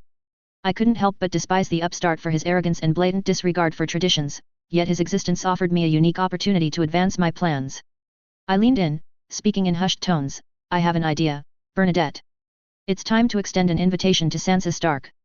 Prepare a message and deliver it to her at your earliest convenience. Bernadette curtsied and replied, as you wish, Your Grace. I will make the arrangements immediately. With that, she departed to follow my orders, leaving me alone with my thoughts. The Game of Thrones was always a puzzle, and every move had to be executed with precision.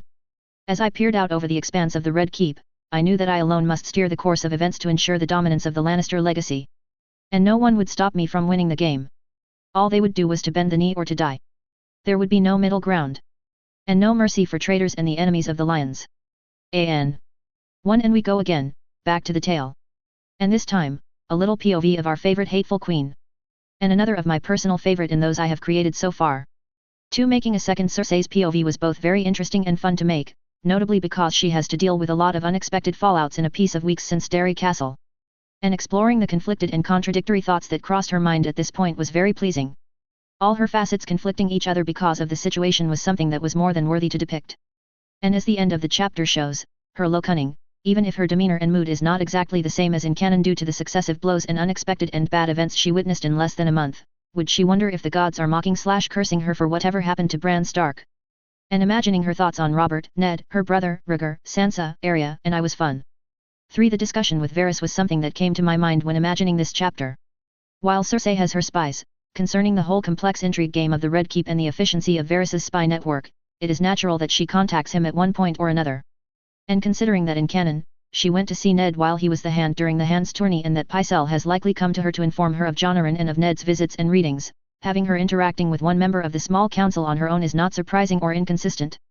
4. Having Varys reveal that Ned knows about the wildfire plot in some extent was something I consider as very relevant. Considering this is Varys, Baelish might suspect something, but considering he doesn't have little birds that can fly everywhere or the fact that we can't dismiss his potential bias against the Starks.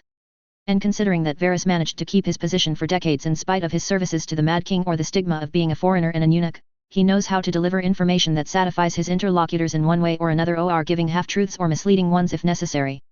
And one should never underestimate his endgame.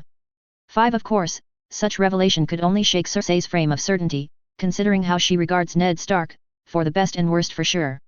And the reason why she makes so easily the connections is rather simple considering her paranoia, the fact she is intelligent in spite of being plagued by narcissism and arrogance, and of course the peculiar nature of the recent events.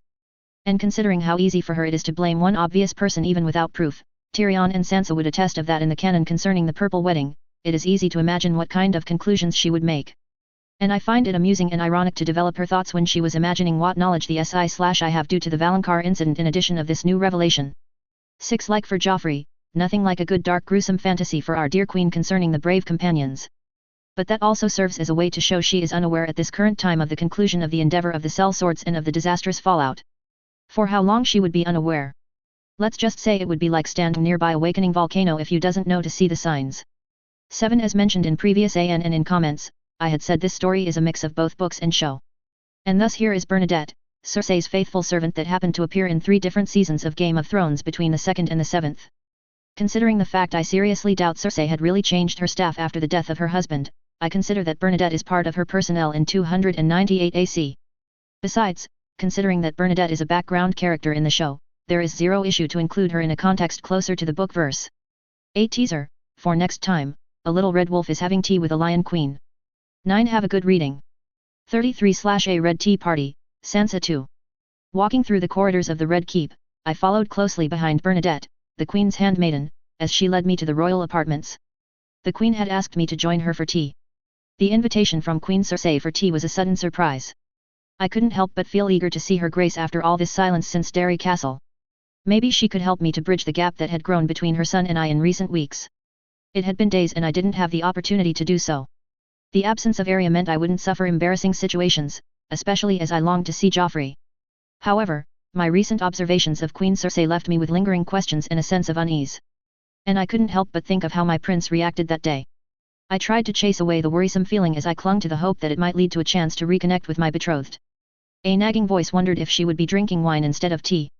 Alan walked behind me, his protective presence proving to be a comfort in the intimidating surroundings of the Red Keep. I could sense his readiness to ensure my safety, which reassured me amidst the intimidation brought on by court life. As we made our way through the hallowed halls, my thoughts reflected on recent revelations. The recent events, from the tumultuous incident at the Ruby Ford to the turmoil in Derry Castle, had shaken my vision of the world. The wildfire plot beneath the city had added another layer of unease to my already unsettled mind, especially with how close to danger I was, in a place that was supposed to be safe. I thought of my father who had been tirelessly working to address the wildfire threat, all the while making an effort to spend time with me. His love and support were a source of strength, and I held on to the moments we shared. This was even as he fulfilled his duties as Hand of the King. I had faith that he would do whatever it took to protect the people of King's Landing. I quickly touched my necklace, thinking of the efforts he made to spend time with me in spite of all the tasks and duties he was achieving ever since Sir Jaime's confession and the revelation of the Mad King's plot. I was touched by his care as I had no precise memory of him doing it before. Only Mother was so close and supportive of me until recently, and while I truly missed her presence, I was glad Father could be there for me. A part of me was happy that for once, Arya wasn't there. When Father wasn't around, Jane proved to be a great companion in his place.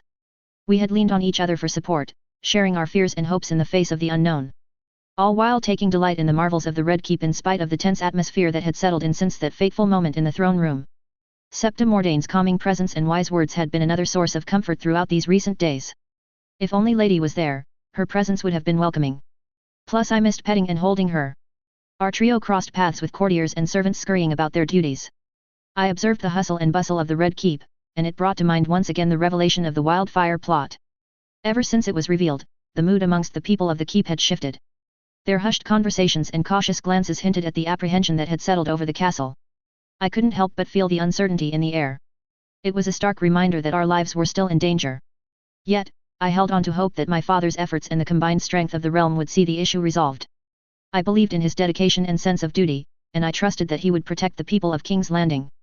The thought of King's Landing being plagued by such a dangerous threat troubled me deeply, but I held on to the hope that my father's wisdom and determination would prevail. As we approached the Queen's ballroom, where I was to meet Cersei, my young heart began to beat faster. Yet I couldn't deny the allure of the courtly life and the excitement of the unknown. With each step, I moved closer to the heart of intrigue and power, and I could only hope that I could play these games with grace and poise, just as a lady should. Finally arriving at the doors of the Queen's apartments, I couldn't help but notice the presence of a red cloak standing guard before the door. His presence was both curious and understandable given the current tensions. And yet, his intimidating presence made me nervous in spite of myself. Bernadette stepped forward and informed the Red Cloak, "Lady Sansa is here to see the Queen." The Red Cloak nodded in acknowledgement, his gaze unwavering. His scrutiny sent a shiver down my spine. It was a stark reminder of the web of politics that surrounded us. It was so different from Winterfell, and a part of me regretted that the wildfire revelation caused such an unpleasant atmosphere in the place. I appreciated the security measures, but part of me felt a bit uneasy about entering the Queen's apartments alone, especially given the recent events that had transpired. Bernadette turned to Alan and told him, "Only Lady Sansa may enter." I could see the reluctance in Alan's eyes, and it mirrored my own feelings. While I understood the reasoning behind it, I had grown accustomed to Alan's protective presence, and the prospect of entering alone made me feel vulnerable. But I tried to chase away this feeling. After all, I was encountering the Queen. Nothing wrong would happen with her. I turned to my protector and offered a reassuring smile. "It's all right, Alan. I will be fine. I appreciate your concern." Reluctantly, Alan nodded, his expression a mix of protectiveness and loyalty. "Very well, my lady. I'll be right outside should you need anything." I nodded approvingly before turning my attention back to the handmaiden and the entrance. The Red Cloak opened it, and Bernadette entered first, her black hair cascading down her back. I followed her into the room, my heart pounding with a strange blend of apprehension and eagerness. Anticipation and apprehension, curiosity and wariness all vied for dominance in my thoughts. I was eager to see Queen Cersei, to bridge the gap that had grown between her son and me in recent weeks. Hopefully this could help me reconnect with my betrothed, Joffrey. As we moved further into the Queen's ballroom, I couldn't help but notice the elegance of the room. The graceful ballroom was unlike anything I had ever seen. The richly carved wood, the silver mirrors reflecting torchlight, and the arched windows added to the regal atmosphere. A long trestle table and a dais dominated the room. The sight was mesmerizing, and for a moment, I was transported into a world of pure extravagance. We finally arrived at the main area of the room, and I couldn't help but notice the Queen herself. She sat regally, an elegant figure with golden curls cascading around her shoulders. Her emerald green eyes held a less somber mood than the day of the wildfire revelation, but there was still something in her gaze that put me on edge. Queen Cersei held a goblet in hand, and I couldn't help but wonder what was in it. The idea that there might be something more than just wine crossed my mind, but I brushed it aside. I had to believe in the decorum of the Queen, especially with how the King behaved. However, I couldn't help but think back on how she was in a foul mood that day in the throne room. With a deep breath, I moved forward and bowed respectfully before her. "Your Grace," I greeted her with the respect she deserved. The Queen acknowledged my presence with a nod and a slight smile. "Little Dove, I'm pleased to see you. Please, take a seat." I obliged and gracefully took a seat as her Grace joined me. Her poise was impeccable, and she exuded an air of authority. She motioned for Bernadette, who was still lingering at the entrance, to approach. "Bernadette," she said, "please ask the servants to bring us some tea and wine." Her handmaiden nodded and curtsied before leaving the room, leaving the two of us alone. Sitting across from Queen Cersei, I observed her closely, trying to gauge both her intentions and mood. I longed to find a connection between us, to bridge the growing gap between Joffrey and me. But there was also a wariness, knowing her temper. And the fact that she was drinking again. Queen Cersei leaned in slightly and asked with a seemingly genuine interest, "What do you think of the Red Keep, Lady Sansa? I trust you find it as splendid as it appears." I was grateful to share my thoughts and to ease the tension in the room. With enthusiasm, I replied, "Oh, it's truly magnificent, Your Grace. The Red Keep is unlike anything I've ever seen. The richly carved wood, the silver mirrors reflecting the torchlight, and those beautiful arched windows add to the regal atmosphere. I feel like I'm in a world of extravagance." As I spoke, I couldn't help but remember the revelation of the wildfire caches and the danger they represented. My enthusiasm waned as I continued, though I must admit, Your Grace, the revelation of the wildfire tarnished the magnificence of this place. Queen Cersei's expression shifted, her emerald eyes clouded with a mix of bitterness. I couldn't help but notice the change and decided to inquire further. Your Grace. Her response was laced with a hint of bitterness as she replied, Yes. The wildfire. Such substances should have been taken care of long ago. If my brother had done well, we wouldn't be in this position. I looked at her, concerned and puzzled. But Your Grace, your brother is a hero for preventing the Mad King from burning the city. Queen Cersei scoffed slightly, her tone dripping with bitterness. Sweet girl, my brother may think he had been heroic, but he was a fool in keeping silent. He knew when he should have told his king the truth. Perhaps no one, not even your father, would have called him Kingslayer and would have praised him for his deeds. I couldn't help but feel confused. The Queen's perspective was a stark contrast to what I expected from her, considering that her twin brother had been pardoned and regarded as a hero. Your Grace, I apologize if I misunderstood. I thought Sir Jaime is now praised for his actions, I stammered, trying to make sense of her bitterness. Cersei's emerald eyes bore into mine, and a strange and concerning glint seemed to flicker in her gaze. He is, but people like to romanticize and twist the truth, dear Sansa. I know how the court works, how fickle the opinions of the nobles can be. They have long memories when it comes to grudges. I felt a shiver of discomfort crawl down my spine. Cersei's words hinted at a darker undercurrent in the court, something I had been naive to fully grasp. But I couldn't allow my nervousness to show. Instead, I mustered a reassuring smile. I understand, Your Grace, I replied cautiously, my voice reflecting my concern. Queen Cersei's eyes gleamed with a regal veneer, and her demeanor exuded a calculated air. Very well, my dear. Tell me, what is your father doing about the wildfire situation now? I hesitated for a moment, cautious of my words. My father is working diligently to address the issue, Your Grace. I'm sure he will do everything in his power to resolve this matter and ensure peace in the realm. Her eyes narrowed a bit, which bothered me much more than I could admit it. She nodded regally. You're a sweet child, Sansa. Your faith in your father is admirable. We shall see what comes of it. There was a veiled meaning in her words, one that left me wondering, and while her regal facade remained intact, a glint of something darker flickered in the Queen's eyes. One that made me a bit uncomfortable. I couldn't shake the feeling there was something off, and that contradicted a lot of what I imagined about the royal court.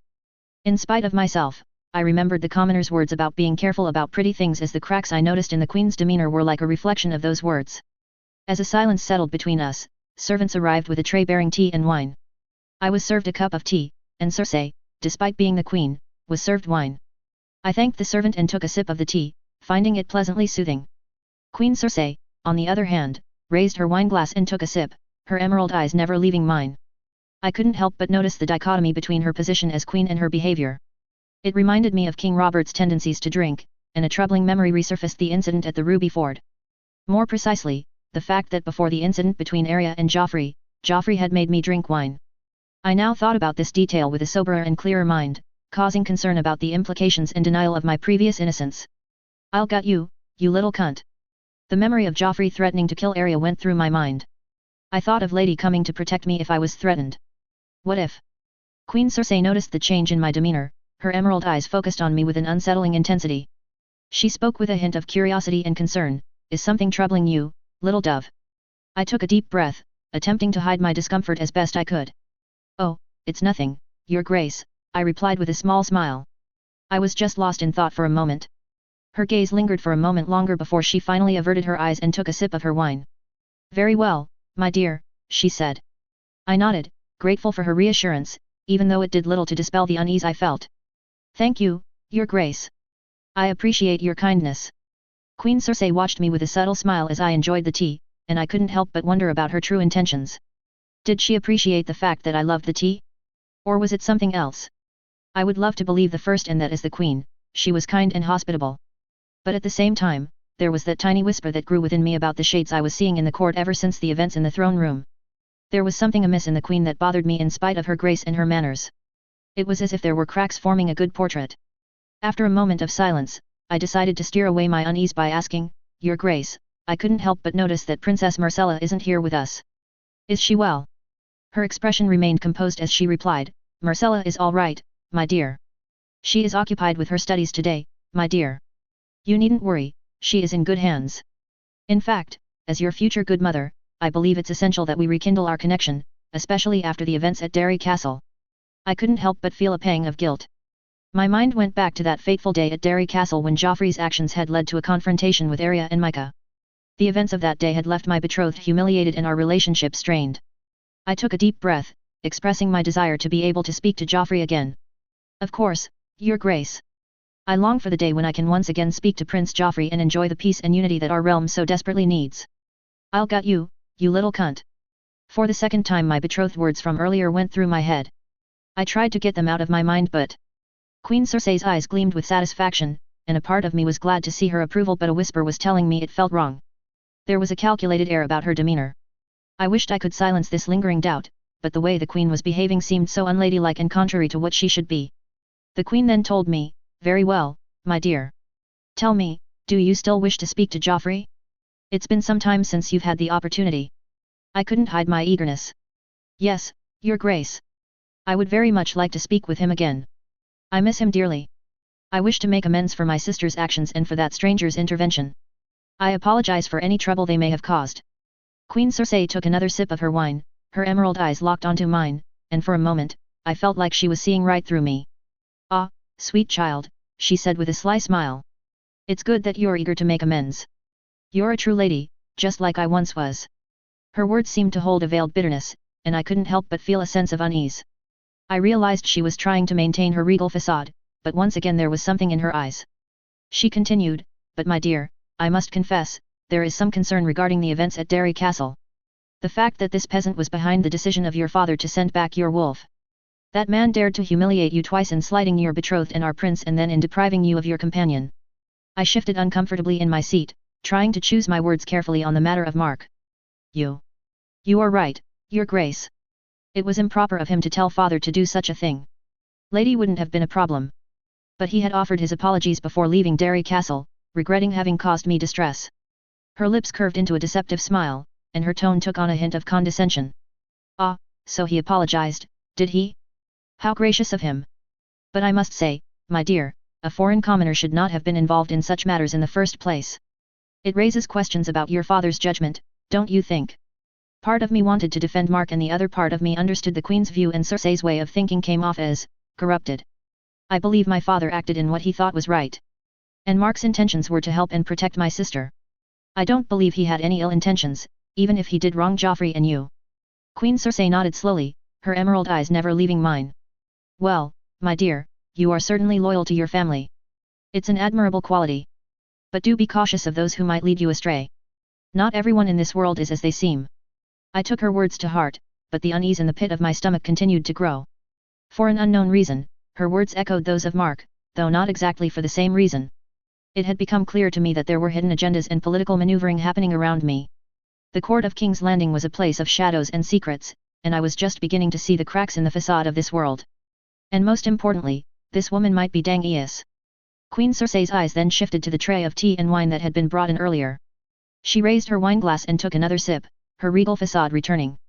"By the way, do tell me, have you heard any news of your sister, Arya? I'm quite curious about her whereabouts." I couldn't help but feel a pang of jealousy and intrigue.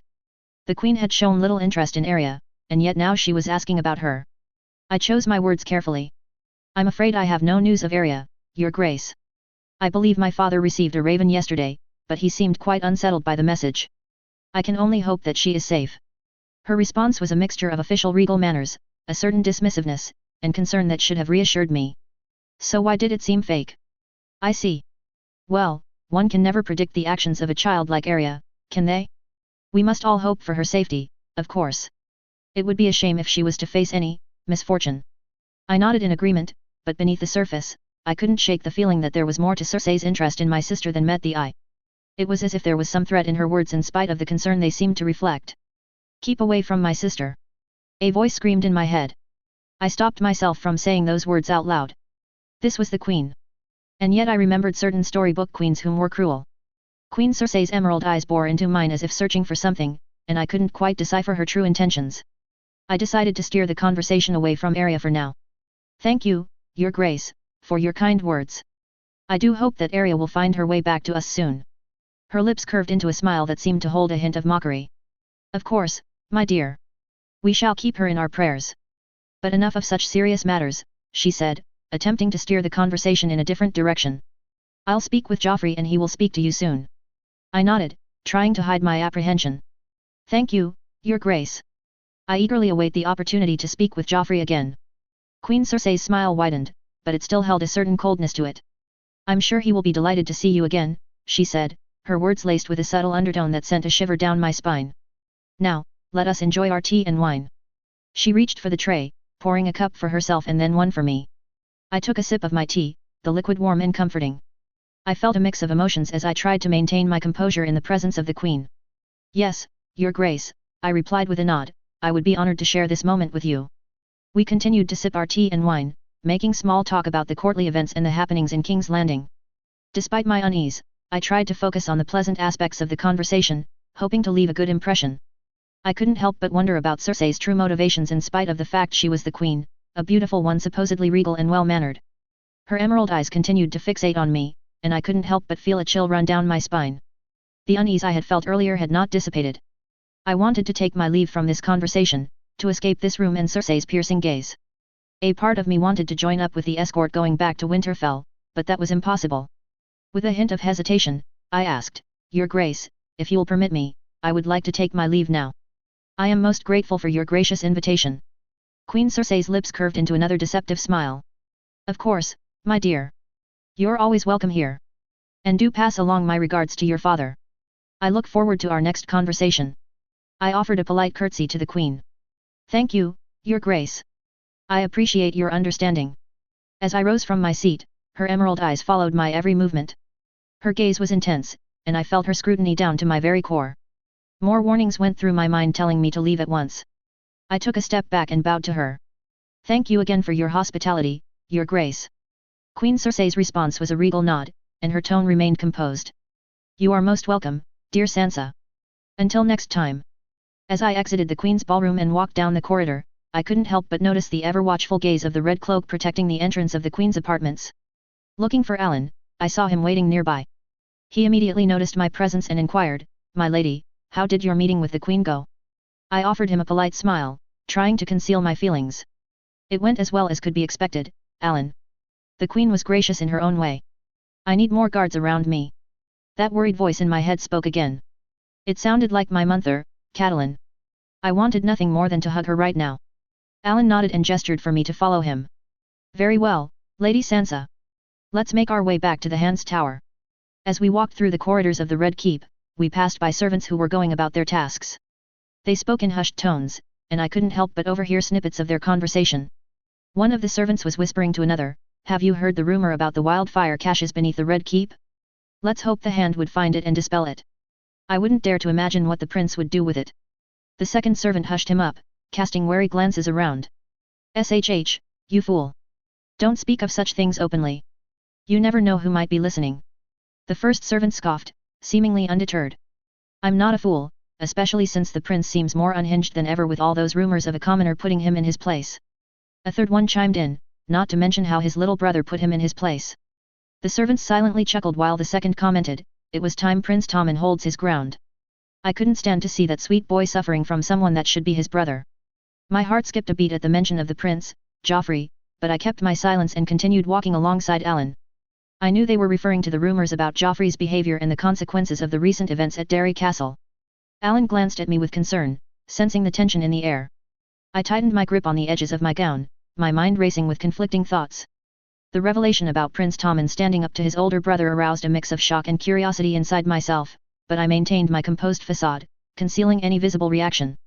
I couldn't help but wonder what was the dynamics within the royal family and if they were more volatile than I had imagined. I knew the king didn't care for his children, but picturing plump and sweet Tommen asserting himself against Joffrey was troubling and disconcerting. I couldn't imagine it and I couldn't help but wonder why he would do that to my betrothed, his own brother. As we moved away from the gossiping servants, Alan's expression became more serious.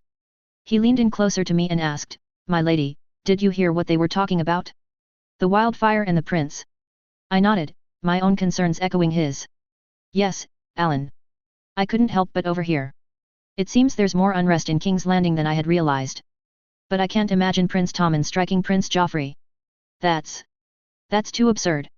Alan hesitated before revealing, My lady, there's more to the story. Some say Prince Tommen intervened to defend his sister. It's said that Joffrey was about to harm her, and Tommen stepped in to protect her. My eyes widened at the revelation, and a mixture of disbelief and relief washed over me. I couldn't fathom the idea of Joffrey harming his own sister, and the image of Tommen standing up for her brought a surprising warmth to my heart. And yet, I was struggling to reconcile my Joffrey with what I was hearing. I couldn't imagine my prince being so brutal or cruel with his siblings. Robb wasn't that way, and even my half-brother wasn't, to my great dismay. If even a bastard was far more respectful of his siblings than my prince, what did it mean? Defending his sister. I murmured, my thoughts racing. Why would Joffrey harm her in the first place? The puzzle pieces of the courtly drama were falling into place, revealing a darker and more complex reality than I had initially perceived. Alan's brow furrowed with worry. I am not certain, my lady. But you surely have seen how the servants are uneasy, and it is not solely about the security of the Red Keep or the wildfire. I furrowed my brow in response, intrigued by his words but also concerned, feeling a pit growing in my stomach. What do you mean, Alan? What else is troubling them? Alan hesitated for a moment before replying, it is not my place to say, my lady. I wasn't ready to let it go. I insisted, Alan, you know I can be discreet. Please, share what you've heard. I need to understand the mood of the court. Alan nodded but warned, very well, my lady, but you must keep this to yourself. There have been rumors in the Red Keep, though they were mostly kept discreet and silent so far. They say that Joffrey, well, there are stories about him that are rather unsettling. My heart sank at the mention of Joffrey, my betrothed. I knew he was known for his temper, but I couldn't fathom what could be worse than what I already knew. Rumors? I inquired, a touch of anxiety creeping into my voice. Alan nodded solemnly. Yes, my lady, only rumors, mind you. But it's said that once, after learning a kitchen cat was pregnant, Joffrey killed the animal and cut open its belly to see the kittens inside. The king was said to have been so furious he knocked out 2 of his son's teeth when striking at him. My eyes widened in horror at the cruel image Alan had painted. A shiver ran down my spine, and I felt a cold sweat forming on my palms. Imagining my betrothed having a brush of cruelty clashed with the charming facade he had worn when we met in Winterfell. I struggled to connect the tales of my sweet, handsome Joffrey with such cruelty. The picture of a pregnant kitchen cat cut open was a dark revelation that seemed inconceivable when juxtaposed against the image of the handsome prince who had swept me off my feet. Could the sweet smiles and tender words he whispered to me be a facade, hiding a darker, more sinister side? I imagined Lady suffering such fate, and that made me think and far more eager to dismiss the rumor as it painted my prince in such a horrible light. But I couldn't dismiss them entirely, not after the events in Derry Castle or his prolonged silence with me. He would have gutted Arya like that cat. Even if I still blamed Arya for her actions, the memory surged forward, unbidden, and I once again saw Arya, my spirited sister, facing the wrath of my betrothed. Joffrey had lashed out in anger, his cruelty unleashed on a defenseless girl while he was swinging his sword. He had almost killed Arya that day, and the image of her struggling in his grip haunted my thoughts. In spite of myself, I felt grateful that Nymeria had intervened that day, as otherwise, I wasn't sure how I would have felt. As unbearable and improper Arya was, what happened there wasn't right. I also remembered the words of the commoner when he said my prince's actions were similar to what the Mad King and Rhaegar Targaryen did to our family, and in this instant, I couldn't help but think he was right. The two incidents, the cat and Arya, seemed to form a pattern of violence and cruelty that I desperately wanted to deny. Yet, I couldn't shake the feeling that there was a darkness lurking behind Joffrey's handsome facade. The rumors Alan spoke of only added fuel to the fire, making it harder for me to dismiss the growing unease in my heart. I closed my eyes, trying to push away the disturbing images that threatened to consume me. How could I reconcile the tales of brutality with the loving glances and sweet words Joffrey had directed at me? Was I truly seeing the real him, or was there a monster hidden beneath the charming exterior? The doubts gnawed at me, and I couldn't escape the sinking feeling that my dreams of a happily ever after were slipping away, replaced by a harsh reality that I was reluctant to face. Alan continued, unaware of my turmoil, these rumors have been circulating for some time, my lady, but it seems that the incident in Derry Castle has sparked them to thrive again. People are talking, and the unease in the castle is growing, especially with the recent developments and the incident between the prince and his siblings. My naivety was slowly giving way to a more somber understanding of the world I now inhabited, where not everything was as beautiful and romantic as I had once believed. I wondered if the queen was aware of it or no. I hoped that the rumors were wrong and that were only lies, but the current mood and the recent incidents prevented me to believe it. I dreaded to think that the queen was aware of it, and yet, thinking back on how Joffrey and her reacted during the confrontation with Arya and the intervention of Mark, I couldn't help but ponder if she was aware of it and allowed it. In spite of denial, I couldn't help but think that even princes and kings could be wrong and do evil things. A shiver passed down my spine as I thought upon that reflection. I thought back to Mark's advice when he departed from Derry Castle. Did he know about Joffrey? Or did he have experienced something so awful in his life that he was wary? I wanted to dismiss what I had noticed, felt, and heard, and yet it was like the cold bite in the north, strong and not possible to chase away. I clinged to the hope that were only lies because I didn't know what that would mean for me or how to handle it. "I'll gut you, you little cunt." Only this time in my mind, my betrothed was swinging the sword at my neck. One, and here we go again. This time, we spend time with our favorite redhead Stark, who is learning more about the 50 Shades of Grey of King's Landing. 2. Exploring Sansa's demeanor after her previous POV chapter was very interesting, as I wanted to show how the new context affected her mindset and perspective. The fact that Lady survives also influences her mindset, as in canon, the circumstances of her direwolf's death contributed to her distress and to the fact she fell prey to the manipulations of Joffrey and of Cersei. Of course, without this first traumatic incident and without Arya and with a father that is more present for her, Sansa is less prone to fall victim to manipulative people, even less as the stress provoked by the fear of the wildfire completely changed the game board. 3. I wanted to show the murky lines of Sansa's mindset, as she is still the young and innocent girl of canon, and yet the ripples that have appeared since the start of this story also affected her. Considering she was well trained as a lady, she has the potential for being observant, but her red-tinted glasses vision of the world contributed to a potential denial of what she saw when it didn't fit her vision. 4. The interactions with Cersei are among those I found interesting and fascinating to develop, to show a certain cat-and-mouse game with on the one hand Sansa that is both glad to interact with the queen and yet felt something is amiss, and on the other hand Cersei who is trying to find more and to manipulate the young girl.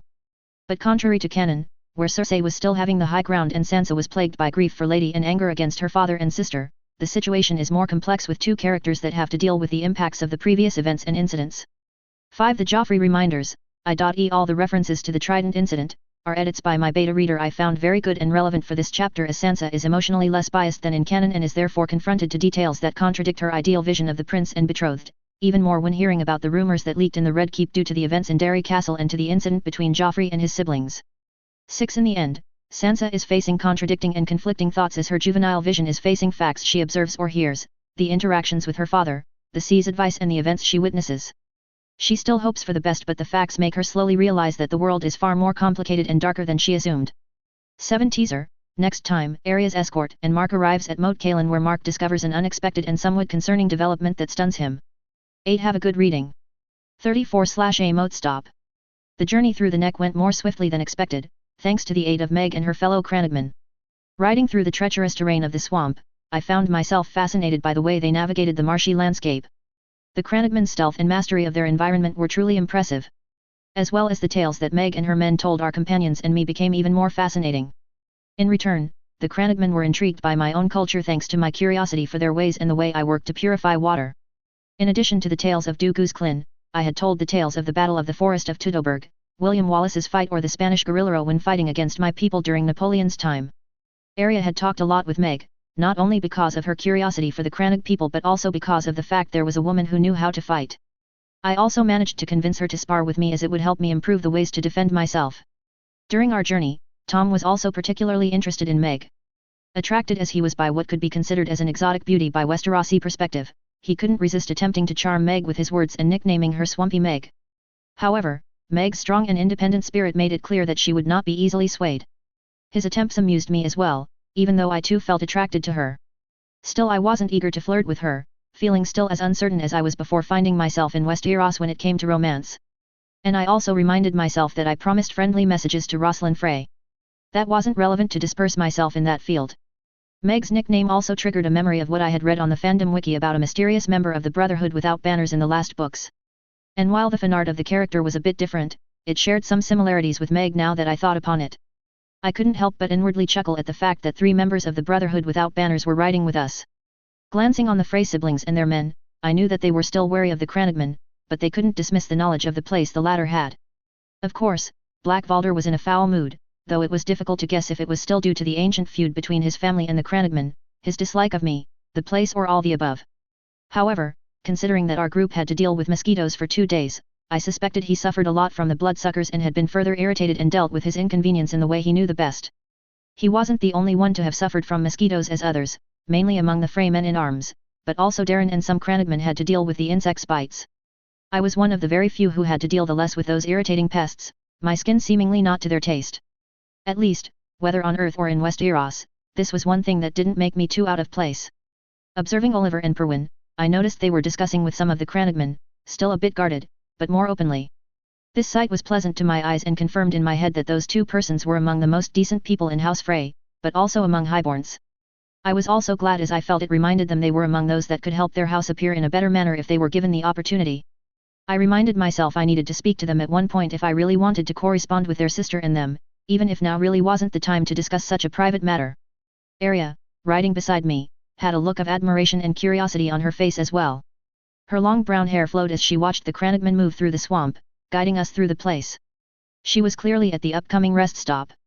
After a few more days of travel, our group finally reached the formidable ruins of Moat Cailin. While I hadn't laid eyes on the wall or Harrenhal, the sight of this colossal ruined fortress was both impressive and breath-stealing. A haunting reminder of a bygone era, I couldn't help but imagine the envy and jealousy it would have stirred among the lords and kings of old in my homeland. I envisioned how, in a cultural climate akin to at least the late 19th century, Moat Cailin would have become a major tourist attraction, drawing visitors from far and wide to marvel at its haunting beauty. For such a giant symbol of the north, the sheer state of desolation and decay left me speechless.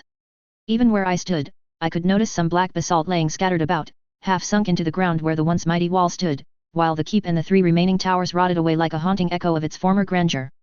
Impressionant, I murmured under my breath, unable to contain my wonder and thinking of some of the castles, both in ruins or still in good condition, that I had visited in my home and in Europe. I glanced at Arya to see her reaction, hoping to gauge her reaction.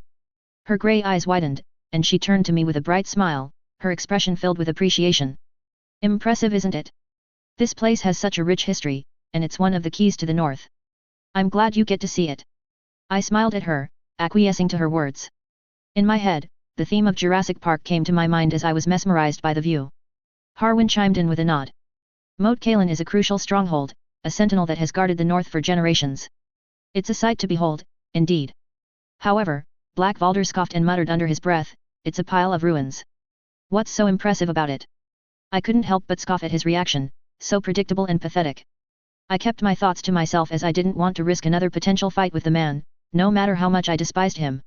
And yet, considering the pimples that were present on his face, a part of me felt sympathy, knowing how unpleasant mosquitoes' bites were when my little brother suffered from it. Arya was also scowling and we shared a glance of agreement on him. I then heard Ras, one of Meg's men, as he spoke with pride of Moat Cailin. This place has been held by the Cranagman for centuries. We know its secrets, its hidden paths, and its strength. It's more than just ruins to us.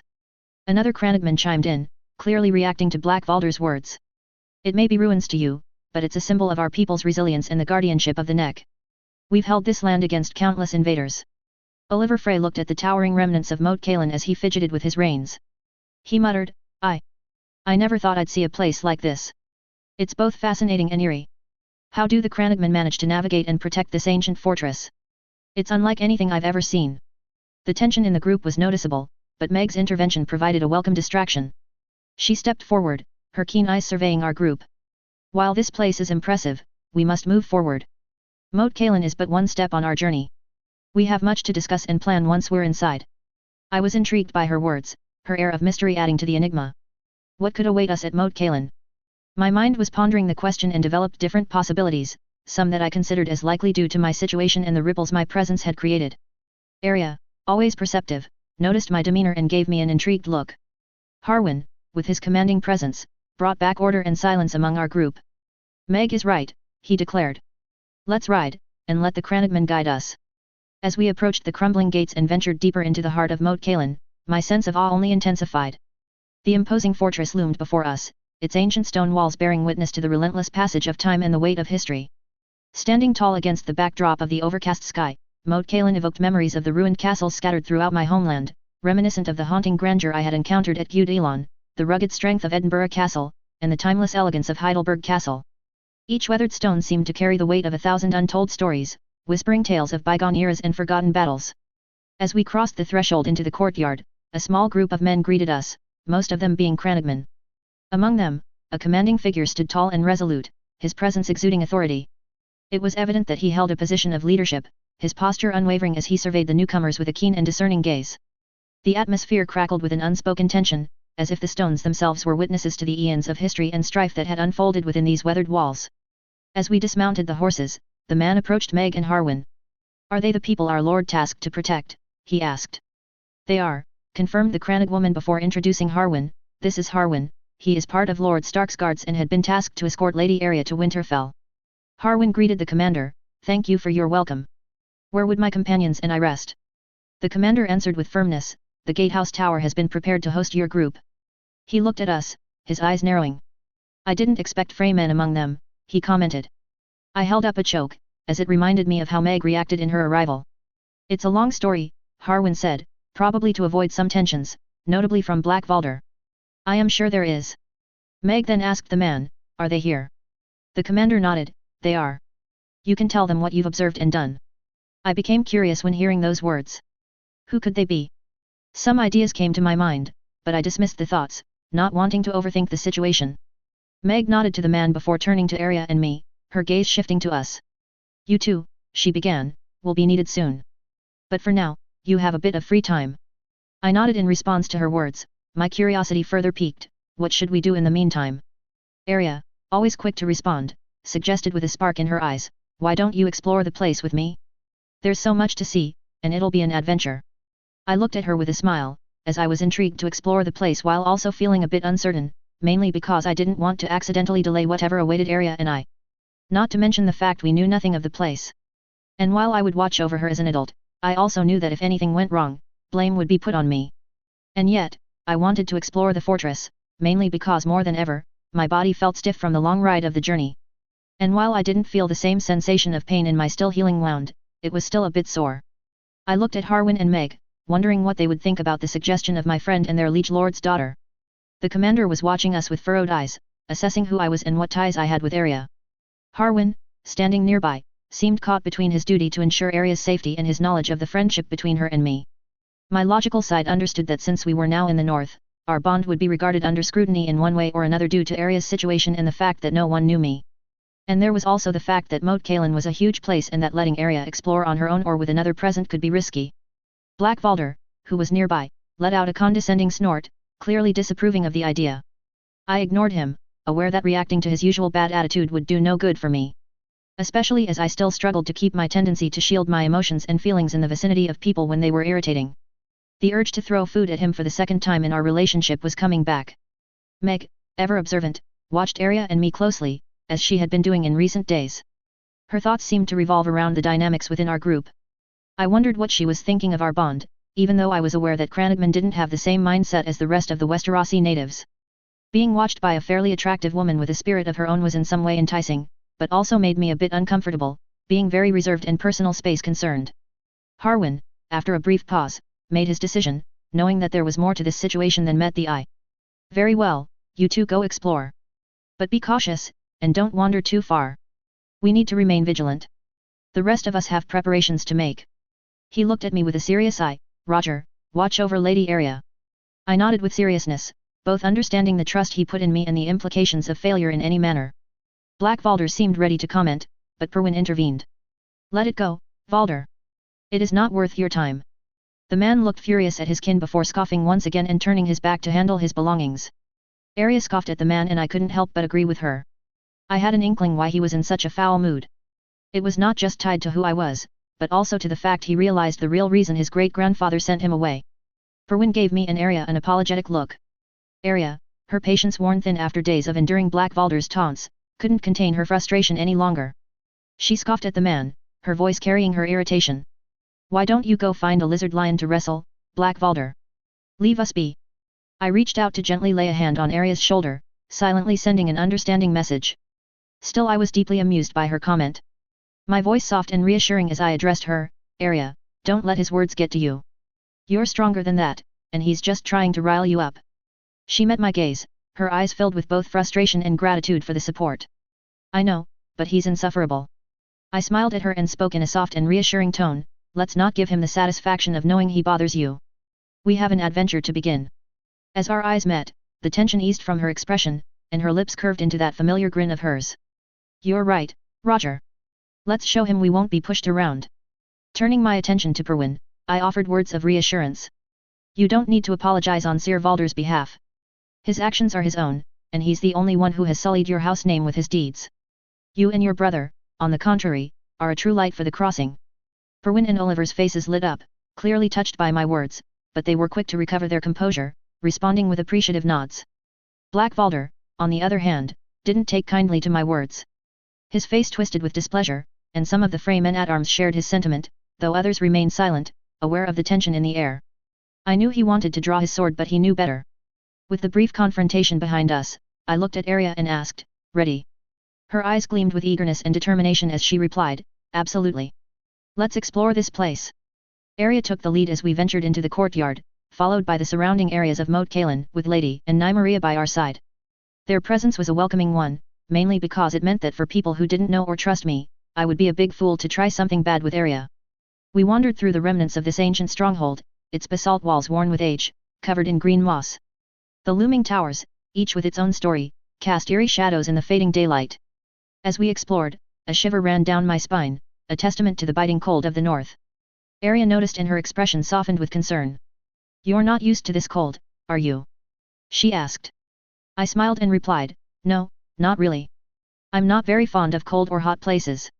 But it is my challenge now, otherwise how can I live with your family and friends in Winterfell?" The young Stark lady's eyes locked onto mine, a mixture of understanding and something more profound in her gaze.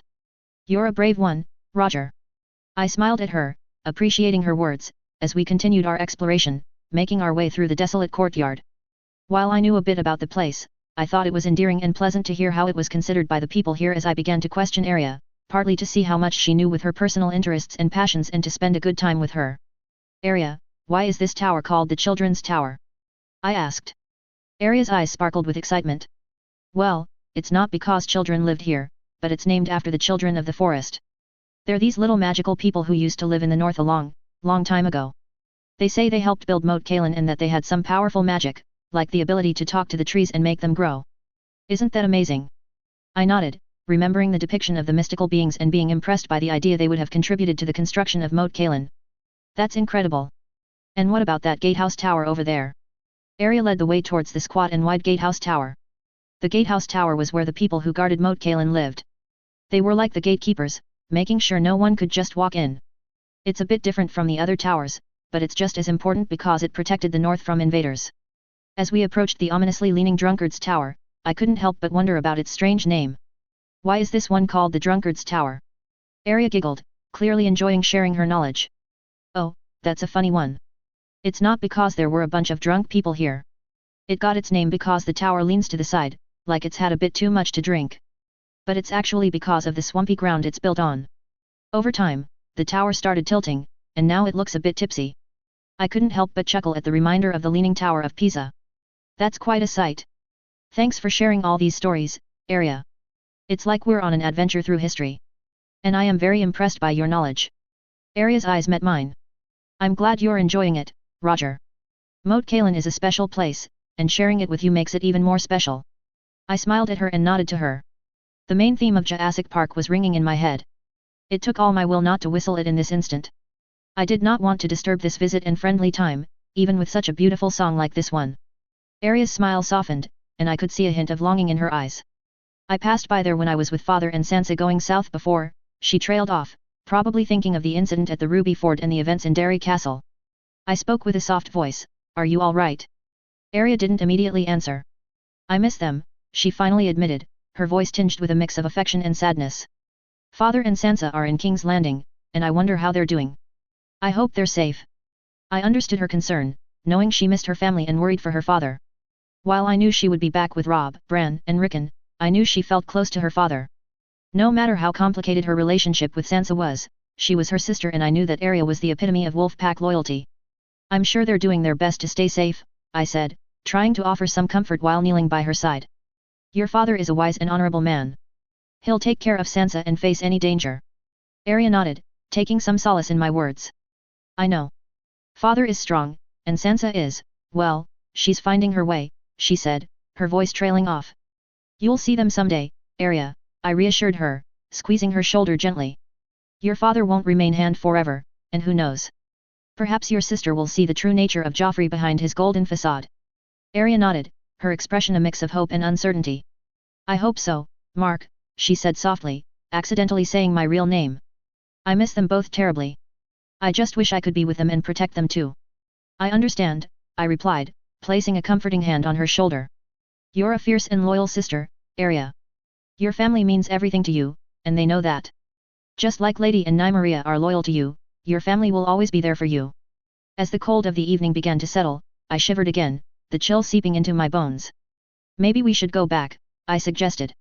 Arya looked at me, her eyes holding a hint of longing. We do not need to rush if you want to enjoy our break.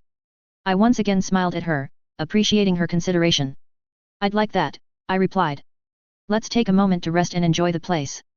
We settled on a moss-covered stone by the children's tower, the dire wolves Lady and Nymeria lying down beside us. I looked at them and chuckled. Do you like the place? I asked the dire wolves, reaching out to scratch Lady behind her ear. Lady and Nymeria both leaned into the affectionate gestures, their tails wagging contentedly. Arya's face lit up at the sight. They seem to be enjoying it here, she observed, her fingers running through Nymeria's fur. I glanced at Arya and couldn't help but smile. She easily brought out the best in me. Bad girl, I said playfully as Nymeria tried to nibble on my fingers. Arya chuckled at our playful interaction, and for a moment, her worries seemed to vanish. I decided to help her further in sharing another part of my own world with her. While I stroked Lady's fur, I said, you know, Arya, Gaul has many castles of different kinds.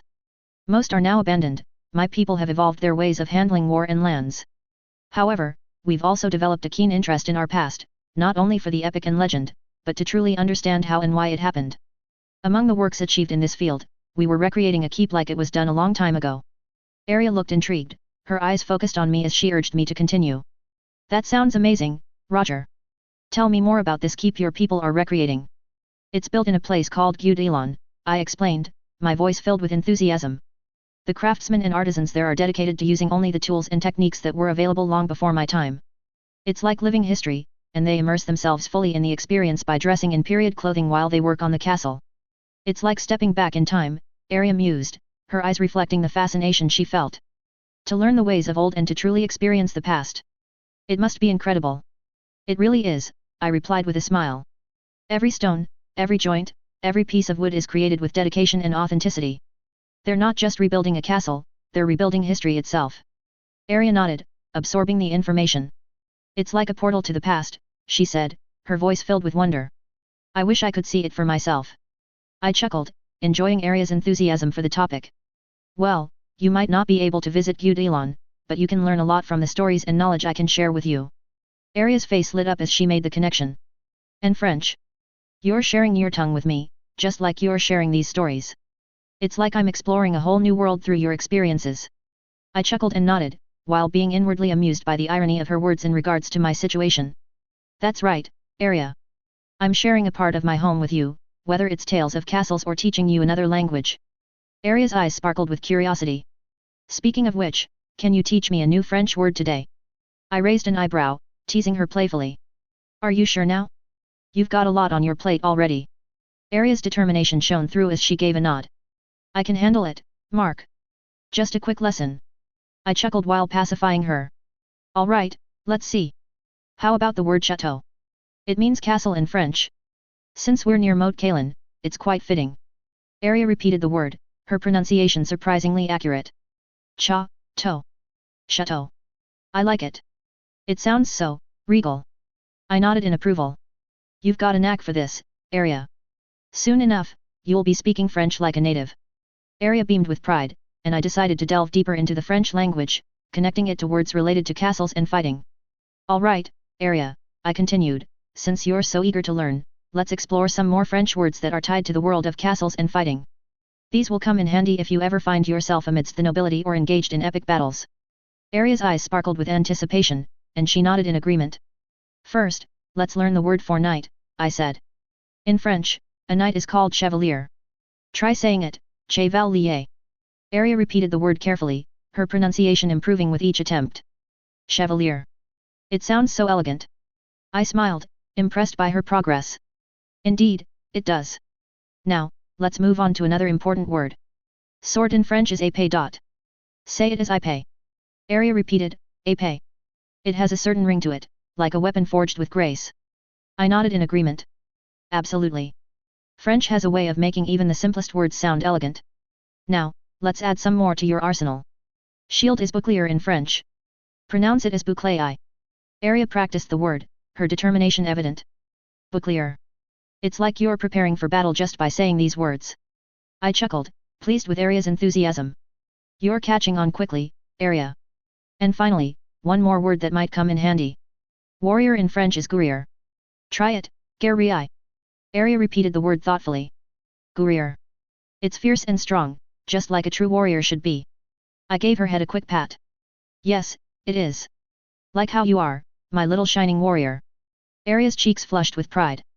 Thank you. It means a lot to me that you're sharing all of this with me. I patted her gently on the back. I love sharing tales and experiences with you, Arya. You are my friend, I said with a kind, soft voice. Arya's eyes glistened as she looked at me, a warm smile spreading across her face. She reached out and gave my hand a gentle squeeze. I'm so lucky to have a friend like you, someone who's willing to share not just knowledge, but a piece of their world with me, she said, her voice filled with emotion. So am I, Arya. Hearing from you about your home and family and learning how to ride. Arya's cheeks turned slightly pink as she recalled these lessons. You caught on fast, Mark. You were a quick learner. We sat in a comfortable and tender silence for a moment, the presence of Lady and Nymeria nearby reassuring us both. However, the wind began to pick up, and I involuntarily shivered. Arya noticed and reacted quickly, her brows furrowing with concern. You're cold, she stated, reaching into her cloak and producing a small piece of fabric. Here, wrap this around you. It should help. I took the offered piece of cloth and nodded gratefully. A part of me was touched by her gesture and another part was once again thinking upon those little reactions and gestures that Arya had in the recent days. As I settled the cloth around my neck, I spoke up again, aware of our situation. We should go back. The last thing I want is for Harwin or Meg to be forced to send some of their men to look for us because we got lost. And I'd rather not see Black Valder making me snap because of him being a spoiled man-child. Arya nodded in agreement, and we both rose from our spot. The tranquility of our little linguistic adventure and of exploring the place had to come to an end. The sun was beginning to dip below the horizon, and the chill in the air had me shivering despite the cloth Arya had given me. But as we got to our feet, something unexpected happened. Arya suddenly leaned in and planted a quick, innocent peck on my cheek. I froze for a moment, stunned. It was so cute, so affectionate, and so innocent. And yet it was another example of the little subtle gestures I had noticed in the recent days with her. And it felt so strange coming from her as she wasn't the kind of girl to display her emotions in such a manner. And it was the very first time that anyone would suddenly kiss me. I was petrified, unable to think at the moment. Trying to chase away the surprise, I took a breath before asking with a kind voice, what was that for? Arya blushed slightly, her cheeks turning a shade of pink as she looked down, seeming a bit bashful. She hesitated for a moment before meeting your gaze with a small smile. I just wanted to thank you, she said softly. For being patient with me, for teaching me, and for sharing this experience with me. You've become a dear friend to me, Mark, and I wanted to show my appreciation. Her words warmed my heart, and I couldn't help but return her smile. The innocence and sincerity in her gesture touched me deeply. And it felt so special to be called by my true name as a reminder of who I truly was. I gently ruffled her hair, my heart filled with affection for the brave and spirited girl. Thank you, Arya. Let's head back now before it gets too dark, shall we? Arya nodded, her smile widening, and together we began to move back to the courtyard and the gatehouse tower. Arya walked beside me, and as our arms brushed lightly, there was a subtle electricity in the contact, a warmth that went beyond mere friendship. We were both lost in thought, our silence comfortably shared. As we made our way back to the courtyard with Lady and Nymeria padding alongside us, I reflected upon those little reactions from the young girl as they reminded me of different things, some tied to fanfictions I had read, others tied to long-forgotten reactions of mine. I thought of the strange feeling that went through my arm as it had brushed her, of this peck, and of her kind gift with this little piece of cloth. I couldn't help but remember how in those societies or old times, a woman or a girl giving a piece of cloth could be considered as a display of affection and I nearly stopped dead in my tracks as I thought of that. A realization struck me with the force of a thunderclap. Oh damn! It couldn't be. No, it couldn't be. And yet, it would make so much sense. Her growing affection, her subtle reactions, her eagerness to learn, the cloth gift and her peck were too many signs to be dismissed as coincidence. Even some of her actions at the twins would make more sense in that regard, it was similar and yet beyond the emotions and feelings I had experienced with my own youthful crushes. I couldn't ignore or deny it any longer. What a foolish man, no boy, I was. I gulped as I realized that I was replacing Gendry. Or at least the TV version of him. I felt a little queasy as I tried to forget the images of a grown-up Arya kissing and doing more with the young blacksmith. She may have been my favorite character, but a romance with her was not going to happen. Dread then filled me. What would Eddard and Catelyn think of that if they found out the situation? What of Robb? What of Jon should he hear about it on the wall? What of the lords? What of the people of Westeros? I wasn't prepared or ready for such a situation, for God's sake. And it was a saner and healthier area, not one that was scarred by life. How could I handle it? At least this timeline's area would not try to seduce me like she did Raf the Sweetling before killing him. Once again, a shudder went through my body. It felt so wrong on so many levels. In spite of my logical side, I thought myself disgusting and awful as those pictures crossed my mind. I felt even more evil than Marin Trant in the TV show, even more disgusting than Ramsay Snow for what he did to Jane when she pretended to be Arya in the books. My heart beat hard in my chest and it hurt me so much. But I didn't mind the pain as I felt I deserved it. I suddenly heard a whine and saw Lady and Nymeria looking at me with big eyes as if they scented something or perhaps my distress. Their reactions and mine made Arya stop and her expression turned concerned as she looked at me. She now noticed my changed attitude, my guarded posture or perhaps even the slight trembling of my body. "Are you all right, Roger?" she asked, her voice soft and gentle. I forced a smile, my heart still pounding in my chest. "Don't worry, Arya," I said, my voice hoarse. "I was just overthinking." She observed me uncertain as if sensing I didn't tell her everything. A part of me was berating myself for thinking too much of the matter, but I couldn't bring myself to play dodging moves as I was concerned it would trigger Arya's curiosity. I decided to give a white lie that was tied to my turmoil. "I was just thinking of how your family would receive me in Winterfell. Your father trusts me, but your siblings and your mother know nothing and will be meeting me for the first time." Arya's brows furrowed with concern as she listened to my explanation. She seemed to ponder my words for a moment before a determined look crossed her face. "Don't worry about that, Mar Roger," she corrected herself. "My family may be cautious at first, but they'll see how honorable you are. And I'll always vouch for you. You protected me many times, after all." Her confidence in me was both reassuring and overwhelming. I couldn't help but feel a mix of gratitude and apprehension. I also felt a bit guilty about lying about my inner turmoil. However, I was also aware that, while I appreciated her support, I couldn't shake off the weight of my realization about her feelings for me. I reached out and gently took Arya's hand in mine, giving it a reassuring squeeze.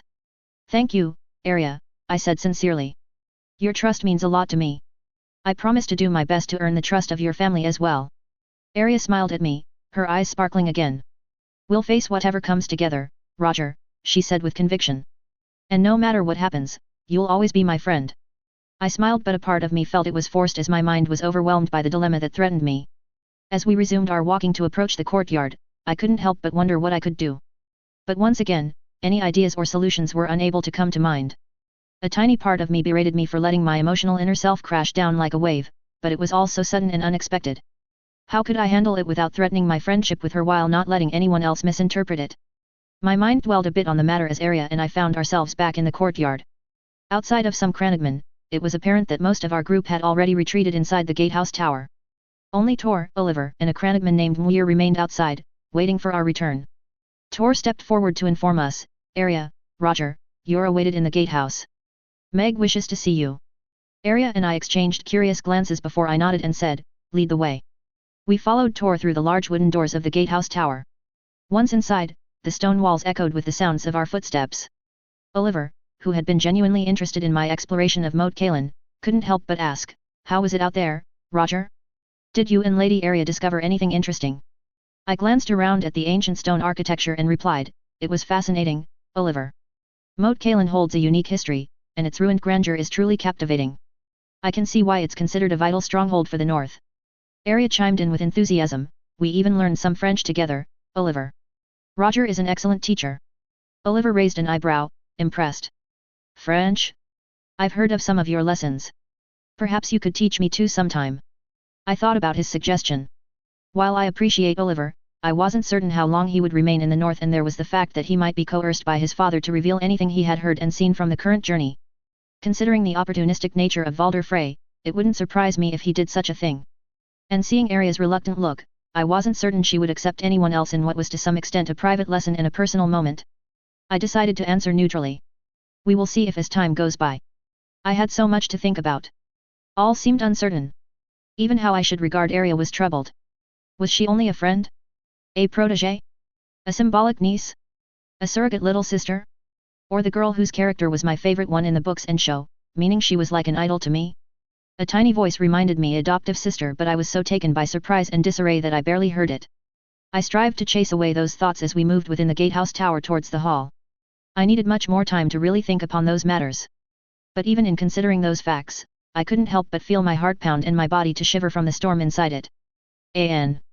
One, and here we are. Back to the SI as he is finally joining the North. And the opportunity to explore a bit more on his personality, notably with his sensitivity to temperature. I dislike where it is too warm or too cold.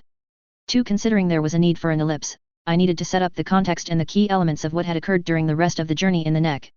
One of the elements I have included was the mosquitoes mention, especially to justify why a certain character was still having his month period in spite of being now surrounded by people that could easily put him in his place. The mention of the SI not being bothered by mosquitoes is something that really is tied to me. I might have only once or twice suffered from a mosquito bite, but most of the times, I wasn't troubled or bothered by them. 3. The discovery of Moat Cailin was the opportunity for me to make more references to my personal experiences as I have visited the mentioned castles, either in vacation with my family or in the context of a school trip for Gyud Elon. For those who might have not heard of Gyud Elon, here is one link to have a first idea of the place. Gwydelin Castle, Wikipedia. en.wikipedia.org en.wikipedia.org. The advantage of developing those references, first in thoughts and then in sharing with another character, is that it is something that can help the SI to make comparisons between the two realities without being affected by his story knowledge and looking at it as he would for a foreign castle. 4. The visit of Moat Cailin by the SI in Arya was an idea that came to my mind due to Arya's mindset, not to mention the fact it would be likely the first she has time to be there, and to show that in spite of the potential issues, some characters trust the SI enough not to assume the worst, not to mention that the presence of Lady and Nymeria would make any foolish attempt end in bloodshed. Arya's knowledge of Moat Cailin can be interpreted by the fact she read on it and from Maester Luwin's lessons. 5. The French lesson was an opportunity to show how far the bond between Arya and the SI goes and to show something that was mentioned in a previous chapter. 6. And speaking of bond between Arya and the SI. The big moment of this chapter is the SI realizing that Arya might have a crush on him. The panicked and worried state of mind is both inspired from my personal experience in feelings matters and amplified by the nature of the situation, both dealing with a character that is a favorite of mine and of course her age and the moral conscience and the fear of misstep and of wrongdoing and the fact it is a very unexpected development. Developing the denial, the reasoning, the fear, and the uncertainty was rather easy for me as I am very reserved in matters of feelings and wary of outstepping in personal spaces of others. And the questions on how the SI would consider his bond to Arya are tied to this turmoil as it shakes his current perspective and he has to settle down his turmoil to see how to deal with such an unexpected and peculiar situation. That also allows to deal with a potential issue concerning the interactions of the SI. 7. On this matter, even though that would be mentioned in future chapters, the SI, and therefore me, is not only very reserved in feeling matters and wary of overstepping personal spaces of other people, making him preferring friendship to classical love, and he has a very strong sense of principle and values, meaning he would not fall in very dubious or awful choices, notably in relationships. He has also a strong Christian approach to love, he considers it on a spiritual level, hence partly the reason why he is friendly and open-minded. His wariness in feelings matters, added to his analytical mind and his views on love, make him prefer friendship to love and isn't bothered if he has to remain single forever, or to make a private joke and self-derision, old maiden as I consider myself as a man with a maiden's heart or with feminine sensibility. Considering the context in which he is now, the question might be raised in one way or another on if he would find his match, but that would be partly accidental as he didn't seek romantic or even lustful endeavors, adding more on how different he is compared to the mindset of some people in Westeros. And in any case, his sense of principle and value in this field, added to the 21st century upbringing, would be his guideline and beacon, meaning that his interaction with very young female characters would be friendly or at worst platonic.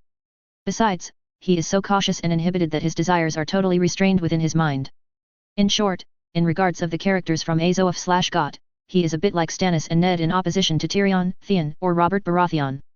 A teaser, returning from the little visit of Moat Cailin's area, Mark encounters two characters whose role in canon is considered as crucial from his perspective, but the exchange turns strained. 9. Have a good reading. 35/A Read Dispute. As we moved inside the gatehouse tower, I focused my mind on whatever awaited Arya and I. It must have been something important that Meg had asked us to be ready or that Tor, Muir, and Oliver were waiting for us. I took a breath to relax my mind, which was considering every possibility. There was also the fact that Arya had grown a juvenile crush on me to consider and my mind still struggled to grasp it. The stone walls echoed with the sound of our footsteps as we entered the hall of the tower.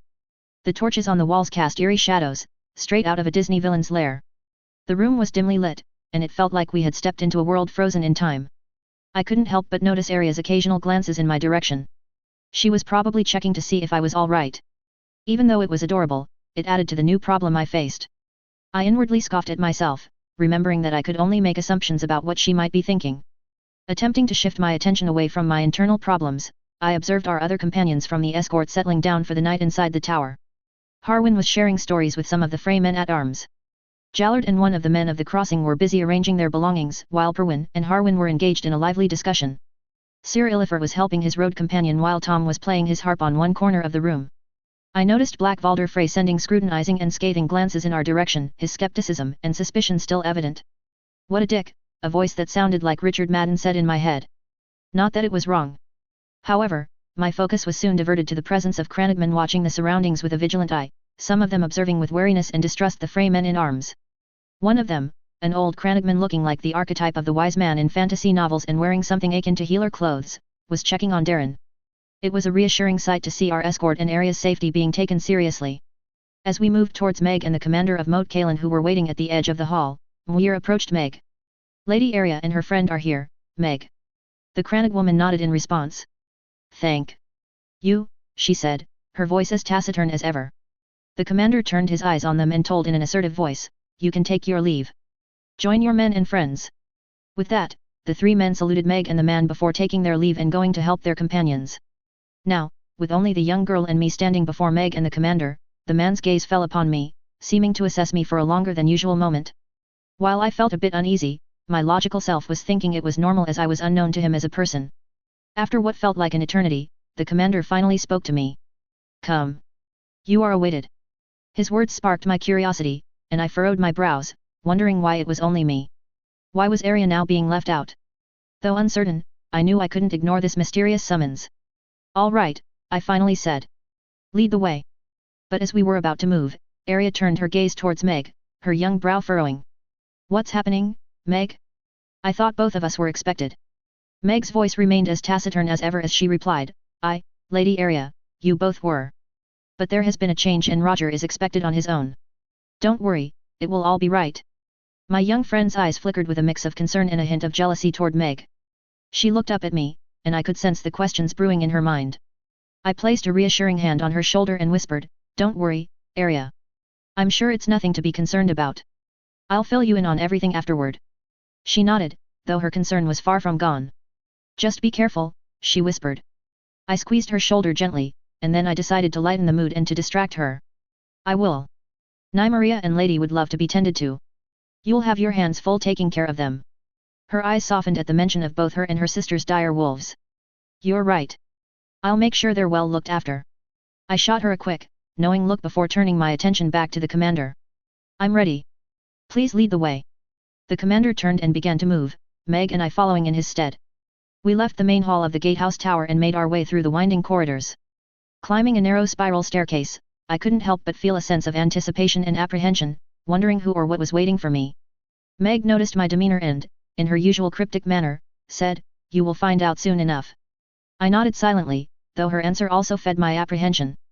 A part of me was however glad as it distracted me from the emotional issues, but also of the slight discomfort coming from my thigh, even though it was irritating to feel. A part of me was wishing it was just me and Meg. Something seemed off. What could happen if it was just us? Meg suddenly indicated for the commander to leave. She suddenly pulled me into a room and our lips met. Slowly my arms wrapped around her body as the kiss deepened and she moved to pull off her outfit. A sudden misstep snapped me out of my thoughts. I blushed hard as I realized what I was doing. Now was not the time for such thoughts, no matter how attracted I was to the beautiful Cranag woman. I had no idea who or what I was being led to. And that was the first time I was daydreaming such fantasies in such a way. I focused on moving through the stairs and not to fall by accident. We continued to climb the stairs until we finally reached the upper chambers of the tower. The commander opened the doors and invited me to enter.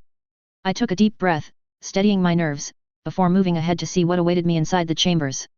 As we entered the room, my eyes fell upon two young figures, a boy and a girl, who were seated on a wooden bench.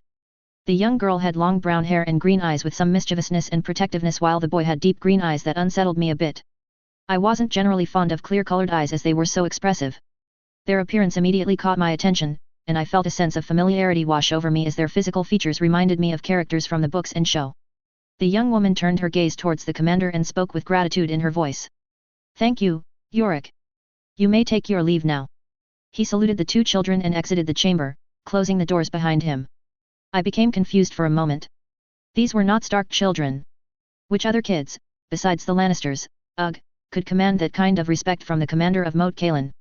With the commander's departure, the young girl's attention shifted to me, her eyes lingering on my hammer.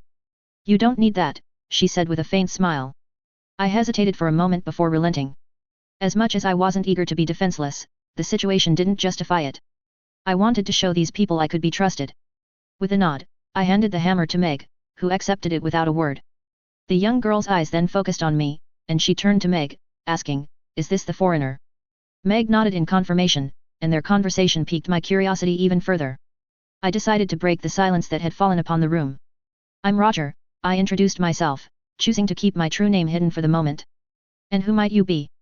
My voice carried a polite tone, though my thoughts were racing as I now suspected that these two were the Reed siblings from my knowledge of the books and show. The young girl responded, "I am Mira Reed, and this is my brother, Hojin Reed."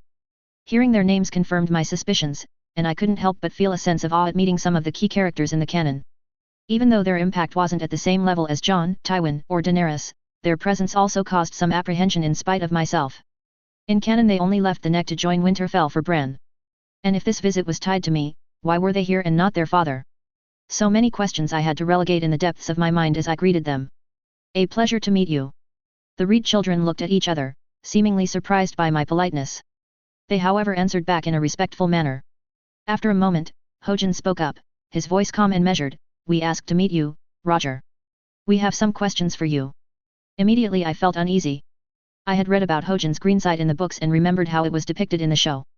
And considering that Bloodraven tended to visit his dreams, I couldn't dismiss the fact he had informed the boy about me. This despite the truce that had been agreed during his dream visit to me. I couldn't help but wonder what they wanted to know. "I will answer your questions to the best of my ability," I replied, inwardly preparing myself for the incoming discussion. Mira acquiesced approvingly to my words while Hojin continued, "Before we begin, Meg told us about her experiences with you. She mentioned that you've been quite helpful to your group. We wanted to hear from you directly." Hojin and Mira had obviously been informed by Meg about my presence and had their own reasons for this meeting. I nodded in understanding. It made sense that they would want to check the facts through the main source. They were meticulous and cautious, as I had come to expect from the Crannogman. And I could understand why Meg told them what she had noticed during the 3 days she spent guiding our group through the Neck. I glanced over at the Crannog woman, acknowledging her peculiar role in bringing me here, all the while feeling the attraction to her that I couldn't ignore. Hojin leaned forward slightly, his deep green eyes locking onto mine, and he asked, "Is your name really Roger Bacon?" While puzzled by this strange question, I nodded, asserting my alias as my true identity. It was the one Meg knew me by, and I wouldn't create complications in saying it wasn't so and revealing my true name. Not when I wasn't at Winterfell as promised to Arya. My heart clenched a bit at the thought of her. I focused on the Reed siblings and noticed that Hojin's intense gaze was unwavering. That made me more uneasy as he seemed to be assessing me in a way that made me wonder why he reacted that way. Was he knowing more than he should about me and my true identity? I hoped not, though considering Bloodraven, I shouldn't be quick to dismiss the possibility. Hojin then inquired about my origins. "Where do you come from, Roger?" I replied, "I came from Gaul, a place far away and beyond the sea. I found myself shipwrecked on Westeros." Hojin and Mira looked at each other again, confirming that Meg had indeed shared this information with them. The fact that they were questioning me in such detail piqued my curiosity further, especially since this level of interrogation was coming from teenage Crannogman, and not something I had expected outside of Meg's enigmatic nature. I also felt a little like Baelish, because I was using lies and disguises to avoid unnecessary complicated issues. Even in considering Hojin's skills, revealing the truth about me wasn't a good idea. Not if I wanted to break everyone's trust or be seen as a lunatic or a sorcerer of any kind. Hojin then asked, "How long have you been in the Seven Kingdoms?" I took a moment to think about his question, trying to remember exactly how it was since my mysterious arrival there. Mentally counting as much as I could, I finally answered with the white lie I had been using since Derry Castle. "I had been here for nearly 2 moons since I found myself shipwrecked there." The discussion felt like a careful dance, each of us testing the waters. I noticed that Hojin and Mira remained composed, their expressions revealing nothing. The Reed siblings were meticulous and cautious, and this level of interrogation was not something I had expected, especially from teenagers. Maybe Bran was also attracted to Mira because of this maturity. A faint sound, like something or someone moving among the rocks, suddenly caught my attention. My gaze darted around the upper chamber, but I saw nothing. Mira noticed my distraction and asked, "What is it, Roger?" I shook my head, trying to dismiss the strange sound. "Nothing." I thought I heard a noise, but perhaps it was just a rat or the wind. Silence descended in the chamber for a moment before Hojin delved into more questions. He asked, "How did you come to meet the Starks, Roger?" Raising an eyebrow at the direction of his inquiry, I wondered where this line of questioning was leading. Still, I answered, "Some days after my arrival in Westeros, I found my way to Derry Castle. There, I helped the staff handle the visit of the king. It was during that time that a sham trial took place in the halls of the castle, involving Arya Stark and accusations from the spoiled Prince Joffrey. I initially stood silent, but I couldn't stand by as a mummer's farce unfolded before me. With only my words, common sense, and logic, I proved Arya's tale true. I paused, taking a deep breath before continuing. My initial intent was to leave because I had heard of the Lannisters' reputation, and I didn't want to stay where they could retaliate for my interference. But Arya spoke to me and convinced me to seek her father's protection. Lord Stark was kind and generous enough to accept me and send me to Winterfell. I left out the part where I had advised Eddard to send his daughter and lady back to Winterfell, as revealing that detail could complicate matters further. While I disliked playing this version of the Game of Thrones, I wasn't certain where it was going or why they were interrogating me.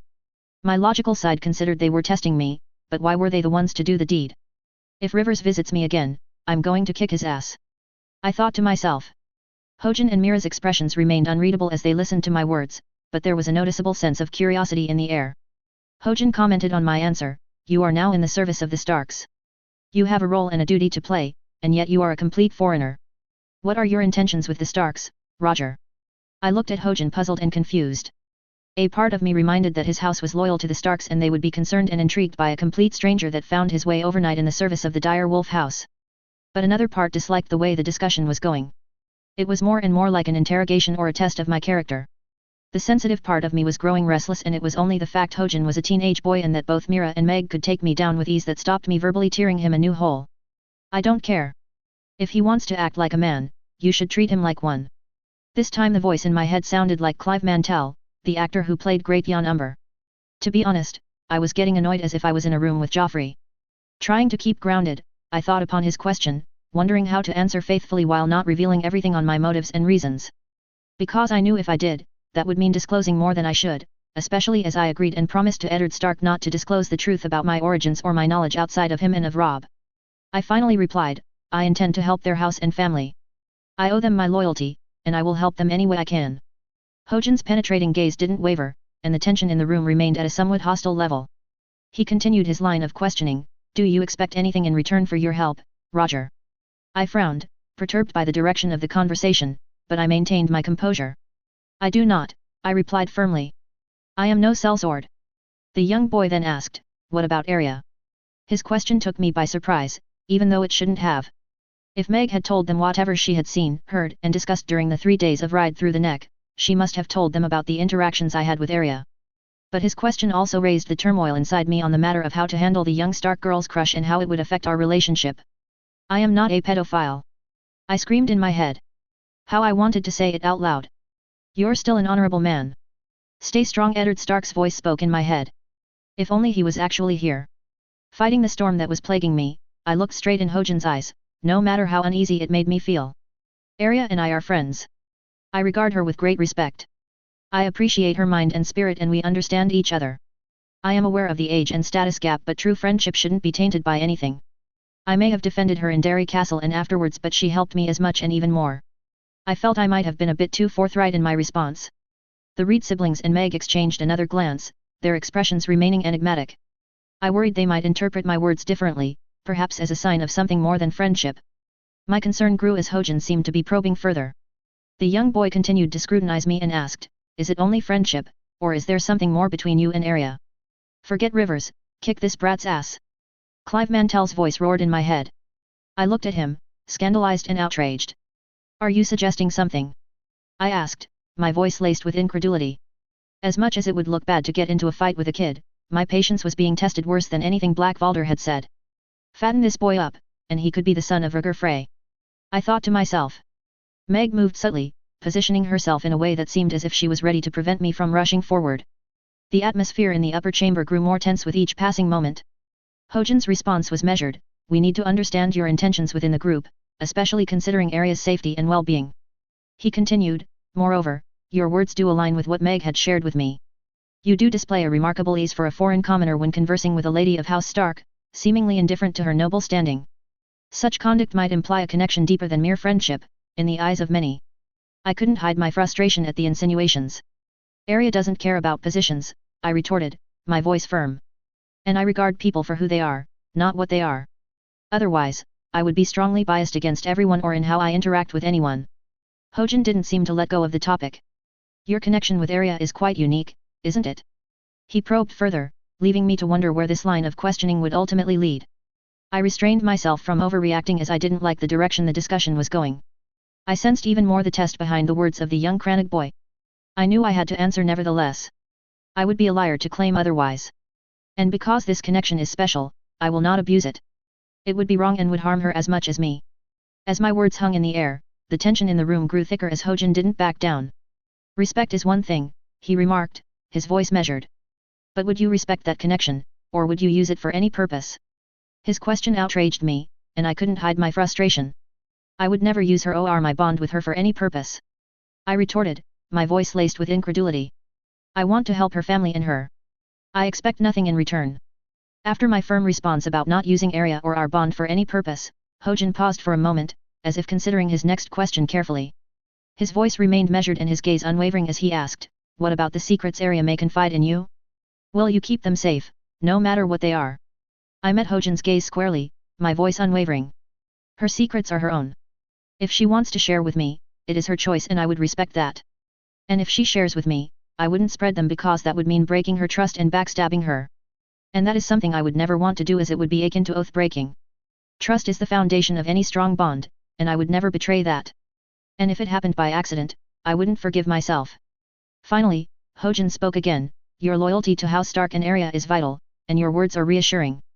But remember, the North is a place where loyalties are fiercely tested. You are not from here, and your presence is unorthodox. If you really want to help the Starks, you must prove your loyalty time and time again, not just in words but in actions. I frowned, even though I knew his words were true. Outside of Harwin, his remaining men, Arya, her father, and perhaps some members of his household, no one from the North knew me and would trust me, especially as wary they were of foreigners. And one foreigner that somehow found his way among the core circle of trusted people of the Liege House of the North and that had a deep connection with the youngest daughter would raise many questions and suspicions. I knew I would need to make efforts and endeavors to prove my worth towards the people of the North, especially the Northern Lords, considering how the political ground was both stable and yet shifting. In spite of my unease in looking at Hojin, I answered back, I would be foolish to believe that just because I earned Lord Stark's trust that the people in the North would greet me with open arms. Many would question my presence, even perhaps raise the same questions that you did. Some might imagine that I am a sellsword and an upstart trying to take advantage of a situation to worm myself into a place of influence. Hojin's eyes narrowed as he listened to my response. He seemed taken aback by my assertive tone. However, before he could respond, I noticed that Mira was no longer standing beside him. It was peculiar, and I couldn't help but wonder where she had gone. I was tempted to look around the chamber to see where she was and about to voice my question when Hojin spoke up, his voice laced with a hint of skepticism. Your inquisitiveness is duly noted, he said, his gaze piercing. But I can't help but wonder about your intentions. Meg has told us that you asked about the ways of our people and the fact, you explored Moat Cailin with Arya. Why? Is it a crime to be curious? I retorted, my fatigue from the interrogation seeping into my voice. Not everyone outside of the North is a disguised spy, unless you are suggesting that I have somehow managed to trick and fool Arya, Harwin and his remaining men, Sir Perwyn, his brother, Black Valder and their men, and Meg and her men to make them think I am someone I am not. And Arya asked me to explore Moat Cailin with her. I wouldn't ask her such a thing as I know how most of you would have reacted to such a request. I may be a foreigner, but I am neither arrogant nor foolish enough to cause such a scandal. Hojin's eyes narrowed, and he leaned forward slightly. Curiosity can be a dangerous trait, especially in a land where trust is earned slowly and with great difficulty. You have the trust of some here, but that doesn't mean it extends to all. I sighed in deep frustration, fed up with how the discussion was turning and wondering what the young boy was playing at. We were turning around like blinded fools. I understand you have no reason to trust me or to believe me at this instant. Only a fool, someone desperate for relations, or someone who tries to play along would do it. But all those questions are too much, and while you are a lord's son, you are not one fit to ask such questions. I winced, aware that I may have overstepped, but the tension in the room was reaching its peak. Hojin's gaze remained steady, and Meg, who had been silent until now, exchanged a quick glance with Hojin. And what assurances do we have that your actions won't lead to harm? Hojin questioned, his voice piercing the tense air. I took a moment to consider his words, sensing there was something amiss. The potential trap in his questions loomed large. After a brief pause, I decided to be honest. I would not only offer my skills for the North but my life if it is needed. If I could not be trusted, I would offer myself to the wall. Hojin's reaction was a mix of surprise and contemplation. Meg's expression remained unreadable, but there was an uneasy shift in the atmosphere. As I awaited Hojin's response, I heard footsteps nearby. Then, a familiar voice shouted, "Look out!" I turned around to see Mira almost behind me, her fingers near a knife by her side. Stunned by her sudden move, I froze up for a moment. At the same time, a small shape fell from an above ledge onto Mira. Arya, protective and furious, struck the side of Mira's face and head while screaming at her, "Stay away from him! Stop it, both of you!" Meg intervened, swiftly moving to separate the young Stark from Mira. Arya wiggled and thrashed in an attempt to free herself from Meg's arms, her eyes fixed on Mira. Mira, trying to rise, displayed bruises from Arya's blows. I shifted my gaze back to Hojin with dark and furious eyes, silently questioning the chaos that unfolded in the upper chamber. "Do this again and I won't do anything to stop Arya from beating you up next," I thought to myself. Restraining my surprise and anger with great efforts, I addressed him, "What the hell was that? Were you trying to kill me or what?" Hojin was unsettled, though I wasn't sure if it was due to the chaotic atmosphere or my anger. Tense silence enveloped the room, and Meg, her face a mix of concern and wariness, still held Arya at arm's length. "Let her go, Meg," Hojin finally said, glancing at Meg with a slight nod. Meg hesitated but obeyed. She released Arya, who stepped back, her eyes still fixed on Mira. The young girl, still fuming, then threatened Hojin, her voice edged with fury, "Don't think this is over. Last person who threatened Mark, I stabbed him with needle." Not wanting Hojin to end up like the fat stably boy who was Arya's first kill in the stories, I quickly knelt down to my friend, trying to calm her down. "Arya, please. It's all right," she protested, pulling away from my attempt to soothe her. "No, it's not all right. I won't let them treat you like this. Or try to pull knives. They can't just." I reasserted my hold on her shoulder and answered, "Listen, I am as angry as you. But I doubt your father would approve of you striking at his bannermen's kids. Remember what I told you about choosing your battles and handling your emotions." Arya, torn between frustration and our friendship, looked at me with conflicted eyes but remained silent. Her shoulders finally slumped, but she kept her eyes on Hojin. I rose up and then turned my attention back to Hojin and Mira. "What do you have to say about this?" Hojin and Mira exchanged a glance. Mira, still nursing her bruises, spoke up with a hint of apology in her voice. "I'm sorry. It was a test we decided to implement. We needed to be sure of your loyalty and commitment to the North." Arya and I exchanged incredulous glances, and I coldly remarked, "So? You have interrogated me as if I was a threat to the North and the Starks before testing me with a method that I doubt not even your people or your father would have approved of, or I hope so. What was the point of riling me up? Proving I could be a threat? Unless you were expecting Arya to be there eavesdropping to prove I couldn't be trusted." The tension in the room escalated as Hojin and Mira struggled to find words that could justify their actions. The young boy finally regained his composure and explained, "It was a misguided attempt to understand your motives. We are in uncertain times, everyone is playing games of deceit. Still, this was not the right way." Meg, who had been observing silently, interjected, "We've been given the task to protect Lady Arya and her escort. Trust is not something we can compromise on. And you are a stranger, a foreigner with no ties with the North and no status." Arya, still fuming, glared at Meg, Hojin, and Mira. "I don't care about your tests. Treat him with respect. He's earned it." I put a comforting hand on her shoulder but didn't say anything this time, not wanting to accidentally inflame the situation. Yet a part of me also felt that Meg and the Reed siblings needed to be dressed down for this disaster. I dearly hoped that Howland Reed didn't ask them anything of the sort or that Bloodraven didn't advise Hojin to do such a move. Otherwise I would have further reasons to be angry because some adults didn't know the notion of responsibility when it implied children. Hojin, realizing the gravity of their misjudgment, nodded solemnly. "You're right. We should have approached this differently. Roger, I apologize. We acted out of concern, but it was in the wrong way." "Wrong way, that's for sure," I replied, my voice calm but firm. "Trust works in both ways. You may have reasons to have difficulties trusting me at first sight, but what you've just done gives me enough reasons not to trust you. And what makes it worse is that what you did could be proof of all the bad things people in Westeros say about your people. And your deeds here would reflect badly on your father and your family." Mira and Hojin looked at each other awkwardly. Meg, who had been observing silently, shifted uncomfortably. Arya, her frustration still evident, remained silent but her eyes were on Hojin. "If I wasn't raised to be kind, what you have done here would have been enough for me to label you as those not to trust," I continued, my gaze sweeping over the room. "In fact, one thing I would have done afterwards would be to send messages to your father and to Arya's family. I am sure they would be pleased with how you conducted yourself here, unless of course, your father supported this." Mira and Hojin's expressions tightened, realizing the potential consequences of their actions. Meg's eyes narrowed in response, and Arya's frustration continued to simmer beneath the surface. If your father, Lord Reed, doesn't condone this, you've put his reputation at risk, I continued, my tone cutting through the tense air. The gatehouse tower's shadows seemed to lengthen, emphasizing the gravity of the situation. Meg's eyes sharp narrowed as she stepped forward. Hold on there, Roger. You may have your opinions, but assuming what Lord Reed thinks is a step too far. Our duty is to protect Lady Arya, and we acted based on the information we had. Our loyalty is to our lord, and we won't have it questioned. Arya interjected, he's right to question it. What you did was reckless and dangerous and you put him in danger for no reason. The children of my father's bannermen should not do this kind of stupid shit. I gave a short start, as actually hearing Arya swear was still a surprise to me. That was the second time she swore and she hadn't traveled with the Hound in this new timeline. Hojin, with a sense of responsibility, spoke up, we understand the gravity of our misjudgment. To tell the truth, our father would not have advised such a course. We acted on our own accord. I nodded in acknowledgement but maintained my firm stance. How did Lord Reed know about me? Hojin explained, we received a message from Lord Stark concerning Arya's return in the presence of a stranger defending her. Our father tasked Meg to lead the escort to Moat Cailin while Mira and I waited here to assess your intentions and accompany Arya and you to Winterfell. I nodded, understanding his answer well. I could easily imagine Eddard sending a message to his friend on the situation while glossing over it.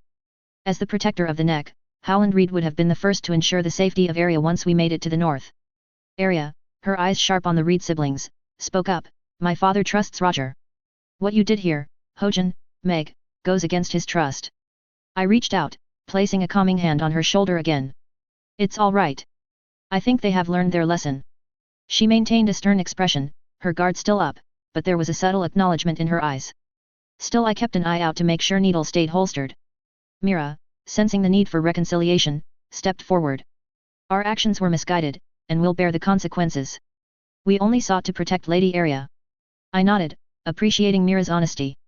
I understand, I replied, my gaze shifting between her brother and her. But hell is paved with good intentions. Remember that. The two Reed siblings exchanged glances, clearly affected by my words. Meg, who had been standing to the side, shifted uncomfortably. Arya's frustration lingered beneath the surface, her gaze fixed on Hojin. Fortunately, as I am not the proud idiot type, and I do not hold a grudge against you. That doesn't mean I forget or forgive you. To earn forgiveness from me, I'll have to see how you can make amends. I won't demand anything of the sort, as I am neither a northerner or a lord, and abusing a situation is not something I want to do, I continued with a serious yet benevolent voice. Mira and Hojin exchanged glances again, this time with a hint of relief. Meg, still observing keenly, seemed to relax a bit. Arya's guarded expression softened ever so slightly. Meg stepped forward, her eyes meeting mine. We'll do what we can to rectify our misstep. Arya's eyes flickered with a mix of skepticism and consideration. Hojin added, our father asked us to accompany you to Winterfell. It would allow us to mend the trust that has been broken. We will answer for our actions. Her initial skepticism gave way to a thoughtful expression as my friend looked at Hojin. If my father trusts your father's decision, then I suppose we have no choice but to accept your company. But remember, any more missteps, and there will be consequences. I nodded, thinking that their father's decision and the situation could offer them a way to mend their misstep. A part of me wondered if their incoming presence with us wasn't also tied to another reason as I remembered their role in the canon. I couldn't help but think that Bloodraven might be wary of how my presence would affect Bran's fate as he was his supposed successor. And since Hojin had greensight and was tied to the Green Seer through his dreams, that wouldn't surprise me if the three-eyed raven wanted to ensure that the young Stark would follow the path. I restrained myself to sigh as it wasn't the moment for such reactions, but inwardly, I was wondering if the truce that Bloodraven and I had was still relevant or if he reinterpreted it in regards to what he had seen so far. Dismissing those thoughts, I looked straight in the eyes of the Reed siblings. That can work. Just know that we are accompanied by some of Lord Valder Frey's kin and they might still accompany us to Winterfell. How do you think you can handle their presence, considering the feud between your people? Arya's gaze shifted from Hojin to Mira, and a subtle acknowledgement lingered in her eyes. Mira answered. Meg had told us about their presence. We'll deal with it as needed. Whatever differences exist between our people, we'll put them aside for now. Arya's safety and yours are paramount. I nodded, a bit relieved that at least, the Reed siblings were aware of the potential tensions within the group in the days to come. Silence ensued for a moment, broken only by the distant sounds of the swamp. Meg, ever vigilant, stepped forward and suggested, Mira, you might want to see Simon for your bruises. Mira winced at the reminder, her hand subconsciously touching the tender area on her cheek. She nodded appreciatively, thank you, Meg. I'll see to it. I thought back to Bloodraven and thinking of the plot, I was reminded about the dangers that were coming from beyond the wall. The Reed's journey alongside Bran might have been changed as the ripples continued. Would there still be a need for Bran like in canon? Or could something else happen instead? Maybe it would be better to have some kind of plan for the future. As I looked at Meg and the Reeds and their new attitudes, a quote from the movie The Godfather: "One day, and that day may never come, I will call upon you to do a service for me. But until that day, let's rest and get ready for the rest of our journey," I told them. They nodded while Arya furrowed her eyes, probably wondering what I meant by those words. I observed the three Crannog people before commenting, "I guess that concludes our discussion." Arya seemed relieved by my words, and I couldn't blame her with how the exchange there unfolded. Hojin and Mira shared a brief glance, and Hojin took a step forward. "Not quite. Meg will also keep accompanying Arya and you," he mentioned. Arya's expression remained thoughtful and a bit somber, probably thinking of what had just happened, and I couldn't help but think of her previous jealousy. Thankfully there was a hint of approval in her eyes.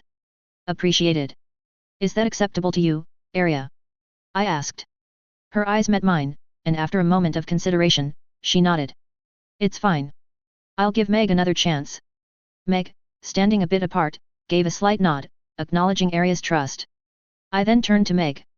"Are your men still accompanying us, Meg?" Meg shifted her gaze, considering the question. Some of them will. Simon, our healer, and a few others. Lord Howland's orders to ensure Lady Arya's safety still stand." I raised an eyebrow, curious about this Simon. "It's the second time you mention this Simon. Who is he?" Meg grinned. "Simon Blackmire. An excellent healer. Lord Howland thought it wise to have him accompany us, especially with the potential for injuries." For some reason, I found myself thinking back to one of the sellswords I fought. Barrett the Bloodbeard, right? So why did it feel like Simon Blackmire was somehow connected? I could not remember them from the books. And yet I got the feeling that Simon was not part of the sellswords. After a moment, I nodded in agreement. "All right, then. Time for a break." Arya, caught in the dynamics of the discussion, looked at me. Her expression held a mix of curiosity and fatigue. "Yes, a short break sounds good." I turned to the Reed siblings. "Thank you for your understanding. We appreciate your cooperation." I then whispered to Arya, "Salute them, even if it is short." She hesitated a bit, reluctant to offer reverence or nod to the Reed siblings, still resentful of what they did. Sensing her reluctance, I kneeled down and looked straight in her eyes. "Please, Arya. Consider what your father would do. Or do it for me." Her gaze flickered between me and the Reed siblings, a mix of emotions evident on her face. The mention of her father seemed to strike a chord, and my appeal to her sense of honor and loyalty appeared to resonate. After a moment of contemplation, she sighed softly, her shoulders relaxing. She gave a final look at Hojin and Mira, then turned her attention back to me. With a subtle nod, she conceded, "Fine," and gave a short, respectful nod toward the Reed siblings. It was a small gesture, but it showed her compliance. Hojin's expression remained calm and observant, while Mira offered a small, appreciative smile. It was clear that Arya's compliance had not gone unnoticed, and the tension in the air eased slightly. I stood up, offering Arya a reassuring smile. "Thank you. It means a lot." With that, we left the upper chambers, heading back to the lower levels of the gatehouse tower. Halfway down the stairs, I turned to Arya, my voice carrying a genuine concern. "Are you all right?" I asked, noting the weariness in her eyes. Her gaze met mine, and her expression revealed a mix of exhaustion and lingering tension. I'll be fine," she replied, her voice carrying a hint of weariness. "But I don't like how they treated you. It's not right. It could have been better."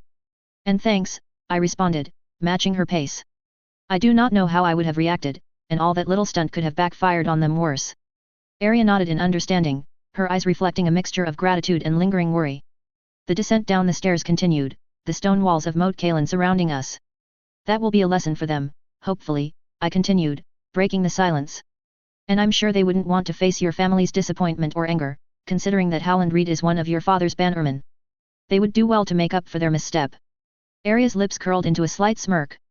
"Good. They should learn not to mess with us. Tag team champions of the world." A voice that sounded like the legendary Michael Buffer shouted in my head. I nodded while smirking a bit. "Well, Mira would now beware of you for sure." Arya chuckled at that, the tension in her shoulders easing slightly. "She should. No one underestimates Arya Stark." I chortled at her words before turning serious.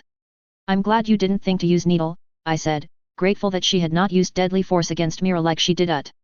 "Otherwise, you could have created a far worse incident that would have crippled the relationship between the Reeds and your family. Your brother would be in an intricate situation." Arya's eyes narrowed slightly, and she shot me a sharp look. I'm not Joffrey, and you know that. But yet, I get it. I answered with a reassuring voice, I know. You are not Joffrey, but consider how anger can create disastrous situations when not checked. Imagine it like letting the river drive your boat instead of trying to guide it. Arya sighed, her shoulders relaxing. Fine. I get it. Still, they shouldn't have treated you like that. I nodded in agreement, no, they shouldn't. I can agree with that. As we were going down, a part of me suddenly wondered if Arya didn't hear all the part of the discussion on her. I felt once again the turmoil within me, considering the nature of the discussion but also how the incident turned out. A part of me was cursing at the Reed siblings for their stunt, as they might have just fueled whatever emotions or feelings Arya had for me. As we approached the ground level, Arya's curiosity got the better of her. What are you going to do about Hojin and Mira accompanying us now? I looked at her, seeing some lingering anger in my eyes. I'll ignore them for the time being. I hid it, but I'm still a bit furious with how they questioned me. Honestly not sure how I would handle it for the next few hours. Her expression shifted to a mix of concern and understanding. Well, we have each other. And of course, Lady and Nymeria. I nodded, exactly. We'll get through this together. She glanced at me, a hint of a smile playing on her lips. I'm glad you're with us. I smiled back to her, while a part of me reminded uneasy of the fact she might have a growing crush on me. We should tend to them. That would make us forget this incident, I suggested as we reached the ground level. Arya nodded, a determined glint in her eyes. Right. Let's focus on what matters. Do you know where they are? I asked her. Perhaps still in the main hall, she answered me. As we made our way towards the main hall, Arya commented, I hope Lady and Nymeria won't be too bothered by Hojin and Mira's presence. I reassured her, they'll get used to it. Besides, it's not like they're a threat. She sighed, true. I just don't want anything else to complicate our journey back. Not after those attacks. Everything will be fine, Arya. I think Hojin and Mira will do everything to rectify their mistake. It would be bad for them if they didn't make amends, both in the eyes of their father and in the eyes of your family, I pointed out. Maybe you should ask Mira and Meg to train you in Kranag ways. It could be useful. Her eyes widened at the suggestion. You think so? Absolutely, I affirmed. And it might help smooth things over with the Reeds. Show them you're willing to bridge the gap. Arya considered it for a moment, then nodded. All right, I'll talk to Mira about it. As we approached the hall, my mind was filled with thoughts about the events of the day. So many things had occurred and that affected me far more than I could have imagined. First, discovering Moat Cailin and seeing how extraordinary it was. Finding out or at least suspecting that Arya had a crush on me was a complicated matter to tackle, as it could affect how our bond would evolve. Encountering the Reeds in an unexpected and unpleasant manner was frustrating to say the least. I couldn't easily trust them, even though I was uncertain about them because of their role in canon. And considering that I suspected their presence to prevent me from altering too much of Bran's fate, wouldn't change much. That made me think of what could be done with Bran. While it was obvious that sending him beyond the wall would be dangerous and foolish, his powers and skills needed to be developed. But he needed preparations in some manners, because he was a vulnerable child who was experiencing trauma from his newfound situation. The way he was led in canon to find Bloodraven was kind of manipulative, and I couldn't say I was surprised by how his show version turned out with the way events unfolded in regards to his situation. Looking back at Arya, I knew that I was facing many challenges, some unexpected and not foreseen. I wondered if luck, fate, coincidence, providence, God, or anything else was playing a prank on me to make me feel like how a stowaway or a self-insert would really feel in such a situation. I was however certain of one thing: whatever awaited me in Winterfell would be peculiar with how events seemed to unfold, notably with the diverse nature the escort had taken. Inwardly, I hoped I would know how to face these new challenges, and more importantly, that I would find my place in Winterfell. An. 1 Here we go again. Sequel of the Moat Cailin part with new encounters and tense interactions. 2 This chapter was one that was in my mind from a while and had been indirectly inspired by some fanfictions, including Mine is the Song, Harry Potter/A Song of Ice and Fire crossover. However, its content was the result of discussions between my beta reader and me, especially as I was a bit unsure of one of the key ideas there. I finally agreed for different reasons, notably to let some mystery on the motives of the Reed siblings, even if the C's thoughts can give a glimpse on why they are here and why they want to speak to him. I nevertheless hope that even with the context, the explanations in the AN, it didn't make the characters depicted in this chapter too OOC in regards of canon. 3 Tying this chapter to the previous one as some kind of immediate sequel was something that was a must due to the way a moat stop ended. It also has the advantage to further develop the emotional demeanor and turmoil of the SI, especially with the setting of this chapter and the fact he is still dealing with the preview chapter discovery. 4 The encounter with the Reeds is mysterious for many reasons, reasons that are mentioned for most in this chapter through the C's perspective. And it is a tense one because of the overzealous vigilance of the two teens. In this fanfic, Hojin is 14 and Mira 17, the emotional state of the SI and the fact it helps to reminds that the North is wary and even distrustful of foreigners. It was also a way to show the Reed siblings in a more complex light. I have a certain opinion on them, but considering I am the SI, this opinion will be revealed in a future chapter, but you can have some glimpses there. 5. Mira seemingly being ready to draw her dagger is an indirect homage to her introduction in the 3rd season of Game of Thrones. But it is up to you to determine if she was truly about to draw her weapon or if she was bluffing and to interpret why she would do that. 6. Area eavesdropping is of course a homage to the scene where she eavesdropped on Varys and Illyrio Mopetus. Her presence is tied to the fact she was wondering why the SI was summoned on his own when at first both she and he were concerned. And the reason why there had been a change in the nature of the encounter is due to the Reed siblings after their discussion with Meg. 7. The whole scene of Arya correcting Mira and the dressing down of the Reed siblings is a situation that came easily to my mind due to Arya's protectiveness, how she would interpret the situation and her bond to the SI, while the whole situation forced Hojin and Mira in an uncomfortable situation. And the SI is in an ambivalent situation, between anger at the situation and the Reed siblings, even if he restrained himself both due to his personality and because they are very young, the need to prevent Arya to go in fury mode and his desire to move forward. 7. For those who have some knowledge on the matter, they might guess where Simon Blackmire comes from. 8. Teaser, next time, a king is dealing with the very hot issue that threatens his city. 9. Have a good reading. 36/A King's Burden, Robert I. The Red Keep's corridors stretched endlessly before me, a maze of stone and shadows that seemed to mirror the confusion in my mind. Turmoil surrounded me, echoing the whispers of courtiers and the weight of my responsibilities. My footsteps were heavy, a reflection of the burden I carried as King of the 7 Kingdoms. Behind me was walking Sir Baristan, who was of duty to me. A part of me yearned for wine or even horse to chase away my troubles and to shield myself from those damned problems. But I couldn't, not with revelations of the wildfire caches, a constant reminder of the dangers lurking beneath my very feet. Damn those Targ shits! I thought to myself. Once more, I was reminded of the moment when Ned Stark had revealed his suspicions about the Mad King's wildfire plot. Just the fact my old friend told of this possibility after his arrival in the Red Keep made me glad to see I wasn't wrong in my choice to name him as my hand, and caused me to be furious, remembering how that cunt Ares murdered Ned's father and brother while his bastard of son raped my Lyanna. Lyanna. If only you were there now. At least, I would have found comfort in you. Not like the harpy of a wife who was fouler than ever since the revelation of the wildfire plot. The realization that the city I ruled was sitting atop a powder keg had left me unsettled. How many years had I spent here, unaware of the danger that could have consumed us all? What made things worse was the fact that the Kingslayer. No, Jaime fucking Lannister confessed why he truly killed the Mad King and revealed that wildfire had been settled beneath this pit of snakes. I was torn between praising the man for his bravery, scoffing at him because of his family and their overbearing reach, or looking down on him for not having told the truth earlier. He wasn't the only one I was torn apart between, hugging and berating. Ned, my dear Ned. He advised me to pardon Jaime. I couldn't help but laugh at the persistent irony. My dear friend, who denounced my good brother as a Kingslayer and disliked the lions, was also the one that contributed to redeem him. Though I wasn't certain he was really considering Jaime's stupidity.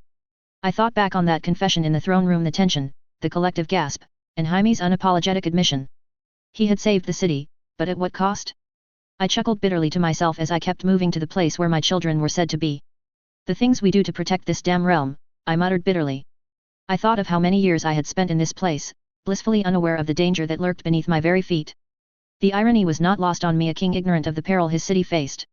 To think I would be blind to such danger. If I was my dour brother Stannis, I would have gritted my teeth in frustration at the situation.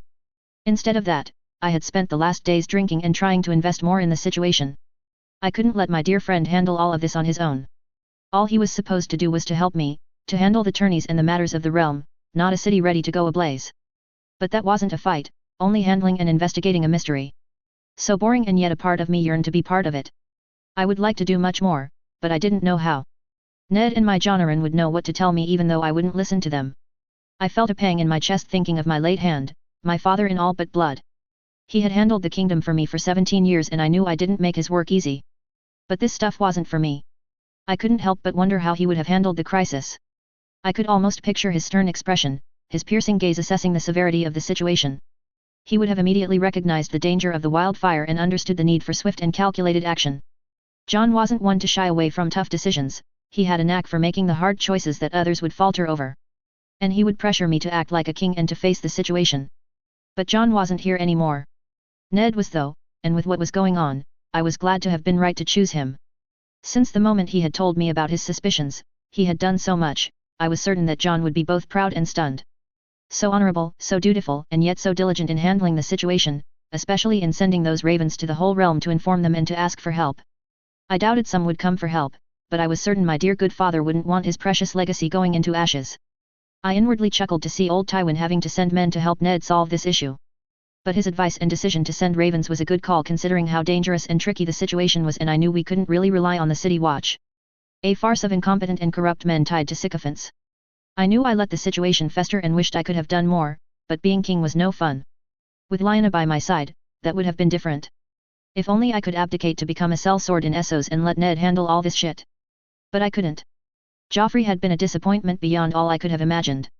Thinking that he could have killed a daughter of my friend, or that I had allowed my wife to ask for this farce of trial to try to punish that fiery little girl.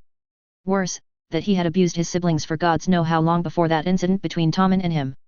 I felt loathing for my wife, for our son and for me. If Joffrey was capable of killing the daughter of my friend or to mistreat his own siblings, what horrors would he do once on the throne, especially with his harpy of mother? That stranger that defended Ned's daughter was right about the fact it was too akin to what the dragonspawns did back in time. A part of me was tempted to disown him, but I suspected it would bring other problems, and I knew that Ned would advise against it unless there was ground to justify such a decision. And I couldn't leave Ned now, not with all this shit going on. It was a danger I couldn't fight like I did against Rhaegar, but I would not back down, not when my friend was doing everything to prevent a disaster. He had been by my side to defeat the dragons and the squids. I would not leave him facing that green fire by himself. I darkly chuckled, thinking how the two dragonspawns beyond the narrow sea would react to the fact their cunt of father almost burned a city and the Iron Throne. I still felt anger at the thought of them, and yet, the revelation of the wildfire plot also brought me some elation to the idea that those dragons would see their wings clipped because of their mad father. I rubbed my temples, feeling the fatigue settle in. The court was in disarray, my wife's mood was worsening, and my children were caught in between. I regretted not being close to them, but between Joffrey and his bloody antics and the fact their looks were more Lannister, had helped me decide to avoid them. But ever since the incident between my 3 children, I knew that Myrcella and Tommen needed me more than ever. As I wandered through the labyrinthine passages, I caught sight of a small garden tucked away in a corner. Myrcella and Tommen were there, engrossed in some activity. Relief blossomed within me, a brief respite from the storms that raged in the court.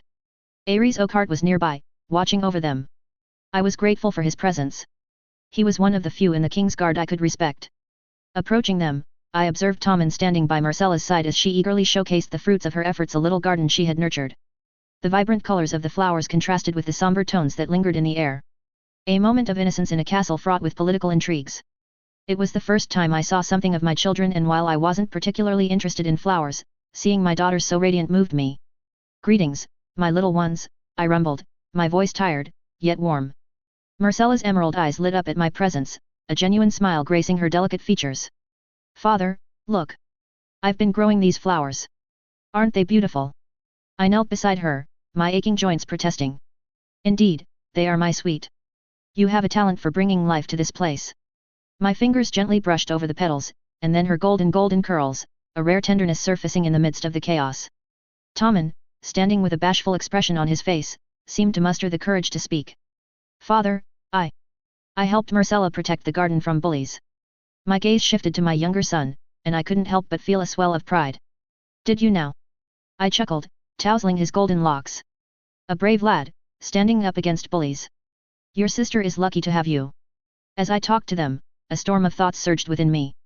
Joffrey's recent actions echoed once again in my mind: the incident with Arya at the Ruby Ford, the lies in Derry Castle, and now the clash with Tommen. I recalled the moment when I confronted Joffrey about the accusations of mistreating Myrcella and learned of Tommen's brave, if furious intervention. Inwardly, I marveled at the resilience within Tommen, a gentle soul with a backbone of steel.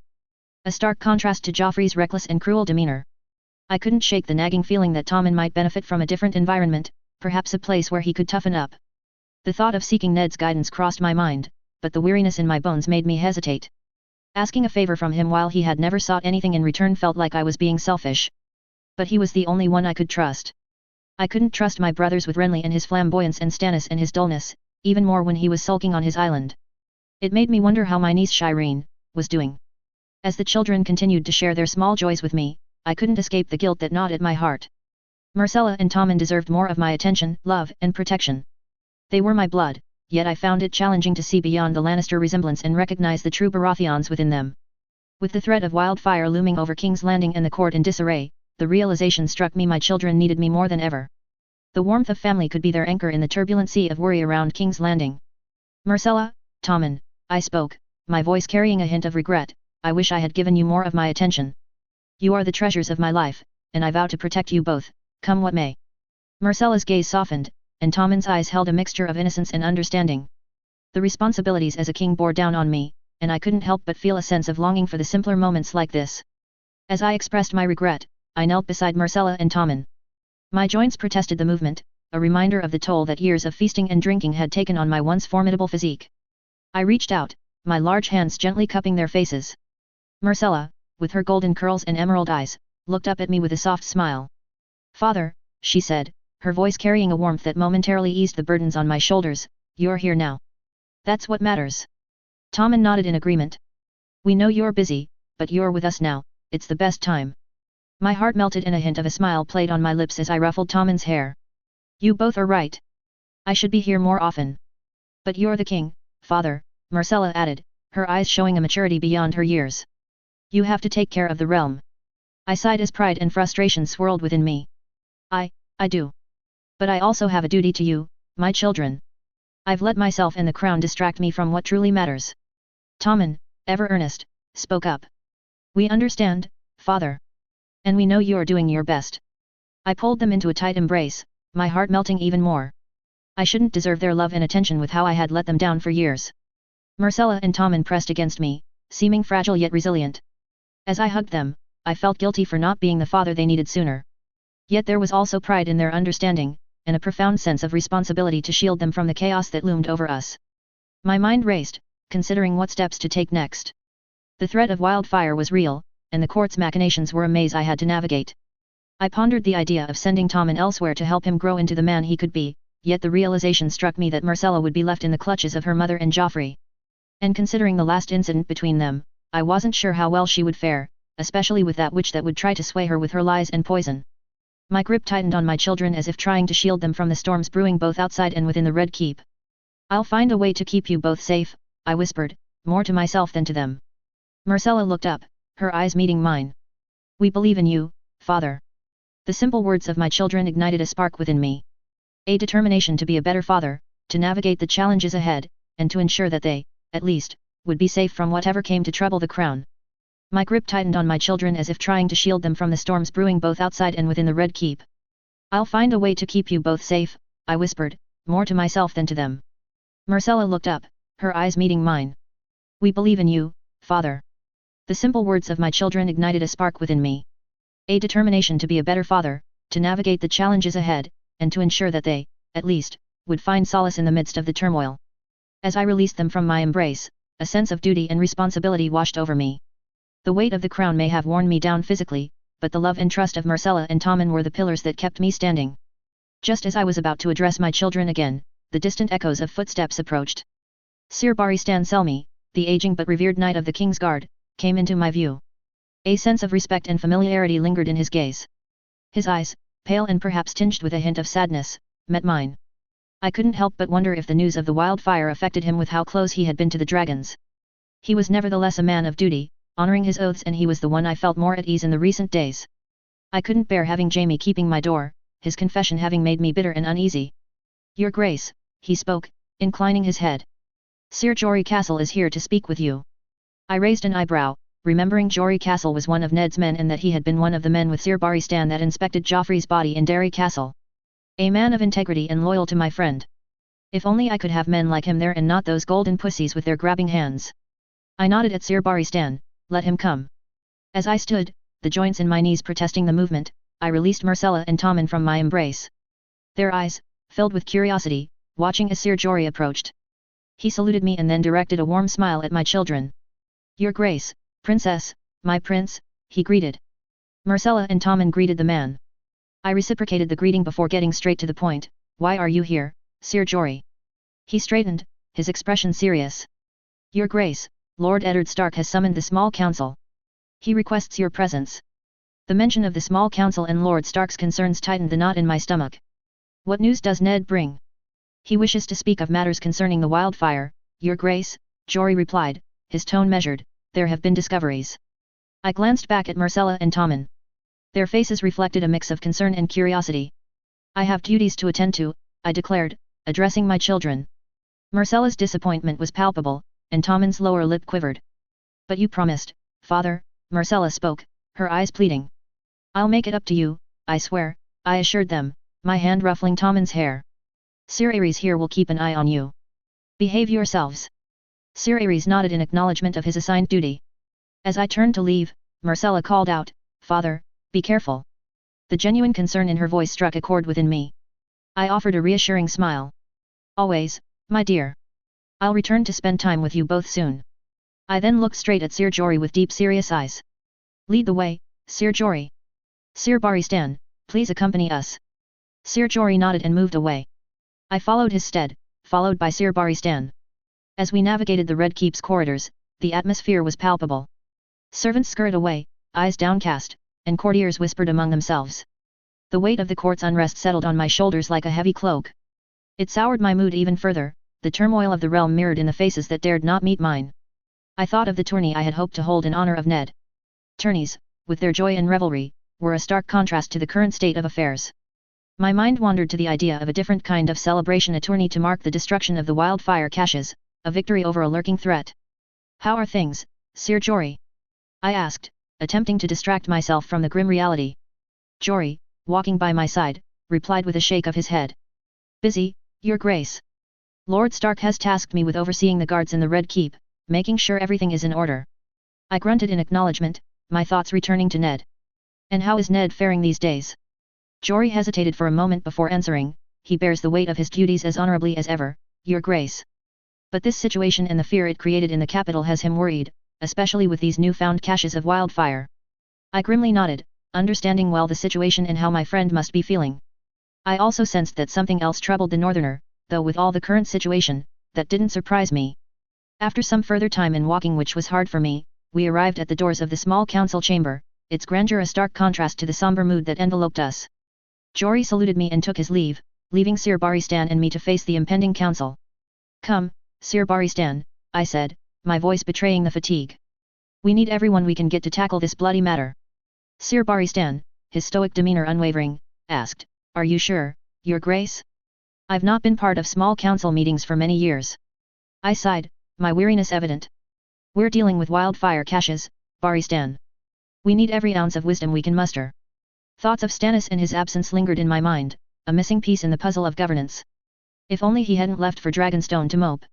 This was why I didn't ask him to be my hand. He was so dour and dull. I dearly hoped he would come back with the situation here. The door creaked open, and we stepped into the small council chamber, where the weight of the realm's troubles awaited our deliberation. The mood was tense, and the expressions on the faces of those assembled spoke volumes. Eddard Stark, my old friend and hand, Renly Baratheon, Peter Baelish, Grandmaster Pycelle and Varys were already seated, their demeanors reflecting the gravity of the situation. Ned's face, weathered and stern, betraying a mix of determination and worry. His furrowed brow and the set of his jaw spoke of the heavy burden he carried as Hand of the King. As my eyes met his, I could see the weariness in his gaze, the toll of the political struggles and threats to the realm etched on his face. My brother Renly, on the other hand, wore a more impassive expression. His youthful features belied the shrewd mind beneath. He sat with a straight back, eyes darting between the members of the council. His usual nonchalant and flamboyant demeanor was absent, replaced by a somber one. His gaze flickered to me briefly, a mix of curiosity and perhaps a hint of apprehension. Littlefinger sat with an air of calculated charm. His sharp eyes observed the room, taking in every detail. His lips curled into a subtle smile as he acknowledged my presence, a smile that didn't quite reach his eyes. He seemed, however, tenser than he tended to be, as if the current situation burdened him. A part of me was happy to see that even such a situation wasn't dismissed by his quips and smiles. He was a good copper counter, but an irritating one as well. Grandmaster Pycelle, the ancient maester, appeared frail and withered. His hands trembled slightly as he adjusted his chain of office. His weariness seemed stronger than usual, making me wonder how grave the situation was. I wasn't certain how helpful the old fool would be with the wildfire caches, but he might still be of help. Varys, the enigmatic spy master, sat with his usual air of mystery. His eyes, devoid of any overt emotion, observed each member of the council with a keen interest. I knew that he held pieces of information crucial to the current situation. Varys's lips curved into a subtle smile, and his eyes seemed to convey a message that only he could decipher. His demeanor bothered me as I wondered if he was wary of the situation. I wasn't pleased with him, considering that he didn't find the wildfire before the king's slow. Jaime's confession to those damned wildfire caches that the Mad King had placed in this pit of snakes. Approaching my seat, I acknowledged them with a nod, my eyes locking onto Eddard. You all waited for me. I grumbled. Eddard stood, his face a mask of concern. We just gathered, Robert. The matter at hand is urgent. The members took their seats, including Sir Baristan, whose presence added a layer of solemnity to the room. I turned my gaze back to Eddard and spoke, my words slurred from the wine's influence. Your man told me you found wildfire caches. Where, Ned? And how? Eddard, ever the stoic, answered with measured gravity and strong wariness. In 2 places for the moment. One beneath this place and the second beneath the Great September of Baelor. The revelation hit me like a mace to the chest. Wildfire caches, lurking beneath the very foundations of the Red Keep and the Great September of Baelor. How many? I demanded, leaning forward, my hands gripping the arms of my chair. Renly, usually the flamboyant one, spoke up, his tone serious. We're not sure of the exact count, Robert, but there are at least dozens beneath the Great September of Baelor. Dozens. I bellowed, the gravity of the situation fueling my anger. Damn it, Renly, we need numbers. What about beneath the Red Keep? Ned added his voice to the conversation. Sir Aaron and Sir Jory estimate that the cache beneath the Red Keep is also substantial, Your Grace. Dozens again, if not more. I leaned back in my chair, rubbing my temples. This is a mess. How much time before we know the full extent? Renly commented, it will take time to assess, Robert. Littlefinger, ever the opportunist, quipped, time, my lord, is a luxury we might not afford. Ned shot him a stern look. This is no time for your games, Peter. I slammed my fist onto the table, a burst of frustration escaping me. Damn it all. We need to know exactly how much we're dealing with. We can't fight an enemy we can't see. Varys interjected with his usual air of mystery. Your Grace, more than ever, we need the expertise of the alchemists to assess the extent of the caches. They possess the knowledge and skills required for such matters. The mention of the alchemists churned a sour brew in my stomach, but I also remembered the day Ned and I discussed the matter when we began to plan the search for the wildfire caches. I disliked relying on those rats with how tied they were with the Mad King. But Ned had the right about it. They were the most knowledgeable in that field and they could help us to find that damn substance and handle it. We weren't however foolish enough to rely on them on their own, as they would be accompanied by trusted men that would check their moves and prevent them from taking the wildfire on their own. You're right, Spider. As much as I would prefer facing a horde of angry boars, we need them. Ned nodded in a grim manner. I could understand him. His father had died because of those fools, he had further reasons not to trust them. Pycelle, with his trembling hands, added his dissenting opinion. Your Grace, I must advise against relying on the pyromancers. Their methods are dangerous, and we risk causing more harm than good. Renly, usually quick with words, interjected, Pycelle, it's not as if we have a multitude of choices here. We can't ignore the threat beneath our very feet. Littlefinger, always ready to seize an opportunity, chimed in, and what if we could use the pyromancers strategically, my lord? Their knowledge could be valuable in locating the caches, even if we don't fully trust them. I couldn't help but snort in disdain. Strategically? Littlefinger, this is not a game. Lives are at stake. Including ours. Ned intervened, bringing a sense of calm. Your Grace, my lords, we need to focus on how to handle this matter. I nodded to my friend, glad to focus. He continued, we need to secure the city. We must consider other potential cache locations in regards to what Sir Jaime told us.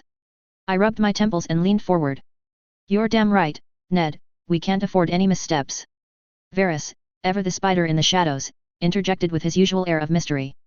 Your Grace, the Hand's messages may help us in that matter. There could be support from the different lords of the realm to bolster the city watch and the guards of the Red Keep in finding and gathering the wildfire. Littlefinger chimed in with his calculating tone. A wise move, my lord. Resources from the various houses could prove invaluable in such dire times. It's a good thing our Hand was swift to think the lords could be of help for this matter or that he now had more men to help the city watch on this issue. Ned finally spoke, his voice showing his years of experience. It was a necessary thing to do, Lord Baelish. The realm needs to know and we can't solve this situation without their support, not when the city watch and those who are helping them have to both look for the wildfire caches and handle the small folk to prevent panic and chaos.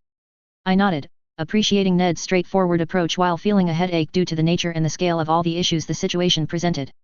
I leaned back in my chair, rubbing my temples. Renly, can you handle the population? We need to prevent a tragedy caused by panic within the city walls. My brother, looking pensive, replied, it's possible, but very difficult even with the whole support of the city watch and of Sir Manderley's men. Even with the addition of the Crownland Lords, it would be a challenge. Renly's words hung in the air, and I thought of the Crownland Lords, loyalists to the Targaryens. The irony struck me, those who had been on the opposing side in the war were now crucial to the survival of King's Landing. Ned, ever pragmatic, responded, the realm must stand united, for the city and its people. But, Robert, we must also consider the possible evacuation of the people to prevent tragedy. I ran a hand through my hair, considering the logistics of moving 500,000 souls. Pycelle, seated nearby, chimed in with his aged, wavering voice. Evacuation on such a scale, Your Grace, would be a monumental task. The strain on the realm's functioning would be immense. Ned, always one to think ahead, nodded. Pycelle speaks true. We must plan for it, regardless. We can't afford to lose more lives than necessary. Renly raised his concerns, leaning forward with a furrowed brow. Finding places to shelter the people won't be easy. The lords might not welcome an influx of refugees, especially in these troubled times. Littlefinger, attuned to the economic implications, added, think of the impact on trade and the economy. We can't afford disruptions on that front either. I raised my hand, trying to ease the growing tension in the room. Enough. We have to do this. Ned, coordinate with the lords. Renly, figure out the logistics. Littlefinger, ensure economic stability. Varys, keep your ears open for any whispers. Pycelle, provide whatever medical support the people might need. We can't let this situation spiral out of control any more than it has. Ned nodded, his gaze unwavering. We'll do what needs to be done, Robert. But remember, the people's safety comes first. And there is the safety of your family to consider, Your Grace. I furrowed my brow, a mixture of frustration and defiance building within me. I won't abandon the people when they need their king the most. I'll stay and help you, Ned. Ned's stern expression softened briefly, gratitude in his eyes. Your courage is commendable, Robert, but we must also consider the safety of your family. We can't afford to risk their lives. Renly chimed in, supporting Ned's stance. He's right, Robert. Your presence here is crucial, but so is the safety of the royal family. We need you to lead, not only in battle but by example. Sending them to a secure location is the wisest course of action. I leaned forward, my eyes narrowing. I won't send my family away like frightened rabbits. I'll stand with them. Ned sighed, his patience evident. Robert, I know your heart is in the right place, but you need to think strategically. We can't afford to lose you or your family. It's a matter of survival and of stability. The realm would fall back into chaos if your family or you should disappear all of a sudden, especially with the wildfire beneath the Red Keep. Pycelle interjected. Your Grace, I understand the emotional turmoil, but the hand is right. Evacuating your family to a safer place is the best course of action. It will allow you to focus on the city without the constant worry for their safety. I sighed, knowing they were right, but I was wary to send away my children, though perhaps not for Joffrey. But I knew that they needed to leave the Red Keep, and be sent to a place where they would be safe. Not just from the wildfire, but also away from people that would try to influence them. It was out of the question that I send them to Tywin. And Winterfell was too far away, far too cold, and I knew my harpy of a wife would never want to go back there, and I wasn't certain Ned would like it even if he would do his duty if I asked him to. But with what happened between his youngest daughter and Joffrey, I couldn't allow new tensions, not with the current situation. That reminded me of the idea of fostering Tommen somewhere, and perhaps this evacuation idea would be useful as much as I disliked it. You are right, I finally said with a resigned sigh. Ned seemed relieved of my answer. I turned my gaze to Sir Barristan. Sir Barristan, what's your take on the safety of my family? The old knight spoke up. Your Grace, ensuring the safety of the royal family is paramount. In times of crisis, leaders must make difficult decisions for the greater good. Dragonstone may be a secure option. My face tightened at the mention of Dragonstone. Stannis, my brother, and his complicated relationship with me loomed over the decision. And the idea to send my family to that damned place that was tied to those dragons was out of question. Dragonstone? I'd sooner trust my family with a pack of wolves. Renly, always quick with alternatives, proposed, what about Storm's End, Robert? It's well defended, and I can personally oversee their safety. I grunted, considering the suggestion.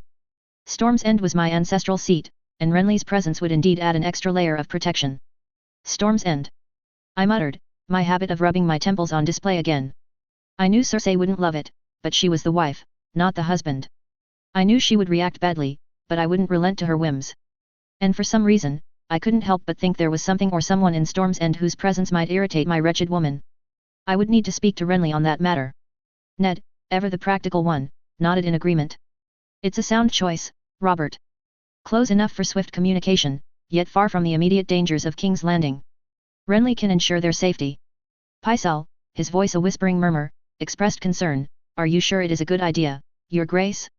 Storm's End is a bit far and going by sea can be dangerous, especially in Shipbreaker Bay. I furrowed my brows and felt my breath stop as I remembered that awful day when I saw the ship transporting my parents sinking with them on board and the only survivor was now serving Stannis on Dragonstone if I remembered well. I closed my eyes, a heavy sigh escaping my lips. Varys, that spider with his webs across the realm, interjected. What about Harrenhal, Your Grace? It is centrally located, a place of great significance. The royal family could find refuge there. Littlefinger, always ready with a quip, chimed in. Harrenhal, the cursed castle? I'd sooner bet on Dancing with Dragons. A place of grand ambition, but not the most auspicious choice. I shook my head at the suggestion of Harrenhal. The memories of that ancient fortress, the memory of that damned tournament and its dark history did nothing to ease my concerns. No, Varys, not Harrenhal. We need a secure pace, but not plagued by the ghosts of the past. Ned leaned forward, his tone serious. Storm's End is a reasonable choice, Robert. It's defensible, and your family would be safe under Renly's watchful eye. Renly, sensing the weight of the decision, spoke with conviction. Storm's End it is, Robert. I'll make sure they're safe. You have my word. I sat back in my chair, the ache in my temples persisting, but a decision had to be made. Storm's End, my ancestral seat, seemed like the most practical choice. Renly's assurance added a layer of comfort, though I couldn't shake the looming specter of Cersei's displeasure or the idea of letting her presence soil my family ancestral home. Very well, Storm's End, I declared with a heavy sigh, steeling myself for the storm that would undoubtedly follow this decision. Cersei would not be pleased, but the safety of my children had to take precedence. Ned nodded in approval, his gaze steady. A wise choice, Robert. Renly, ensure the necessary preparations are made swiftly. The safety of the royal family is of utmost importance. Renly, ever eager to prove himself, gave a respectful nod. You have my word, brother. I'll see to it that Storm's End is ready to receive them. Pycelle, though still concerned, bowed his head in deference. May the gods watch over them on their journey. Varys, ever the enigmatic advisor, offered his customary cryptic remark. May your decision prove fortuitous for the realm, Your Grace. I shifted in my chair, the heavy weight of responsibility settling on my shoulders. The ache in my temples persisted, and the scent of wine lingered in the air. Ned, I grumbled, turning to my old friend, is that all? Any other damned surprises lurking in the shadows? Ned, his face showing his own concerns, responded with a nod. For now, no, Robert. I'll inform you on any new developments. I grunted, my thoughts still swirling like the wine in my goblet. The burden of ruling was heavy, especially when the safety of my family was at stake. Damn it all, Ned. It shouldn't be this complicated. Ned's response was measured. The realm is a complicated place, Robert. We navigate it as best we can. I leaned back in my chair, a mixture of weariness and frustration etched on my face. The small council can handle the details. I need some air. As I rose from my seat, the weight of my own body surprised me. The years of feasting and drinking had taken their toll. I felt the strain on my joints and the subtle rebellion of my muscles. Renly, make the necessary preparations to make Storm's End welcoming to my family. Ned, keep me informed. The rest of you, handle the mess in King's Landing. Renly's confident reply cut through the tension. You have my word, Robert. Storm's End will be a fortress for your kin. I nodded, acknowledging his assurance, and left the council chambers, the red stones of the Red Keep echoing the heaviness in my heart. The narrow corridors of the castle felt suffocating, and I longed for the open air. My mind, clouded by wine and the weight of responsibility, yearned for clarity. As I stepped into the crisp evening air of King's Landing, the city sprawled beneath the Red Keep like a sea of candles. The distant sounds of the streets reached my ears, a chaotic melody of life in the capital. I took a deep breath, trying to clear my mind. Your Grace, Sir Barristan Selmy's voice, a steady presence, interrupted my thoughts. May I accompany you? I grunted in agreement, gesturing for him to walk by my side. The old knight matched his pace to mine, and together we descended the serpentine steps of the Red Keep. Sir Barristan, I spoke, my words a bit slurred from the wine, how did it come to this? A king should not feel like a puppet dancing on strings. The knight's gaze was solemn. The burdens of rule are heavy, Your Grace. But a king's strength lies not just in his arm but in the counsel he keeps. I mulled over his words, the truth in them cutting through my thoughts. Perhaps. But it's the decisions that haunt me, Sir Barristan. The choices I make, the consequences they carry. The old knight nodded, understanding etched on his weathered face. Your grace. But you carry the weight for the realm. And sometimes, the hardest choices yield the greatest peace. The journey to Storm's End would not be an easy one, especially considering the perils of Shipbreaker Bay. Memories of a shipwreck flashed before my eyes, a painful reminder of loss. Yet, Storm's End was a sound choice defensible, and under Renly's watchful eye. But that would depend on the fact if Tommen would be with his siblings and Cersei or if I sent him for fostering. As we made my way towards the outer yard, the black tomcat that roamed the Red Keep crossed my path. I chuckled, even you, little creature, have more freedom than I do. The cat eyed me indifferently, and I continued my walk back to my chamber. As we descended further, the sounds of the city grew louder, blending into a chaotic symphony. I took one last look at the Red Keep, its towers looming in the night, before striding forward. The night held its own secrets, and I, as the king, had to navigate them, regardless of the cost. An. 1 And here we are. A new interlude and a new POV with Big Bobby. 2 It is one of the chapters I have loved to develop at the time, because it allows me to depict Robert Baratheon in a situation that would have been very peculiar to him and to display shed on the complexity he can have. That also allowed me, and the beta reader, for difference references and Easter eggs. I'm sure there is one rather obvious at the start of this chapter, and the way Robert spoke of the Targaryen at the start is an idea from the beta reader as a reference to another SI ISOIF fanfic that has been published on this site, and of course the reference to Robert's Severus-like longing for the memory of Lyanna. 3 The interactions between Robert and his children were a passage where I tried to show the complexity of Robert's relation to them, but also a reminder of who Robert was before his marriage to Cersei turned poisonous. Robert has many flaws, but there is one field IMO where he could have had potential if the circumstances had been different: fatherhood. The care he had for Maya and the complex relation to Edric Storm showed to me he could have been a good father. However, because of Cersei, because of the stigma that befell on illegitimate children and his position of king, this side slowly faded. My take on Robert's relation to his children was that not only he couldn't see himself in them due to their physical appearance, which is obvious, but also because it was his own way to take revenge on Cersei. You don't want me to care for the children I had before? Fine, I won't give *T on our style, and of course. But with the new circumstances and incidents, a certain prince striking his sister and his brother defending her, this buried side is showing again, which also allowed to depict the other part of Robert, him being burdened by regrets and yet unable to let them go, though in this case, it fuels a new fire and determination to do right for his younger children, both leading him to try to build some bond with them and to think upon potential projects for them. For the small council scene both shows how implied Robert is in this situation, but also how the context is evolving and how it affects the incoming decisions, notably with the discovery of the wildfire caches beneath the Red Keep. It also allows, hopefully, to show how the situation impacted the different members of the small council. 5 The choice of Storm's End makes to me sense, considering it has been Robert's home, in spite of his fostering in the Vale, and the fact he wouldn't send his children anywhere due to personal reasons. The reason why it has not been decided when to send them away is partly tied to the need of Robert to have an idea of the danger level and of course the fact that royalties don't flee perspective. 6 Teaser, next time, a review of the reactions to Ned Stark's message as hand on the wildfire revelation. 7 Have a good reading. 37/Ravens Interludes, Multi-POVs. Eddard Stark's message to the Lords of Westeros. To the Lords and Ladies of the Seven Kingdoms. I, Eddard Stark, Hand of the King, bear grave tidings that demand your immediate attention. In a startling revelation, it has been uncovered that the late Mad King, Aerys Targaryen, harbored a sinister plan in his final days, one that threatened the very heart of King's Landing. Sir Jaime Lannister, now formerly known as the Kingslayer, has made a confession of utmost importance. He slew the Mad King not out of ambition, but to thwart a malevolent plot. Aerys Targaryen intended to unleash wildfire upon our great city, condemning countless innocent lives to a fiery death. Though Sir Jaime's actions were unquestionably heroic, the peril remains. Wildfire caches, remnants of the Mad King's madness, still lie hidden beneath the streets of King's Landing. The spectre of this diabolical weapon looms over us, a threat to our realm's peace and stability. In the name of King Robert Baratheon, first of his name, I beseech you, noble lords and ladies, to lend your aid and expertise in this dire hour. Ravens shall be dispatched to every corner of our realm, requesting your assistance in the search and eradication of these hidden caches. We must unite to safeguard the lives of our subjects and ensure the safety of the capital. The Seven Kingdoms have faced trials and tribulations in the past, and together we have emerged victorious. Let it be known that this peril too shall be vanquished by our collective strength and resolve. Join us in this noble endeavor to cleanse King's Landing of this sinister legacy. Your loyalty to the realm and your prompt response are eagerly anticipated. May the gods guide us in this solemn duty. Yours in duty and honor. Eddard Stark, Hand of the King. The Island of Dragons. As I entered the chamber of the painted table in the stone drum, I continued to wonder about recent events.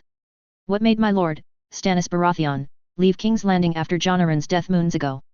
My staunch loyalty to Stannis had always been my guiding star, even when others mocked me as the Onion Knight. I had sailed the dangerous waters, smuggled in forbidden goods, and even lost the fingertips of my left hand in his service. For Stannis, I would do anything. The room was shrouded in an eerie silence, save for the distant roar of the sea against the Dragonstone cliffs. Stannis stood stoically, his eyes fixed on the horizon. Once again, the faintest hint of a scowl was etched upon his stern face. Maester Cresson, frail and trembling, waited near the hearth, while Pylus, the newly appointed maester from the citadel, hovered near the painted table. I approached Stannis, my steps echoing throughout the chamber. "My lord," I said, bowing my head respectfully, "you summoned me. What is it that you wish to discuss?" Stannis turned on me abruptly, his gaze unwavering. "Cresson, show him the message," he ordered, his voice sounding commanding as always. I turned to Maester Cresson, who held a scroll in his shaking hands. He began to read aloud, and as the words of Ned Stark's message filled the room, a heavy sense of foreboding settled upon me. Stark's words described a sinister plot by the late Mad King Aerys Targaryen, a plot that had almost unleashed wildfire upon King's Landing. Jaime Lannister, the Kingslayer, had prevented this catastrophe by killing the Mad King, but caches of wildfire still lurked beneath the city's streets. My thoughts raced as I considered the implications of this revelation. My family was in King's Landing at the time, and I couldn't help but wonder what I would have done if the city had been destroyed in such a manner. Would I have been able to smuggle food to Storm's End, or would I have sailed towards the ruined city in the hope to find my family or to help the survivors? I shivered at that thought. "Seven hells," I whispered under my breath, my eyes going over the contents of the message once more. "When did we receive this?" I asked, my voice trembling slightly. Pylus, the young acolyte helping Maester Cresson, answered promptly, "This morning, Sir Davos." Stannis, his brow furrowed in deep contemplation, turned to me, his eyes searching mine. "What is your opinion on this matter, Sir Davos?" I hesitated for a moment, gathering my thoughts. "It's a grave revelation, my lord. If what Sir Jaime Lannister says is true, then the threat of wildfire in King's Landing is real. We must act swiftly to protect the people and the realm." Stannis nodded in agreement, his expression unyielding. "Indeed. This changes the game. My brother and Eddard Stark have managed to unearth a mystery that could have had catastrophic consequences." Silence fell upon us. Stannis's demeanor grew somber, and I couldn't help but be concerned for what weighed on his mind. Stannis's voice turned bitter as he continued, his gaze distant. "Jaime Lannister, the Kingslayer, claims heroism in the face of betrayal. Yet he still stands unpunished for his oaths broken and the chaos he allowed to fester. The Lannisters, it seems, are once again rewarded for their treachery.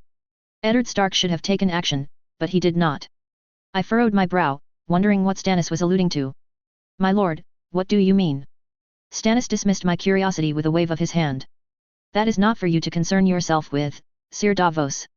He then continued, "This revelation may also temper my brother's eagerness to eliminate the remaining Targaryens across the narrow sea." Maester Cresson nodded slowly. "Indeed, my lord. Few would trust the Targaryen name now or support a return to them sitting on the Iron Throne." I pondered the implications of this revelation. Stannis had always been a man of duty and honor, and his decisions were guided by what he believed to be just. I still had faith in his judgment. Maester Cresson broke the silence with a question directed at Stannis. "What would you have us do with this information, my lord?" Stannis turned to me, his eyes locking onto mine with an unspoken command. "Sir Davos, I want you to go to King's Landing.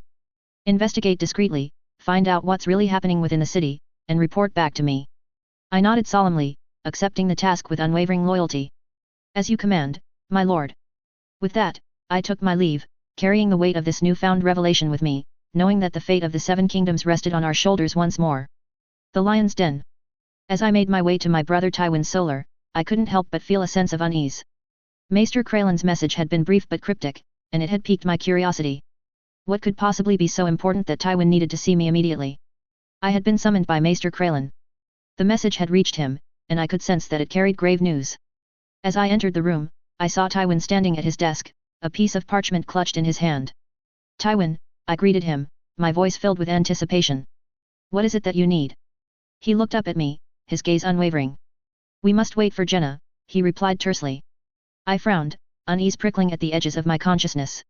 Waiting for Jenna was not something Tywin did lightly. He was a man of action, not one to delay decisions. But I said nothing, taking a seat nearby, my curiosity burning. The room was filled with an uneasy silence, broken only by the distant sounds of servants going about their duties in Casterly Rock. I shifted in my chair, unable to shake the feeling that something incredible was about to occur. Just as the tension in the room reached its peak, the door swung open, and our sister, Jenna entered, her gaze shifting between Tywin and me. "You summoned me, Tywin?" she asked, her voice laced with curiosity. Still, my brother did not answer immediately. Instead, he reached for one of the 2 ravens' messages he held and handed it to her. "There are 2 ravens we have received in the last 2 days, he finally spoke. "The first one concerns you," Tywin declared to our sister. Jenna's eyes widened, and she looked from Tywin to the message she held in her hands. Her eyes widened as she read. "From the twins?" she questioned, her voice trembling slightly. I leaned in to see the message over her shoulder, my own curiosity piqued. The words on the parchment confirmed that the message had indeed come from the twins. It carried tragic news about the passing of her husband, Emon Frey. My heart sank as I realized the truth of the situation. Emon, Jenna's husband, had met his end in a battle against sellswords. Jenna's grief was evident in her eyes as she read the message, and I couldn't help but feel a pang of sympathy for her and my nephews. Emon and her may not have been the most loving couple, but he was always a good father to her children. "When did this arrive?" I asked, breaking the heavy silence that had settled over the room. "This morning," Tywin replied, his eyes fixed on Jenna. I couldn't help but notice the subtle change in my brother's demeanor. Beneath his usual stoic exterior, I detected a hint of concern for our sister. It was a rare sight, and it spoke volumes about the depth of Tywin's regard for our family. While he was not being as loud as he was when he objected to the wedding of Jenna and Emon, it was still noticeable. But I also noticed a familiar dark glint in his eyes. One when someone dared to slight our house. Something in the message made him react that way, and I suspected he might speak of it once he and I would be on our own. The mention of the black goat symbol in the message caught my attention. It seemed to be tied to the dealings Tywin had been involved in with the brave companions. Said matter had occupied my brother's attention in the recent moons. Tywin looked at Jenna and said, "You will have time to grieve your husband and to join your sons." Jenna's eyes filled with a mix of sorrow and gratitude as she nodded in response. She had always been a strong and resilient woman, qualities that Tywin valued. I turned my attention to Tywin, who then produced another piece of parchment, this one bearing the broken crest of the Starks. Jenna and I read it in silence, absorbing the contents. It was from Eddard Stark, now Hand of the King, and the words sent a chill down my spine. The revelation of Aerys Targaryen's sinister plan and Jaime's role in preventing it had a profound impact on me. I remembered the day we took King's Landing, the day my brother, our men, and I could have perished if not for Jaime's intervention. Jenna finished reading and looked up at Tywin, her eyes filled with a mix of disbelief and concern. "Tywin, this is grave news." Tywin nodded solemnly. "Indeed, sister. The implications of this revelation are far-reaching. Ned Stark has called upon the lords of the Seven Kingdoms to unite in the quest of cleansing King's Landing of the wildfire caches." I couldn't help but think about the debt our house now owed to Lord Stark. He had not only denounced Jaime as a kingslayer but had also demanded Gregor Clegane's head for the death of Elia Martell and her children, as well as Jaime's exile to the Wall.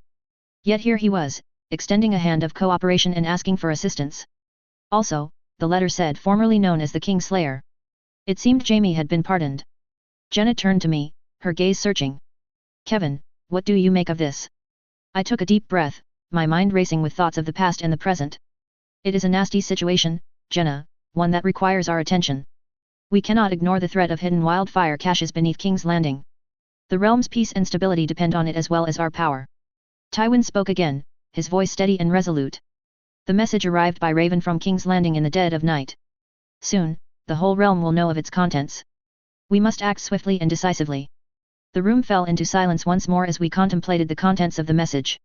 It was a difficult truth to digest, the idea that Aerys Targaryen had intended to unleash wildfire upon King's Landing. Jaime's actions, however controversial, had saved countless lives. Unable to contain my curiosity any longer, I turned to Tywin. "Why, Tywin? Why did Jaime not reveal this truth earlier? It would have spared him the title of Kingslayer and removed some of the stain on our name," I said, "some because of the actions of Gregor Clegane. As much as I supported my brother in every of his decisions, I felt uncertain on some of them." Tywin's brows furrowed further, and he seemed lost in thought for a moment. When he finally spoke, his voice held a hint of frustration. "Jaime," he said with a touch of bitterness, "had chosen to keep this truth hidden for years because he cared too much for the opinions of the others around him. He could have avoided the title of Kingslayer, and his stupidity could have resulted in the destruction of everything I've worked to build." Jenna and I exchanged glances, both of us taken aback by Tywin's uncharacteristic candor. It was rare for him to reveal such emotion, especially when it came to his children. I couldn't help but speak up. "Tywin, what troubles you?" I asked, genuinely concerned for my brother's state of mind. Tywin's gaze turned steely, and he revealed a piece of information that left us both astonished. My agent in King's Landing has informed me that it was Lord Stark who compelled Jaime to tell the truth to the king. Jenna and I shared a knowing look. While our brother never disclosed anything on the matter, we suspected who the agent might be. Grand Maester Pycelle. Tywin's revelation left us with more unease. It was baffling how Lord Stark, a man renowned for his honor and integrity, had somehow learned of the hidden truth. Especially since we, Jaime's family, had also been kept in the dark. The implications of this revelation were far-reaching, and House Lannister now found itself indebted to Lord Stark in more ways than one. I must admit, Tywin, Jenna began, her voice laced with confusion, it seems inconsistent with Lord Stark's character. He's always been steadfast in his beliefs and principles. You know how that man is about his honor. I nodded in agreement, my thoughts mirroring Jenna's. Indeed, and he's not a man who typically seeks power or influence for himself. Tywin's gaze remained fixed on the parchment before him, but his expression was troubled. That is precisely what troubles me, he said. Lord Stark now serves as Hand of the King, a position that affords him great influence over King Robert's decisions. I would normally assume I know what course of action Lord Stark would take. However, given this message and the rumors we've heard of an incident between Prince Joffrey and Lord Stark's youngest daughter, as well as Lord Manderley sending men to King's Landing, there are strange and unsettling things occurring. Jenna and I leaned in, eager to hear more. The mention of these events only added to the complexity of the situation. Tywin looked at us with a grave and somber glance. You know that there are words of a foreigner, a commoner even more, who supposedly intervened to defend Lord Stark's daughter and humiliated the prince. This, combined with Lord Stark's call for aid in cleansing King's Landing of wildfire or the words of my agents in White Harbor, suggests that he is making significant moves. Moves that could potentially reshape the balance of power in the realm. And he would learn what happened to his young daughter sooner or later from Lord Frey or rumor. I do not like it. The room fell into a heavy silence once more. My thoughts dwelled on the day my brother and I heard of the incident of Derry Castle. I was astonished by the fact that the prince was denounced as responsible of an incident with one of the daughters of Lord Stark by an unknown commoner with only words. It was concerning because the crown in our house had been made fools by a stranger, but also because it painted not a good picture of the heir of the Iron Throne. Tywin had been furious and frustrated, even though he didn't express it, as it was a slight against his house and it had been done by a complete foreigner whose status should not have been an issue. I also knew that my brother was furious of his daughter and of her son, considering how the news and rumors painted a pathetic image of how they handled the situation. Jenna, ever the practical one, broke the silence. What do we do, Tywin? Tywin finally looked up from the parchment, his gaze drilling into mine. We will respond to Lord Stark's call for aid, of course. I will also inform Cersei of what she needs to do in the capital to further our interests and to ensure our influence is not threatened. This situation, while precarious, may offer us an opportunity to fortify our ties with the other noble houses and solidify our legacy. Jenna and I nodded in unison, understanding the situation and the need to act in the face of these unexpected developments. Tywin then gestured for me to remain seated as Jenna excused herself from the room. The heavy oak door closed behind her, leaving an air of confidentiality between Tywin and me. Kevin, Tywin began, his voice low and contemplative, we must discuss the circumstances surrounding Emmon Frey's demise. I nodded, my gaze fixed on Tywin. The mention of the goat sigil had piqued my interest, and I was eager to delve into the details. Lord Valder Frey's message revealed that Emmon was ambushed by sellswords while escorting Lady Arya Stark back to the north. It appears to be a deliberate attack, and the mention of the black goat in the message points unmistakably to the involvement of the brave companions, Tywin stated, his expression grave. I leaned forward, a frown creasing my forehead. The brave companions? But weren't you negotiating with them recently? Why would they turn against us? My brother's eyes narrowed slightly, and he sighed heavily. That is what troubles me, Kevin.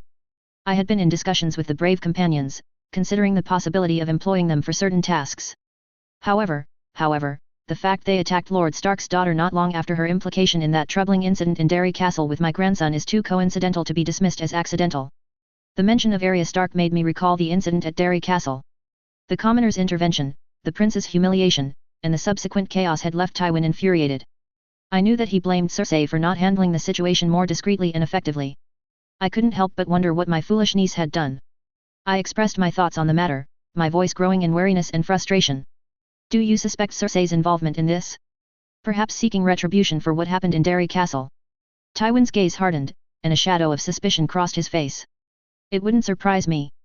The incident in Derry Castle has left a stain on our house's reputation, and my daughter has never been one to let such slights go unanswered. Hiring the brave companions to attack Lady Arya Stark's escort not only tarnishes our house's stance but also undermines our negotiations with them. But why use the brave companions? I questioned, my mind working through the puzzle. Their actions could provoke a larger conflict, and we have been negotiating with them. It doesn't make sense. She can't be foolish to make such a move when it would tide back to us if it backfired. My brother's eyes glinted with a mix of frustration and suspicion. It doesn't make sense unless my daughter was trying to distance herself from the deed. The chaos caused by the brave companions could be blamed on their own initiative, providing her with plausible deniability. I couldn't help but feel a mixture of frustration and concern. Tywin, if Cersei is indeed behind this, it could jeopardize our relations with House Stark, especially when Lord Stark is the hand of the king and has just extended a hand of cooperation regarding the wildfire threat. He sighed, acknowledging the gravity of the situation. I am well aware, Kevin. This puts us in a delicate position. We must handle this carefully to prevent further escalation. That's why I sent you to King's Landing to represent our house and to handle the situation with Cersei. As Tywin revealed his decision to send me to King's Landing to handle the situation with Cersei, a mixture of emotions swirled within me. There was a sense of duty, as I had always been a loyal supporter of House Lannister, but also a deep-seated concern for the precarious nature of the current circumstances. I met Tywin's steely gaze with a nod, acknowledging the gravity of the task at hand. I will do what needs to be done, Tywin, I replied, my voice steady but with a subtle undertone of apprehension. The prospect of dealing with Cersei's potential involvement in such a dangerous scheme was not one to be taken lightly. Tywin nodded without expressing much, even though I knew my brother was approving my words. As I rose from my seat, preparing to depart for King's Landing, Tywin's gaze bore into mine with a stern intensity. Remember, Kevin, we cannot afford to be implicated in any further chaos. The realm is watching, and our enemies are always eager to exploit any weakness. I nodded in agreement, my mind already working through the steps I would need to take upon my arrival in the capital. The need to confront Cersei, gather information discreetly, and navigate the political intricacies of the court weighed heavily on me. The heavy oak door closed behind me, leaving me with a sense of responsibility and a foreboding awareness of the challenges that lay ahead. The implications of Cersei being behind the sellsword ambush were unsettling, as her actions could have far-reaching consequences, especially with the realm already on the brink of upheaval. I thought of Jenna and wondered how she would react to the fact her husband had been killed because of our niece's poor decision. If she were to discover that it was orchestrated by our own blood, by Cersei no less, the consequences could be dire, especially with how vocal she could be. Jenna's loyalty to Tywin was unwavering, but I couldn't help but wonder if her loyalty to her family would surpass even that. I imagined the fire in her eyes, the anger that would consume her, and the questions she would demand answers to. Jenna was not one to shy away from confrontation, especially when the honor of her family was at stake. Yet, I also knew that Tywin, in his wisdom, would keep Jenna in the dark about the true orchestrator of Aemond's demise, should Cersei be proved the guilty party. He understood the importance of presenting a united front, especially in times of turmoil. Jenna's grief would be directed towards the supposed enemy, not towards our own. I prayed the gods that we wouldn't suffer from that incident, though if my vain and foolish niece had done that, people would speak sooner or later. The incident in Derry Castle wasn't good enough, but if people began to speak of how our house tried to kill the Hand's daughter after this incident, that would be a slight that would be difficult to tackle, even more when the Hand was asking for the help of all the lords and was making moves that resettles the game while his motivations were now shrouded in some mystery. I however knew that my brother would work to keep our influence on the Iron Throne strong and to guess our rivals' intents and agenda and to present our house to suffer from slights from anyone, including from our own kin. The Gold Garden. I sat in my solar, the parchment bearing Eddard Stark's message spread out before me. The words were alarming with their revelations. The late Mad King Aerys Targaryen's sinister plan to unleash wildfire upon King's Landing had been uncovered, and it was Jaime Lannister, the Kingslayer himself, who had confessed to stopping this insidious plot. My gnarled, spotted hands rested on the arms of my chair as I contemplated the implications of this revelation. The Targaryens, exiled across the narrow sea, would surely be affected by this as well. Daenerys and Viserys, the last of their line, might now be viewed with even greater suspicion if they ever returned.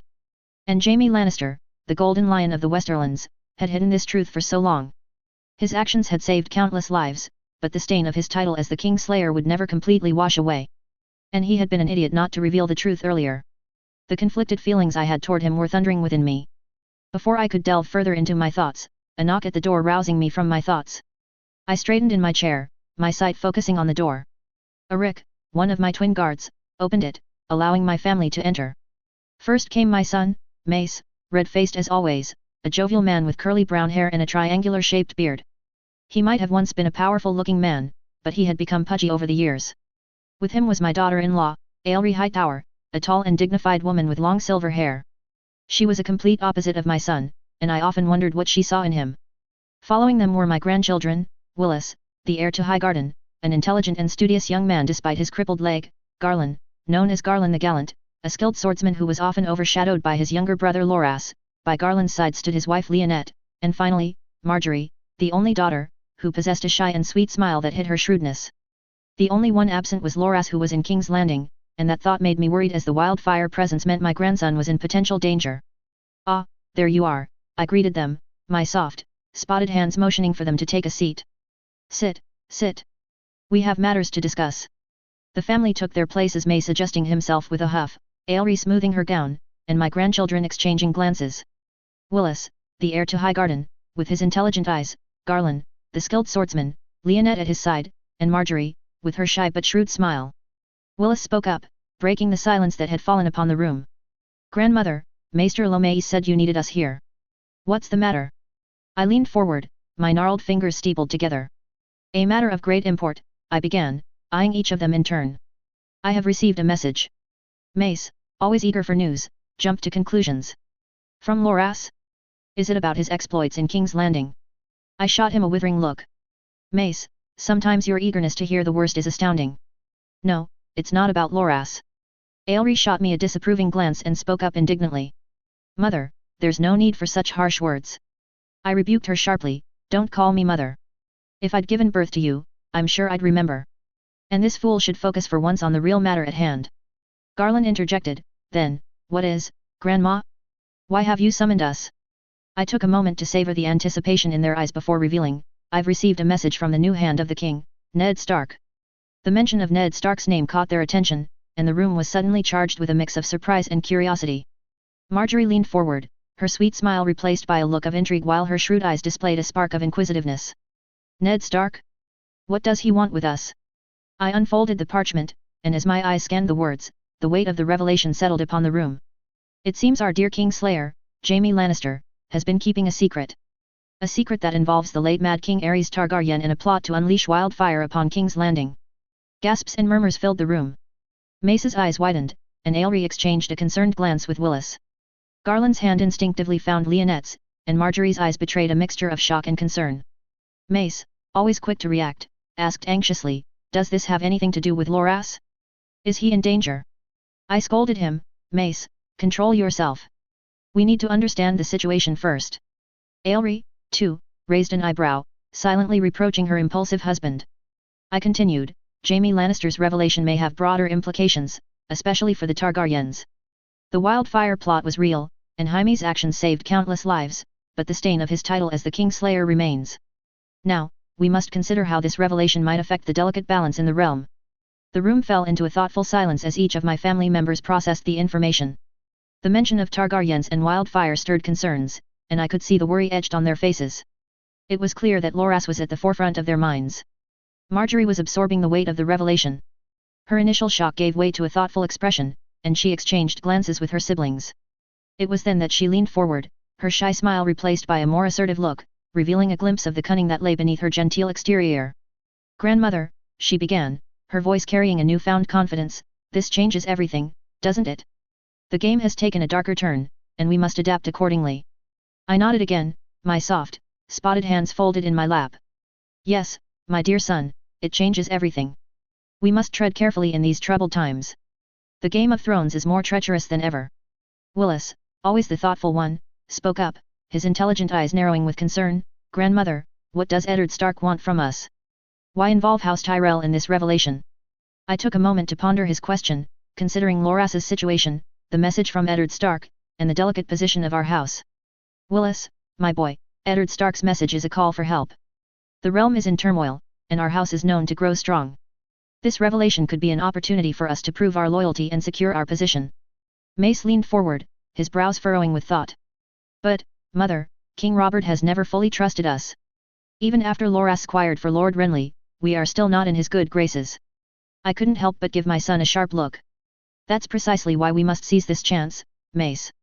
If we help deal with the wildfire threat, it will demonstrate our commitment to the realm's safety. We can't afford to let this opportunity slip through our fingers." Mace interjected, "But what about Loras? Is he safe?" I admonished him sharply, "Mace, I am also concerned for Loras, but he is safe now. So, focus for once on the real matter at hand. The safety of the realm and the balance of power." I then turned to Marjorie, "What would you have done, my dear? My granddaughter reflected upon my question. I suggest, she answered, that we offer our support openly. Let House Tyrell be seen as the pillar of stability, a house that stands with the king against any threat. This will not only secure our place but also pave the way for future alliances. We should send men that will help the king and his hand to face this situation and to support the people of King's Landing. I nodded approvingly to her, sensing that all the training she had been given bore fruit. Very well said, Marjorie, I replied, pride evident in my voice. Your suggestion aligns with the path I had in mind. We shall offer our support openly and be a beacon of stability in these troubled times. It is through that set of action that we shall solidify our position, gain trust, and forge alliances that will safeguard our house's future. She then asked with concern. Grandmother, should we not inform Loras of this? He is in King's Landing. I considered her question carefully before responding. Loras must be already aware of the danger if the hand sent us this message. It suggests that the court must be aware. Marjorie's gaze remained unwavering as she nodded, her demeanor poised, even though the concern was still in her eyes. I turned my glance towards Garland. Garland, you will go with a retinue of our men to King's Landing. The hand needs assistance, both for the wildfire situation and to maintain peace in the city. The city watch will likely be overwhelmed. It's time for House Tyrell to play its part. Aelry and Mace exchanged concerned glances, and Mace hesitated, but Garland in King's Landing? What if something happens to him too? I reassured them, Garland is capable, and he goes not just for our house but for the realm.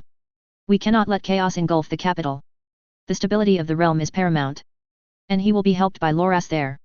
Garland, my gallant grandson, exchanged a glance with Leonette. Their whispered discussion was barely audible in the room. I watched as Leonette's expression revealed a mix of concern for her husband's safety and pride in his willingness to heed the call. I paused for a moment, letting my words sink in before saying, remember, House Tyrell has always been known for its strength and loyalty. This is our chance to prove our worth to the realm and secure our place in history. We must not let it slip away. Go forth, my child, and fulfill your duties with honor and courage. The room fell into a contemplative silence as my family absorbed my words. Mace, though initially taken aback, now nodded in agreement, though grave and deeply worried. Aelry's expression softened, and Marjorie seemed to understand the gravity of the situation. Garland gravely nodded to me.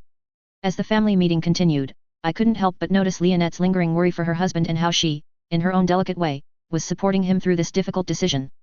As the room fell into a contemplative silence, I took a moment to ponder the potential outcomes of the plan I had laid out.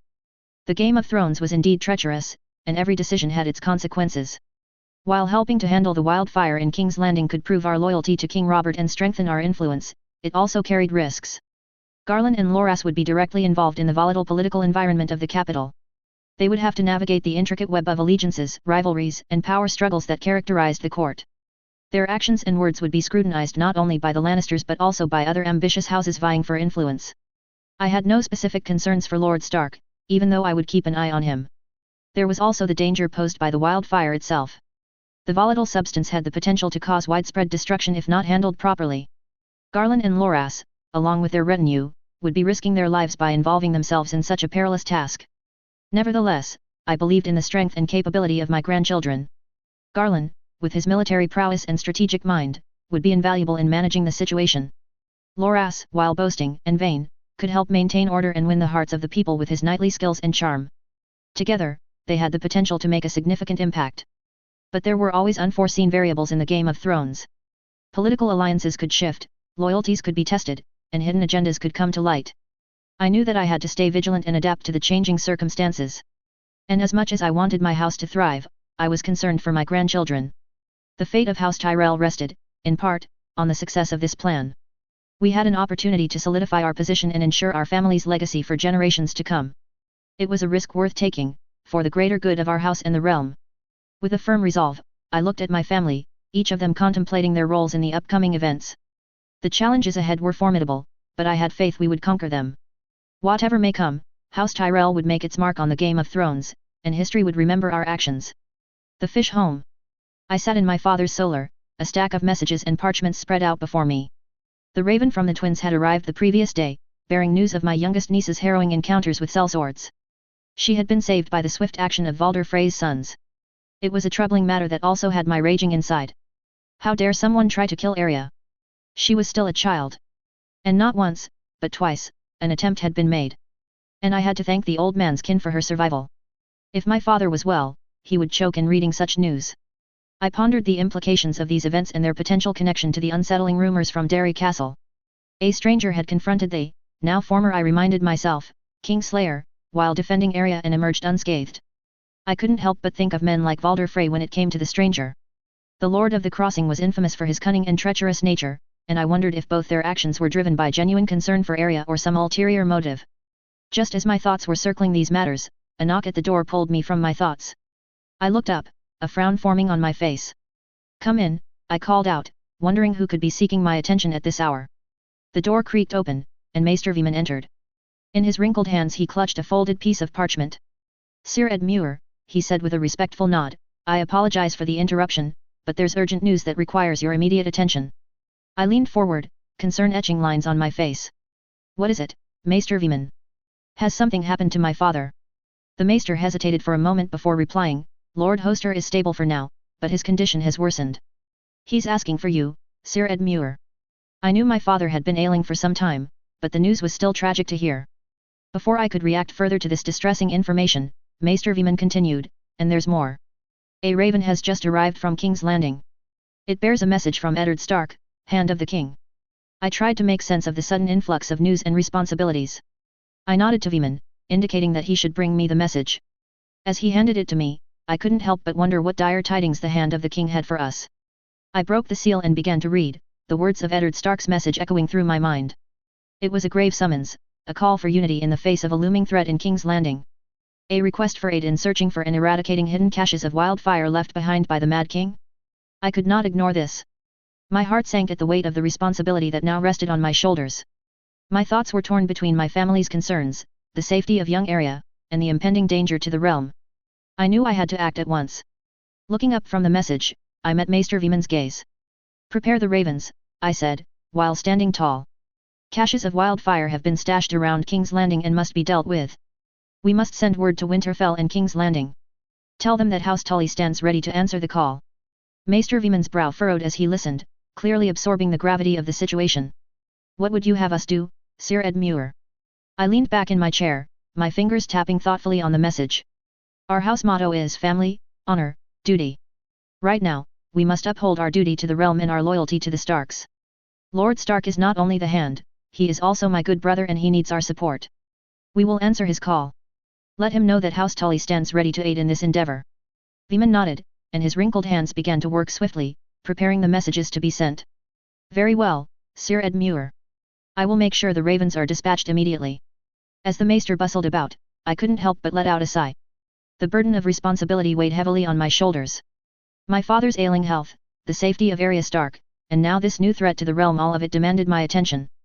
But I was determined to meet these challenges head-on, for the sake of my family and the honor of House Tully. I looked at the message I was preparing for King's Landing and wondered if I needed to add what I had learnt.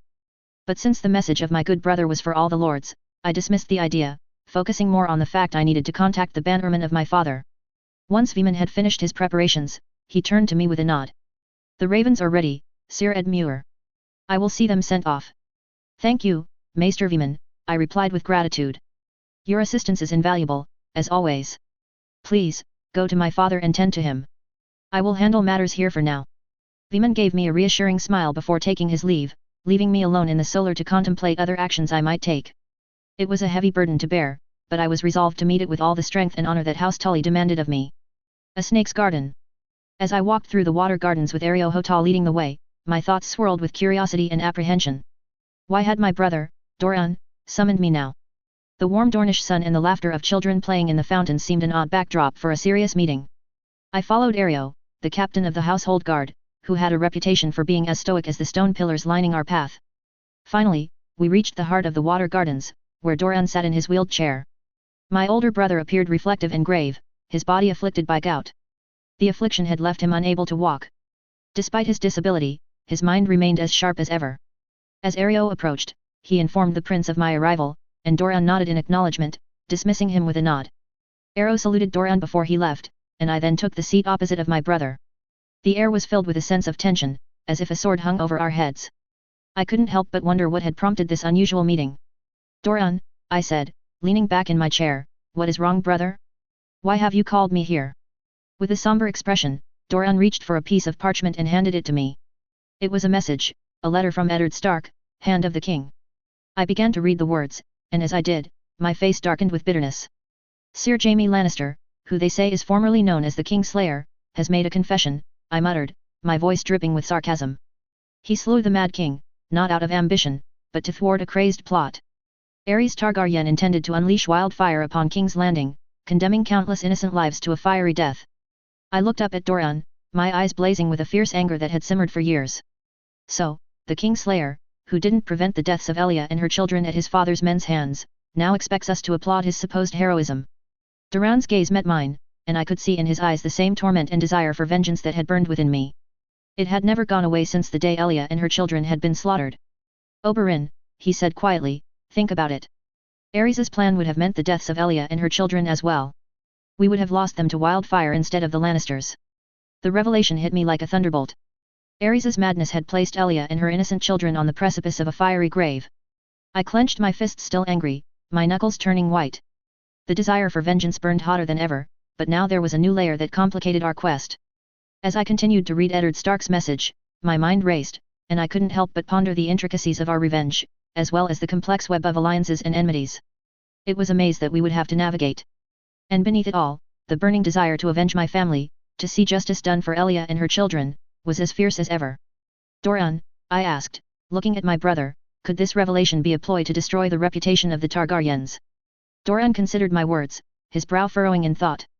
Oberyn, I understand your concerns, but Lord Stark is a man of honor and integrity. If he wanted to tarnish the Targaryens' reputation, he would have done so long ago.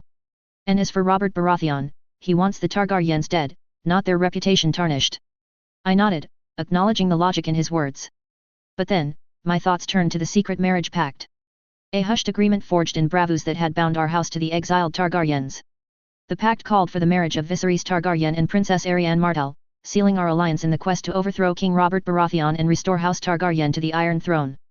I couldn't help but wonder how this revelation of Aerys's plan affected the pact. Would it still hold true? Could we, in good conscience, support a Targaryen restoration after learning that Aerys had been willing to incinerate Elia and her children? I voiced my concerns to Doran. What does this mean for the pact, brother? Are we to continue supporting the Targaryens after this scandal? Doran, deep in thought, considered my words carefully. Oberyn, there are many factors to consider. We've spent years planning for this revenge, and our people have a waiting for it. I am aware some believe I do nothing and that I am weal. If we abandon the Targaryens now, we risk alienating our allies and jeopardizing our position. We might be the last supporters of the Targaryens, and it's our way to restore our power while avoiding the mistakes of our ancestors. I couldn't help but feel conflicted. But Doran, during my recent journeys in Essos, I heard troubling rumors about Viserys, like the Beggar King nickname and fits of madness. Can we truly trust in him and continue with the pact? This boy might even lay hands on Arianne. Or worse. Doran sighed, his expression grave. The pact has been in motion for a long time, Oberyn. We have little choice but to see it through. And remember, with Arianne as queen, Dorne would have a voice and influence in their rule. I nodded, still wrestling with my doubts, but understanding the gravity of our situation. The path of revenge was a complex and treacherous one.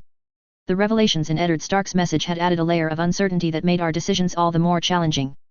In the end, our desire for justice for Elia and her children remained unwavering, and we would do whatever it took to see it through, even if it meant navigating the treacherous waters of alliances and secrets. As we continued to discuss our next steps, a distant noise in the water gardens caught our attention. I quickly turned to my brother. Are we alone, Doran? His response was assertive as he spoke with a firm resolve. I've had my guards check the area. We should be safe from prying ears. I couldn't help but remain vigilant, our secrets and ambitions feeling like they were hanging in the warm Dornish air. We had much to consider and even more to accomplish in the turbulent Game of Thrones. But for now, our focus remained on avenging our family. I was uncertain about restoring the Targaryens with how Aerys would have condemned my sister and her children to death. I also knew that in Dorne, we wouldn't have blamed kids for the crimes of their forefathers. And while I had reservations due to the rumors in addition to this news, we did not have much choice in how to achieve our revenge against those who were responsible for the death of my dear sister and of my niece and nephew. What do you think we should do next, brother? I inquired, seeking his guidance on our next steps. Doran leaned forward in his chair, his eyes focused on the scroll from Eddard Stark. We need to send someone to King's Landing, someone we can trust. They must gather information on the wildfire situation, and from there, we can make an informed decision on our next move. As Doran's plan took shape, I couldn't help but feel the weight of our shared burden, the desire for justice, and the need to navigate the intricate Game of Thrones. The Falcon's Refuge. I made my way through the pristine halls of the Eyrie, my mind going over the news of the wildfire plot and Sir Jaime Lannister's confession. Having first heard from some of the men that came from the Eyrie, I heard the confirmation of the news by Maester Coleman. This led to me seeing how my niece fared and what she would decide to do about the situation.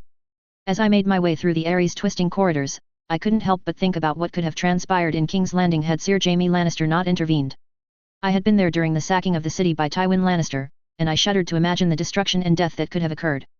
If Aerys Targaryen's wildfire plot had succeeded, I would be burned beyond recognition. Ned Stark, Kat's husband, had been there as well, and he could have been among the casualties. Kat would have been a widow even before her son would have been born, and a part of me could imagine her heartbreak. Especially with how she lost her previous betrothed, Brandon Stark, Ned's oldest brother. As I moved across the castle, my boots echoing against the white stone floors, I couldn't help but wonder what Lisa, my niece, thought about these grave tidings. She had likely read the message already. I had always found her to be a woman of fragile disposition, prone to flights of fancy and bouts of insecurity. Such dark revelations might shatter her already delicate composure. The Eyrie was as imposing as ever, with its stark white stone towers and the chillingly thin air. The journey upwards was a test of endurance, even for a seasoned warrior like me. But my worries about the impending crisis in the capital kept me moving forward. I came across Gretchel, a serving woman, and inquired, "Gretchel, do you know where Lady Arryn is? I must speak with her." Gretchel, her wrinkled face betraying the many years of service to the Arryns, nodded, "My lord, Lady Arryn is in her apartments. You'll find her in the Moon Tower." With a nod of thanks, I continued my journey to the Moon Tower. As I approached my destination, I encountered one of the guards posted at her door. He recognized me, and with a respectful nod, I told him I needed to see Lisa. The guard's face showed a hint of surprise, but he quickly complied, opening the door to her apartments. Inside, I found my niece Lisa Arryn, seated in her chambers and cradling her son, Robert. The boy was still at her breast. I was still disturbed by the sight. As much as I loved my niece, she would know that her son was not a baby anymore. Her being a mother hen wouldn't help him, especially with his future duty as Lord of the Vale and Warden of the East. If the king granted Lisa's request, that is. I had heard that Robin could become Sir Jaime's ward. My niece was a far cry from the young and delicate girl she had once been, both in appearance and mind. A part of me wondered if the death of her husband and the time spent in King's Landing didn't take a blow from her. "Lisa," I said, my voice still carrying the hoarse and smoky tone that had become a trademark of mine. "I've received word about the situation in King's Landing. Did you read the message about the wildfire and Sir Jaime Lannister's confession?" Lisa's blue eyes, pale and watery, darted up to meet mine, and for a moment, I saw a flicker of distrust in her gaze. She clung to her son, finding solace in his presence.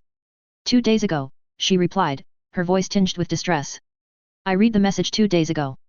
It made me realize that I've been here for almost 17 years, Uncle Brynden.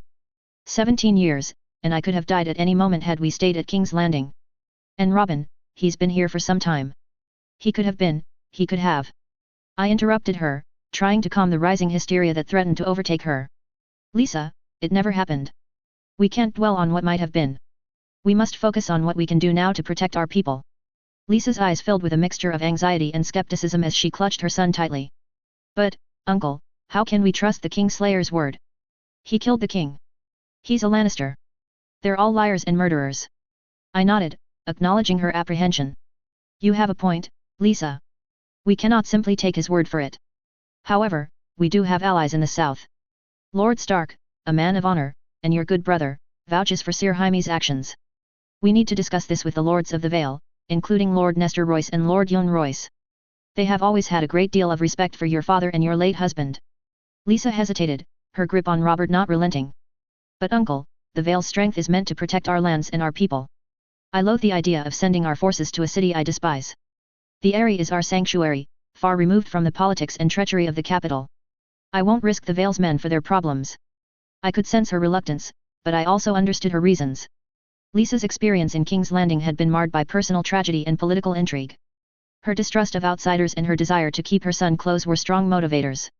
However, the problems in King's Landing could not be ignored. "Lisa, I know your concerns, but we cannot turn a blind eye to the potential threat of wildfire. There are many lords in the Vale who remember the kindness and protection your late husband provided to them. We have a duty to the realm, and if we can help prevent further bloodshed and destruction, we must do so. Let us not forget that Lord Stark is a man who values truth and honor. He would not ask for our assistance without just cause." Lisa's eyes remained troubled, and I could see her inner turmoil. Her love for her son weighed heavily on her mind. I also suspected she was concerned for her friend, Littlefinger, who was still at King's Landing.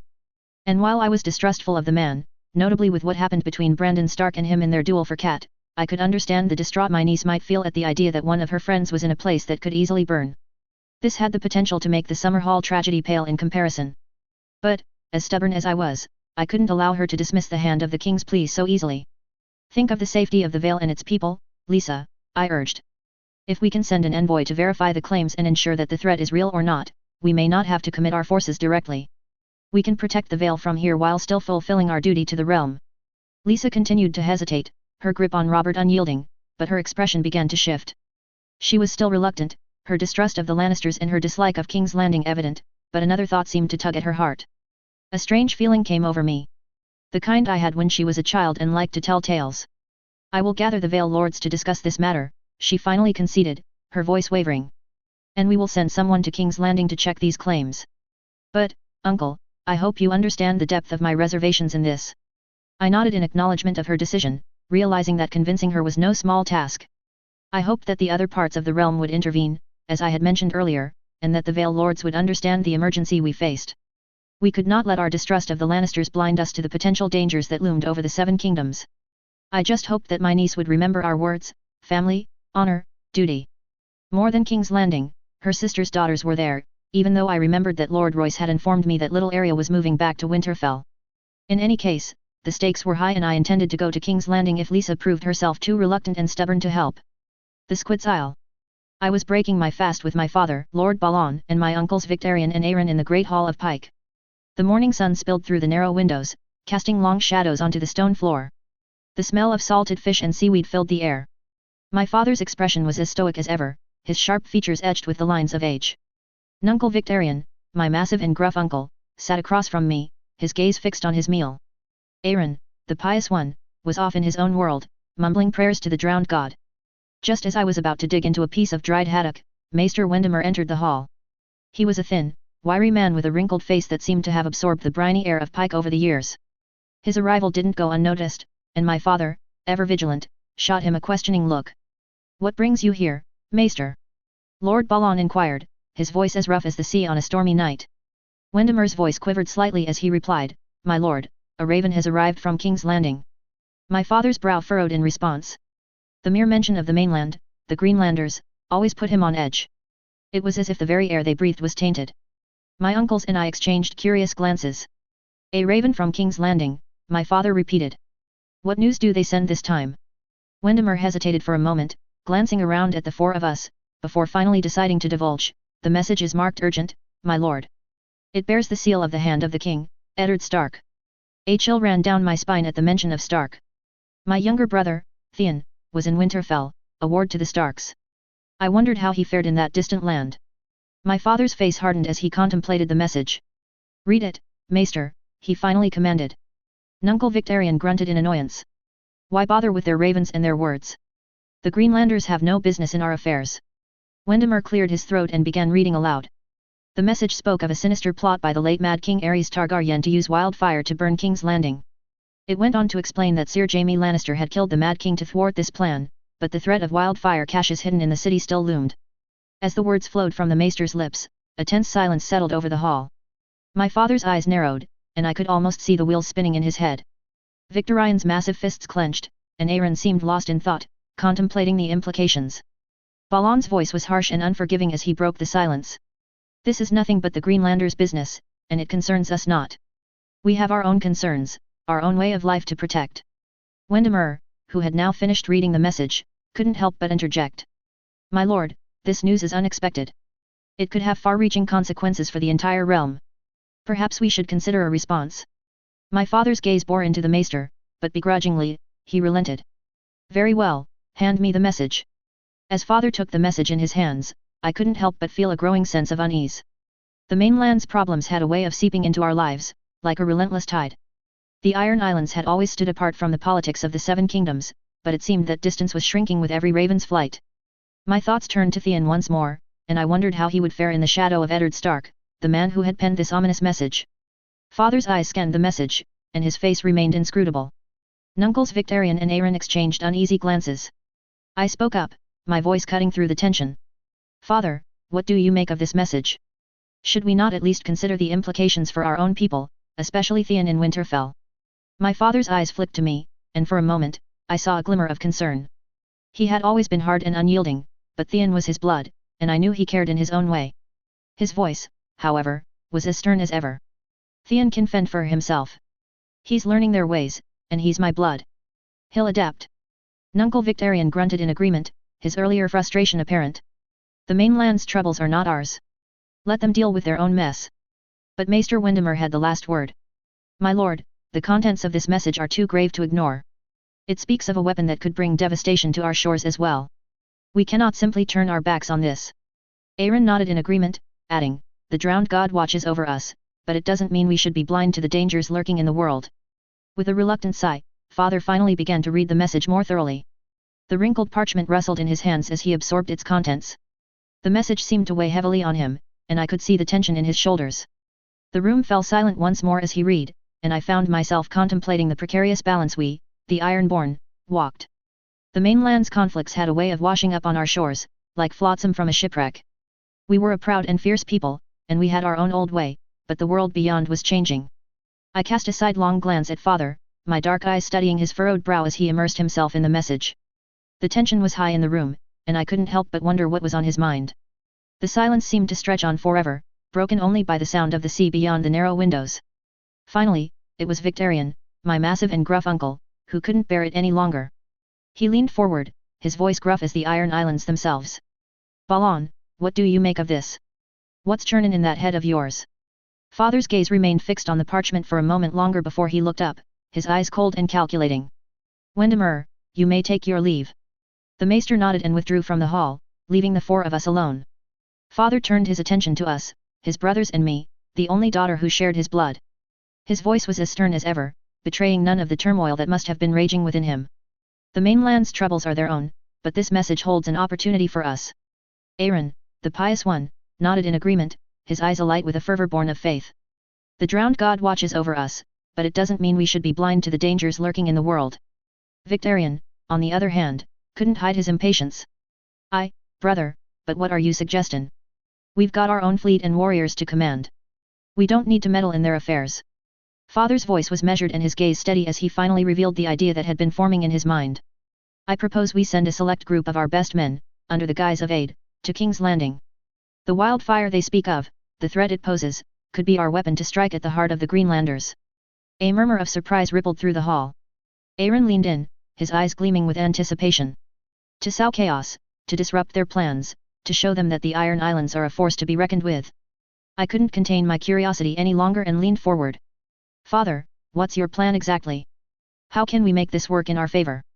Father looked at me, his daughter, his blood, and the spark of something almost resembling warmth flickered in his eyes for a moment. Asha, we will send our men under the guise of aiding the Greenlanders. But once they're inside King's Landing, they will find those hidden caches of wildfire and use them to create chaos, to kill the key figures that could prevent our independence. The audacity of his plan left me momentarily speechless. It was a daring move, and my father, for all his hard exterior, was a master of exploiting opportunities. But I couldn't help but wonder about the consequences, about Theon, my brother, in the midst of it all. As our eyes met, I knew that this decision would set in motion events that could change the course of the Iron Islands forever. And the mainland's troubles were no longer their own, they had become the key to our ambitions. A part of me however remained uneasy with how dangerous and unpredictable the plan was, especially with how the people in the north might react, not to mention the distrust we suffered from the Greenlanders. And yet, it could allow us to have our path to find our independence from the Greenlanders as an accident could occur. By the drowned god, I prayed it worked for our people. The wolf's domain.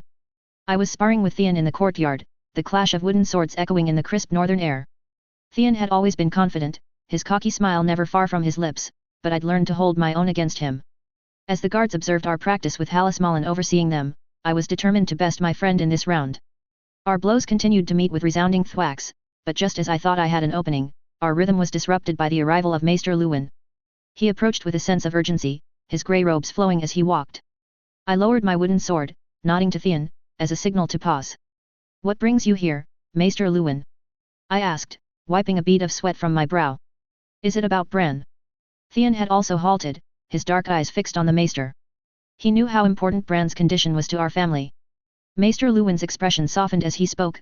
"No, my lord, young Bran is resting comfortably with old Nan. It's not about him." He reached into his robes and produced a sealed message. "This just arrived from King's Landing. It bears the seal of your father." I took the message from the maester's hand, my curiosity piqued. I broke the seal and began to read aloud, "To the lords and ladies of the Seven Kingdoms." The message, written by my father, Eddard Stark, detailed the confession of the Kingslayer, Sir Jaime Lannister, and the shocking revelation that the Mad King Aerys Targaryen had intended to use wildfire to destroy King's Landing. Sir Jaime had killed the Mad King to prevent this catastrophe. As I read the message, a mixture of emotions coursed through me. I felt a sense of relief that Jaime Lannister's actions had not been driven by ambition, but by a desire to save innocent lives. But I couldn't shake the deep-rooted suspicion we held for the Lannisters, especially after the attempt on Bran's life. And the fact he still broke his oaths didn't sit well with me. How could one man do the right thing while still bearing the stain of oath-breaking? I wondered how my father reacted to this revelation and what it meant for our future relations with the Lannisters. My thoughts dwelled on Lord Tyrion. If only I had been more welcoming to Tyrion when he arrived with the plans for Bran's special saddle, perhaps he would have learned the truth about his brother, unless he already knew about it. Theon's reaction mirrored my own, a mix of surprise and uncertainty. I looked at Maester Lewin, seeking his counsel. "What do you make of this, Maester?" I asked, my eyes meeting his. The wise Maester tugged at his chain, a sign of contemplation. "It is indeed a grave matter, my lord. If this information is true, it means that the threat of wildfire still lingers beneath King's Landing. Your father is calling upon the nobles of the Seven Kingdoms to unite and safeguard the capital from this sinister legacy." I nodded, the weight of the message sinking in. "We must consider our role in this, Theon," I said to my friend. "It's a call for unity, and as Starks, we must answer it. We'll gather the lords and ladies of the north and discuss our part in this endeavor. The safety of the realm is at stake." Theon nodded in agreement, his confident demeanor replaced by a somber one. Rob. I'll stand by House Stark and do what is right." I smiled at my friend's support, but then I frowned as my thoughts dwelled on my mother. I missed her sorely and wished she were here to provide guidance. I also wondered if she had already reached King's Landing and managed to inform father of what happened here. Would she also find out about the wildfire? I hoped she wouldn't linger too much in this pit of snakes, even less with the danger beneath the place. My father and my sister were already in danger with this wildfire, and knowing mother was probably there churned my stomach. Theon must have noticed my musings, as he asked me, "What's the matter, Rob?" I hesitated to answer but then sighed with concern. "I am worried about mother.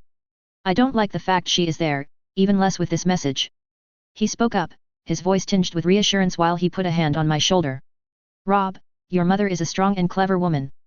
If she is in King's Landing, she will find a way to ensure your father knows about the murder attempt and will leave the place as quickly as possible." His words were meant to comfort me. I nodded, acknowledging Theon's point. "You're right, Theon. Mother is resourceful. I only hope she's safe and that father is aware of the situation with Bran." I couldn't help but wonder if she had already learned about this unexpected and dreaded news. Theon, ever the energetic one, decided to lighten the mood. "Shall we spar again? It's good to clear the mind with a bit of swordplay." I appreciated his attempt to lift my spirits, but duty called. "Not now, my friend. I must attend to my duties as the Lord of Winterfell. I must help prepare for the Northern Lord's arrival." With that, I turned to Maester Lewin, who had been patiently waiting. "Maester, send ravens to the Northern Lords. We need to convene and discuss our course of action. The safety of the realm is at stake, and we must play our part." Maester Lewin gave a solemn nod. "Of course, my lord. I'll send the ravens right away." As I left the courtyard, my mind was filled with thoughts of the message as well as others. Ones that spoke of the events that had unfolded during and after the king's visit, the message from my father at Derry Castle, and about the stranger who would arrive with Arya with the promise of aid for our family after having defended my sister. The world was changing, and our role in it had become more significant than ever. I felt tired, feeling the burden of my duties as lord and regretting the absence of mother or of Jon. I prayed that my family would be fine in spite of the challenges that seemed to rise on the horizon. The crow's nest. I carefully made my way from the rookery, holding the message in my hand. The message was a matter of utmost importance, and as the only remaining Targaryen at the wall, it sent a feeling of guilt throughout my body. The Lord Commander's solar was my destination, and I approached it with slow but deliberate steps, relying on my memory of the path. As I entered the solar, I could sense the anticipation in the room. Lord Commander Jeor Mormont was seated at his desk, his raven perched nearby, demanding its daily offering of corn. "A raven from King's Landing, Lord Commander," I announced as I approached his desk, the parchment rustling in my grip. I felt the seal. It bears a message from the hand of the King Eddard Stark. Jeor Mormont's gruff voice rumbled in response, his interest piqued. Well, Emon, let's have a look at it. He extended his hand, waiting for me to pass him the message.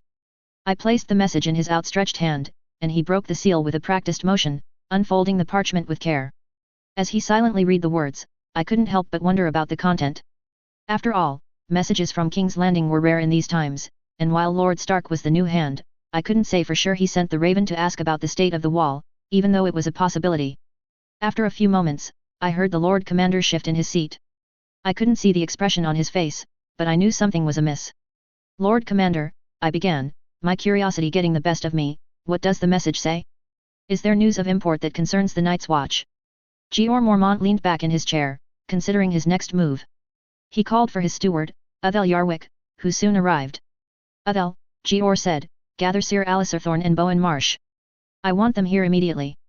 I heard Uthel swiftly left the solar to carry out the command. As we waited, I couldn't help but reflect on the contents of the message.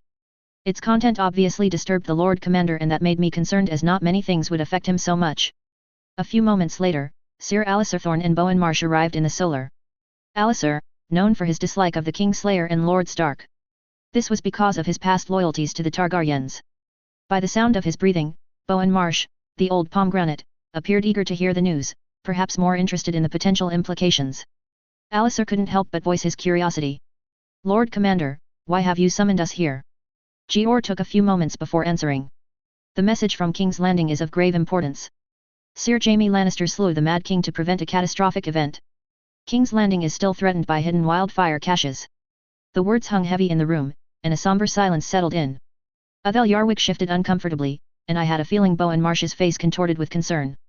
May the Seven protect us, muttered Septon Sellator with a slurred voice, and I couldn't help but agree with him. The mention of wildfire sent a shiver down my spine, and I couldn't help but think back to my family, especially Egg and his death with most of his family at Summerhall, where wildfire had played a destructive role. The thought of my grandnephew Aerys planning to destroy King's Landing, his grandchildren, and countless innocent lives with such a vile substance weighed heavily on my heart. My mind felt guilty at the idea my family had fallen even harder with such revelation, and I couldn't help but think of my great-grandnephew and great-grandniece. How would they react once they would find out that their father was ready to kill thousands of people? Aliserthorn shifted uncomfortably. His past loyalties to House Targaryen made this news particularly unsettling for him. Hidden wildfire caches? What madness is this? Are they truly a threat, Lord Commander, or a ploy to fool us? Jeor Mormont took control to quell any further outbursts. Calm yourself, Sir Aliser. The information comes directly from Lord Stark. We can ill afford to dismiss such a warning lightly. Bowen Marsh, the Lord Steward, coughed before speaking. What is the potential impact of this message on the Night's Watch, Lord Commander? We do not interfere in the matters of the realm. Jeor Mormont turned his attention to Bowen before responding, indeed, Bowen. However, the implications are far-reaching. And we must be thankful that the new hand informed us of the situation when he could have ignored us. We must remain vigilant.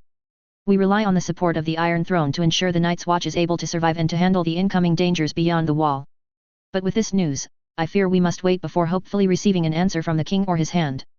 The room was heavy with tension, and I couldn't help but ponder the gravity of the situation. It wasn't just about political turmoil or the fate of the Iron Throne. It was about the safety of the Seven Kingdoms, the legacy of my family, and the countless lives hanging in the balance. My blind eyes could not see the expressions on the faces of my fellow brothers, but I could feel the weight of their reactions in the air. I was also aware that among the dangers and challenges that we had to handle, there were the rumors of the king beyond the wall. Plus, the suspicious disappearances of wildlings and rangers. And we were so few and so ill-equipped to handle whatever awaited us. And this news wasn't going to make things easy. And here we are. The big chapter. The longest one I've created so far, even though it is due to the diversity of POVs to tackle. It was a chapter I felt was necessary to see the whole extent of such information on the key characters. I won't develop too much the notes, as it would take too long to comment on each key choice. Developing this chapter was a bit difficult because of the diversity of POVs, but also to create a message that would be something Ned would write to Al the Lords. There is also the challenge of how to handle the different contexts, notably with how some characters are in King's Landing, Loras Tyrell, the consistency of some characters, for example, the blindness of the last POV character or Davos is illiterate, and how to potentially open new plotlines or announce next moves that would be consistent, notably for the Martells, with this subtle reference to something that might be occurring unbeknownst to Oberyn and Doran, and in a rather chronological Order tied to the distance to King's Landing. My beta reader have been of a great help in the final development of this chapter. 3. Depicting every POV was nevertheless very amusing, especially when it can allow to make references to canon, to imagine the reactions of all those characters and their moves and motives, but also to see where opportunities can thrive. Certain roses and more especially squids would agree with my comment. 4. I try to make each POV a bit specific due to the context and to subtle details, especially the Lannisters and Tully thanks to another message tied to events depicted in earlier chapters, and what it would mean for each concerned people. 5. Most POVs were inspired by the POV characters from the books while I choose those that could allow some mystery on other characters' precise mindset and demeanor and in one case, the POV of a key character whose role will be bigger soon. And when it'll possible, they'll be back as POVs in this story. 6. I try to consider each decision in a grounded manner while also thinking of the fact that for those lords, the notion of the danger might not be exactly the same as those already in King's Landing. And of course, I try to think in regards of each character's personality and what they did in a situation close to the one there. 7. Due to the diversity of the POVs, you will have below the second development of the timeline of the story. Do not be surprised if the most recent event in this chapter is before the previous chapter event. It was unintentional and more importantly, I was thinking of some symmetrical approach for the chapters 36 to 38 due to the fact they were interlude chapters with one being a multi-POV chapter. 8. Teaser, next time, a mareman is patrolling and investigating through the streets of King's Landing. 9. Have, hopefully, a good reading. SPOF timeline. Date. Events. 24/02/298 Jonaran's death.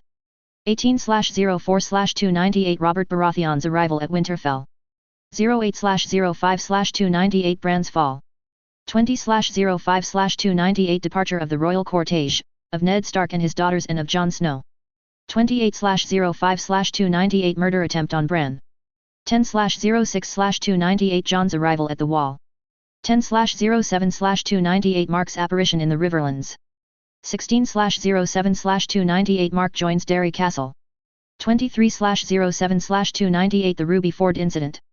27/07/298 Chapters 1 to 7 Events. 28/07/298 Chapters 8 to 14 Events. 01/08/298 Chapter 15 Events. 02/08/298 Chapters 16 and 17 Events. 03/08/298 Chapter 18 Events. 04/08/298 Chapter 19 Events. 11/08/298 Chapter 20 Events. 13/08/298 Chapters 21, 22, and 23 Events. 15/08/298 Chapter 24 Events.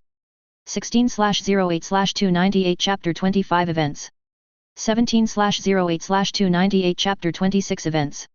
18/08/298 Chapters 27 and 28 Events. 19/08/298 Chapter 29 and 37, Ned Stark's Message, Events. 21/08/298 Chapter 37, Dragonstone, Events. 22/08/298 Chapter 37, Riverrun, Highgarden. Casterly Rock, Events. 22/08/298 Chapter 30 Events. 23/08/298 Chapters 31 to 33 and 37, Arry, Pike, and Sons Pair, Events. 25/08/298 Chapter 37, Winterfell, Events. 27/08/298 Chapters 34, 35, and 37, Castle Black, Events. 28/08/298 Chapters 36 Events. 38/A Mareman's Investigation, Wendell I. Dusk settled over King's Landing, its streets a labyrinth of shadows and secrets. The narrow streets were bustling with a chaotic energy that was different from home. My men and I moved through the labyrinthine-like alleys, navigating the throngs of people and merchants with practiced ease. The air was thick with the scent of piss and of street vendors' offerings, a stark difference from the crisp sea breeze of White Harbor. Glancing at the imposing silhouette of the Great September of Baelor, I couldn't shake the memories of the recent discovery of wildfire caches beneath its hallowed halls. Sir Godswill was among the first to discover the cache with some of our men and 2 members of the City Watch.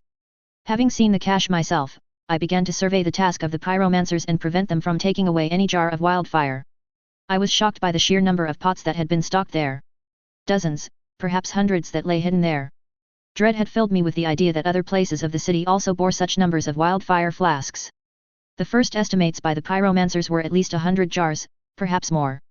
The mood among the common folk remained that of paranoia. I couldn't blame them, considering how the revelation of the wildfire plot of the Mad King had spread within the streets. I also thought of those damned pyromancers. Even though they were helpful with the ongoing task, they had also played a dangerous game with their secretive ways and their ties with the Mad King. I couldn't help but feel distrust for those who toyed with such destructive forces, even more when they had worked with dishonorable and evil men. As we patrolled, I observed the faces of the people, gauging their reactions to the ongoing investigations into the wildfire plots. Some wore expressions of anxiety, while others whispered furtively, exchanging nervous glances. It reminded me of the tight-knit community back in White Harbor, where news travels fast but rarely brings such noticeable fear. Kyle, keep an eye on the crowd. Edric, stay close. We're here to keep the peace and ensure the people feel safe, I instructed my men, their nods signaling understanding. The muddy way, with its ramshackle buildings and narrow pathways, stretched before us. I marveled at the contrast between the opulent structures atop Aegon's high hill and the impoverished streets we now traversed. In White Harbor, such disparities were less pronounced, the city's wealth more evenly distributed. Passing by an intersection, we encountered members of the City Watch, their gold cloaks catching the sunlight. Sir Arneld, how fares the situation? I called out to the leader, a stout man with a weathered face. Sir Arneld saluted before offering a report. Sir Wendell, investigations are ongoing. The City Watch is stretched thin, but we've uncovered more caches. I furrowed my brow, concern etched on my face. Where? He grimly answered, beneath the mud gate. Hearing it caused me to feel dread, as it would mean that the Mad King not only intended to burn his city, but also to trap anyone that was there. In spite of myself, I thanked the seven that Sir Jaime forsook his oaths to kill his king that day, otherwise many of my countrymen and my liege lord wouldn't have escaped alive or unscathed. Using a more assertive tone, I told them, you need to inform the rest of the City Watch of the possibility of wildfire caches beneath each gate of the city. Sir Arneld nodded with a grave look. I will, but that would not make it easy to maintain peace and order. The rumors are spreading like wildfire, pardon the pun. Everywhere, there is fear and crime thriving since that madness has been revealed and investigated. People are growing uneasy, and it would be a matter of time before some would try to flee. I sighed, annoyed and concerned at the same time. It seems our troubles run deeper than we thought. What of Janos Slint? Any word from him? His expression tightened. He hesitated and then whispered, the commander's keeping to himself, as usual. He's not one to share too much information. The man's more concerned with maintaining order than rooting out the true dangers lurking in the shadows. I grunted in agreement. Janos Slint's reputation had preceded him, and his involvement in recent events only deepened my skepticism. The City Watch, a crucial element in maintaining order, had become a variable that required careful consideration. And in a period of potential chaos like this, it was a dangerous and unreliable element. I bet Cousin Marlon wouldn't like what I was seeing with the gold cloaks. He would whip their asses and bring them into discipline. I knew Ned Stark was concerned with the state of the City Watch, and that was one of the reasons why my men and I were tasked in supporting them to find the wildfire and to maintain peace in the city. Sir, we need the City Watch to be extra vigilant, especially now. The people are on edge, and we can't afford to have our own guardians exacerbating the situation, I said, my voice firm as I surveyed the narrow street before us. Sir Arneld nodded, understanding the gravity of the situation. Sir Wendell. I've been trying to keep the men in line, but there's only so much we can do. We are stretched thin, and only the presence of the men of the Lord Hand and yours have been a relief, though. It helps to lighten the struggles we're facing. I nodded in acknowledgement, appreciating the difficulty Arneld and his men were grappling with. Indeed, it eases the burden. And soon, men from the other Crownland lords will arrive and give aid. Followed by others from different parts of the Seven Kingdoms. The knight's expression relaxed in relief at the mention of additional support. Good. We need all the help we can get with this situation. I saluted Sir Arneld and his men, a sign of solidarity in these trying times. Keep your spirits high, and the people will follow suit. We are in this together, and with the Seven's grace, we shall weather the storm. Sir Arneld returned the salute, his grim countenance showing a flicker of determination. Thank you, Sir Wendell. Your men's presence is a beacon of hope. We'll do our best to keep the peace. With that, my men and I moved forward, heading towards Eel Alley. The narrow streets of King's Landing buzzed with activity, fear, and curiosity in the air. As we walked, we encountered the inhabitants, their faces reflecting the uncertainty of the times. Edric Woolfield, my trusted companion and my good sister's kin, walked alongside me. He glanced at me with a furrowed brow. Wendell, the City Watch has their hands full. It's not going to be easy to keep order. I nodded, matching his concern. We'll need to support them as much as we can. Peace is fragile in times like these. Do you trust them to keep the peace? He asked warily. I glanced at him, a serious expression on my face. Not entirely, Edric. We do not have much choice, especially since their duty is to maintain peace here. But the actions of their commander are dubious to the very least, and I suspect foul game and corruption. We must keep a close eye on them. Our loyalty is to Lord Stark and the realm, and we won't let the city watch add to the chaos. We can't afford any missteps. He acquiesced in agreement, his face remaining grave. I sighed. He was a good lad, but facing situations like the current ones wasn't something he would have expected. I surely didn't expect it. It was helping Lord Stark to face the dangers of this city and of the Red Keep while alleviating the burden on his men, but the gods seemed to have decided otherwise. As we approached Eel Alley, the residents took notice of our presence. Whispers spread among them like wildfire, and anxious looks were exchanged. I raised my hand, offering a reassuring nod to those we passed. Good people of King's Landing, fear not. The men of the north stand with you, and together, we shall weather this storm. A woman, clutching her child, cautiously stepped forward. Are you the ones looking into the wildfire, Seer? I met her gaze, my tone steady and raising a reassuring hand. We are. We seek to protect this city and its people from this looming threat. Lord Stark has sent us to aid the city watch to confront this threat and keep the peace. But we need your cooperation and understanding. She nodded, a glimmer of hope in her eyes. May the Seven bless the Lord Hand and you. The man beside her chimed in, ever since Ye showed up, we feel a smidge safer round here, even with that wildfire causing a ruckus. Ye look out for us, not like them cursed gold cloaks or that bastard who was throwing his weight round with his men, all backed by the commander's blessin'. I arched an eyebrow as I suspected they were speaking of Valar Hill, a bastard from House Sarwick if I wasn't wrong and according to the rumors, a ruthless enforcer for the Queen. I remembered how Seer Godswill encountered some of his men, the so-called Bloodseekers, and depicted them as sellswords of the worst kind. I couldn't help but feel wary of a man that seemed to embody all the sins the Septons depicted when they spoke of bastards, especially if the rumors of his intent to marry his half-sister were true. I had told of the matter to Lord Stark and I remembered how displeased he was as I. But since the man was at the service of the Queen and of her father, we couldn't do much except try to restrain the violence his men and him displayed when we could.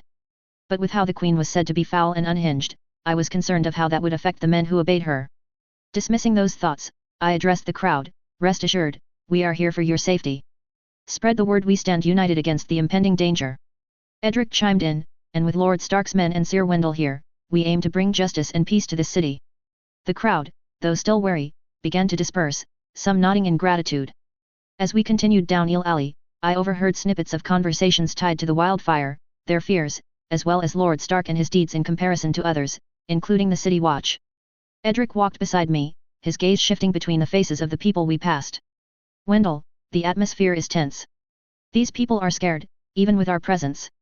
I nodded, acknowledging the gravity of the situation. Fear is a powerful adversary, Edric. It's our duty to alleviate it as much as we can. Edric silently acquiesced with a solemn glance. I felt churned with the weight of his responsibilities. The people's trust was crucial, and maintaining order in the city was no easy task. As we reached the end of Eel Alley, my gaze swept over the narrow streets that sprawled before us, a mix of quaint charm and the unsettling tension of the times. My men and I emerged onto the street of steel. The clanging sounds of blacksmiths at work filled the air, and the scent of molten metal wafted through the alleys. The clanking of armor and the hum of conversations echoed against the blacksmith shops.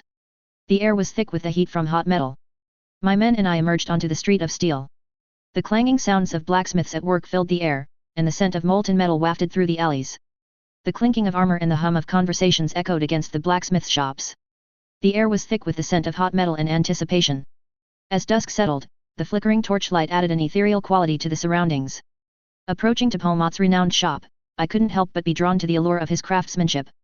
The stories of his skill and the quality of his weapons had reached even the north, and I was eager to witness it firsthand. Stepping inside, the heat of the forge washed over me, and the scent of smoldering coals filled the air. The stout figure of Topolmot himself emerged from the depths of the workshop, his grizzled beard and calloused hands a testament to years spent perfecting his craft. Welcome, good seer. What brings the men of the north to my humble abode? He greeted with a warm smile, wiping his hands on a leather apron. I returned the smile, offering a respectful nod. I've heard tales of your unparalleled skill, Master Mott. I've come to witness it for myself and perhaps discuss future commissions. Topolmot's eyes gleamed with pride, and he gestured toward his impressive array of weapons. You won't be disappointed, Sir Wendell. Each piece here is a labor of love and dedication. As I inspected the finely crafted weapons, my eyes lingered on a particularly ornate longsword. This is a masterpiece, Master Mott.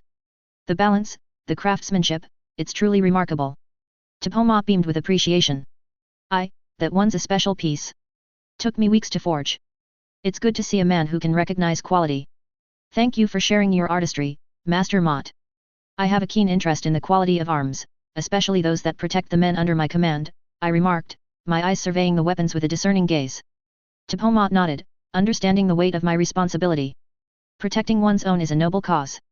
If you ever wish for a commission, Sir Wendell, I'd be honored to forge for the North. I will keep that in mind.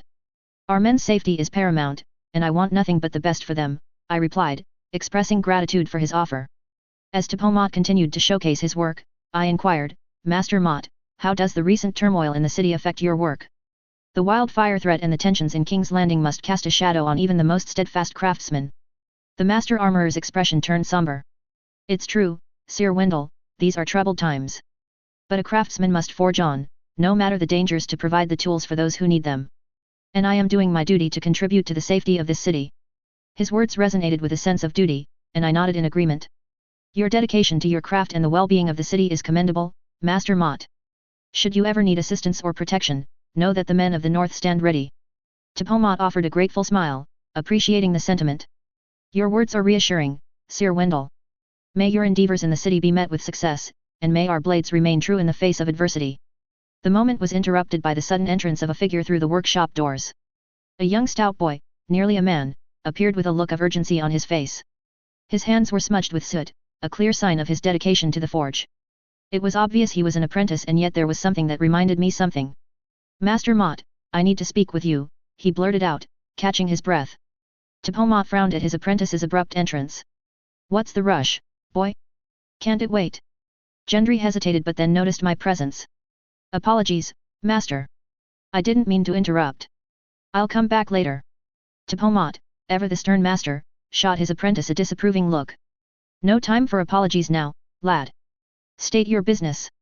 Gendry's eyes briefly met mine before he spoke. There's an issue with the furnace, Master. It's not functioning properly, and we're falling behind on orders. Observing the exchange, I realized why the boy reminded something or rather someone. His features were reminiscent of Lord Renly Baratheon, even if he bore the marks of hard work. Tepomot sighed, his focus shifting from Gendry to the array of weapons around us. Very well, we can't afford delays. Sir Wendell, this my apprentice, Gendry. I apologize for leaving you, but I have urgent matters to handle. I waved off the apology, acknowledging the situation. No need for apologies, Master Mott. A well-run forge is a testament to the dedication of its craftsmen. I'll take my leave and let you attend to your duties. I respectfully saluted both men before taking my leave out of the workshop, the torchlight flickering against the weapons on display. As I rejoined my men on the street of steel, I couldn't shake off the thought of the young apprentice. It was obvious he was a bastard of the king, considering Robert Baratheon's reputation for bedding many women. For an unknown and uneasy reason, I compared the apprentice to his half-siblings and couldn't help but consider how different they were. One bastard that looked exactly like his father while the true-born children shared more with their mother. It was a strange contrast, but I knew that Lady Sansa shared more with her mother than her father, so it was not so uncommon, even though all the children of the king sharing more with the queen than their father was less regular. Joining my men, Edric approached and asked, "How went your visit?" I looked at him with a pensive eye. A part of me was tempted to mention the possible presence of a king's bastard, but with the vigilance Lord Stark advised me to, it might not be wise to do so here. The visit went well, Edric. Tepomot is indeed a master of his craft, and his weapons look remarkable. It is a place we will go in the future to shake our equipment and commission new ones, I finally answered. Edric nodded, satisfied with the report. Good to hear, Wendell. A well-forged weapon is a reliable companion on the battlefield. And Tepomot seems to be a man of dedication and skill. We resumed our patrol and continued down the street of steel. The clanging sounds of the forges persisted, creating a symphony of craftsmanship. The torchlight illuminated the faces of my men, revealing a mixture of weariness and anticipation. As we continued our patrol, the familiar figure of Sir Godswill Manderley emerged in the distance, leading his men.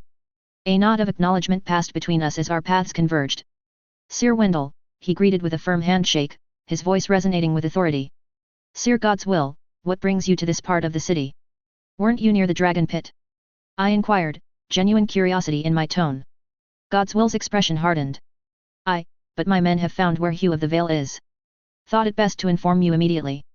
My brow furrowed at the mention of Hugh, the former squire of Jonaran. Lord Stark had tasked me with uncovering the truth behind Jonaran's death, and any information regarding Hugh was crucial. I remembered Lord Stark's words on the fact the man was a recent knight and had been into the service of the previous hand beforehand. Where is he? I asked, my tone showing urgency. Godswill leaned in, lowering his voice. A tavern not far from here. Seems he's been lingering in the shadows. I nodded while wondering why a former squire from the Vale would still remain in this city instead of going back into the Vale to serve his new lord after the death of Lord Jonaran. With Lord Stark's suspicions on the death of the previous hand, there was something fishy, and if Lord Aran's death was foul play, that needed to be proven. Lead the way, I commanded, falling into step beside him. As we moved through the narrowing streets, I couldn't shake any of the responsibility that came with Lord Stark's orders. Edric walked close. Wendell, what's the urgency with this Hugh? He served Jonaran, and we need to uncover the truth behind Aran's death, I reminded him, keeping my eyes on the shifting faces in the crowd. As we walked, I probed Godswill for details on how they tracked down Hugh. How did you find him? Godswill's eyes scanned the surroundings. We spoke with patrons from different taverns and found a smith who had recently checked his new armor. Hugh left traces, and we followed them. I nodded, absorbing the information. It seemed the puzzle pieces were slowly falling into place. Good work, Sir. As the crowded streets gave way to a quieter part of the city, the air thickened with anticipation. We approached the tavern where Hugh was rumored to be. Turning to Edric, I instructed, take control of the men, Edric. Check the surroundings, make sure no one tries to eavesdrop. Edric nodded, his hand resting on the hilt of his sword. Wendell. We'll keep watch. As Edric led the men to secure the area, Sir Godswill, 2 of our men, and I entered the tavern. The atmosphere inside was a stark contrast to the tension outside. The low hum of conversations, clinking of tankards, and the occasional burst of laughter filled the air. Approaching the innkeeper, I asked, where can we find Sir Hugh of the Vale? The innkeeper glanced at us, sizing up the determined expressions on our faces. He's in the back corner, near the hearth. Just be careful, he's not one for friendly company. Thank you, Godswill acknowledged, and we made our way through the crowded tavern. The patrons gave curious glances our way as we moved toward the back. As we approached Hugh, seated alone with a tankard in hand, the flickering light from the hearth revealed his anxious expression. I wondered what secrets this man might hold and how they could unravel one of the mysteries that shrouded King's Landing. My walrus mustache twitched slightly as I addressed Godswill, settle our men nearby, but keep it discreet. We don't want to draw unnecessary attention. Godswill nodded, signaling our men to take strategic positions within the tavern. I then approached Hugh, the former squire of Jonaran.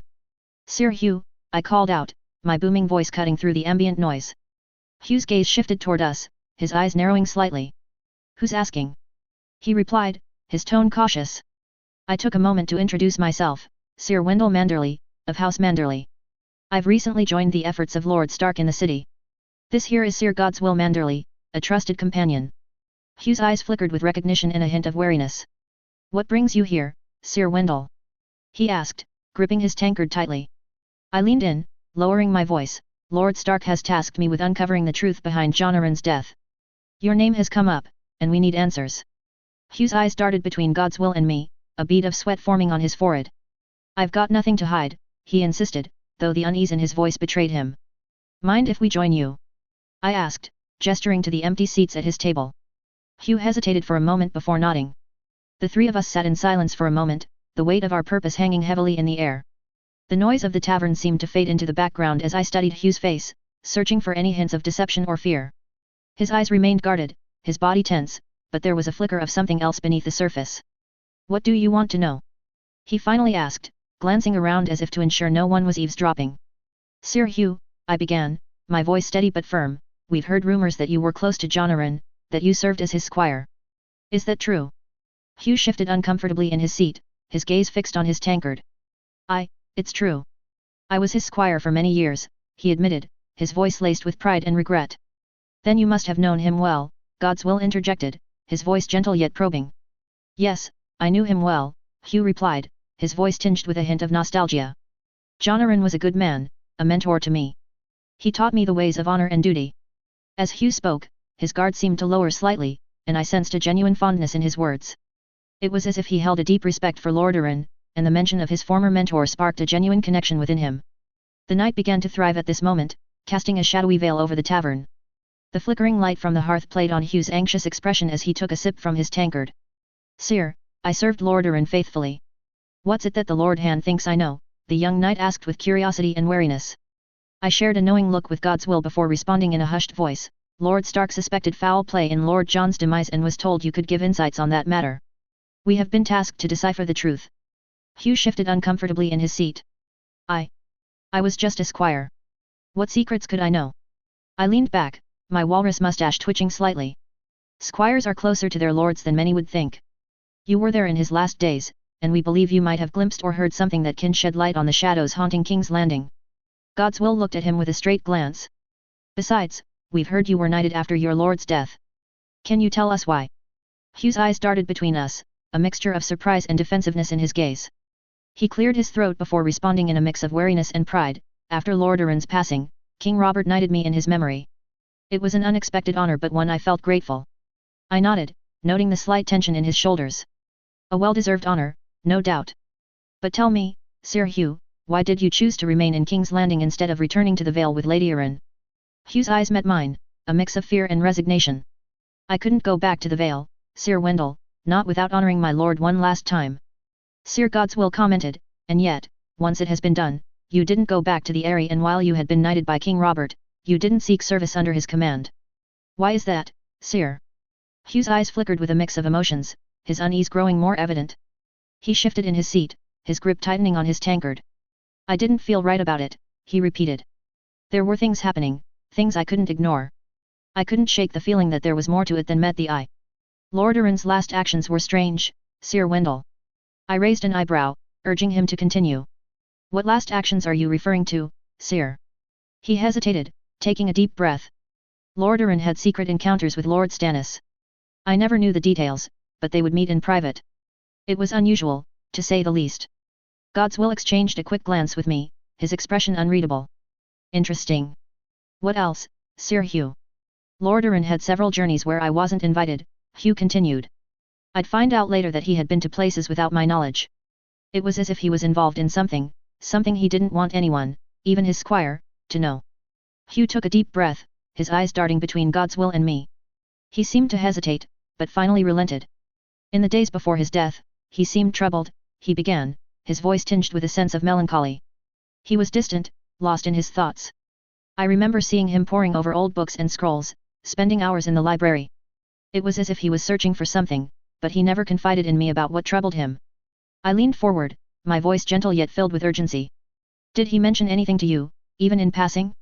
Any conversations, any unusual behavior that caught your attention?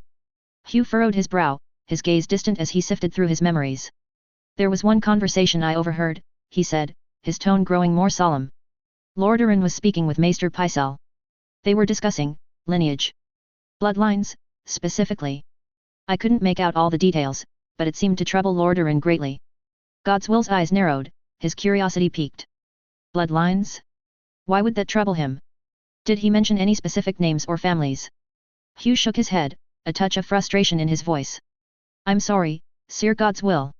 I couldn't hear much of the conversation.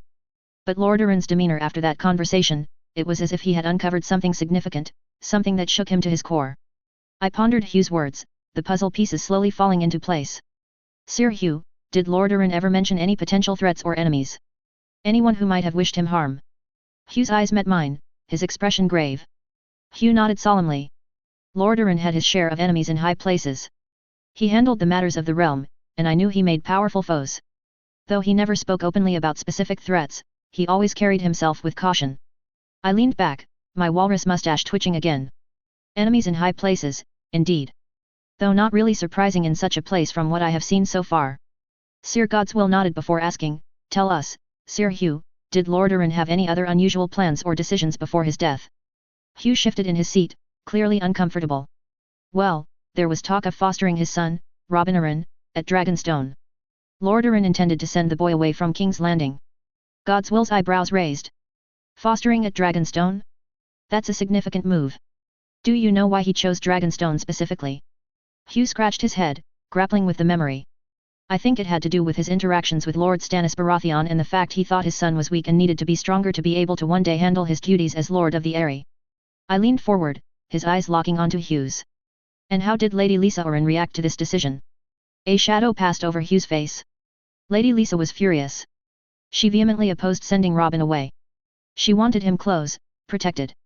It caused quite a stir in the Eyrie, but Lord Arryn was resolute. Godswill chimed in, anything else, Sir Hugh? Anything that might help us understand the events leading to Lord Arryn's demise? Hugh took a deep breath, a conflicted look in his eyes. There was something strange about Lord Arryn's sickness. It came on suddenly, and Maester Coleman, who was treating him, was sent away by Grand Maester Pycelle just before Lord Erin's death. I leaned in, my voice low. Pycelle sent the Maester away? That's highly irregular. Did Lord Erin say anything during his illness? Any last words that could provide a clue? Sir Hugh shook his head. I wasn't there when he spoke any word. His wife and the king were present by his side till the end. Godswill looked thoughtful. So, Pycelle dismissed the Maester precisely when Lord Erin needed medical attention. Odd, don't you think? I nodded in agreement. Very odd indeed. And you mentioned secret meetings with Stannis Baratheon. Any idea what they discussed? Hugh hesitated, glancing around as if to ensure no one else was listening. I never knew the details, but it seemed serious. They would meet in private, discussing matters away from prying eyes.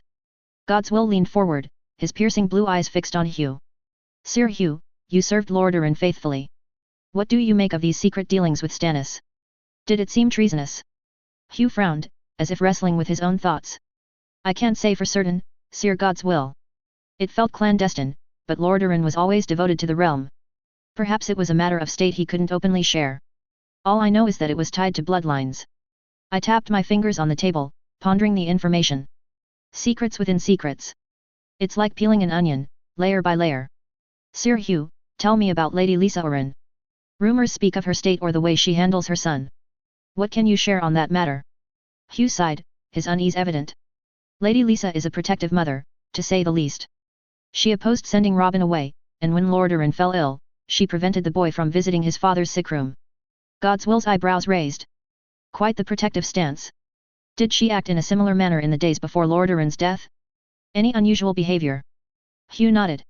Yes, she was more agitated than usual. The news of fostering Robin at Dragonstone angered her greatly. And after Lord Erin's death, she fled King's Landing in the dead of night, against the king's wishes. I exchanged a glance with Godswill, sensing a thread in the tangled web of intrigue. Sir Hugh, did you notice anything amiss with Lady Lysa in the period leading to your departure from King's Landing? Hugh scratched his head, recalling. She was distraught, Sir Wendell, especially after Lord Erin's death. Paranoia, perhaps.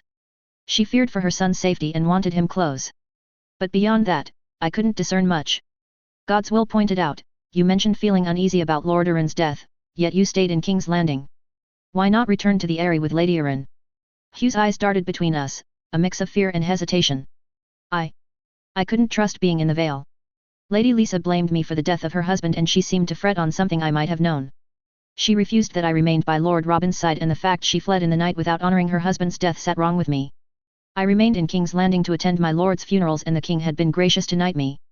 He took a deep breath, and I felt compelled to understand how my lord fell ill all of a sudden when he was healthy as a horse and I was suspicious of the Grand Maester when he dismissed my lord's maester. I nodded, understanding the suspicious situation. Sir Hugh, we need your help to uncover the truth. Lord Erin's death and the events surrounding it may have far-reaching consequences for the realm. We must delve deeper into these mysteries. Godswill chimed in, truth is what we seek, Sir Hugh.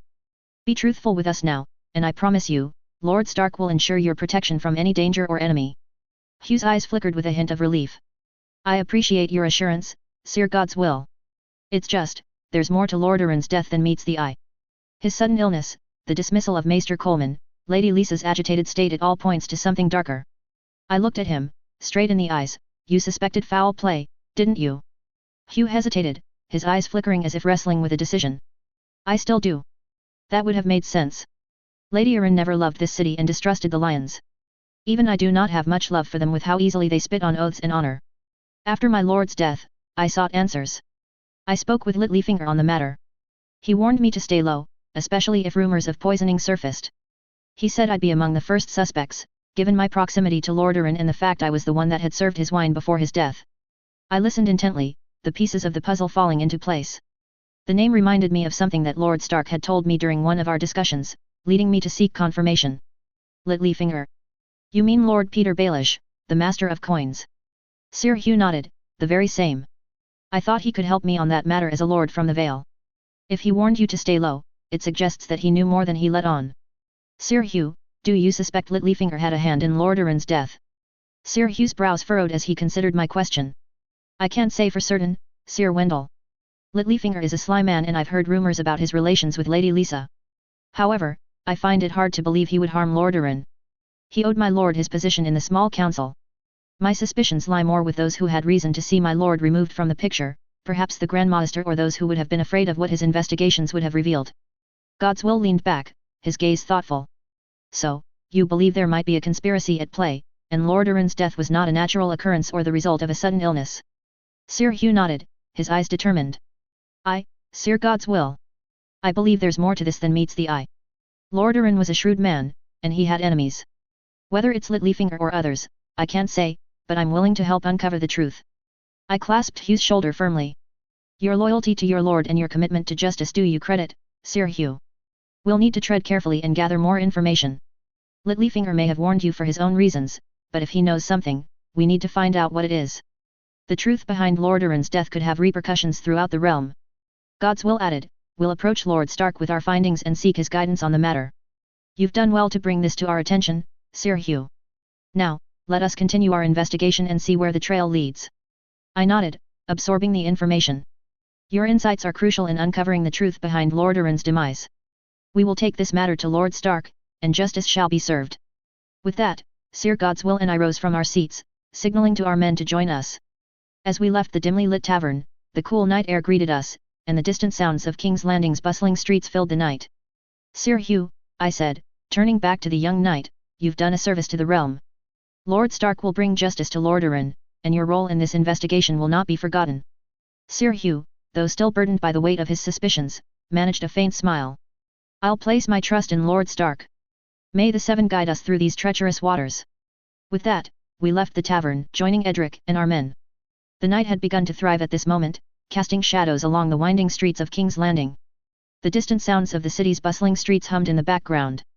Edric, ever inquisitive, approached me. Wendell, was Sir Hugh there? I nodded, acknowledging Edric's curiosity. He was. He's given us interesting insights into Lord Urin's death.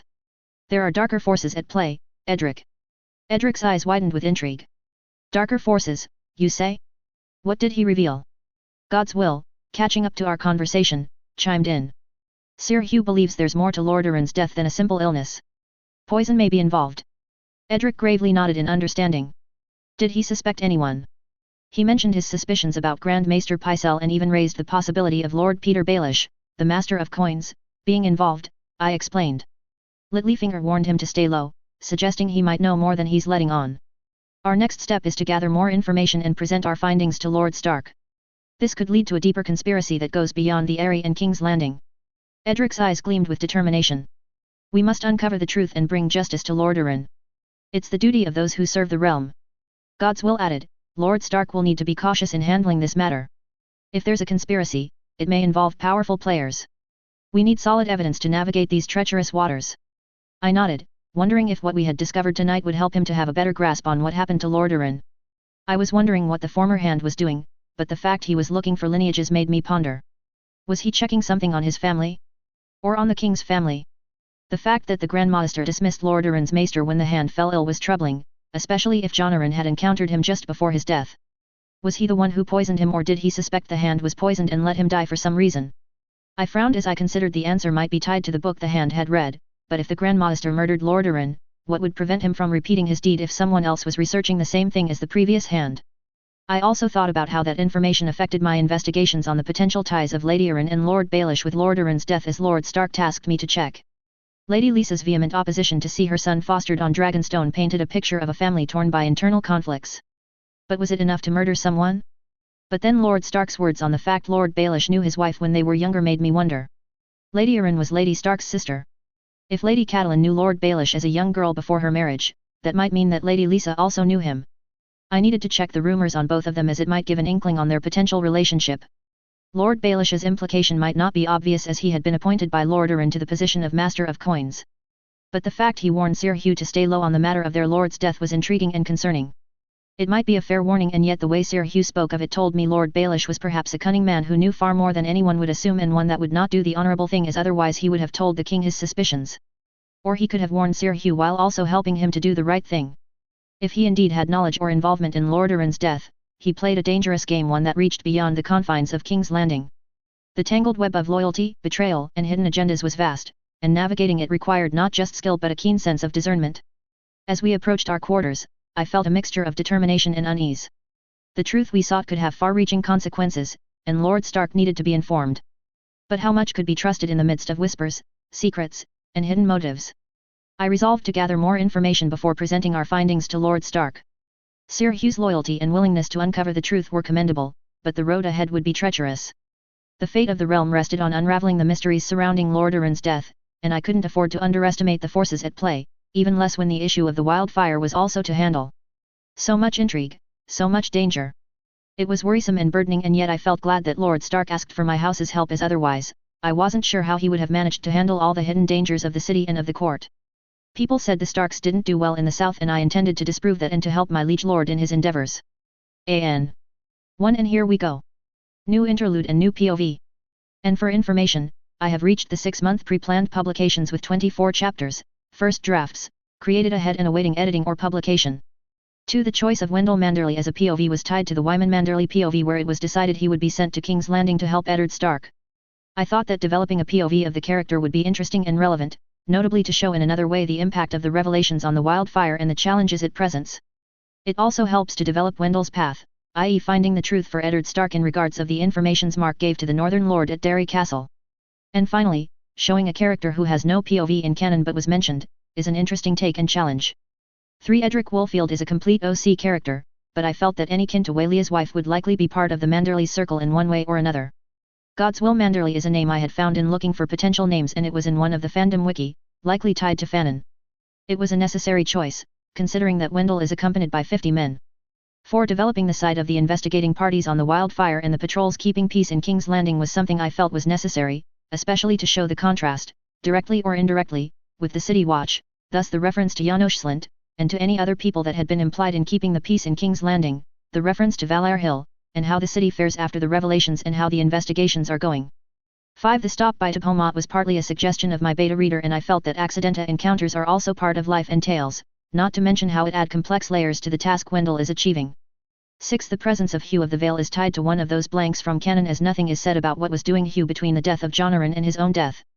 One of the elements I felt would play a part in where he would have been was the fact he had been knighted by Robert after the death of Jon Arryn, something that couldn't have been done if he had been accompanying Lysa Arryn, considering how quickly the latter left the Red Keep.